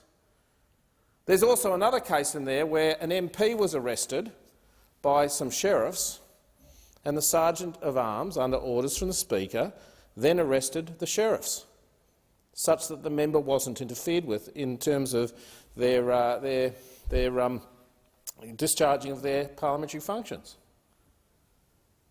There were over 1,000 contempt matters dealt with throughout the history of the House of Commons. They went through a whole range of processes, blood, sweat and tears, to establish the powers that are exercised by this Senate, because that's where we inherited those powers through Section 49 of our Constitution. And so we give great disrespect to those members of the British House of Commons who over centuries established these powers. And when we look around and we say, gee, we don't like the government not fronting up with the document, and the press gallery is watching us and reporting on the fact that actually, well, you know, the Senate doesn't have the powers, or doesn't seem to have the powers. It does have the powers. It's just the fault of senators who don't respect the way in which those powers were given to us. Now, I accept that you can abuse power, and that's grossly irresponsible. If you use a power in an improper way, that's grossly irresponsible. But it's also irresponsible not to use a power for proper purpose. And we should recognise that. We need to think about this. It's not like we can go to someone that sits above us and say, hey, government's not playing it fair. It's not like that at all. We have to look at ourselves. We have to look at ourselves to enforce the powers that were given to us, earned through blood, sweat and tears, through arrests, you know, so the privileges in relation to freedom of speech, Article 9 of the Bill of Rights. You know, that flows from kings arresting MPs and putting them in the Tower and so forth. These are powers that were earned over a long period of time and are there for us to use and to use properly, and it is wrong if we don't use them properly. So I just urge that if we get to the point where the minister refuses to provide the documents, let's look to the New South Wales Parliament, let's look to Erskine May, and as senators, doesn't matter what side you're on, because it's quite important that the powers are properly exercised and not let to slip. So that's my suggestion, that's my contribution. Let's see what happens in relation to this motion. If it gets up, let's see what the response is, and let's take it to the final place and exercise our powers fully. Otherwise, we will just be looked upon as a joke. Thank you, Senator Patrick. Senator Rice, just before I put this motion, are you also seeking leave to continue your remarks? Yes, okay. Pleading leave to continue my remarks. All right. Shall we take that as done, and I'll put the motion if the Senate, with the concurrence of the Senate, because that just means the document will stay on the notice paper. Okay, so we'll put the motion that was moved by Senator Rice. So the question is that the motion is moved by Senator Rice be agreed to. Those of that opinion say aye. Against? No. I believe the ayes have it. The ayes have it. Thank you. And we'll now go to Senator O'Sullivan. Thank you, Madam Deputy President. On behalf of the Joint Select Committee on Australia's Family Law System, I present the committee's third interim report and final report, and together with the accompanying documents, and I move that the Senate takes note of the reports. Thank you. I've risen today, as I have many times, in fact nearly 90 times since I was elected into this place, but I think one of the most memorable and possibly the most impactful of those when I rose here in the Senate on behalf of the government in September 2019 to move to create the Joint Select Committee on Australia's Family Law System here in the Senate. I'd been a senator for just over 2 months when I did that, and it has been over 2 years since I moved that motion to establish this select committee. Now, 2 years on, we have finally finished the work of that committee. And I make these points simply to highlight the importance of this inquiry and, in my context as a senator. Over the course of this inquiry, the committee has held 13 public hearings, 13 in-camera hearings, and received over 1,700 submissions. The committee has heard from many people who have direct experience of the family law system. There are advocacy groups and other organisations. We heard from academics and legal professionals, and on behalf of the committee, I thank everyone that made a contribution. Contributions were extremely heartfelt, personal, and in many cases very difficult for them to make, and I acknowledge sincerely the impact of each of those contributions. And I thank those that made the brave decision to seek to speak and to give a submission. Many were given in camera because of the nature of them, but each and every one of them was important. The report presented today follows on from the committee's first interim report presented in October 2020, and it's the second interim report on improvements in the family law proceedings presented in March 2021.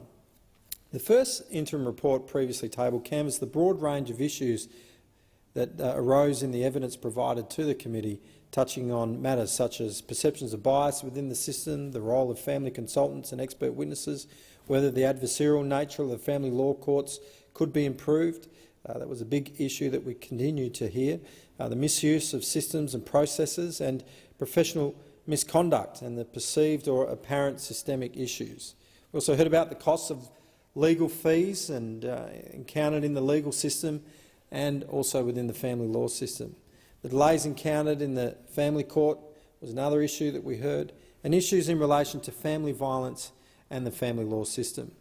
The second interim report detailed the committee's conclusions and recommendations in relation to the family law system. This included proposed and contemporary reforms, as well as suggesting extra measures that the committee considered were needed to better support Australian families using the family law system. The 29 recommendations contained within the report place emphasis on reducing costs and delays experienced by those interacting with the court, as well as exploring how the enforceability of orders could be improved. Also explored where options were to refine the Family Violence Framework, amending the Family Law Act and alternate dispute resolution and several other issues. I'm pleased to inform the Senate that the Australian Government has already moved ahead on a number of these recommendations. For example, the government has allocated an additional $100 million in funding over the next 4 years to strengthen the family and federal circuit courts, and the committee heard from the courts with regards to how that is being implemented, and it was received certainly with gratitude, because they're seeing already the impact of that. So that's good. In the second interim report, it was noted that there had not been enough time to consider issues related to child support, an issue that was raised many times in the submission process. So this issue led to an agreement of the committee to and ultimately the Senate to extend the deadline of the final report, which I'm proud to table today. The third interim report, which I'm also tabling today, deals in majority with the systemic problems relating to children in the family law system and the child support system, and it offers 19 new recommendations. One of these is that the government convene a ministerial task force and expert working group with a broad range of representatives to examine the child support formula.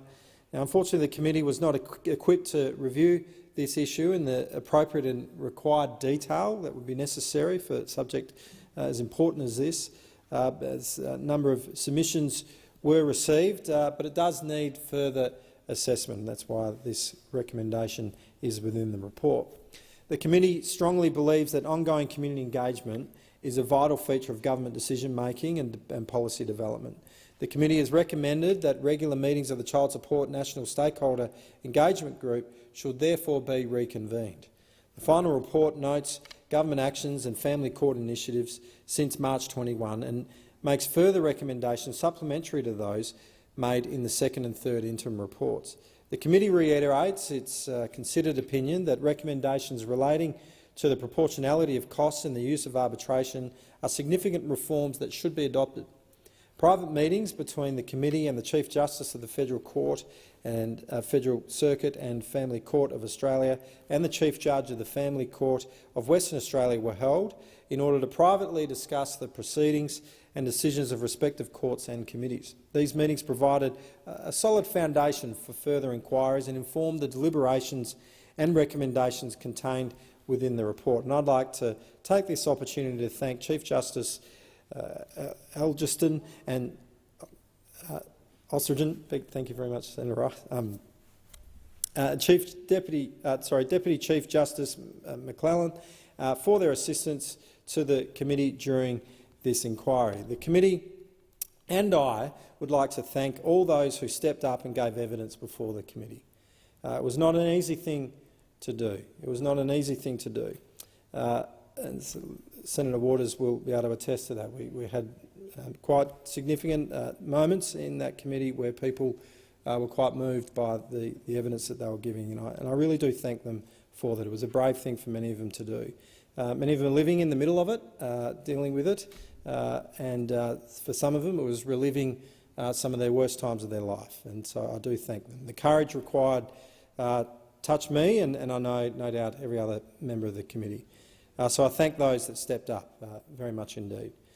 Also deserving thanks is the committee secretariat, who do a whole body of work behind the scenes. The workload and the difficult subject nature for this committee was immense, and I acknowledge and thank them very much indeed. We also met with many legal professionals, community groups and academics, and I thank them also. Throughout the inquiry, the committee has sought to understand the ongoing deficiencies and issues present in the Australian family law and child support systems. The committee has sought to find solutions that are practical, workable, equitable, and that it will go to making an ongoing improvement to the lives of many men, women, children and extended family that use this system.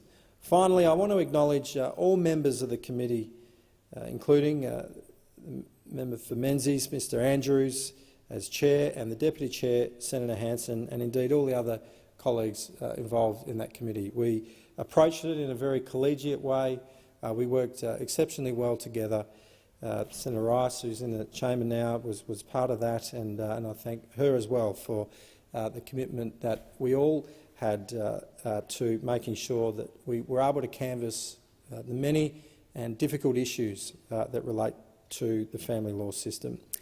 So on that, I table these reports, and it concludes the work of the committee, and I do commend this report to the committee, both the final reports but also the interim ones that have been put in as well.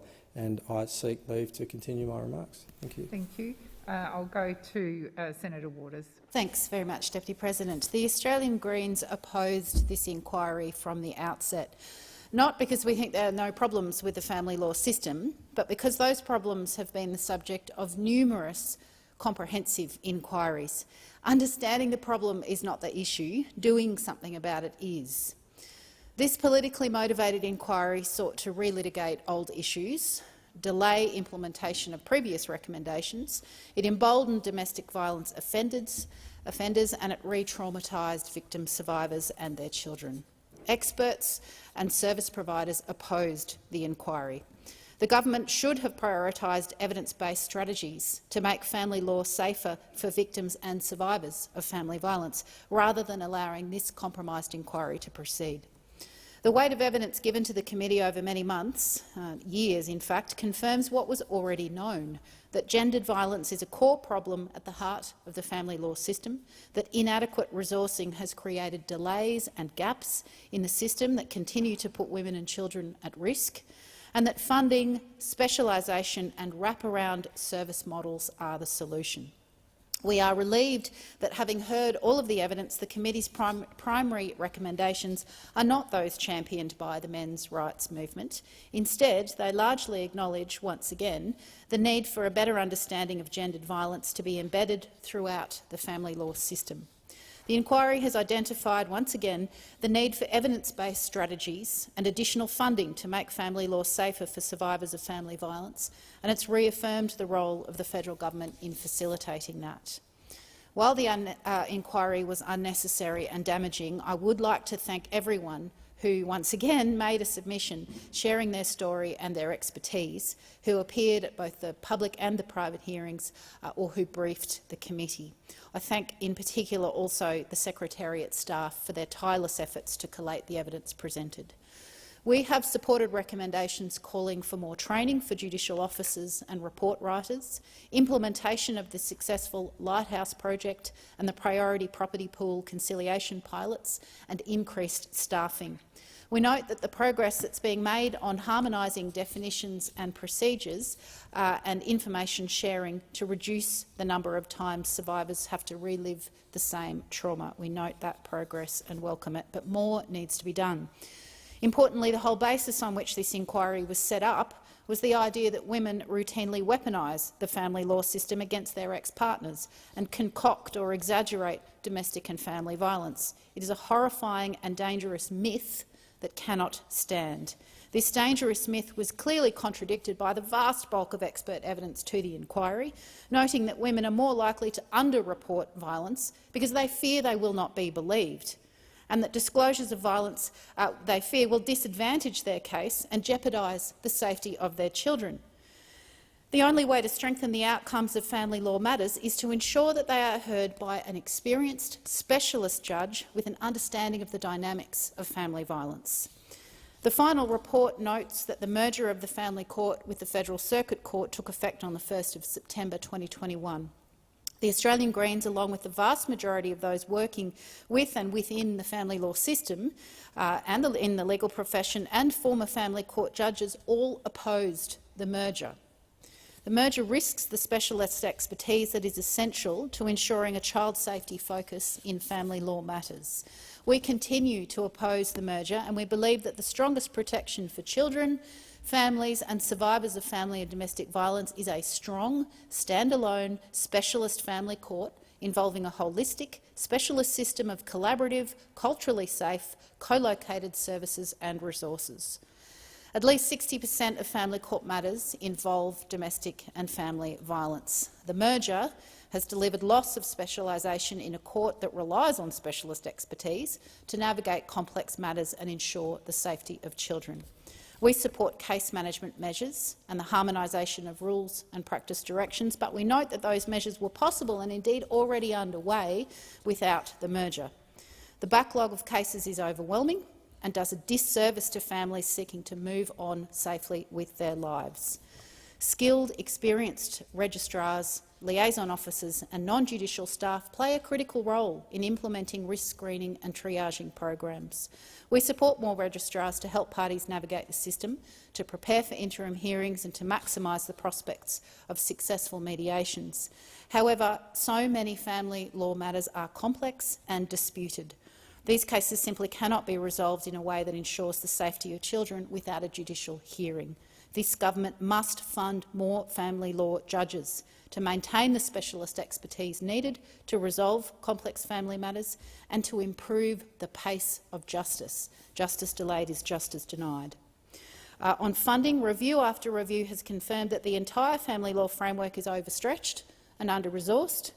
Funding in the 21-22 budget for court programs and legal services is welcome, but it will not go far enough to reduce the significant delays and to improve access to justice in the family law system. The government must ensure that legal aid, community legal centres, Aboriginal and Torres Strait Islander legal services, family violence prevention legal services and their peak bodies have adequate and secure funding to provide timely advice and representation to parties. Failing to strengthen the legal advice and assistance sector will simply exacerbate delays and costs that directly impact on the accessibility and quality of justice. Finally, reform and review of the family law system will be critical to the success of the next national plan in protecting women and their children. It is essential that the national plan provides for culturally safe, wraparound and responsive support services so that women and children have access to immediate support when leaving abusive relationships and longer-term support to navigate the legal system. The plan must be funded to at least $12 billion over the life of the plan, that's $1 billion each year, for prevention programs and for legal, social and support services for families and survivors of family and domestic violence. As highlighted at the recent Women's Safety Summit, it's also critical to have a standalone national plan for First Nations women and children. We welcome the government's apparent commitment to a First Nations Women's National Plan. However, this plan must be truly self-determined by and prioritise the expertise and solutions of First Nations women and their community-controlled services and organisations. We call on the government to hold a First Nations Women's Gathering to facilitate the development of this plan, and at all stages of developing this plan, First Nations leadership expertise and solutions must be prioritised. This was a politicised and fraught inquiry. We are glad that it is over, and we call on the government to now finally do what needs to be done to provide a family law system that works to minimise trauma and maximise the safety of all parties and their children. I seek leave to continue my remarks. Senator Hanson, are you seeking the call? I'm seeking call. Thank you. Thank you very much. I rise to speak to the third interim and final report from the Joint Select Committee on Australia's Family Law System. I thank the Committee Secretariat for its considerable efforts since the establishment of this inquiry, for which I have fought tooth and nail, and I was the one who got this inquiry up. As many parents have attested, and as I myself have experienced, Australia's child support system is outdated, unfair and unjust. It's a broken system that breaks people. We can fix it and we must fix it.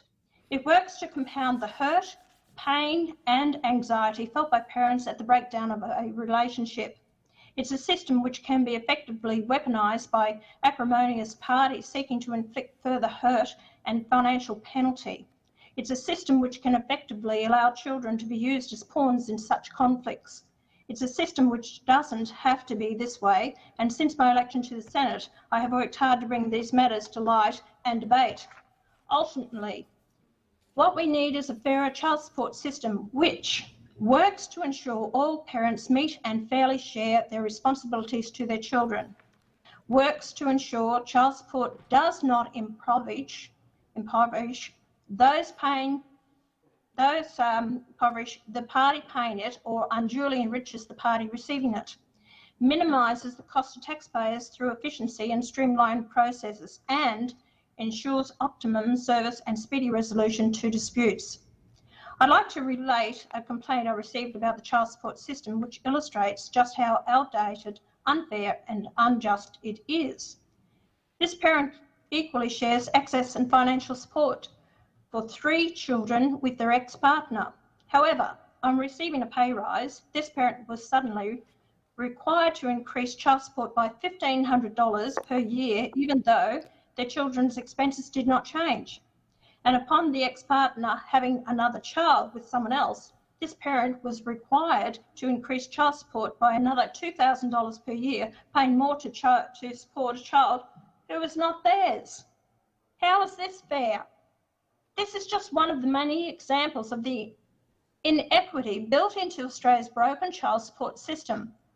I've been working towards a fairer child support system since I was elected to the Senate. In my first meeting with Prime Minister Turnbull, I said the family law and child support systems needed to be fixed. This inquiry was about getting to the root of the problems and finding real solutions.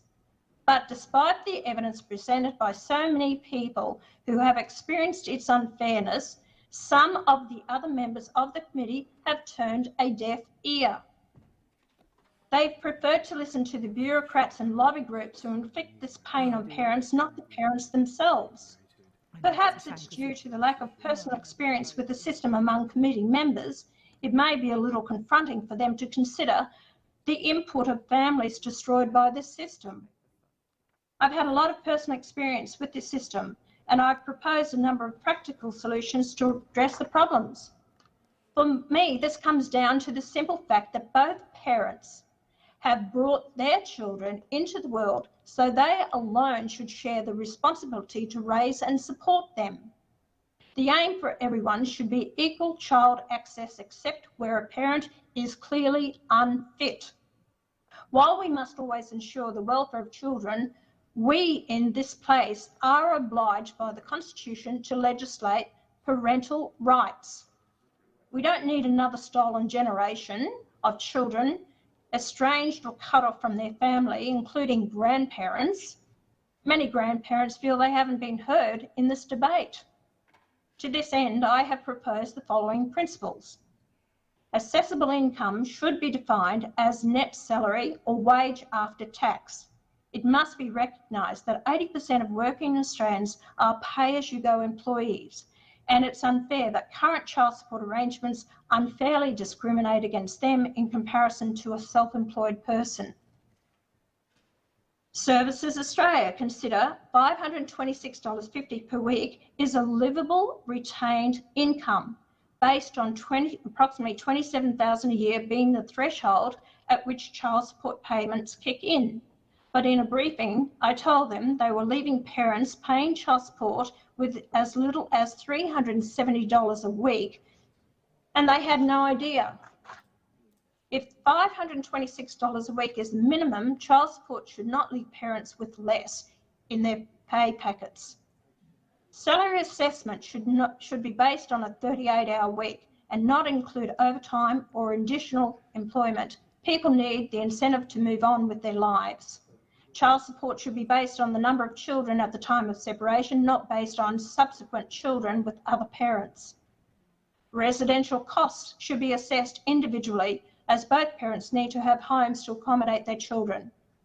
And family tax benefits A and B should be part of assessable income. At the moment, a single parent with one dependent child receives a fortnightly family tax benefit payment of $320, which is not assessable income. Potential earning capacity or ability should not be a factor in income assessment. Just because someone is capable of earning a larger income does not entitle Services Australia to assess them in this way. Work cover or TPI payments should not be assessable income, and nor should superannuation payouts. Punitive action should result if a payee parent acts in contravention of court orders or mutual agreements regarding visitation rights, and child support payments should incorporate the travel incurred in delivering a child between parents, and it's a shared responsibility. Ultimately, the fairest approach is to determine child support payments according to what is needed to raise the child: food, clothing, housing, education and medical care shared by both parents. This should be based on the average cost of such support to the average Australian family. The cost of raising a child should be the only factor which dictates the contributions from both parents. As we must ensure these contributions are in fact being spent solely on raising the child, many parents are sick of paying child support only to see their ex driving a new car or taking luxury holidays. It's recommended payments are made to a special child support account, and the recipient must be accountable to Services Australia for its expenditure. Where child support access is between 35% to 65%, effectively costs are the same, so there simply should be no child support. This will minimise the practice of acrimonious parents withholding child access to boost their child support payments. It will take the sting out of it, and parents will be able to spend more time with their kids. It will also minimise costs, save a lot of time and encourage parents to get themselves a job and face up to their responsibilities instead of relying on child support for income. They can move forward with careers instead of taking lower paid jobs to minimise the child support payments. These are practical solutions which should have been adopted by the committee as formal recommendations. They haven't, which has obliged me to lodge a dissenting report. In an attempt to prevent my dissenting report, the committee has just amended its report to include my proposals as issues raised, with a vague recommendation that these proposals be explored by some task force. Not enough. Not by a long shot. My dissenting report stands as an indictment on the refusal of the government and opposition to make meaningful changes to a broken child support system. I am not appeased.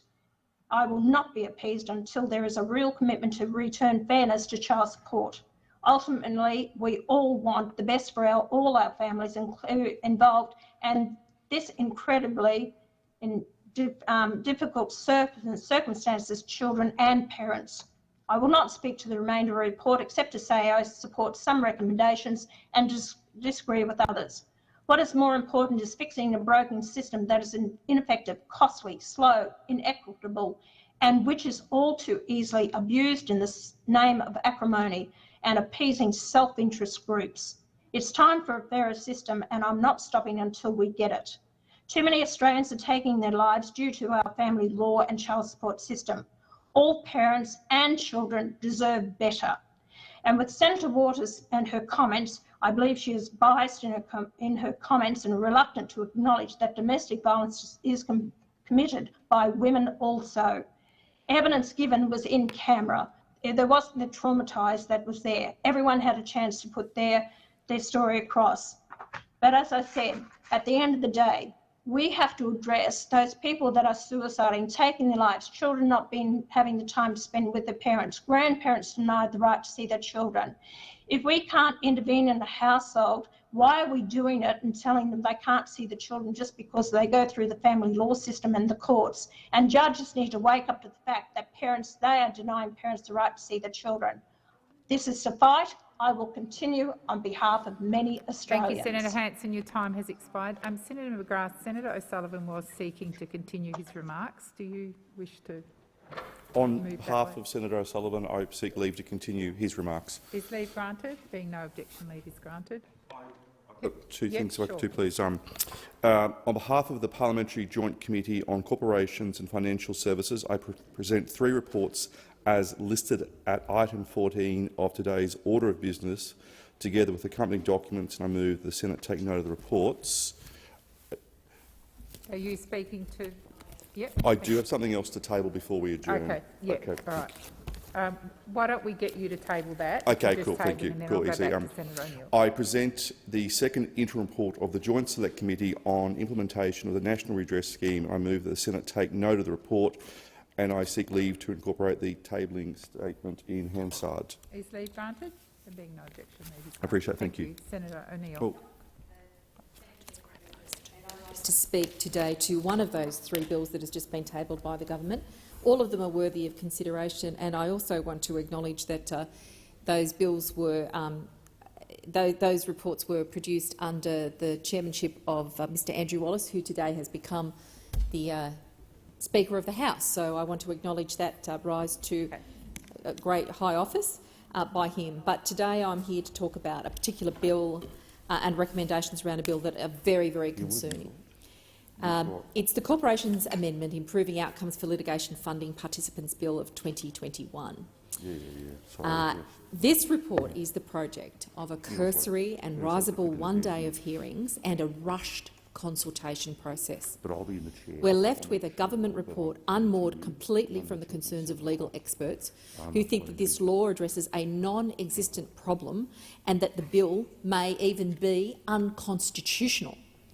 This bill, to be clear, is not about access to justice. This bill is about ideology and delivering for the masters of the Liberal Party, those with bulging wallets and even bigger egos who are self-interested in their attempt here, under the cover of COVID, to water down continuous disclosure laws and to push the government to rush through regulations on litigation funders that are so poorly designed that ASIC needs tens of thousands of dollars in legal advice to figure out how to actually implement them.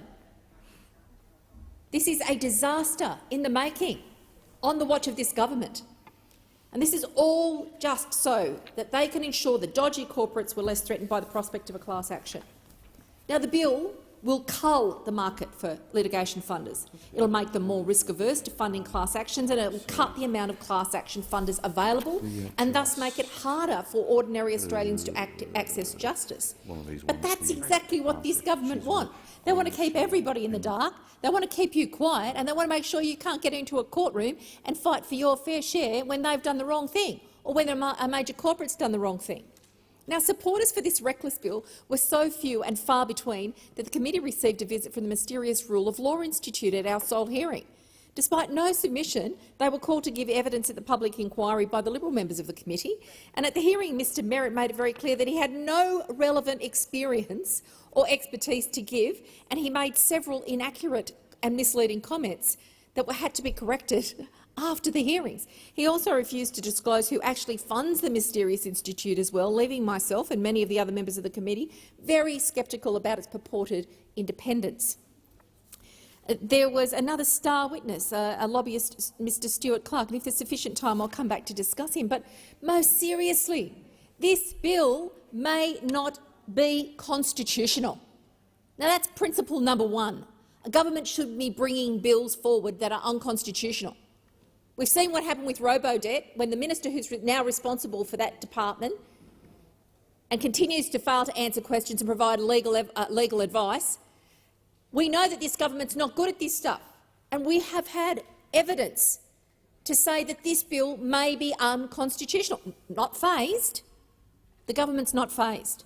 Now, in Labor's dissenting report, we note former Solicitor General Justin Gleeson SC and other legal experts who make this point. Multiple serious concerns were raised by the submitters, including but not limited to whether the corporation's power in the Constitution, which is section 51, and the referral powers to the Commonwealth pursuant to section 51, with the relevant section 39, can support the provisions, whether the provisions would amount to an inconsistency with the state class actions provisions so as to override them pursuant to section 109 of the Constitution, including impacts on the group cost order provisions unique to the Supreme Court of Victoria. Also, potential issues arising in respect of overriding the power of state courts or directing state legislatures. Now, these are very real issues, and they remain unaddressed by this government, and the majority report of this committee glosses over the evidence presented in the hearing that the bill may not stack up constitutionally. Overall, this year-long process of reform of the litigation funding industry has been nothing but haphazard, chaotic and botched. And of concern to many submitters to this inquiry was that Labor senators only had a single day, to look over the majority report before it was reported. The government used its numbers, pushed this through at lightning speed. Other things that they've promised, like an independent commission against corruption, well, more than 1,000 days they promised it. More than 1,000 days ago they promised it. They've done nothing. But litigation funding, they're pressing ahead, even though the bill was described as unconstitutional. That's how shambolic this government is. This is clearly a box-ticking exercise for the government. They didn't want a real inquiry, just the semblance of one, in a PR cover-up to rush their poorly drafted laws through. Witnesses had less than 2 business days to respond to questions on notice, and even then the only witness to fail to have them in on time was the Attorney-General's Department and the Treasury Department. They couldn't make the government's timeline. They haven't answered questions about constitutionality. Any bill with as many serious issues as this one as profound questions about its constitutionality should continue to be scrutinised and not advanced on the floor of this Parliament. Senator O'Neill, the time for the debate has expired. Do you wish to be in continuation? I seek leave to continue my remarks. Okay, thank you. Leave is granted. Minister. Thank you very much, Acting Deputy President. I present government responses to the report to the Legal and Constitutional Affairs Legislation Committee report on the Courts and Tribunal Legislation Amendments 2021 Measure No. 1 Bill 2021, and also the 197th report of the Joint Standing Committee on Treaties. And in accordance with the usual practice, I seek leave to have the documents incorporated in Hansard. Okay, leave's granted. Thank you, Minister. Okay, Senator Rennick. Oh, sorry. Make a statement. Sorry. Sorry, I only saw Senator Rennick first. I'll go to Senator Rennick, then come to you. I'm sorry, Senator Hanson-Young, but okay, you're calling quorum. Yes, okay. thank you. Quorum's been called.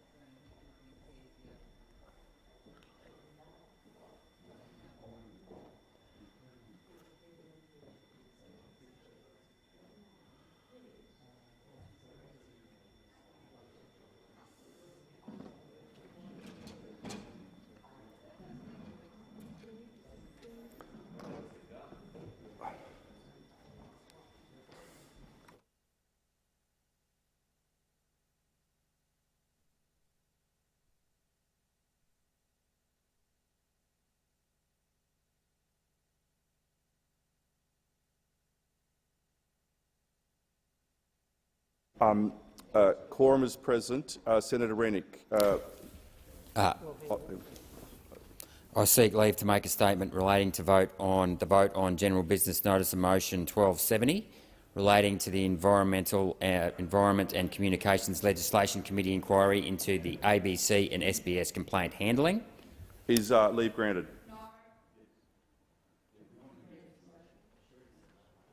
So I'm in the hands of the chamber here. Senator Wong. I'm sorry, I've only just got to the chamber. I didn't realise quite the context of all of this, but can I just be clear? Is Senator Rennick seeking, is he simply seeking to make a statement at this point?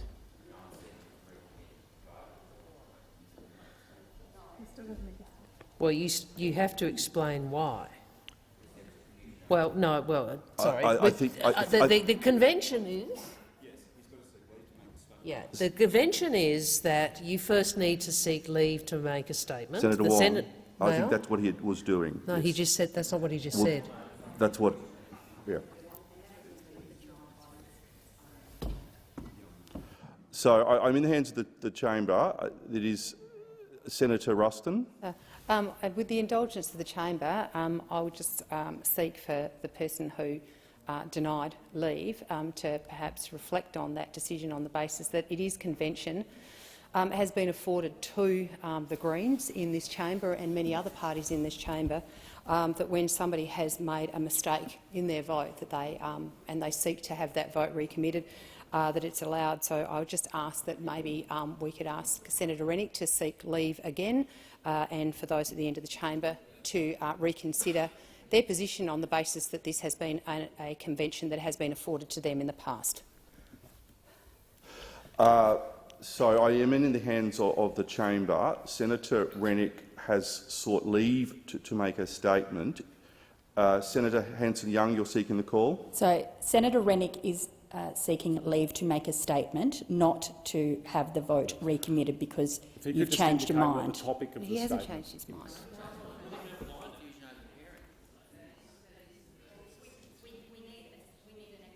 Well, he would like to make that statement to do it. If I could have order, please, in line with how this chamber does operate, it is customary for a senator in Senator Rennick's position to be given leave to make such a statement in relation to a vote that had happened previously, especially as it may lead to a recommittal that may be sought.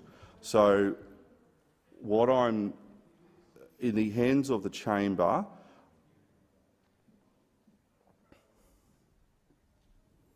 So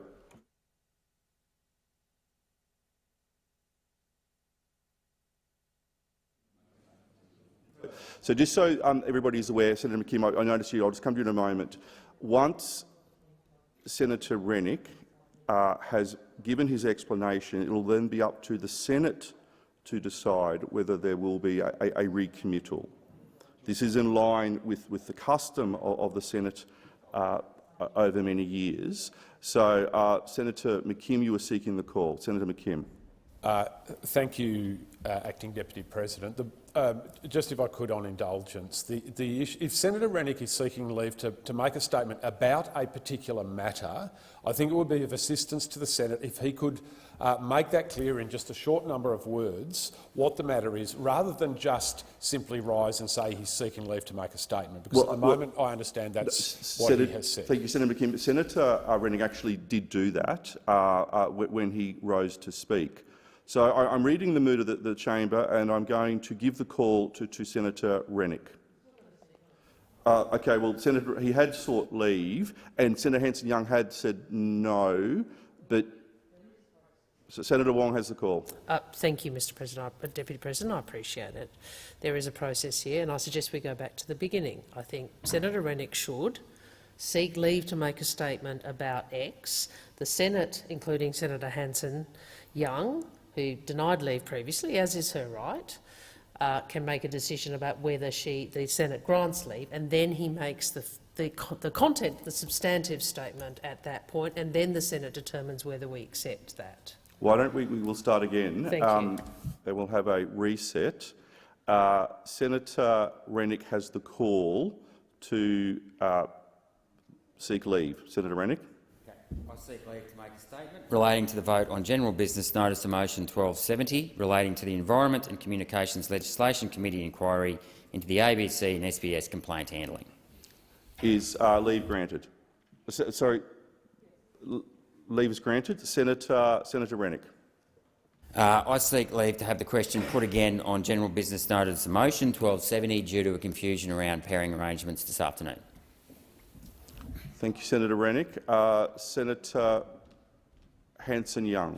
Here we have it. Oh, sorry, Senator Hanson-Young. No. I was just.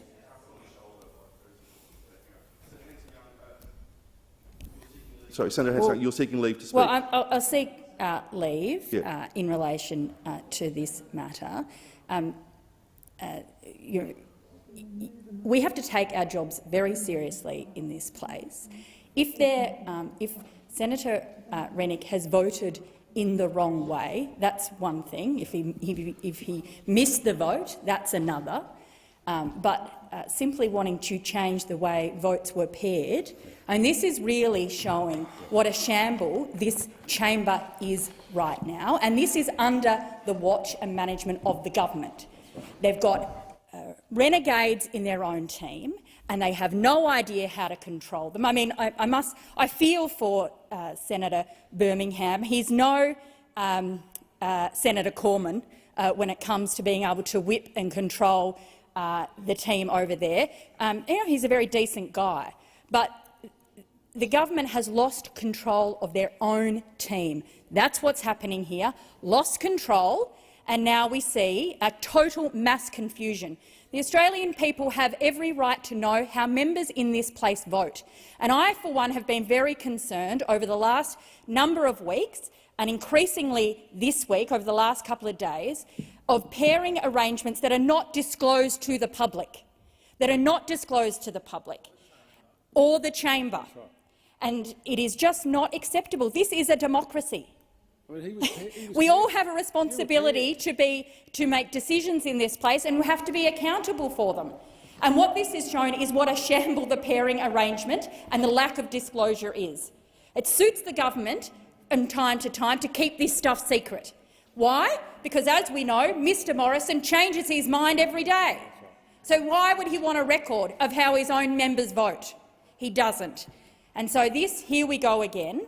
It has been talked about in this chamber increasingly, particularly over the last 2 days, that this is not being managed properly. And what we're going to see happen is one day there is going to be a piece of legislation that passes in this place under these murky secret deals, and it's going to get challenged in the High Court because it's not legitimate. We can't actually count the number of votes in this place properly and hold people accountable. So I'm very, very reluctant to be agreeing to something like this when it's a stitch-up because the government can't control their own team. It's not Mr Morrison who votes in this place, it's individual senators, and their names should be recorded. The reason Mr Morrison doesn't want this is because he doesn't want to be held accountable for what his team is doing. He says one thing one day and does another the next, and he hopes that the Australian people forget. Well, we don't forget. We're watching and we're holding people in this place to account. Now, Senator Rennick has every right to have a Barney with his Prime Minister, every right to have concerns about how his Prime Minister is running the show. But to not take your job seriously in this place and to not stand up and be clear about how you are being paired. Are you being paired because you want to, or because the government, the whips, have done it on your behalf? I mean, I'd be pretty pissed. I'd be pretty annoyed, Senator Rennick, if they're pairing you without telling you how your pairing arrangements have gone. And I understand that if that's your frustration, you should be able to stand up and put that. And I'd be questioning whether you can really trust what's going on your front bench and your Prime Minister. Resume your seat. It being 7:20, the Senate is now adjourned.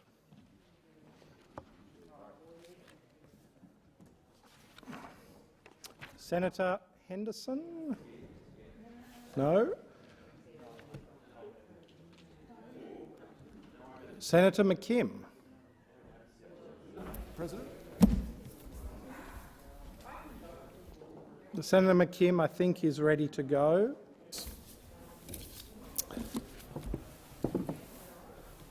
Just checking I've got the call from you, President. You have the call, Senator McKim. We are in adjournment. Thank you, President. As the ALP and the LNP quibble over the minuscule differences between their climate policies, all the while both pocketing massive donations from corporations that are cooking the planet, it is time tonight to pay tribute to activists all over the country and right around the world. So to the people who are putting their bodies and their freedom on the line to stop logging, mining and the processing, transport and burning of fossil fuels, the Greens applaud your courage and your commitment. And we thank you from the bottom of our hearts for what you are doing. We acknowledge the risks and the dangers that you face, and we understand that you are taking direct action because of the abject failure of parliaments and supposed leaders here in Australia and around the world to ensure a safe climate and a sustainable future and a livable planet for our children and our grandchildren. And I want to pay particular tribute to a young person called Sergio, who was sentenced yesterday to 12 months imprisonment with a non-parole period of 6 months, minimum period in jail for his part in a direct climate action in the Hunter Valley. 12 months imprisonment with a minimum non-parole period of 6 months for halting a coal supply train for 5 hours. This sentence is massive overreach and an absolute disgrace from the magistrate that imposed it. Sergio should not be facing 6 months in jail or more. Instead, he should be honoured for his bravery and thanked for his public service. And that's what I do on behalf of the Greens this evening, because he has had the courage to do what all of the fossil fuel flunkies in this place will not and have not, and that is to stand up and fight for a safe future and a safe climate, not just for himself, not just for an entire generation of Australians, but for the tens or hundreds of millions of people around the world, overwhelmingly poor and overwhelmingly people of colour, who will pay the highest prices our climate breaks down around us. But instead of real climate action, we see state power, government power, locking in behind polluting corporations to defend their interests. And we need to be clear. The interests of these corporations means extracting profit at the direct expense of our climate, of nature and of our future. And right around this country, Labor and Liberal governments are accepting donations from corporations which profit from pollution. They are taking those donations, they're delivering on what they've been bought to do, and once they've done that, they sit down with their corporate donors and they draft laws to curb or even ban people's right to protest in this country. Laws to protect the profits of the corporate planet cookers at the expense of the rights of ordinary Australian people to protest to safeguard their future. Laws to lock in the ability of fossil fuel and logging companies to destroy nature and cook the planet, and laws to ensure the imprisonment of anyone who's brave enough to stand in the way of those planet-cooking and nature-destroying companies. And then we see agents of the state like New South Wales Police Commissioner Mick Fuller rolling out into the media and threatening climate activists with jail sentences of up to 25 years. What a disgrace. I barely recognise this country. But I've got a warning today for those corporations and their servants in this place. The social compact is fracturing. Governments and parliaments are not delivering on their end of the social contract. They are actively facilitating the planet cooking, the destruction of nature and the mass extinction event that we are living through. governments are going to find out very quickly they cannot arrest their way out of the climate crisis, and if they keep on trying, they'll soon find out that their jails are nowhere near big enough. So thank you to all the brave activists standing up against the vested interests and the powerful, and in support of a safe climate and in support of nature. Thank you, Senator McKim. Senator Askew.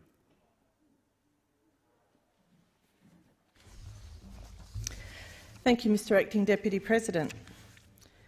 When Hungry Jack's launched its Rebel Whopper in 2019, it was marketed as 100% Whopper, 0% beef, with a smoky barbecue flavour just like the famous beef Whopper. Yes, the Rebel Whopper burger patty is made from soy protein, and for all intents and purposes, the Rebel Whopper has been made to look and taste like the chain's regular Whopper. The only major difference is the protein contained in the burger. The ingredients that make this plant-based burger patty taste like the meat it seeks to emulate is heme. Heme is an iron-rich molecule found in all living things. In animals, the heme in haemoglobin and myoglobin carry oxygen through the bloodstream and muscles. Heme also gives meat, like beef, its distinctive red colour and metallic bloody taste. Put simply, heme is what makes meat taste meaty. Plant-based meat alternatives have been made to taste like meat through the inclusion of a heme-rich protein derived from soy plants called leg hemoglobin, which is short for legume hemoglobin. This heme is manufactured using yeast that has been genetically engineered with the gene for soy leg hemoglobin. The texture of meat has also been replicated in these plant-based patty alternatives because the molecular structures of animal muscle and plant proteins are different. Animal muscle is formed by bundles of interlocking protein fibres, while plants have small, round, non-fibrous proteins. Muscle-like threads have been created in plant protein by elongating soy proteins and using heat and pressure to create strands that mimic a muscle-like texture. Clearly, we have very clever scientists at work here, creating some incredible food products, but this speech is not a biology lesson or to share scientific innovations. I'm talking tonight about the unnecessary confusion created within the minds of consumers when faced with an array of products created to look like meat. This is why I'm talking about a Hungry Jack's burger in the Senate. I want you to think about what it actually means when we have businesses creating products to look and taste like meat, but are not actually made from meat. Who are these products supposed to appeal to? I don't know of any vegetarians or vegans who actively seek out products that look and taste like meat. In fact, I imagine many would consider them an insult to their choice not to consume meat or animal products. I've seen plant-based meat alternatives at my local supermarket, and I'm sure you have too. But did you look twice, like I did, unsure whether the package contained a real meat patty or a chicken strip? When such products look like meat and are positioned in areas adjacent to the section stocked with meat and chicken, is it any wonder consumers are confused by these options? Research agency Pollinate surveyed 1,000 Australians in July on their attitudes to plant-based meat. Pollinate found 61% of those that did the survey mistook at least one plant-based meat product as containing animal meat, and half said they find packaging for the products tested in the survey to be confusing. When these consumers were asked which elements of the plant-based products' packaging and marketing they found confusing, they said animal imagery, the small or hard-to-read font for plant-based references, and use of meat descriptors. I don't think it's too much to ask that plant-based protein product manufacturers and marketers refrain from using images of cows, chickens or other animals on the packaging.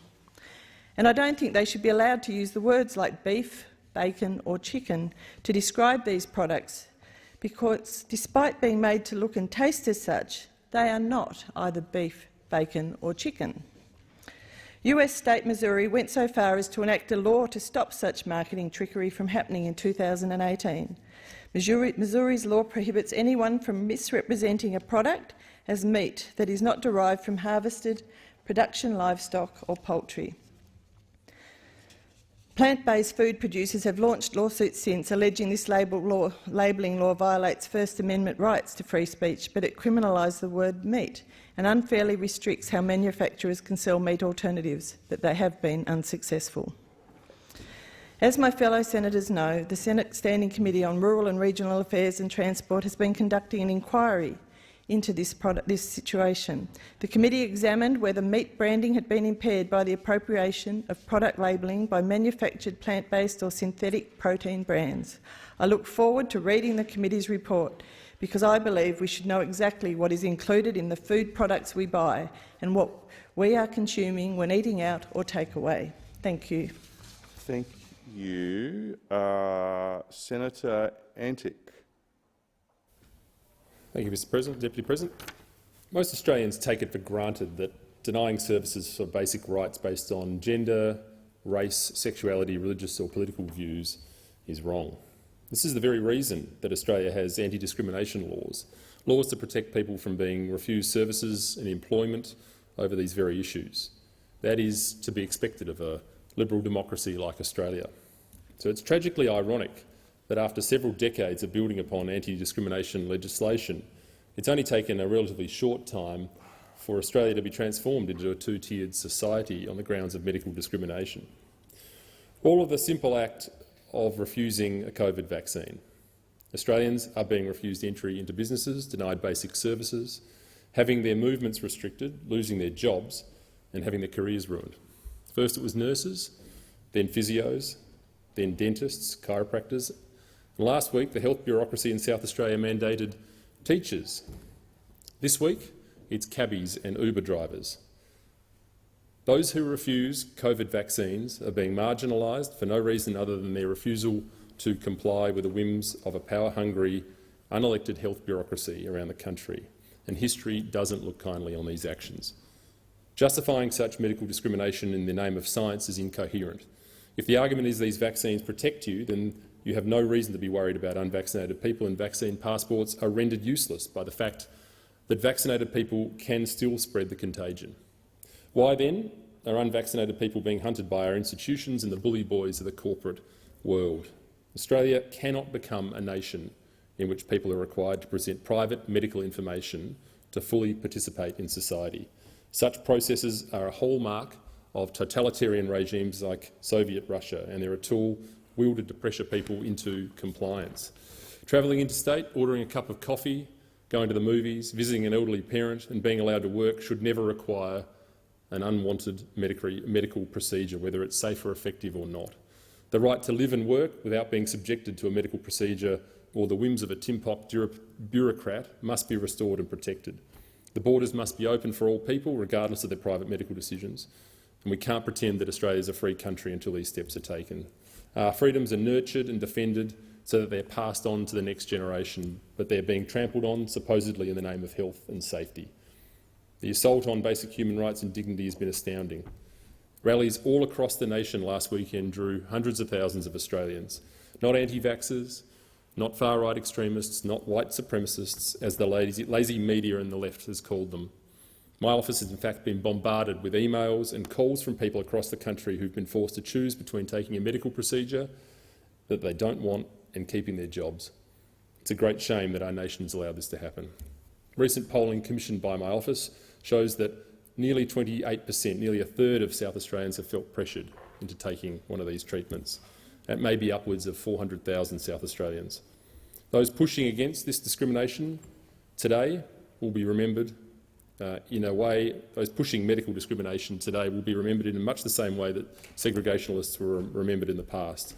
Sir Robert Menzies once said, "The rarest form of courage, I think, in the world is moral courage, the courage that a man has when he's prepared to form the view of the truth and pursue it, when he's not running around the corner every 5 minutes to say, is this going to be popular?" I wonder what Sir Robert would say about us today. So I think I've got Senator Steele-John, who's, if you're there remotely, Senator Steele-John. Thank you. Yes, we can hear you, Senator. Can you hear me? Yes. No? Please proceed, Senator. Thank you. The Scarborough gas development is shaping up to become part of Australia's most polluting fossil fuel industry, the gas industry. If it goes ahead, this mega project off the north coast of Western Australia will singularly increase national emissions by some 10%. It'll produce 4 times more emissions over its lifetime than Adani. The mere suggestion of its existence is inconsistent with our Paris climate targets. It irreversibly threatens First Nations cultural heritage sites, including 45,000-year-old World Heritage Murujuga rock art. It puts marine life at risk. It puts life at risk, full stop. At a time when the rest of the world is scrambling to reduce emissions and tackle climate change, what is the Morrison government doing? They are working in cahoots with the fossil fuel industry and other fossil fuel giants in the corporate sector who have signed off on this project yesterday to launch this disastrous endeavour. The science in relation to this project is irrefutable. The mining and burning of coal, oil and gas is fueling the climate crisis, and yet the government continues to find ways to ignore the facts, even as the water rises around its neck and the flames lick at the empty space where its conscience should be. We know what this project is about. It is about the millions of dollars that they are accepting from the fossil fuel industry. In October, the International Energy Agency reported that Scarborough could be a dud investment if the world commits to net zero by 2050. Global markets for LNG exports are growing increasingly uncertain as our trading partners switch to cheaper and cleaner sources of energy. So regardless of whether you look at it from an environmental or an economic standpoint, Scarborough makes absolutely 0 sense. What is so frustrating about this is that reaching net zero is absolutely achievable. And earlier that we begin the transition, which is inevitable. It is an inevitable transition. The smoother it will be. We can harness our abundant renewable energy resources to generate cheap and reliable energy. We can drive our economy into the future and create hundreds of thousands of new jobs. We can take care of fossil fuel workers and their families, supporting them through this transition. And we can do it all without Scarborough ever coming into existence. Our community here in WA made itself crystal clear. There is no desire for the Scarborough Gas project. As I speak today, the community has mobilised outside of Woodside's HQ here in Perth to oppose the project in the strongest possible terms. We will not accept new fossil fuel projects in this state. The Greens unequivocally oppose the building of this development and support the community in its total opposition to the Scarborough Gas project and indeed to all new coal, oil and gas developments. Thank the Chamber for its time. Thank you, Senator Steele-John. Senator Abetz. Thank you, Mr Acting Deputy President. As Australians, we rightly rejoice in being one and free. That sentiment, so succinctly expressed in our national anthem, needs to fertilise the thinking of our nation's authorities as they deal with COVID. Families, workplaces and communities are experiencing tensions between those supportive of vaccination and those who are hesitant or outright opposed. For the record, I'm vaccinated and encourage people to follow suit. But also for the record, I will not shun those who hold an alternate view. Robust discussion and willing interactions are an integral part of a free democratic society, as is the need for respect and understanding for the other point of view.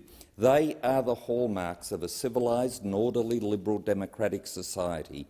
Those fundamental principles, understandings and appreciations need to be fully grasped as we deal with COVID.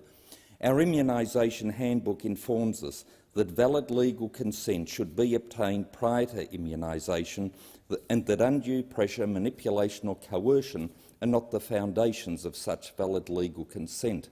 The threat of a two-tier society based on the vaxxed and the unvaxxed is not what I want for Australia. A divided society is a weakened society.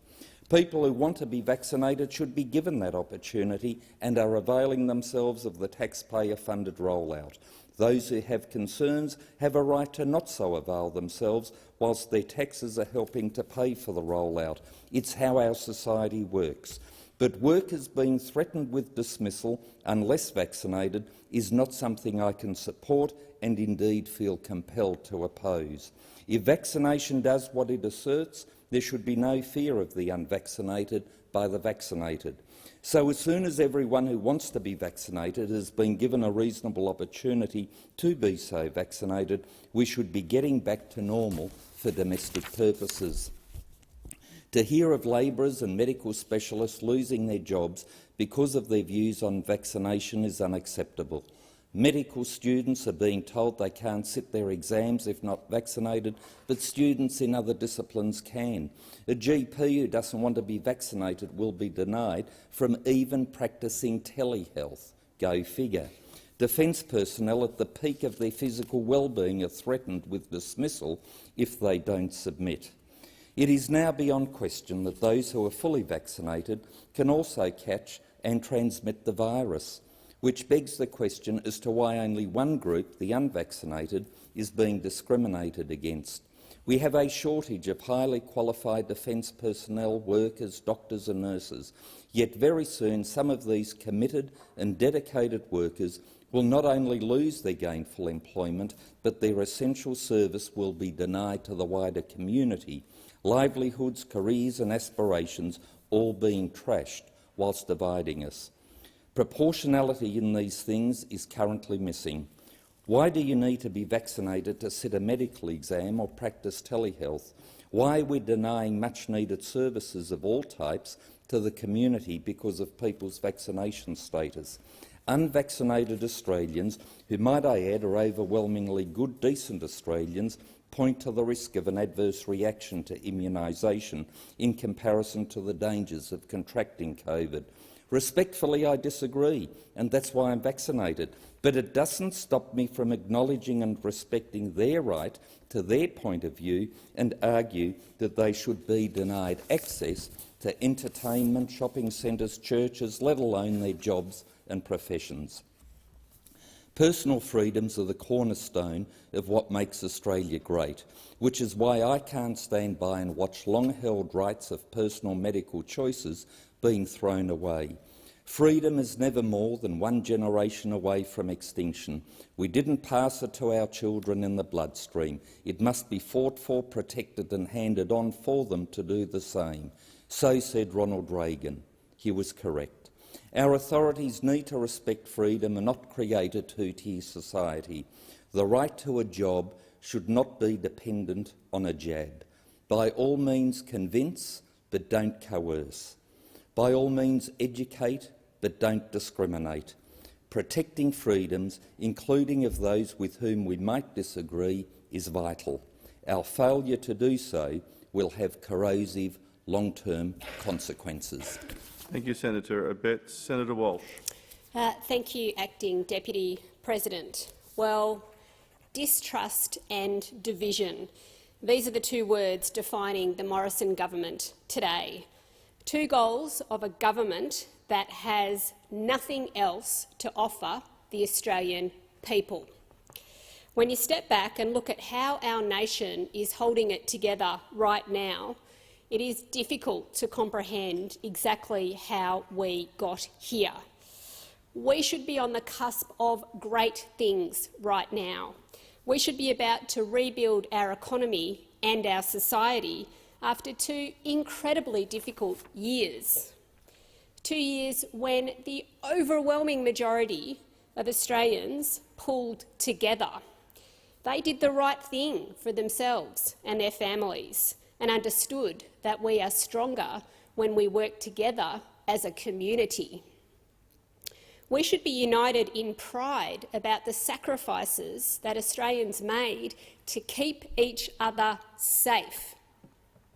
We should be in awe of the scientists who delivered vaccines despite all odds.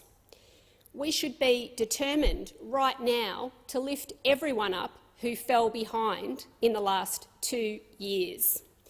And as we head into a new year, we should be full of hope about what we can achieve in the future and prepared for any setbacks that might come along the way. And instead, we are mired in distrust and division. Mired in distrust and division.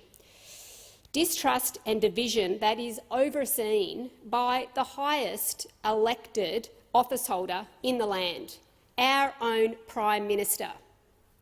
Distrust and division that has been actively fomented by the highest officeholder in the land. Distrust and division fanned by a Prime Minister who everyone knows is playing two sides of a very dangerous game. He is agreeing to condemn, under questioning, anti-democratic protesters, threatening violence, threatening our democratic process in Melbourne. But at the same time, he is using their exact language. He is using the exact language of these violent protesters over and over again, mimicking their lines that it's time for government to get out of our lives.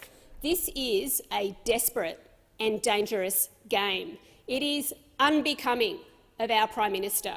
It is undermining of our democracy. It is a complete failure of leadership, and it squanders the goodwill and the support Australians have been showing each other through these 2 years of crisis. It is a disgrace. It is a dog-whistling, vote-grubbing, desperate disgrace. And it is a hypocritical disgrace at it. Imagine if instead of all of this, our Prime Minister had just explained over the last 2 years that we needed restrictions in place while there were no vaccines to keep us safe. Imagine if we'd had a Prime Minister who had told the truth, to the people, that until he rolled out the vaccines, you will need rolling lockdowns. Imagine if we'd had a Prime Minister who had actively pursued those vaccines and bought them when they were available, so that people didn't have to go through this second incredibly tough year all over again. Imagine if instead of Prime Minister Morrison, we had a national leader who could actually bring people together. The distrust and division that this Prime Minister and members of his government are actively courting is being piled on to a massive trust deficit that already exists. A trust deficit, again, overseen by our Prime Minister, a Prime Minister who is at best loose with the truth, a Prime Minister who has been caught out lying again and again, a Prime Minister who is always searching for the next line to get through his next difficult day, who bends with the breeze, distracts and diverts, and spins, hoping no one will know which way is up. A Prime Minister who moves to his next message just as fast as he can get from one press conference to the next. And he does all of this because he has absolutely no plan for our country. Thank you, Senator Walsh. Senator Roberts, remotely, can you hear us? Yes, I can. Can you hear me? And we can hear you, Senator. Thank you, Mr Acting Deputy President. As a servant to the people of Queensland and Australia, I note that we're living through a time of great civil disturbance. The media have chosen to fill our screens with exaggerated horror and fear. As a result, families are turning against families, neighbours against neighbours, and employers against employees. At this difficult time, we cannot lose sight of the good in this world. While daunting for some, we benefit from counting our blessings and looking forward to again becoming the Australia we all know and love. My message tonight is simple. Abundance is not a dirty word. It's a blessing to be appreciated. Australia is blessed with natural diversity in climate and soil. Somewhere on our continent exist the conditions necessary to grow any crop to rival the world's best. Whether olives in Inglewood or cashews at Dimbula, Aussie farmers will always step forward to have a go. As 42 countries slip into food deficits, Australia's agricultural output is at record highs. We're literally feeding the world right now, and more water for our farmers will feed more of the world's hungry. Our entrepreneurship had lifted Australia from a prison colony to a top 10 world economy. Australians invented the black box fight recorder, heart pacemakers, the electric drill, bionic hearing, Wi-Fi hotspots, and even Google Maps. Now, this flow of innovation has not stopped. It continues.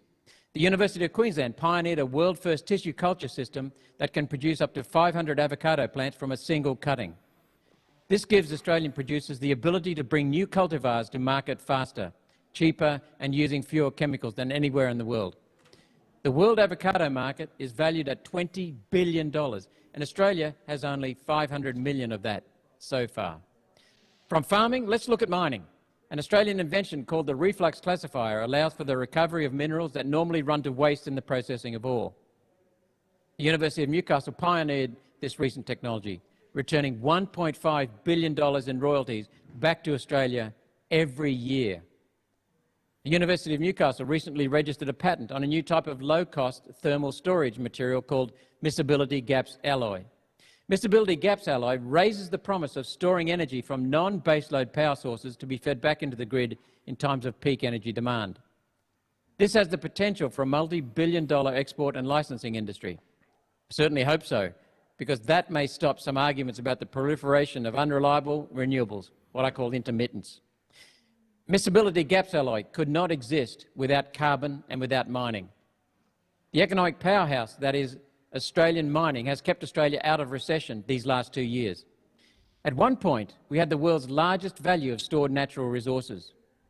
If we were still exploring for the bounty this land has given us, we may still be the richest country in the world. It's not too late. We need to reject the black armband view of our history and, by extension, our future. We need to embrace entrepreneurship, to defend the inalienable right for everyday Australians to lift themselves up through hard work and enterprise. And we need to make sure the benefit of that hard work accrues to Australians doing the work, to everyday Australians, not to foreign corporations. So let me explain. The wealth each Australian creates every year, called the gross domestic product per capita inflation adjusted, increased from $41,000 per person in 1980 to $77,000 per person in 2019. Do we, though, feel almost twice as wealthy as we did 40 years ago? No, definitely not. Median or midpoint wages have not increased in this period. The spoils of the hard work of everyday Australians have not gone to everyday Australians. Instead, this wealth has gone to foreign multinational corporations and to the administrative class. Public service wages are growing at 4%, while private enterprise wages at less than 1%. And that's just not right. What's needed in the short term is removal of all COVID restrictions so the economy can open up and the Australian entrepreneurial spirit can repair the damage of COVID lockdown mismanagement.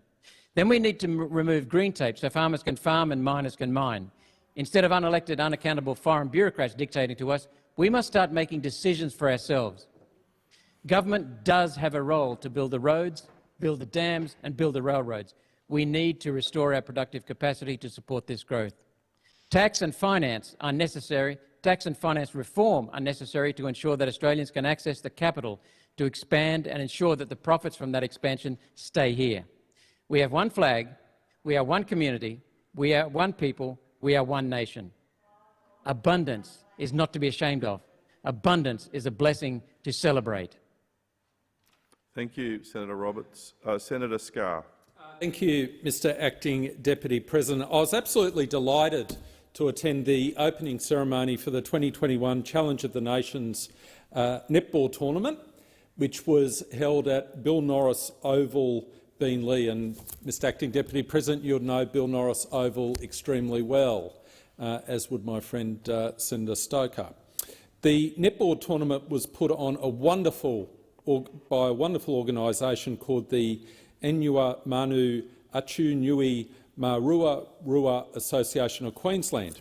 And the participants in the tournament, and there was something like 90 teams in all, came from our Pacific family and also from our First Nations people.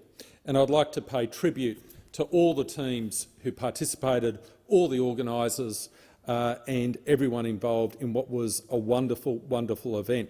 The competition is actually being played over 2 weekends, so the weekend just gone and the weekend coming up, and there was a total of, if you can believe this, 860 players, 380 juniors, 480 seniors, with 12 teams from Cook Islands Netball Queensland, 10 First Nations teams, 17 teams from Queensland Maori Netball Inc, 11 teams from Niue Netball Queensland, 8 teams from Queensland PNG Gold Netball Club, who were actually hosting the opening ceremony. And if I can really pay tribute to all of the great people, teenagers who dressed up in their cultural costumes to lead the march of the teams. 18 teams from Queensland Samoa Netball Inc, 2 teams from Solomon Islands Brisbane Community Netball, 12 teams from Queensland Tonga Netball Inc, total of 90 teams. This is the 7th year of the competition, and I would like to make 3 comments in relation to the competition. Firstly, it was all about promoting the cultural identity of each of the nations represented in the tournament, and it was just wonderful to see, especially the young kids, embracing their cultural identity. Second, you had all the Pacific family coming together with our First Nations people for this wonderful, wonderful event, and it was all about bringing people together. So, Mr Deputy President, this wasn't just a netball competition. I have played, Senator Stoker's smiling at me, I have played some mixed netball in my distant past. I was not invited to participate on any of the teams. But it wasn't just about netball. It was a celebration of the cultural identity of each of our great Pacific family nations and also of our First Nations people.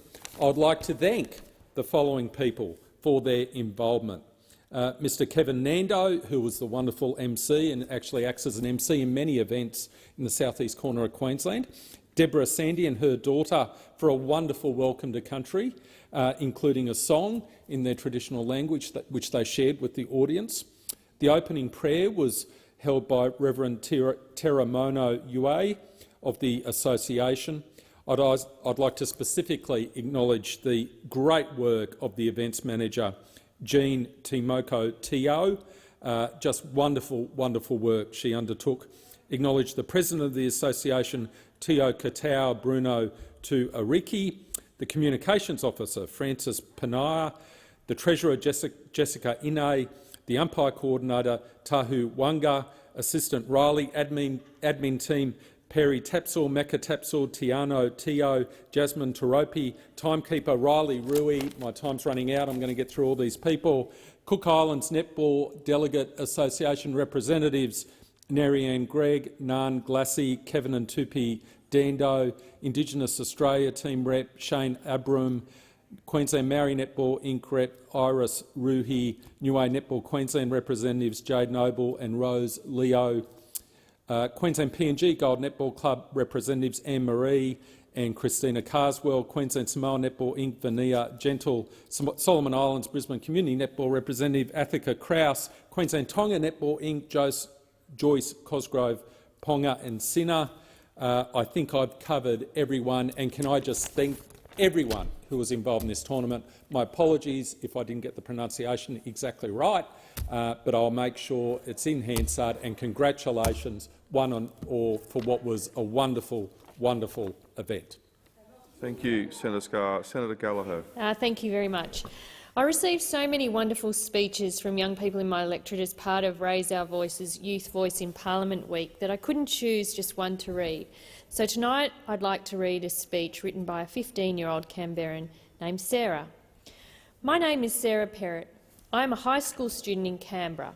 I'm 15 years old. I'm currently watching the government and citizens of Australia work together to bring an end to the pandemic in Australia. This has shown that the only way to solve big problems is with a big community. My future for Australia is broad and inclusive. It's a future that gives everyone a chance to help. Everybody loves being part of something big and exciting. I believe that our future is big and exciting. The environment is one of the most current and important issues. We should be aiming for a time where children don't have to worry about the environment. If we change how everyday Australians such as myself view the climate crisis, then we can get them involved. We need more participation. Many know what is happening to our Earth, but few know how they can help. We should be addressing the fact that fixing issues in Australia can also assist in fixing our Earth. Problems such as the unhealthy amount of overeating in teenagers and children have an effect on Australia's environment. There are many more of these problems that can be addressed. The only way to solve these nationwide problems is if we all do it together. If we work as a nation, we can help everyone, but when we split, we can't help anybody. Thank you, Sarah, and I look forward to seeing you give a speech in Parliament one day soon. I would also like to speak briefly about another issue of great importance to Canberrans, and that is about the ACT's democratic rights. 24 years ago in federal parliament, Mr Andrews, a member of the other place, introduced laws that diminished the democratic rights of over 500,000 people. Those laws, which remain in place today, denied people living in the ACT and the Northern Territory the right to political autonomy with respect to voluntary assisted dying.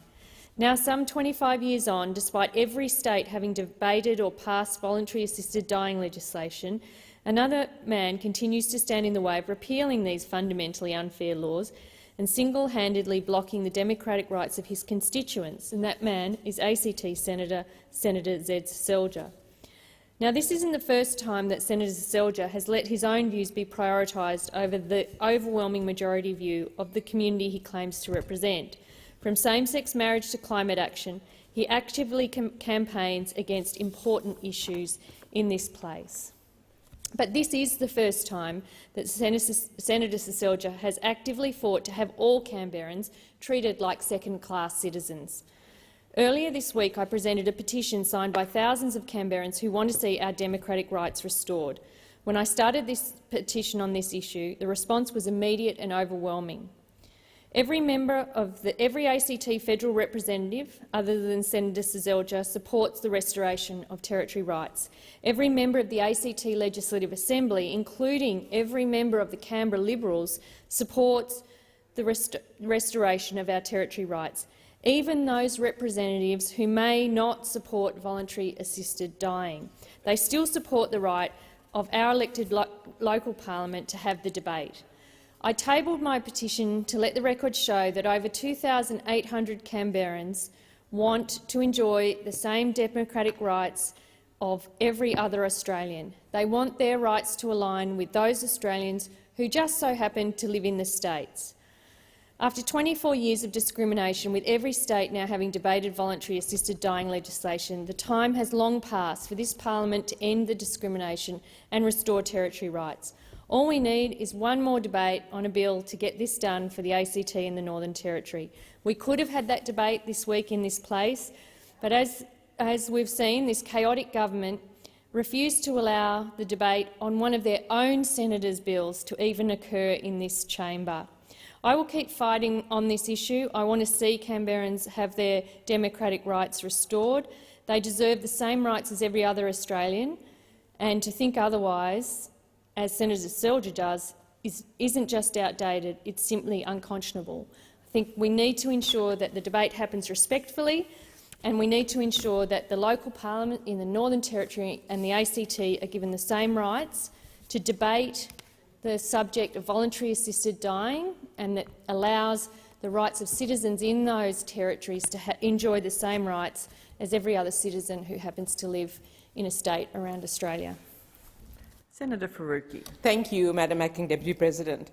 November 25th is the International Day for the Elimination of Violence Against Women. I wish we didn't need this day. I wish that there weren't any reasons for me to speak out about gendered violence in Australia and around the world. But it does serve as a reminder that we still need to take serious action if we are to have any hope of eliminating this violence. Violence against women continues to be at epidemic levels in this country. Every year we continue to count the numbers, and every year they continue to be distressingly high. The Counting Dead Women Australia project reports that at least 38 women have lost their lives because of violence so far this year. Last year we lost 56 women. and there were countless others who suffer abuse and violence.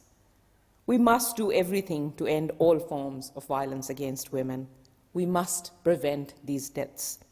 A report in June this year by the Queensland University of Technology's Centre for Justice confirmed our fears that domestic abuse increased during COVID-19 lockdowns.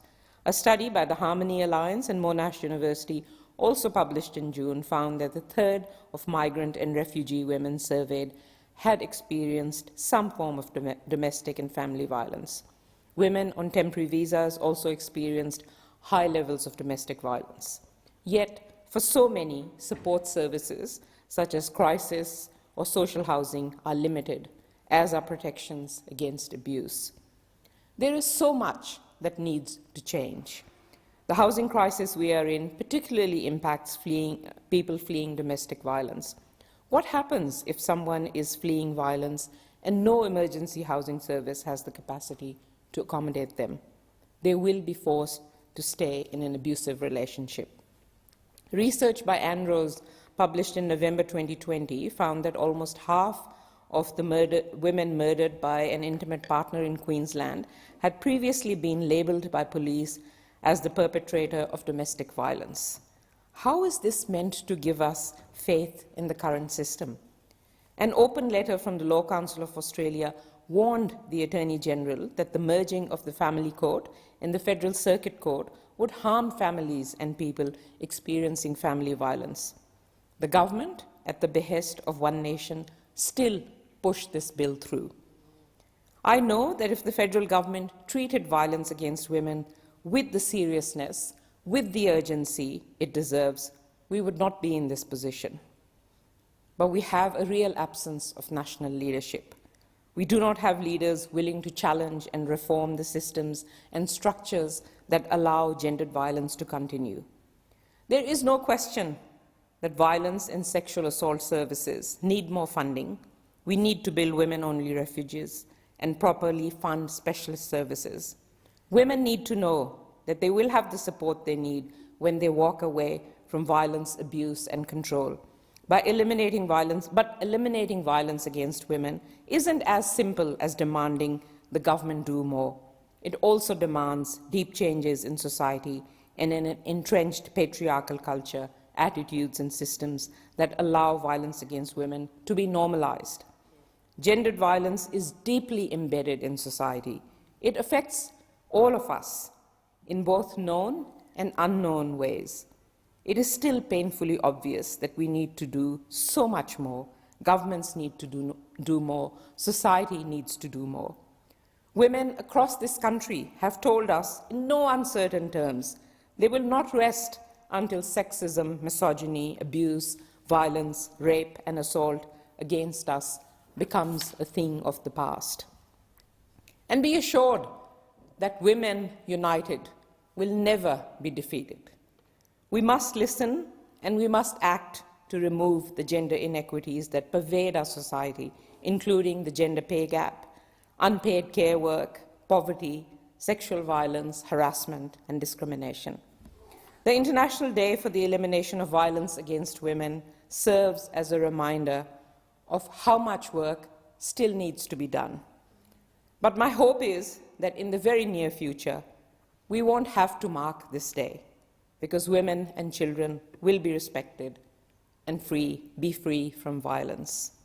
And I look forward to that day. Senator Thorpe. Thank you, Acting Deputy President. I rise to contribute to this adjournment debate. I would like to honour the life of Wayne Falla Morrison.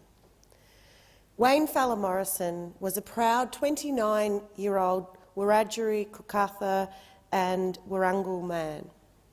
He was a loving father, a keen outdoorsman, a fisherman and an artist.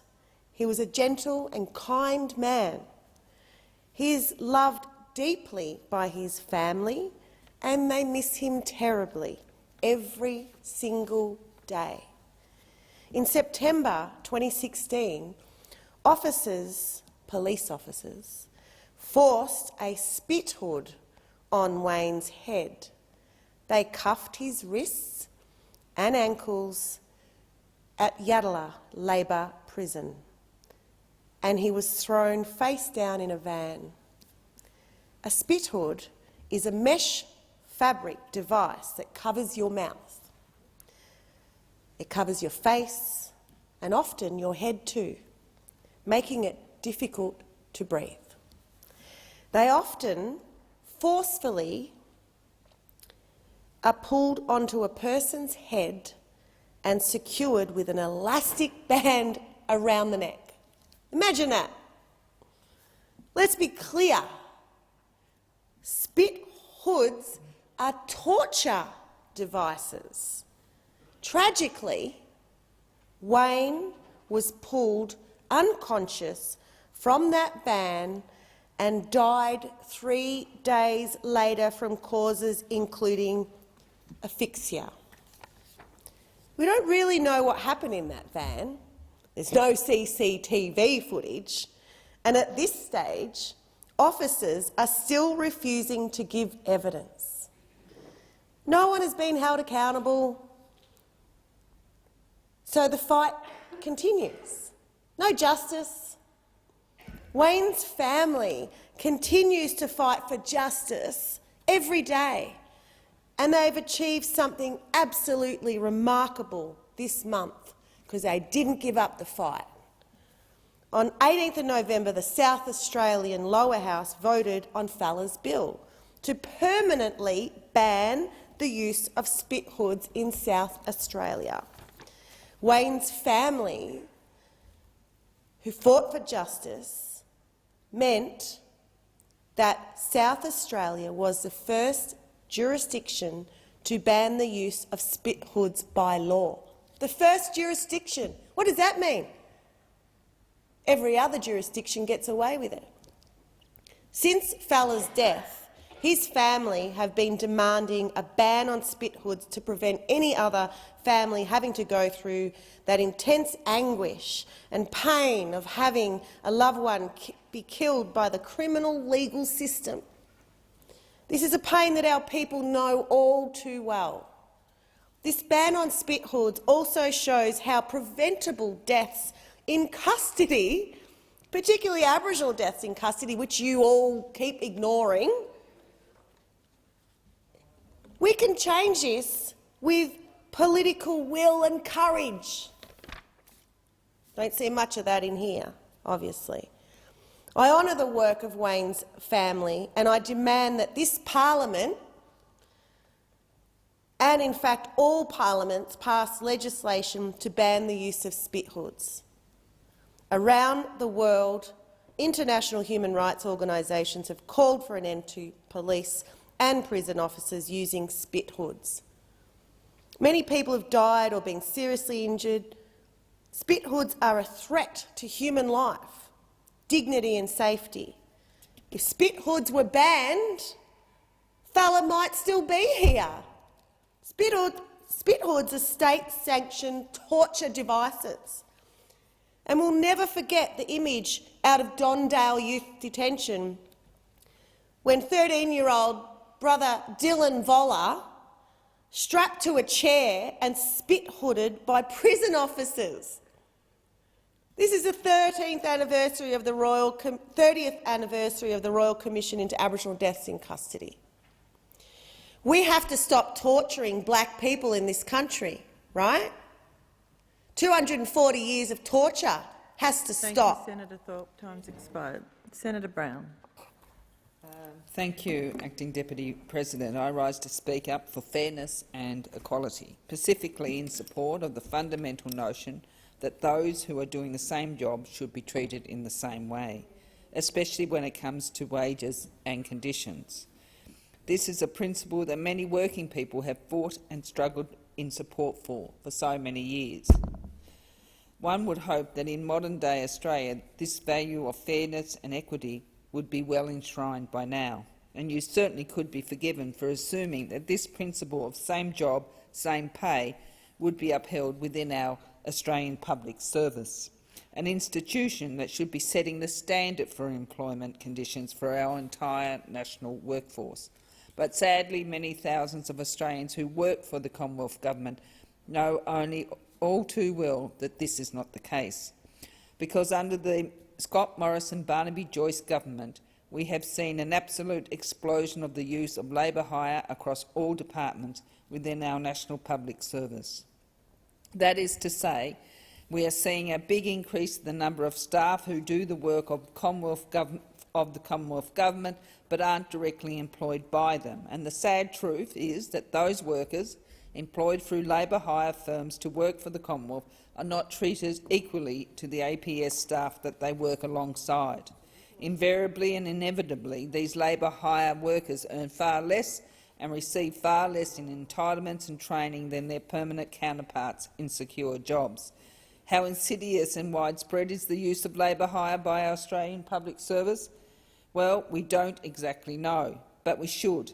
According to the Community and Public Sector Union, there are at least 20,000 labour hire workers working alongside permanent staff in the Australian Public Service. In my home state of Tasmania, there are at least 350 labour hire staff working for the Commonwealth Government, with the CPSU estimating the real figure could be as high as 500 positions. By some estimates, in some departments, it may be well as high as 42% of the total workforce. That's according to a Canberra Times analysis from this year that also found contracted labour averaged 1 in 5 workers across the 14 Commonwealth Government departments. That analysis found the Department of Veterans Affairs topped out with the figure of 42% of staff engaged through labour hire firm. Almost 1 in 2 workers. It's extraordinary, unnecessary, unfair and costly. Costly to the Commonwealth. This practice has to change. It's a disservice to both the workers employed directly by the APS and to the labour hire workers who work alongside them. It's a disservice to the nation, it's costly and it's just not right. We should expect more than from a supposed model employer, our very own national government. Well, Labor wants to do something about it. We've got the backs of working people right across this country, particularly those in insecure work, and we've got the backs of the many thousands of Australians who work in public service for the Australian people. A Labor government will end the practice of paying labour hire workers less than those who are directly employed by the employer when they are actually doing exactly the same job. The present system is a distortion and an unfair one at that, and it's not in the interest of taxpayers. Under the Morrison-Joyce government, taxpayer funds are being gushing into the coffers of expensive labour hire firms who then pocket the funds while studying their workers and thinned out pay packets and slimmed down conditions. Labor will seek to rein in this wasteful practice. An Albanese Labor government would conduct an audit of employment across the entire APS to weed out those areas where temporary forms of work have been used in an inappropriate manner. Instead of lining the pockets of the big labour hire firms, an Albanese Labor government will use precious taxpayers' money wisely, fairly and sensibly by employing those who work for the Commonwealth Government directly in our Australian public service with secure jobs, fair pay and conditions, and will make sure that they have fair bargaining framework. But it won't stop there. Our commitment to fairness and equality in the workplace and the notion of same job, same pay extends beyond our public service to the entire workforce.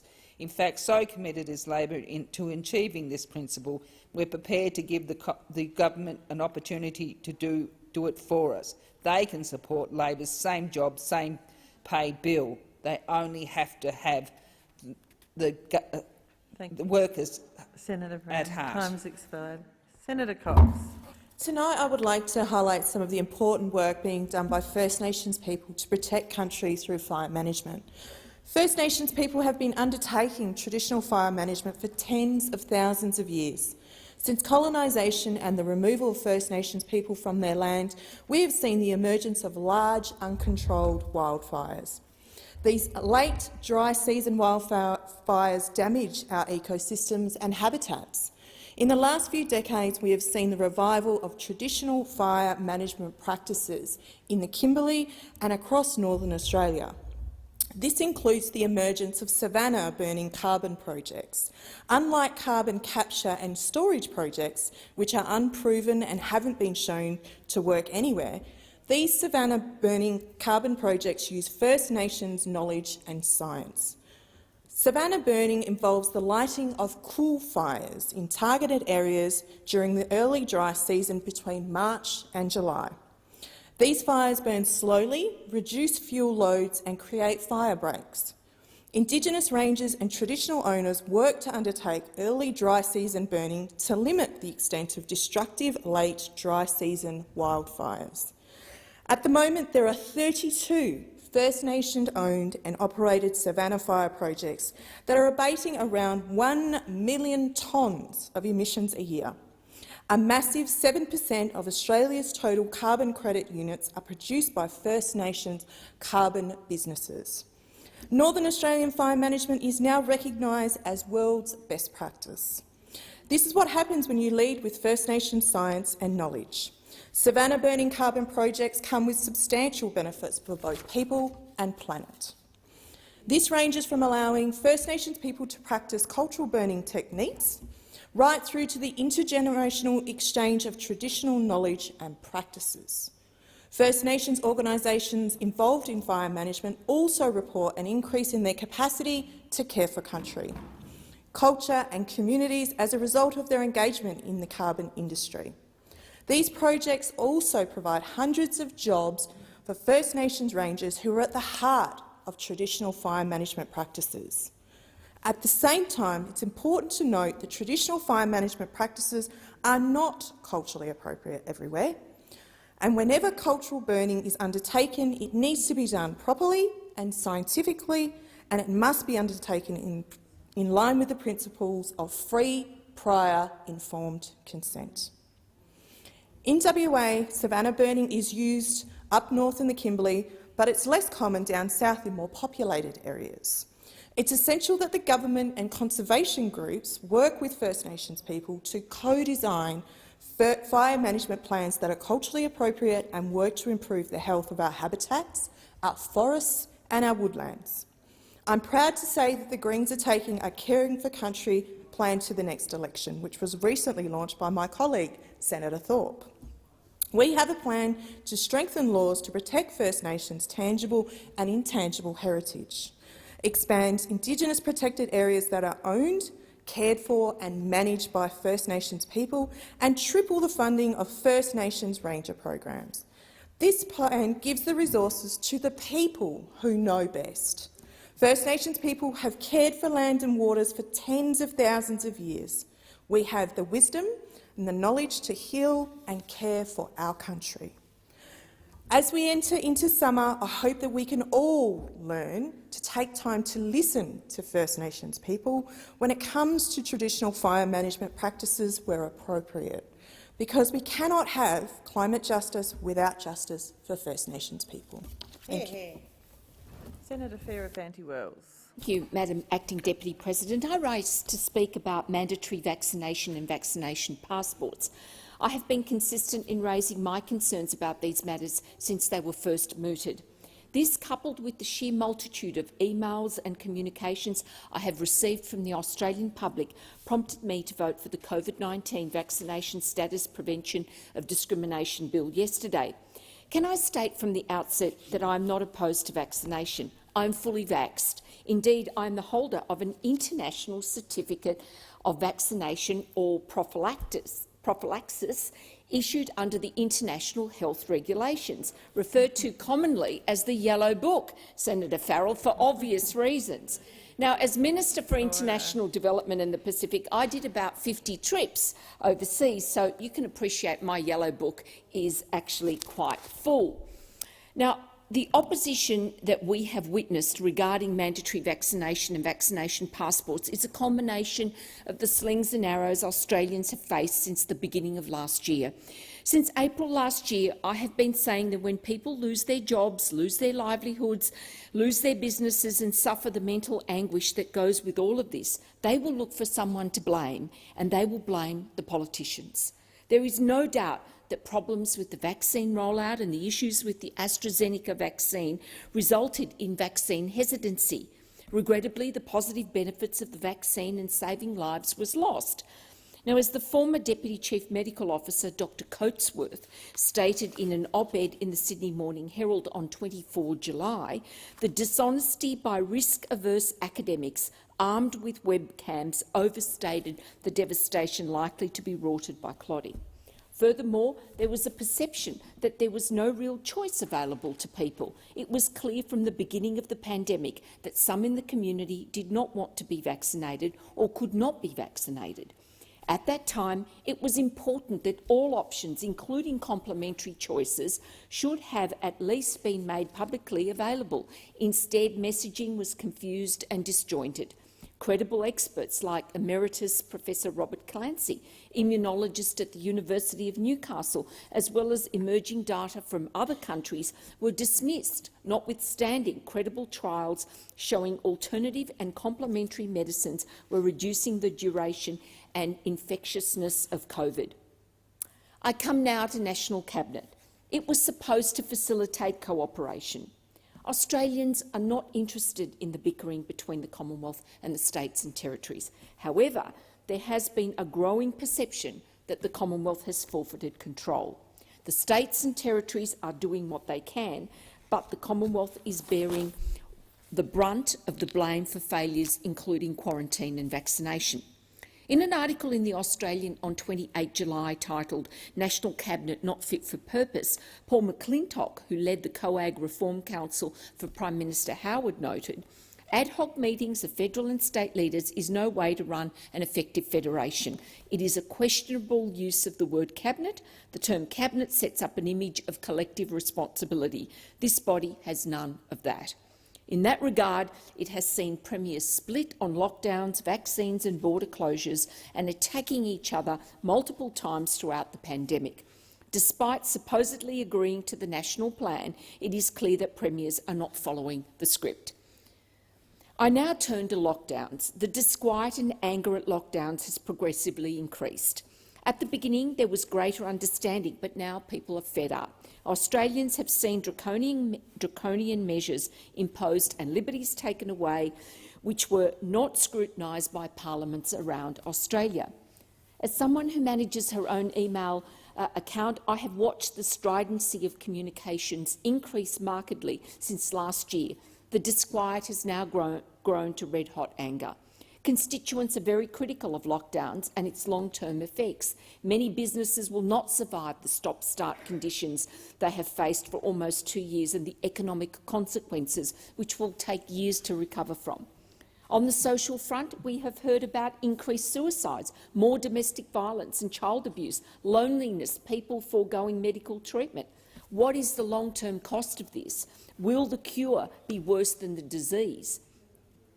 Last year, I saw a video of about 20 residents of a nursing rehab facility in the US protesting against COVID restrictions. Many in wheelchairs were holding up signs, "I'd rather die from COVID than loneliness." I am especially concerned about the long-term effects on our children and young people, with studies showing that school closures have done more harm than the virus.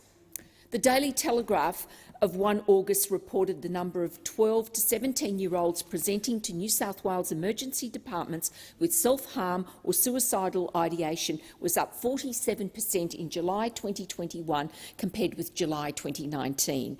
Mental health became the shadow pandemic. And whilst the language of the premiers was that we needed to live with the virus, they acted to the contrary. It was about suppression, eradication and zero cases. Lockdowns became the default. We became Fortress Australia. Sadly, we lost perspective. We forgot that every year there are approximately, sadly, 170,000 deaths in Australia, of which flu and pneumonia are the 9th leading cause of death. The statistics indicate the overwhelming majority of people who got COVID recovered, and deaths were mainly of the elderly, often with other complications. For most, it was a mild illness. And there has also been an increasing anger that the benefits of lockdowns outweighed the costs. the cost to our Australian way of life across a whole range of different areas, especially in the deprivation of civil liberties, has deteriorated as the longer that lockdowns went on. Many saw firsthand the heavy-handedness during lockdowns, such as police brutality, curtailment of religious practice, and other things, all resulting in civil disobedience. And criticism of those who chose to voice their concerns in a peaceful and democratic manner were faced with hatred and vilification and being tagged anti-vaxxers. Many who protested were not anti-vaxxers. They were opposed to people being forced to get vaccinated. Now, on the issue of vaccine passports, many agree that this is a further erosion of liberties, especially given that fully vaccinated people can not only get COVID but can also transmit the virus. Indeed, unvaccinated people may never get the virus and accordingly never transmit it. So forcing people to vaccinate or requiring people to disclose their medical information is a dangerous precedent. It threatens fundamental freedoms and the potential to create a multi-tiered society where people are denied basic access to needs. And most importantly, let's keep in mind the Australian Immunisation Handbook sets out procedures which includes what constitutes valid consent for treatment, and that it must be given voluntarily in the absence of undue pressure, coercion or manipulation. And whilst the National Cabinet and the Australian Government has pronounced that vaccination must be voluntary, the directions given have been confused and unclear. And in the absence of clear leadership, businesses and organisations have struggled unfairly because National Cabinet has failed to provide a clear and defined protocol for all Australians to follow. And yes, I appreciate that vaccination levels are high. But judging from the volume of correspondence, many people got vaccinated not because they wanted to, but because they felt compelled to do so. And hence the term medical apartheid has continued to cause resentment.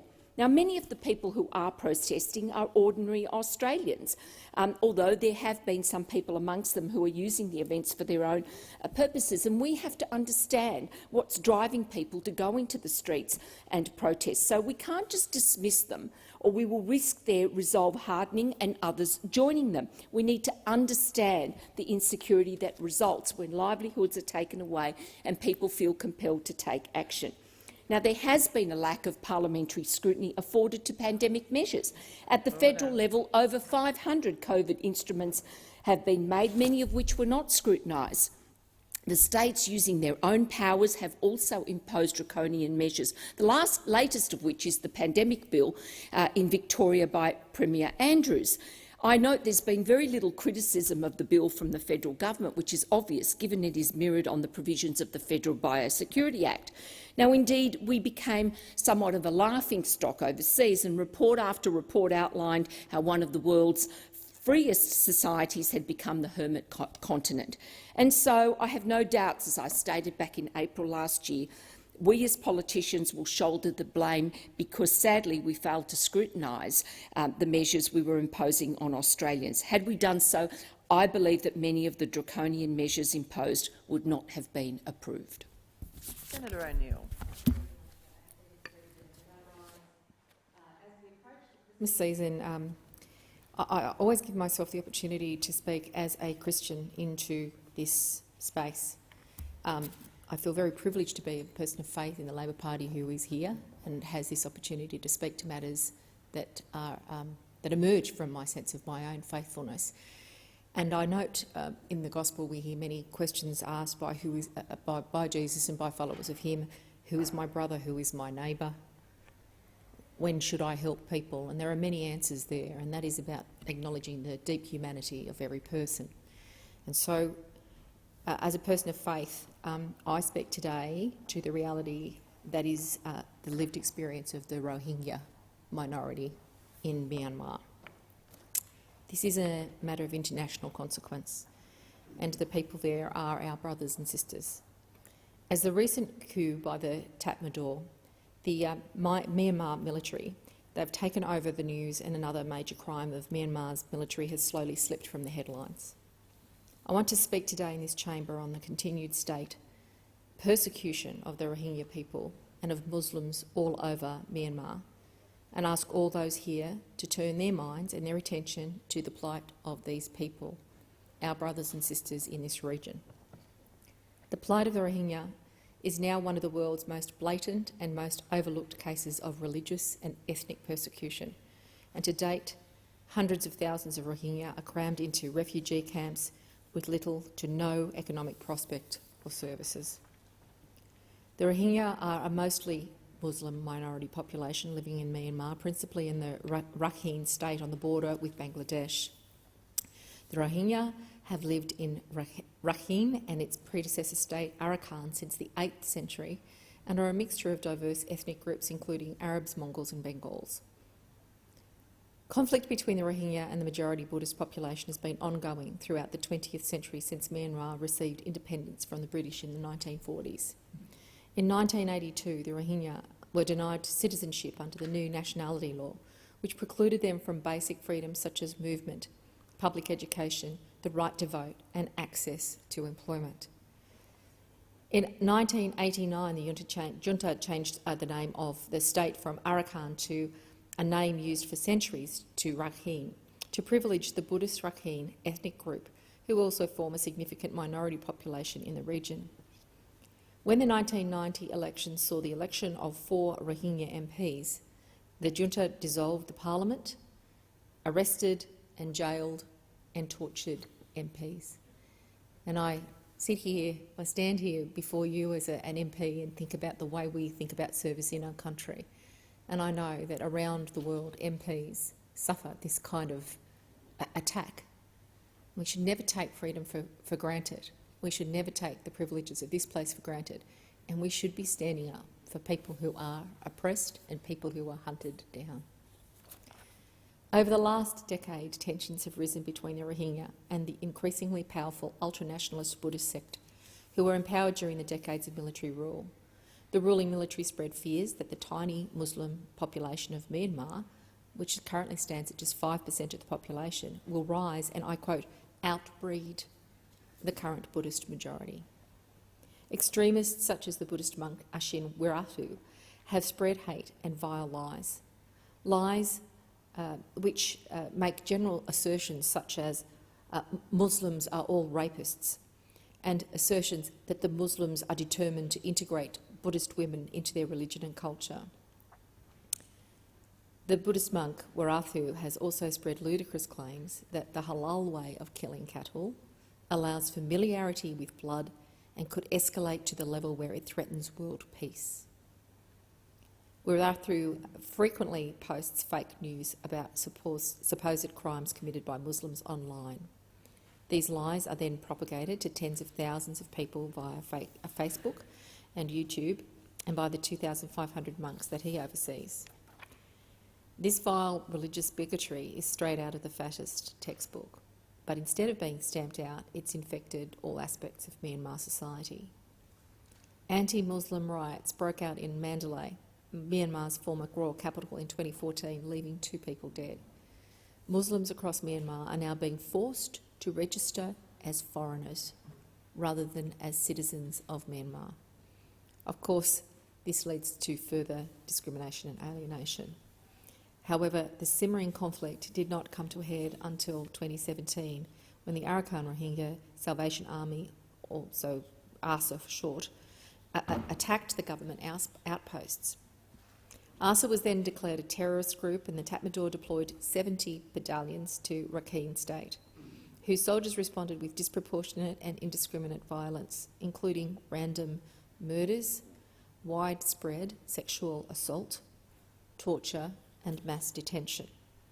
The Tatmadaw ethnically cleansed hundreds of thousands of Rohingya from their homeland and forced them across the border into Bangladesh, into what is now arguably the world's largest refugee camp, Cox's Bazar. These atrocities were completely disproportionate to the provocation and fit into a decades-long pattern of discrimination and dehumanisation of the Rohingya minority. The Rohingya people languish to this day in squalor in these camps, eking out an existence on the fringes of Bangladesh society and abandoned by their homeland and supposed protectors. I note there has been some international action on this issue. US President Biden has sanctioned Myanmar's generals in relation to these war crimes. New Zealand has suspended all high-level contact with Myanmar and imposed travel bans on its military leaders. Australia has provided $89 million in humanitarian assistance and targeted sanctions on the military leaders responsible. But the humanitarian crisis remains. 860,000 Rohingya are still stateless and displaced. They're living in refugee camps and in poverty. The COVID-19 pandemic has only made this awful situation that much worse. A December 2020 UNHCR report noted that food insecurity had risen, household income had dropped, and 10% of camp residents reported their health had deteriorated, and education was severely disrupted in the refugee camps due to the ongoing effects of the pandemic and multiple other complicating factors. Colleagues, we must do more to act. The actions of the Tatmadaw against the Rohingya are acts of genocide and crimes against humanity. Any semblance of democracy has been shrugged off by this year's military coup. I urge that strong action be taken by Australia in order to protect the vulnerable Rohingya populations and ensure that their human rights are upheld and protected. The ability to manifest your faith and your cultural identity should never be curtailed by any government or military junta. The coup will only make things worse for the Rohingya people. Australia needs to stand against genocide in our region now and forever. Australia has, together with good people in the Asia-Pacific, done great work. We can and we should play a very significant role with our regional allies to make Rakhine safer for the Rohingya. We should call out and sanction the military leaders responsible for crimes against humanity. As I speak this, again, I think of the excitement that we have all coming off the end of the COVID crisis here in Australia, and people look to Christmas with hope. Friends of mine have already told me that they've put their Christmas trees up early this year because they just want to have some beacon on the horizon. While we are looking to Christmas with that hope, we know that for the Rohingya, the situation is getting worse and worse under a military junta and exacerbated by the pandemic.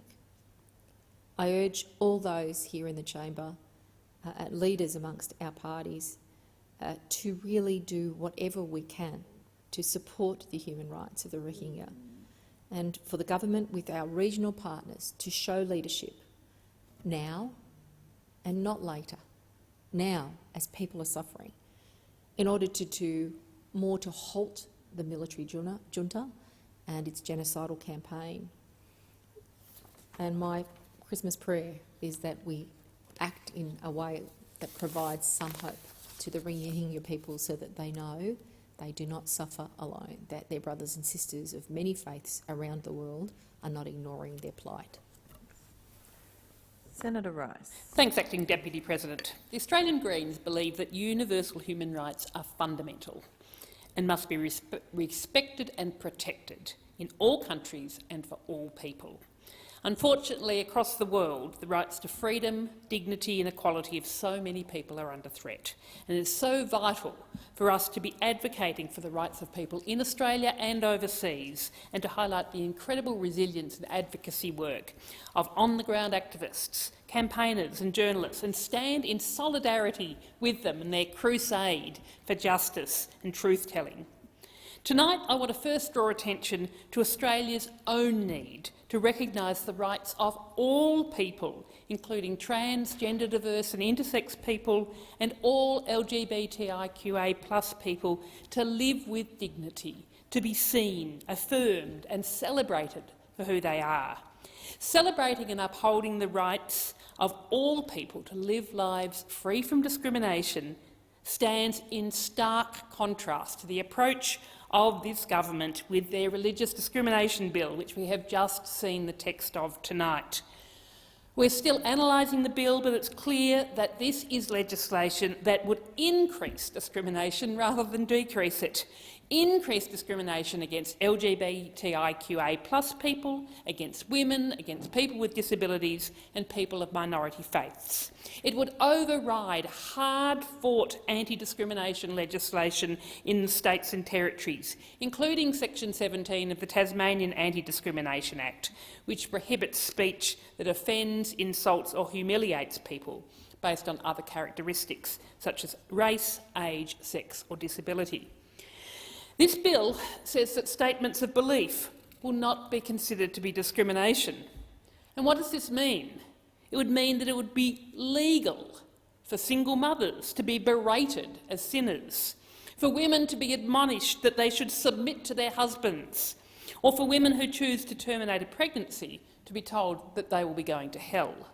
It means it would be legal for people with disabilities to be told that their disability is a punishment from God, and it will allow a waiter to tell a gay couple enjoying a romantic lunch that they will pray to God to heal them of their same-sex attraction.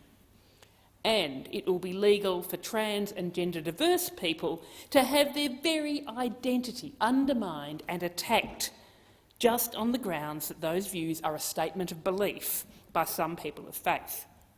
Look, don't get me wrong, people have the right to hold those views. They can believe anything they want, but they should not have the right to impose those views on others who do not share them.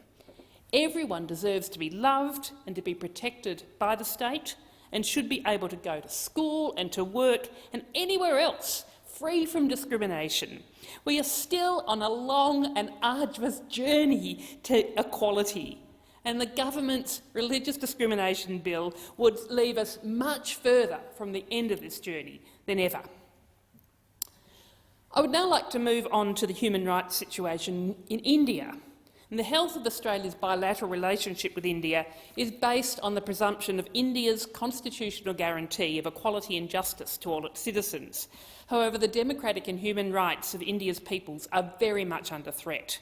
According to Human Rights Watch, the BJP government has increasingly harassed, arrested and prosecuted human rights defenders, activists, journalists, students and academics who have been critical of the government or its policies. And the government has also continued to impose harsh and discriminatory restrictions on Muslim-majority areas in Jammu and Kashmir. Over the last year, 22-year-old climate activist Disha Ravi was arrested in India for merely sharing a climate toolkit, and Muslim journalist Rana Ayub routinely gets sent violent threats of rape and death for critically reporting on the BJP government. These atrocities against women, young people and Muslim people must be condemned. And recently, according to an Amnesty International report, over 300 politicians, journalists and businesses were on a list of potential targets of covert Israeli-made spyware, Pegasus. And these included a majority of opposition leaders in India, security forces, judiciary and cabinet ministers, and is in glaring violation of India's constitutional guarantee of the right to privacy. And alarmingly, these facial recognition technologies, surveillance technologies and spyware were discussed and celebrated by our Prime Minister Morrison and Foreign Minister Payne at the Sydney Dialogue. In contrast, the Greens believe that the Australian government should be seriously questioning and challenging Indian leaders on their excessive use of these technologies to marginalise minority communities, women, LGBTIQA+ people and Muslim and Dalit and Adivasi communities. And the Australian government should also condemn the development of covertly installed spyware like Pegasus by the Israeli government used to stifle voices of dissent. And we should also follow the US in putting the software Pegasus on a trade blacklist. I now want to move to the situation in Sri Lanka. Tamil community members here in Australia have told me of their deep alarm about attacks on Tamils by the Sri Lankan government. Earlier this year, the Sri Lankan authorities ordered the bulldozing of a memorial paying tribute to the victims of the 2009 Mullivakal massacre, which was a mass killing of Tamilians. And this is one of many instances of Sri Lankan authorities attempting to erase Tamils from the community. In March 2021, Australia backed the UK-led resolution at the United Nations Human Rights Commission, expressing deep concern at the deteriorating situation in Sri Lanka, noting the excessive militarisation and erosion of the judiciary's independence. However, just 1 month later, we were supplying aerial surveillance drones to Sri Lanka to deter and disrupt asylum seekers trying to reach Australia. It is high time for the Australian government to acknowledge Tamil people in Sri Lanka as a persecuted minority and to divest from providing military support to Sri Lankan authorities. And we should be standing in solidarity with and increasing support for Tamil refugees and asylum seekers in Australian communities. I now want to move to Myanmar, and I repeat my ask, which we have heard time and time again from people in Myanmar, from the people here in Australia and globally, for the Australian government to impose targeted sanctions on the leaders of the military coup. Radios produced by Australian company Barrett Communications have been sold to the Myanmar military junta. Such trade must immediately be stopped, otherwise Australia is complicit in the anti-democracy coup by the military junta. Yet, despite the loud, persistent and completely justified calls to support democracy in Myanmar and to sanction the junta, Minister Dutton recently met with representatives from the junta regime at the ASEAN-Australia Defence Ministers' virtual meeting, and we condemn this palpable disregard of the people's democracy in Myanmar and consider Minister Dutton's meeting with the junta as a message of recognising an illegitimate regime that took power by force and is committing atrocities against innocent civilians. Instead of legitimising the junta, the Australian government should be having formal government-to-government meetings with and recognising the National Unity Government. Recently, I rallied with community members in solidarity with Sudanese people fighting for democracy in Sudan. In the last few weeks, so many people, including ministers, journalists and civilian protesters, have been tragically arrested by the government. The Australian government should be actively, loudly and persistently condemning this unjust military coup and actively working with governments across the world for a just transition of power to a legitimate democratic government, ensuring peace and justice for Sudanese people. And finally, I speak about Ethiopia, where the Tigrayan and the Oromo people are being persecuted by the military state. According to a UN and Ethiopian Human Rights Commission joint report, the Ethiopian regime has displayed appalling levels of brutality, especially towards women. And as the UN Human Rights Commission also recognised in a recent update, Tigrayan forces have allegedly been responsible for attacks on civilians, including indiscriminate killings resulting in nearly 76,500 people displaced in Afar and an estimated 200,000 people in Amhara. The Joint Standing Committee on Foreign Affairs, Defence and Trade Human Rights Committee recently heard very powerful evidence about this issue, and we heard from diaspora members, Human Rights Watch, Amnesty and others. And there was a single clear message that the Australian government must do more, the international community must do more. So there's a set of clear recommendations that was being put forward by the Global Centre for the Responsibility of Protect, and we support those calls, calling for a humanitarian ceasefire, for the government of Ethiopia to remove the humanitarian blockade and for the deployment of international monitors. And I call on the Australian government to amplify these calls. Time's expired. Senator McGrath. Thank you, Acting Deputy President. Over recent months, China has continued to defy the sovereignty of Taiwan and many other nations in our immediate region. Earlier this year, both China and Russia sent a chilling message to the rest of the world in staging war games in northwestern China. This display of strength not only demonstrates the increasingly closer ties between Beijing and Moscow, but shows the comparability between the two powers, with Russian forces seen firing Chinese weapons. Communist China has grown arrogantly comfortable to a worrying degree in showing its preparedness for conflict. This new show of strength is the next step in China's strategy to assert their dominance and expand their influence in the region. Communist China is a bully. It comes as the rest of the world turns a blind eye to the fact that China's pressure in Hong Kong has completely overthrown the one country, two system agreement. Hong Kong is gone. Hong Kong is one of the many tragedies arising from the COVID-19 pandemic. Indeed, it was the first casualty. I think it is very clear who is next, which, if the time comes, will be one of the greatest tests for the free world. Will we come to the aid of our democracy-loving friends in Taiwan, or sit idly by and just let it happen, just like Chamberlain, succumbing to peace in our time, yet to find what comes down the track far worse? The threat to Taiwan is ever reflected in the gradual rise of soft-power China in influencing upon the rest of the world to maintain authority over the language around Taiwan. Back in August, Beijing spectacularly expelled the Lithuanian ambassador and withdrew its own envoy from Lithuania because that nation moved to set up diplomatic ties with Taiwan. While in recent days, China has further reduced the level of its diplomatic relations with Lithuania to below ambassador level, for allowing Taiwan to set up an office under its own name in Lithuania. Either way, that China is increasing its pressure on both Taiwan and the rest of the world cannot go unnoticed. This mostly unfettered expansion and ability to make demands over so many nations means Communist China is not only strategising for global leadership, or better put, dictatorship, but seeks to position itself as a price taker, not giver, when it comes to trade. I've previously warned about the United States' concern about China's Coast Guard law that explicitly allows its Coast Guard to fire on foreign vessels in pursuit of China's claims and ongoing territorial and maritime disputes in the East and South China Seas.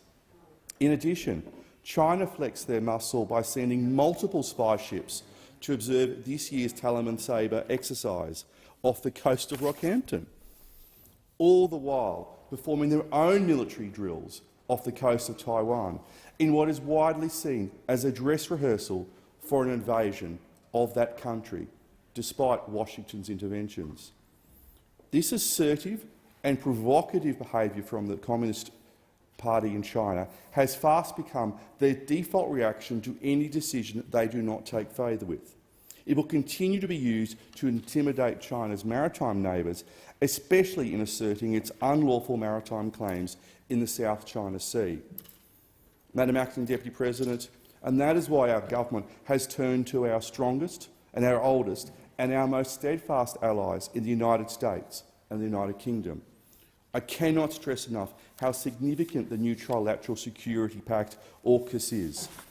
As China grows more aggressive by the day, this partnership is crucial to ensuring enduring peace, as well as free and open trade continues in our region. We should always endeavour to work with China. However, we cannot be ignorant to their continued efforts to coerce and intimidate other countries. Communist China is the greatest threat to peace and the rule of law since Stalin's Soviet Union. We must be pragmatic, yet realistic about the actions of China and what they mean for us and our allies. We must always stand up for our values as a liberal democracy. We cannot pretend that the regime in China today or tomorrow is the same as the China we have dealt with in the past. Economic war has already been declared on Western nations around the globe, and we've felt that already here in Australia on our wine, our barley, our beef. We must carefully consider how we continue to deal with China and the exemptions we sometimes afford them. As China continues to exert this subtle yet ever-present force, it is important that the rest of the free world takes a continued strong stance on China. We need to hold China to the same standard on issues of trade, law and human rights. We must be careful and we must be aware. Now, Madam Acting Deputy President, the ABC. The ABC needs to be reformed to be saved from itself. The ABC is a $1.1 billion organisation funded by the taxpayer, yet the ABC along the track has wandered off the course. And it's now leaving us in the unfortunate position we are in now to wonder, what should we do with the ABC? Labor and the Greens and the left love to run a protection racket to protect the ABC against any reform. We saw that today in the Senate, where Labor and the Greens combined to stop an inquiry into something as innocent as the complaints process within the ABC. What we're seeing is a grotesque, left-wing, back-scratching orgy of flatulent arrogance from the ABC and from those on the left. This ABC who sneers at us, it is led by an arrogant chair who sees the ABC as a country apart from Australia. And that is quite sad. This inevitable result of decades of free rein, of grossly excessive budgets and diminished accountability, we've ended up with an inner-city hive of woke workers hiring woke friends to do their woke work in their quest to wokeify the world. But in conjunction with the First Night crowd, with the chair of the ABC and her fellow First Nighters at the Opera, and chinking their champagne glasses, sneering at Middle Australia, sneering at those who believe in a pluralistic, diverse media market. It is time for there to be reform of the ABC. There is time for the recruitment process to be opened up. It is time for their inner-city headquarters to be sold and for their staff to be shifted to regional Australia. It is time. It is time for there to be a proper review of the charter of the ABC. But it needs to go beyond that. I've written to the Minister for Communications calling for an inquiry into the future of public broadcasting in this country. We have the ABC model, which is essentially an old wireless trundling along, yet we have a pluralistic, diverse media market. And the ABC, this monolith, this taxpayer-funded monolith, is not fit for purpose in the 21st century. So we need an inquiry into the future of public broadcasting in Australia.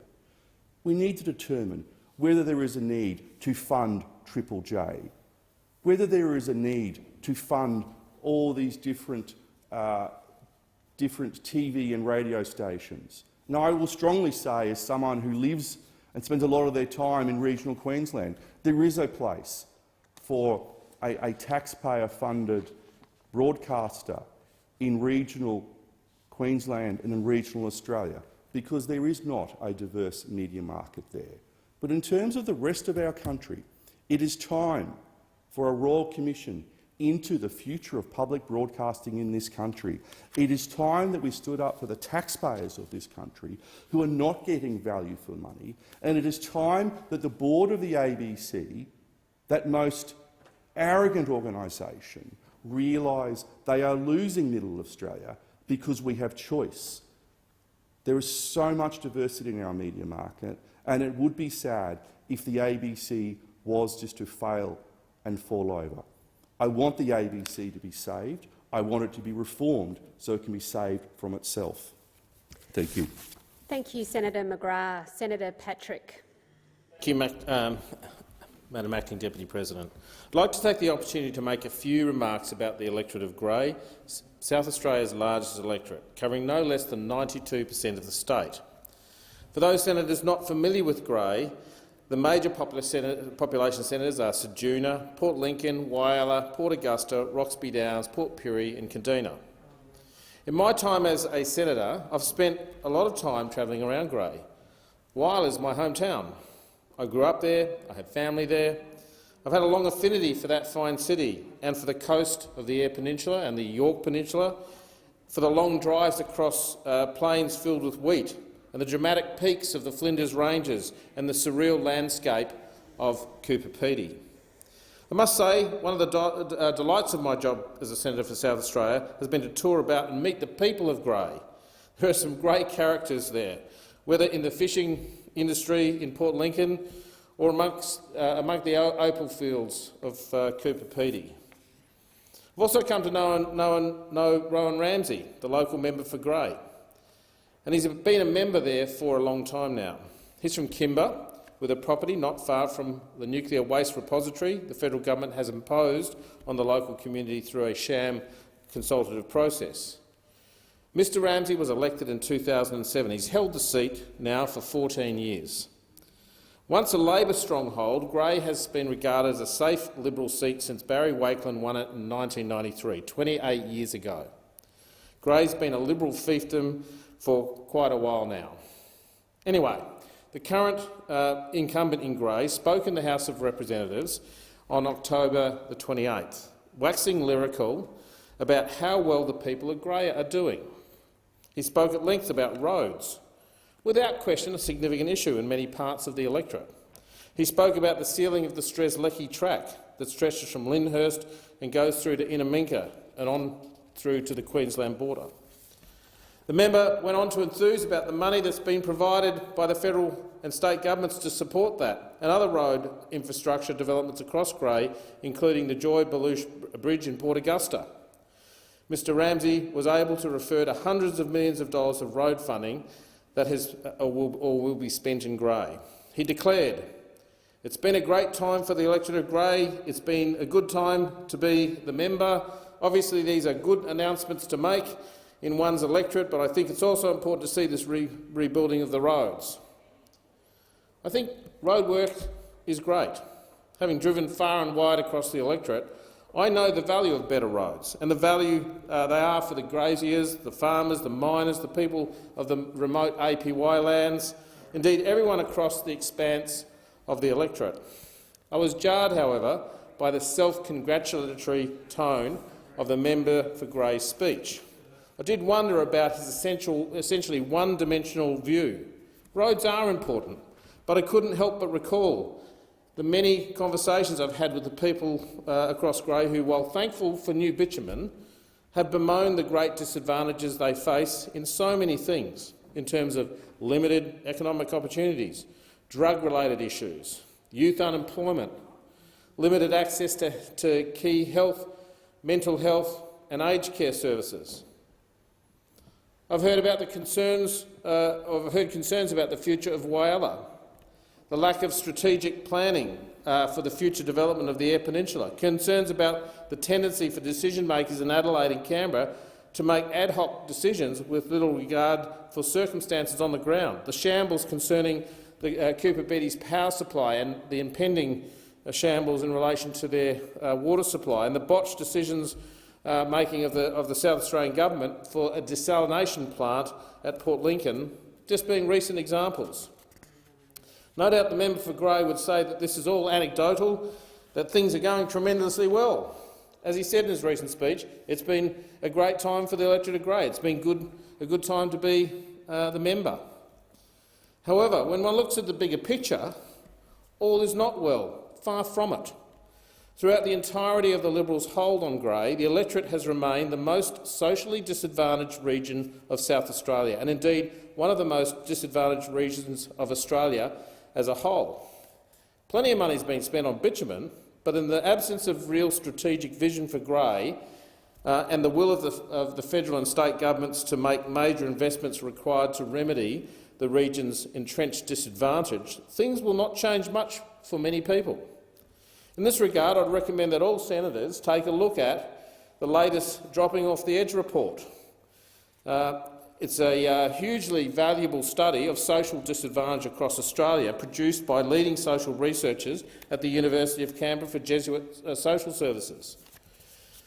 It's a very comprehensive study looking at a host of indicators, from income levels and employment to housing and rental stress, from environmental factors to educational levels, incidents of domestic violence and access to social and health services. It's a study that's been undertaken repeatedly since 2007, and senators would do well to look closely at the patterns in their own respective states. In the case of South Australia, the latest report shows serious disadvantage across the state, with the bulk of most of the disadvantage in the seat of Grey. In the study's map, grey is coloured red, indicating the highest level of disadvantage across almost all of the indicators. This entrenched disadvantage, whether expressed in low incomes, family stress, higher imprisonment rates, domestic violence and poor health outcomes, is persistent. Most of those rated as highly disadvantaged in 2021 were similarly disadvantaged in 2015 and indeed in studies further back. In highlighting the findings of this report, I don't want to suggest that life in grey, and especially on the Eyre Peninsula, is all bleak. But it's a useful correction to the triumphal media releases from the local member trumpeting the latest federal grant to lay down some bitumen. Grey is an electorate with much economic promise, but also deeply entrenched social disadvantage that hasn't changed greatly through the long Liberal hold on the seat. Of course, that's part of the story as a grey electorate has been on the geographical margins of South Australia, but also on the so-called safe Liberal seat. It's been on the political margins in policy making in both Adelaide and Canberra. Grey has been taken for advantage. Taken for granted. Grey has been taken for granted. In months to come, as the federal election approaches, I have no doubt that the member for Grey will be putting out more press releases about road funding and this or that federal grant, but it's far from clear that Grey receives any more funding than would normally be the case for a member of a remote regional electorate. And it's certainly less than what Grey would receive if it were one of the colour-coded marginal electorates on the Prime Minister's political spreadsheets. But what we really need to see is a strategic, economic and social vision for the entirety of the electorate, one that is backed by the will and investment needed to tackle the entrenched disadvantage across northern and western South Australia. That's what ought to be on the table for the seat of Grey at the next federal election. We'll have to see whether political circumstances are conducive to that. But if left to its own devices, with no effective challenge from the Labor Party, I can't see the current member for Grey delivering that. Thank you. Thank you, Senator Patrick. The Senate stands adjourned and will meet again tomorrow at 9:30.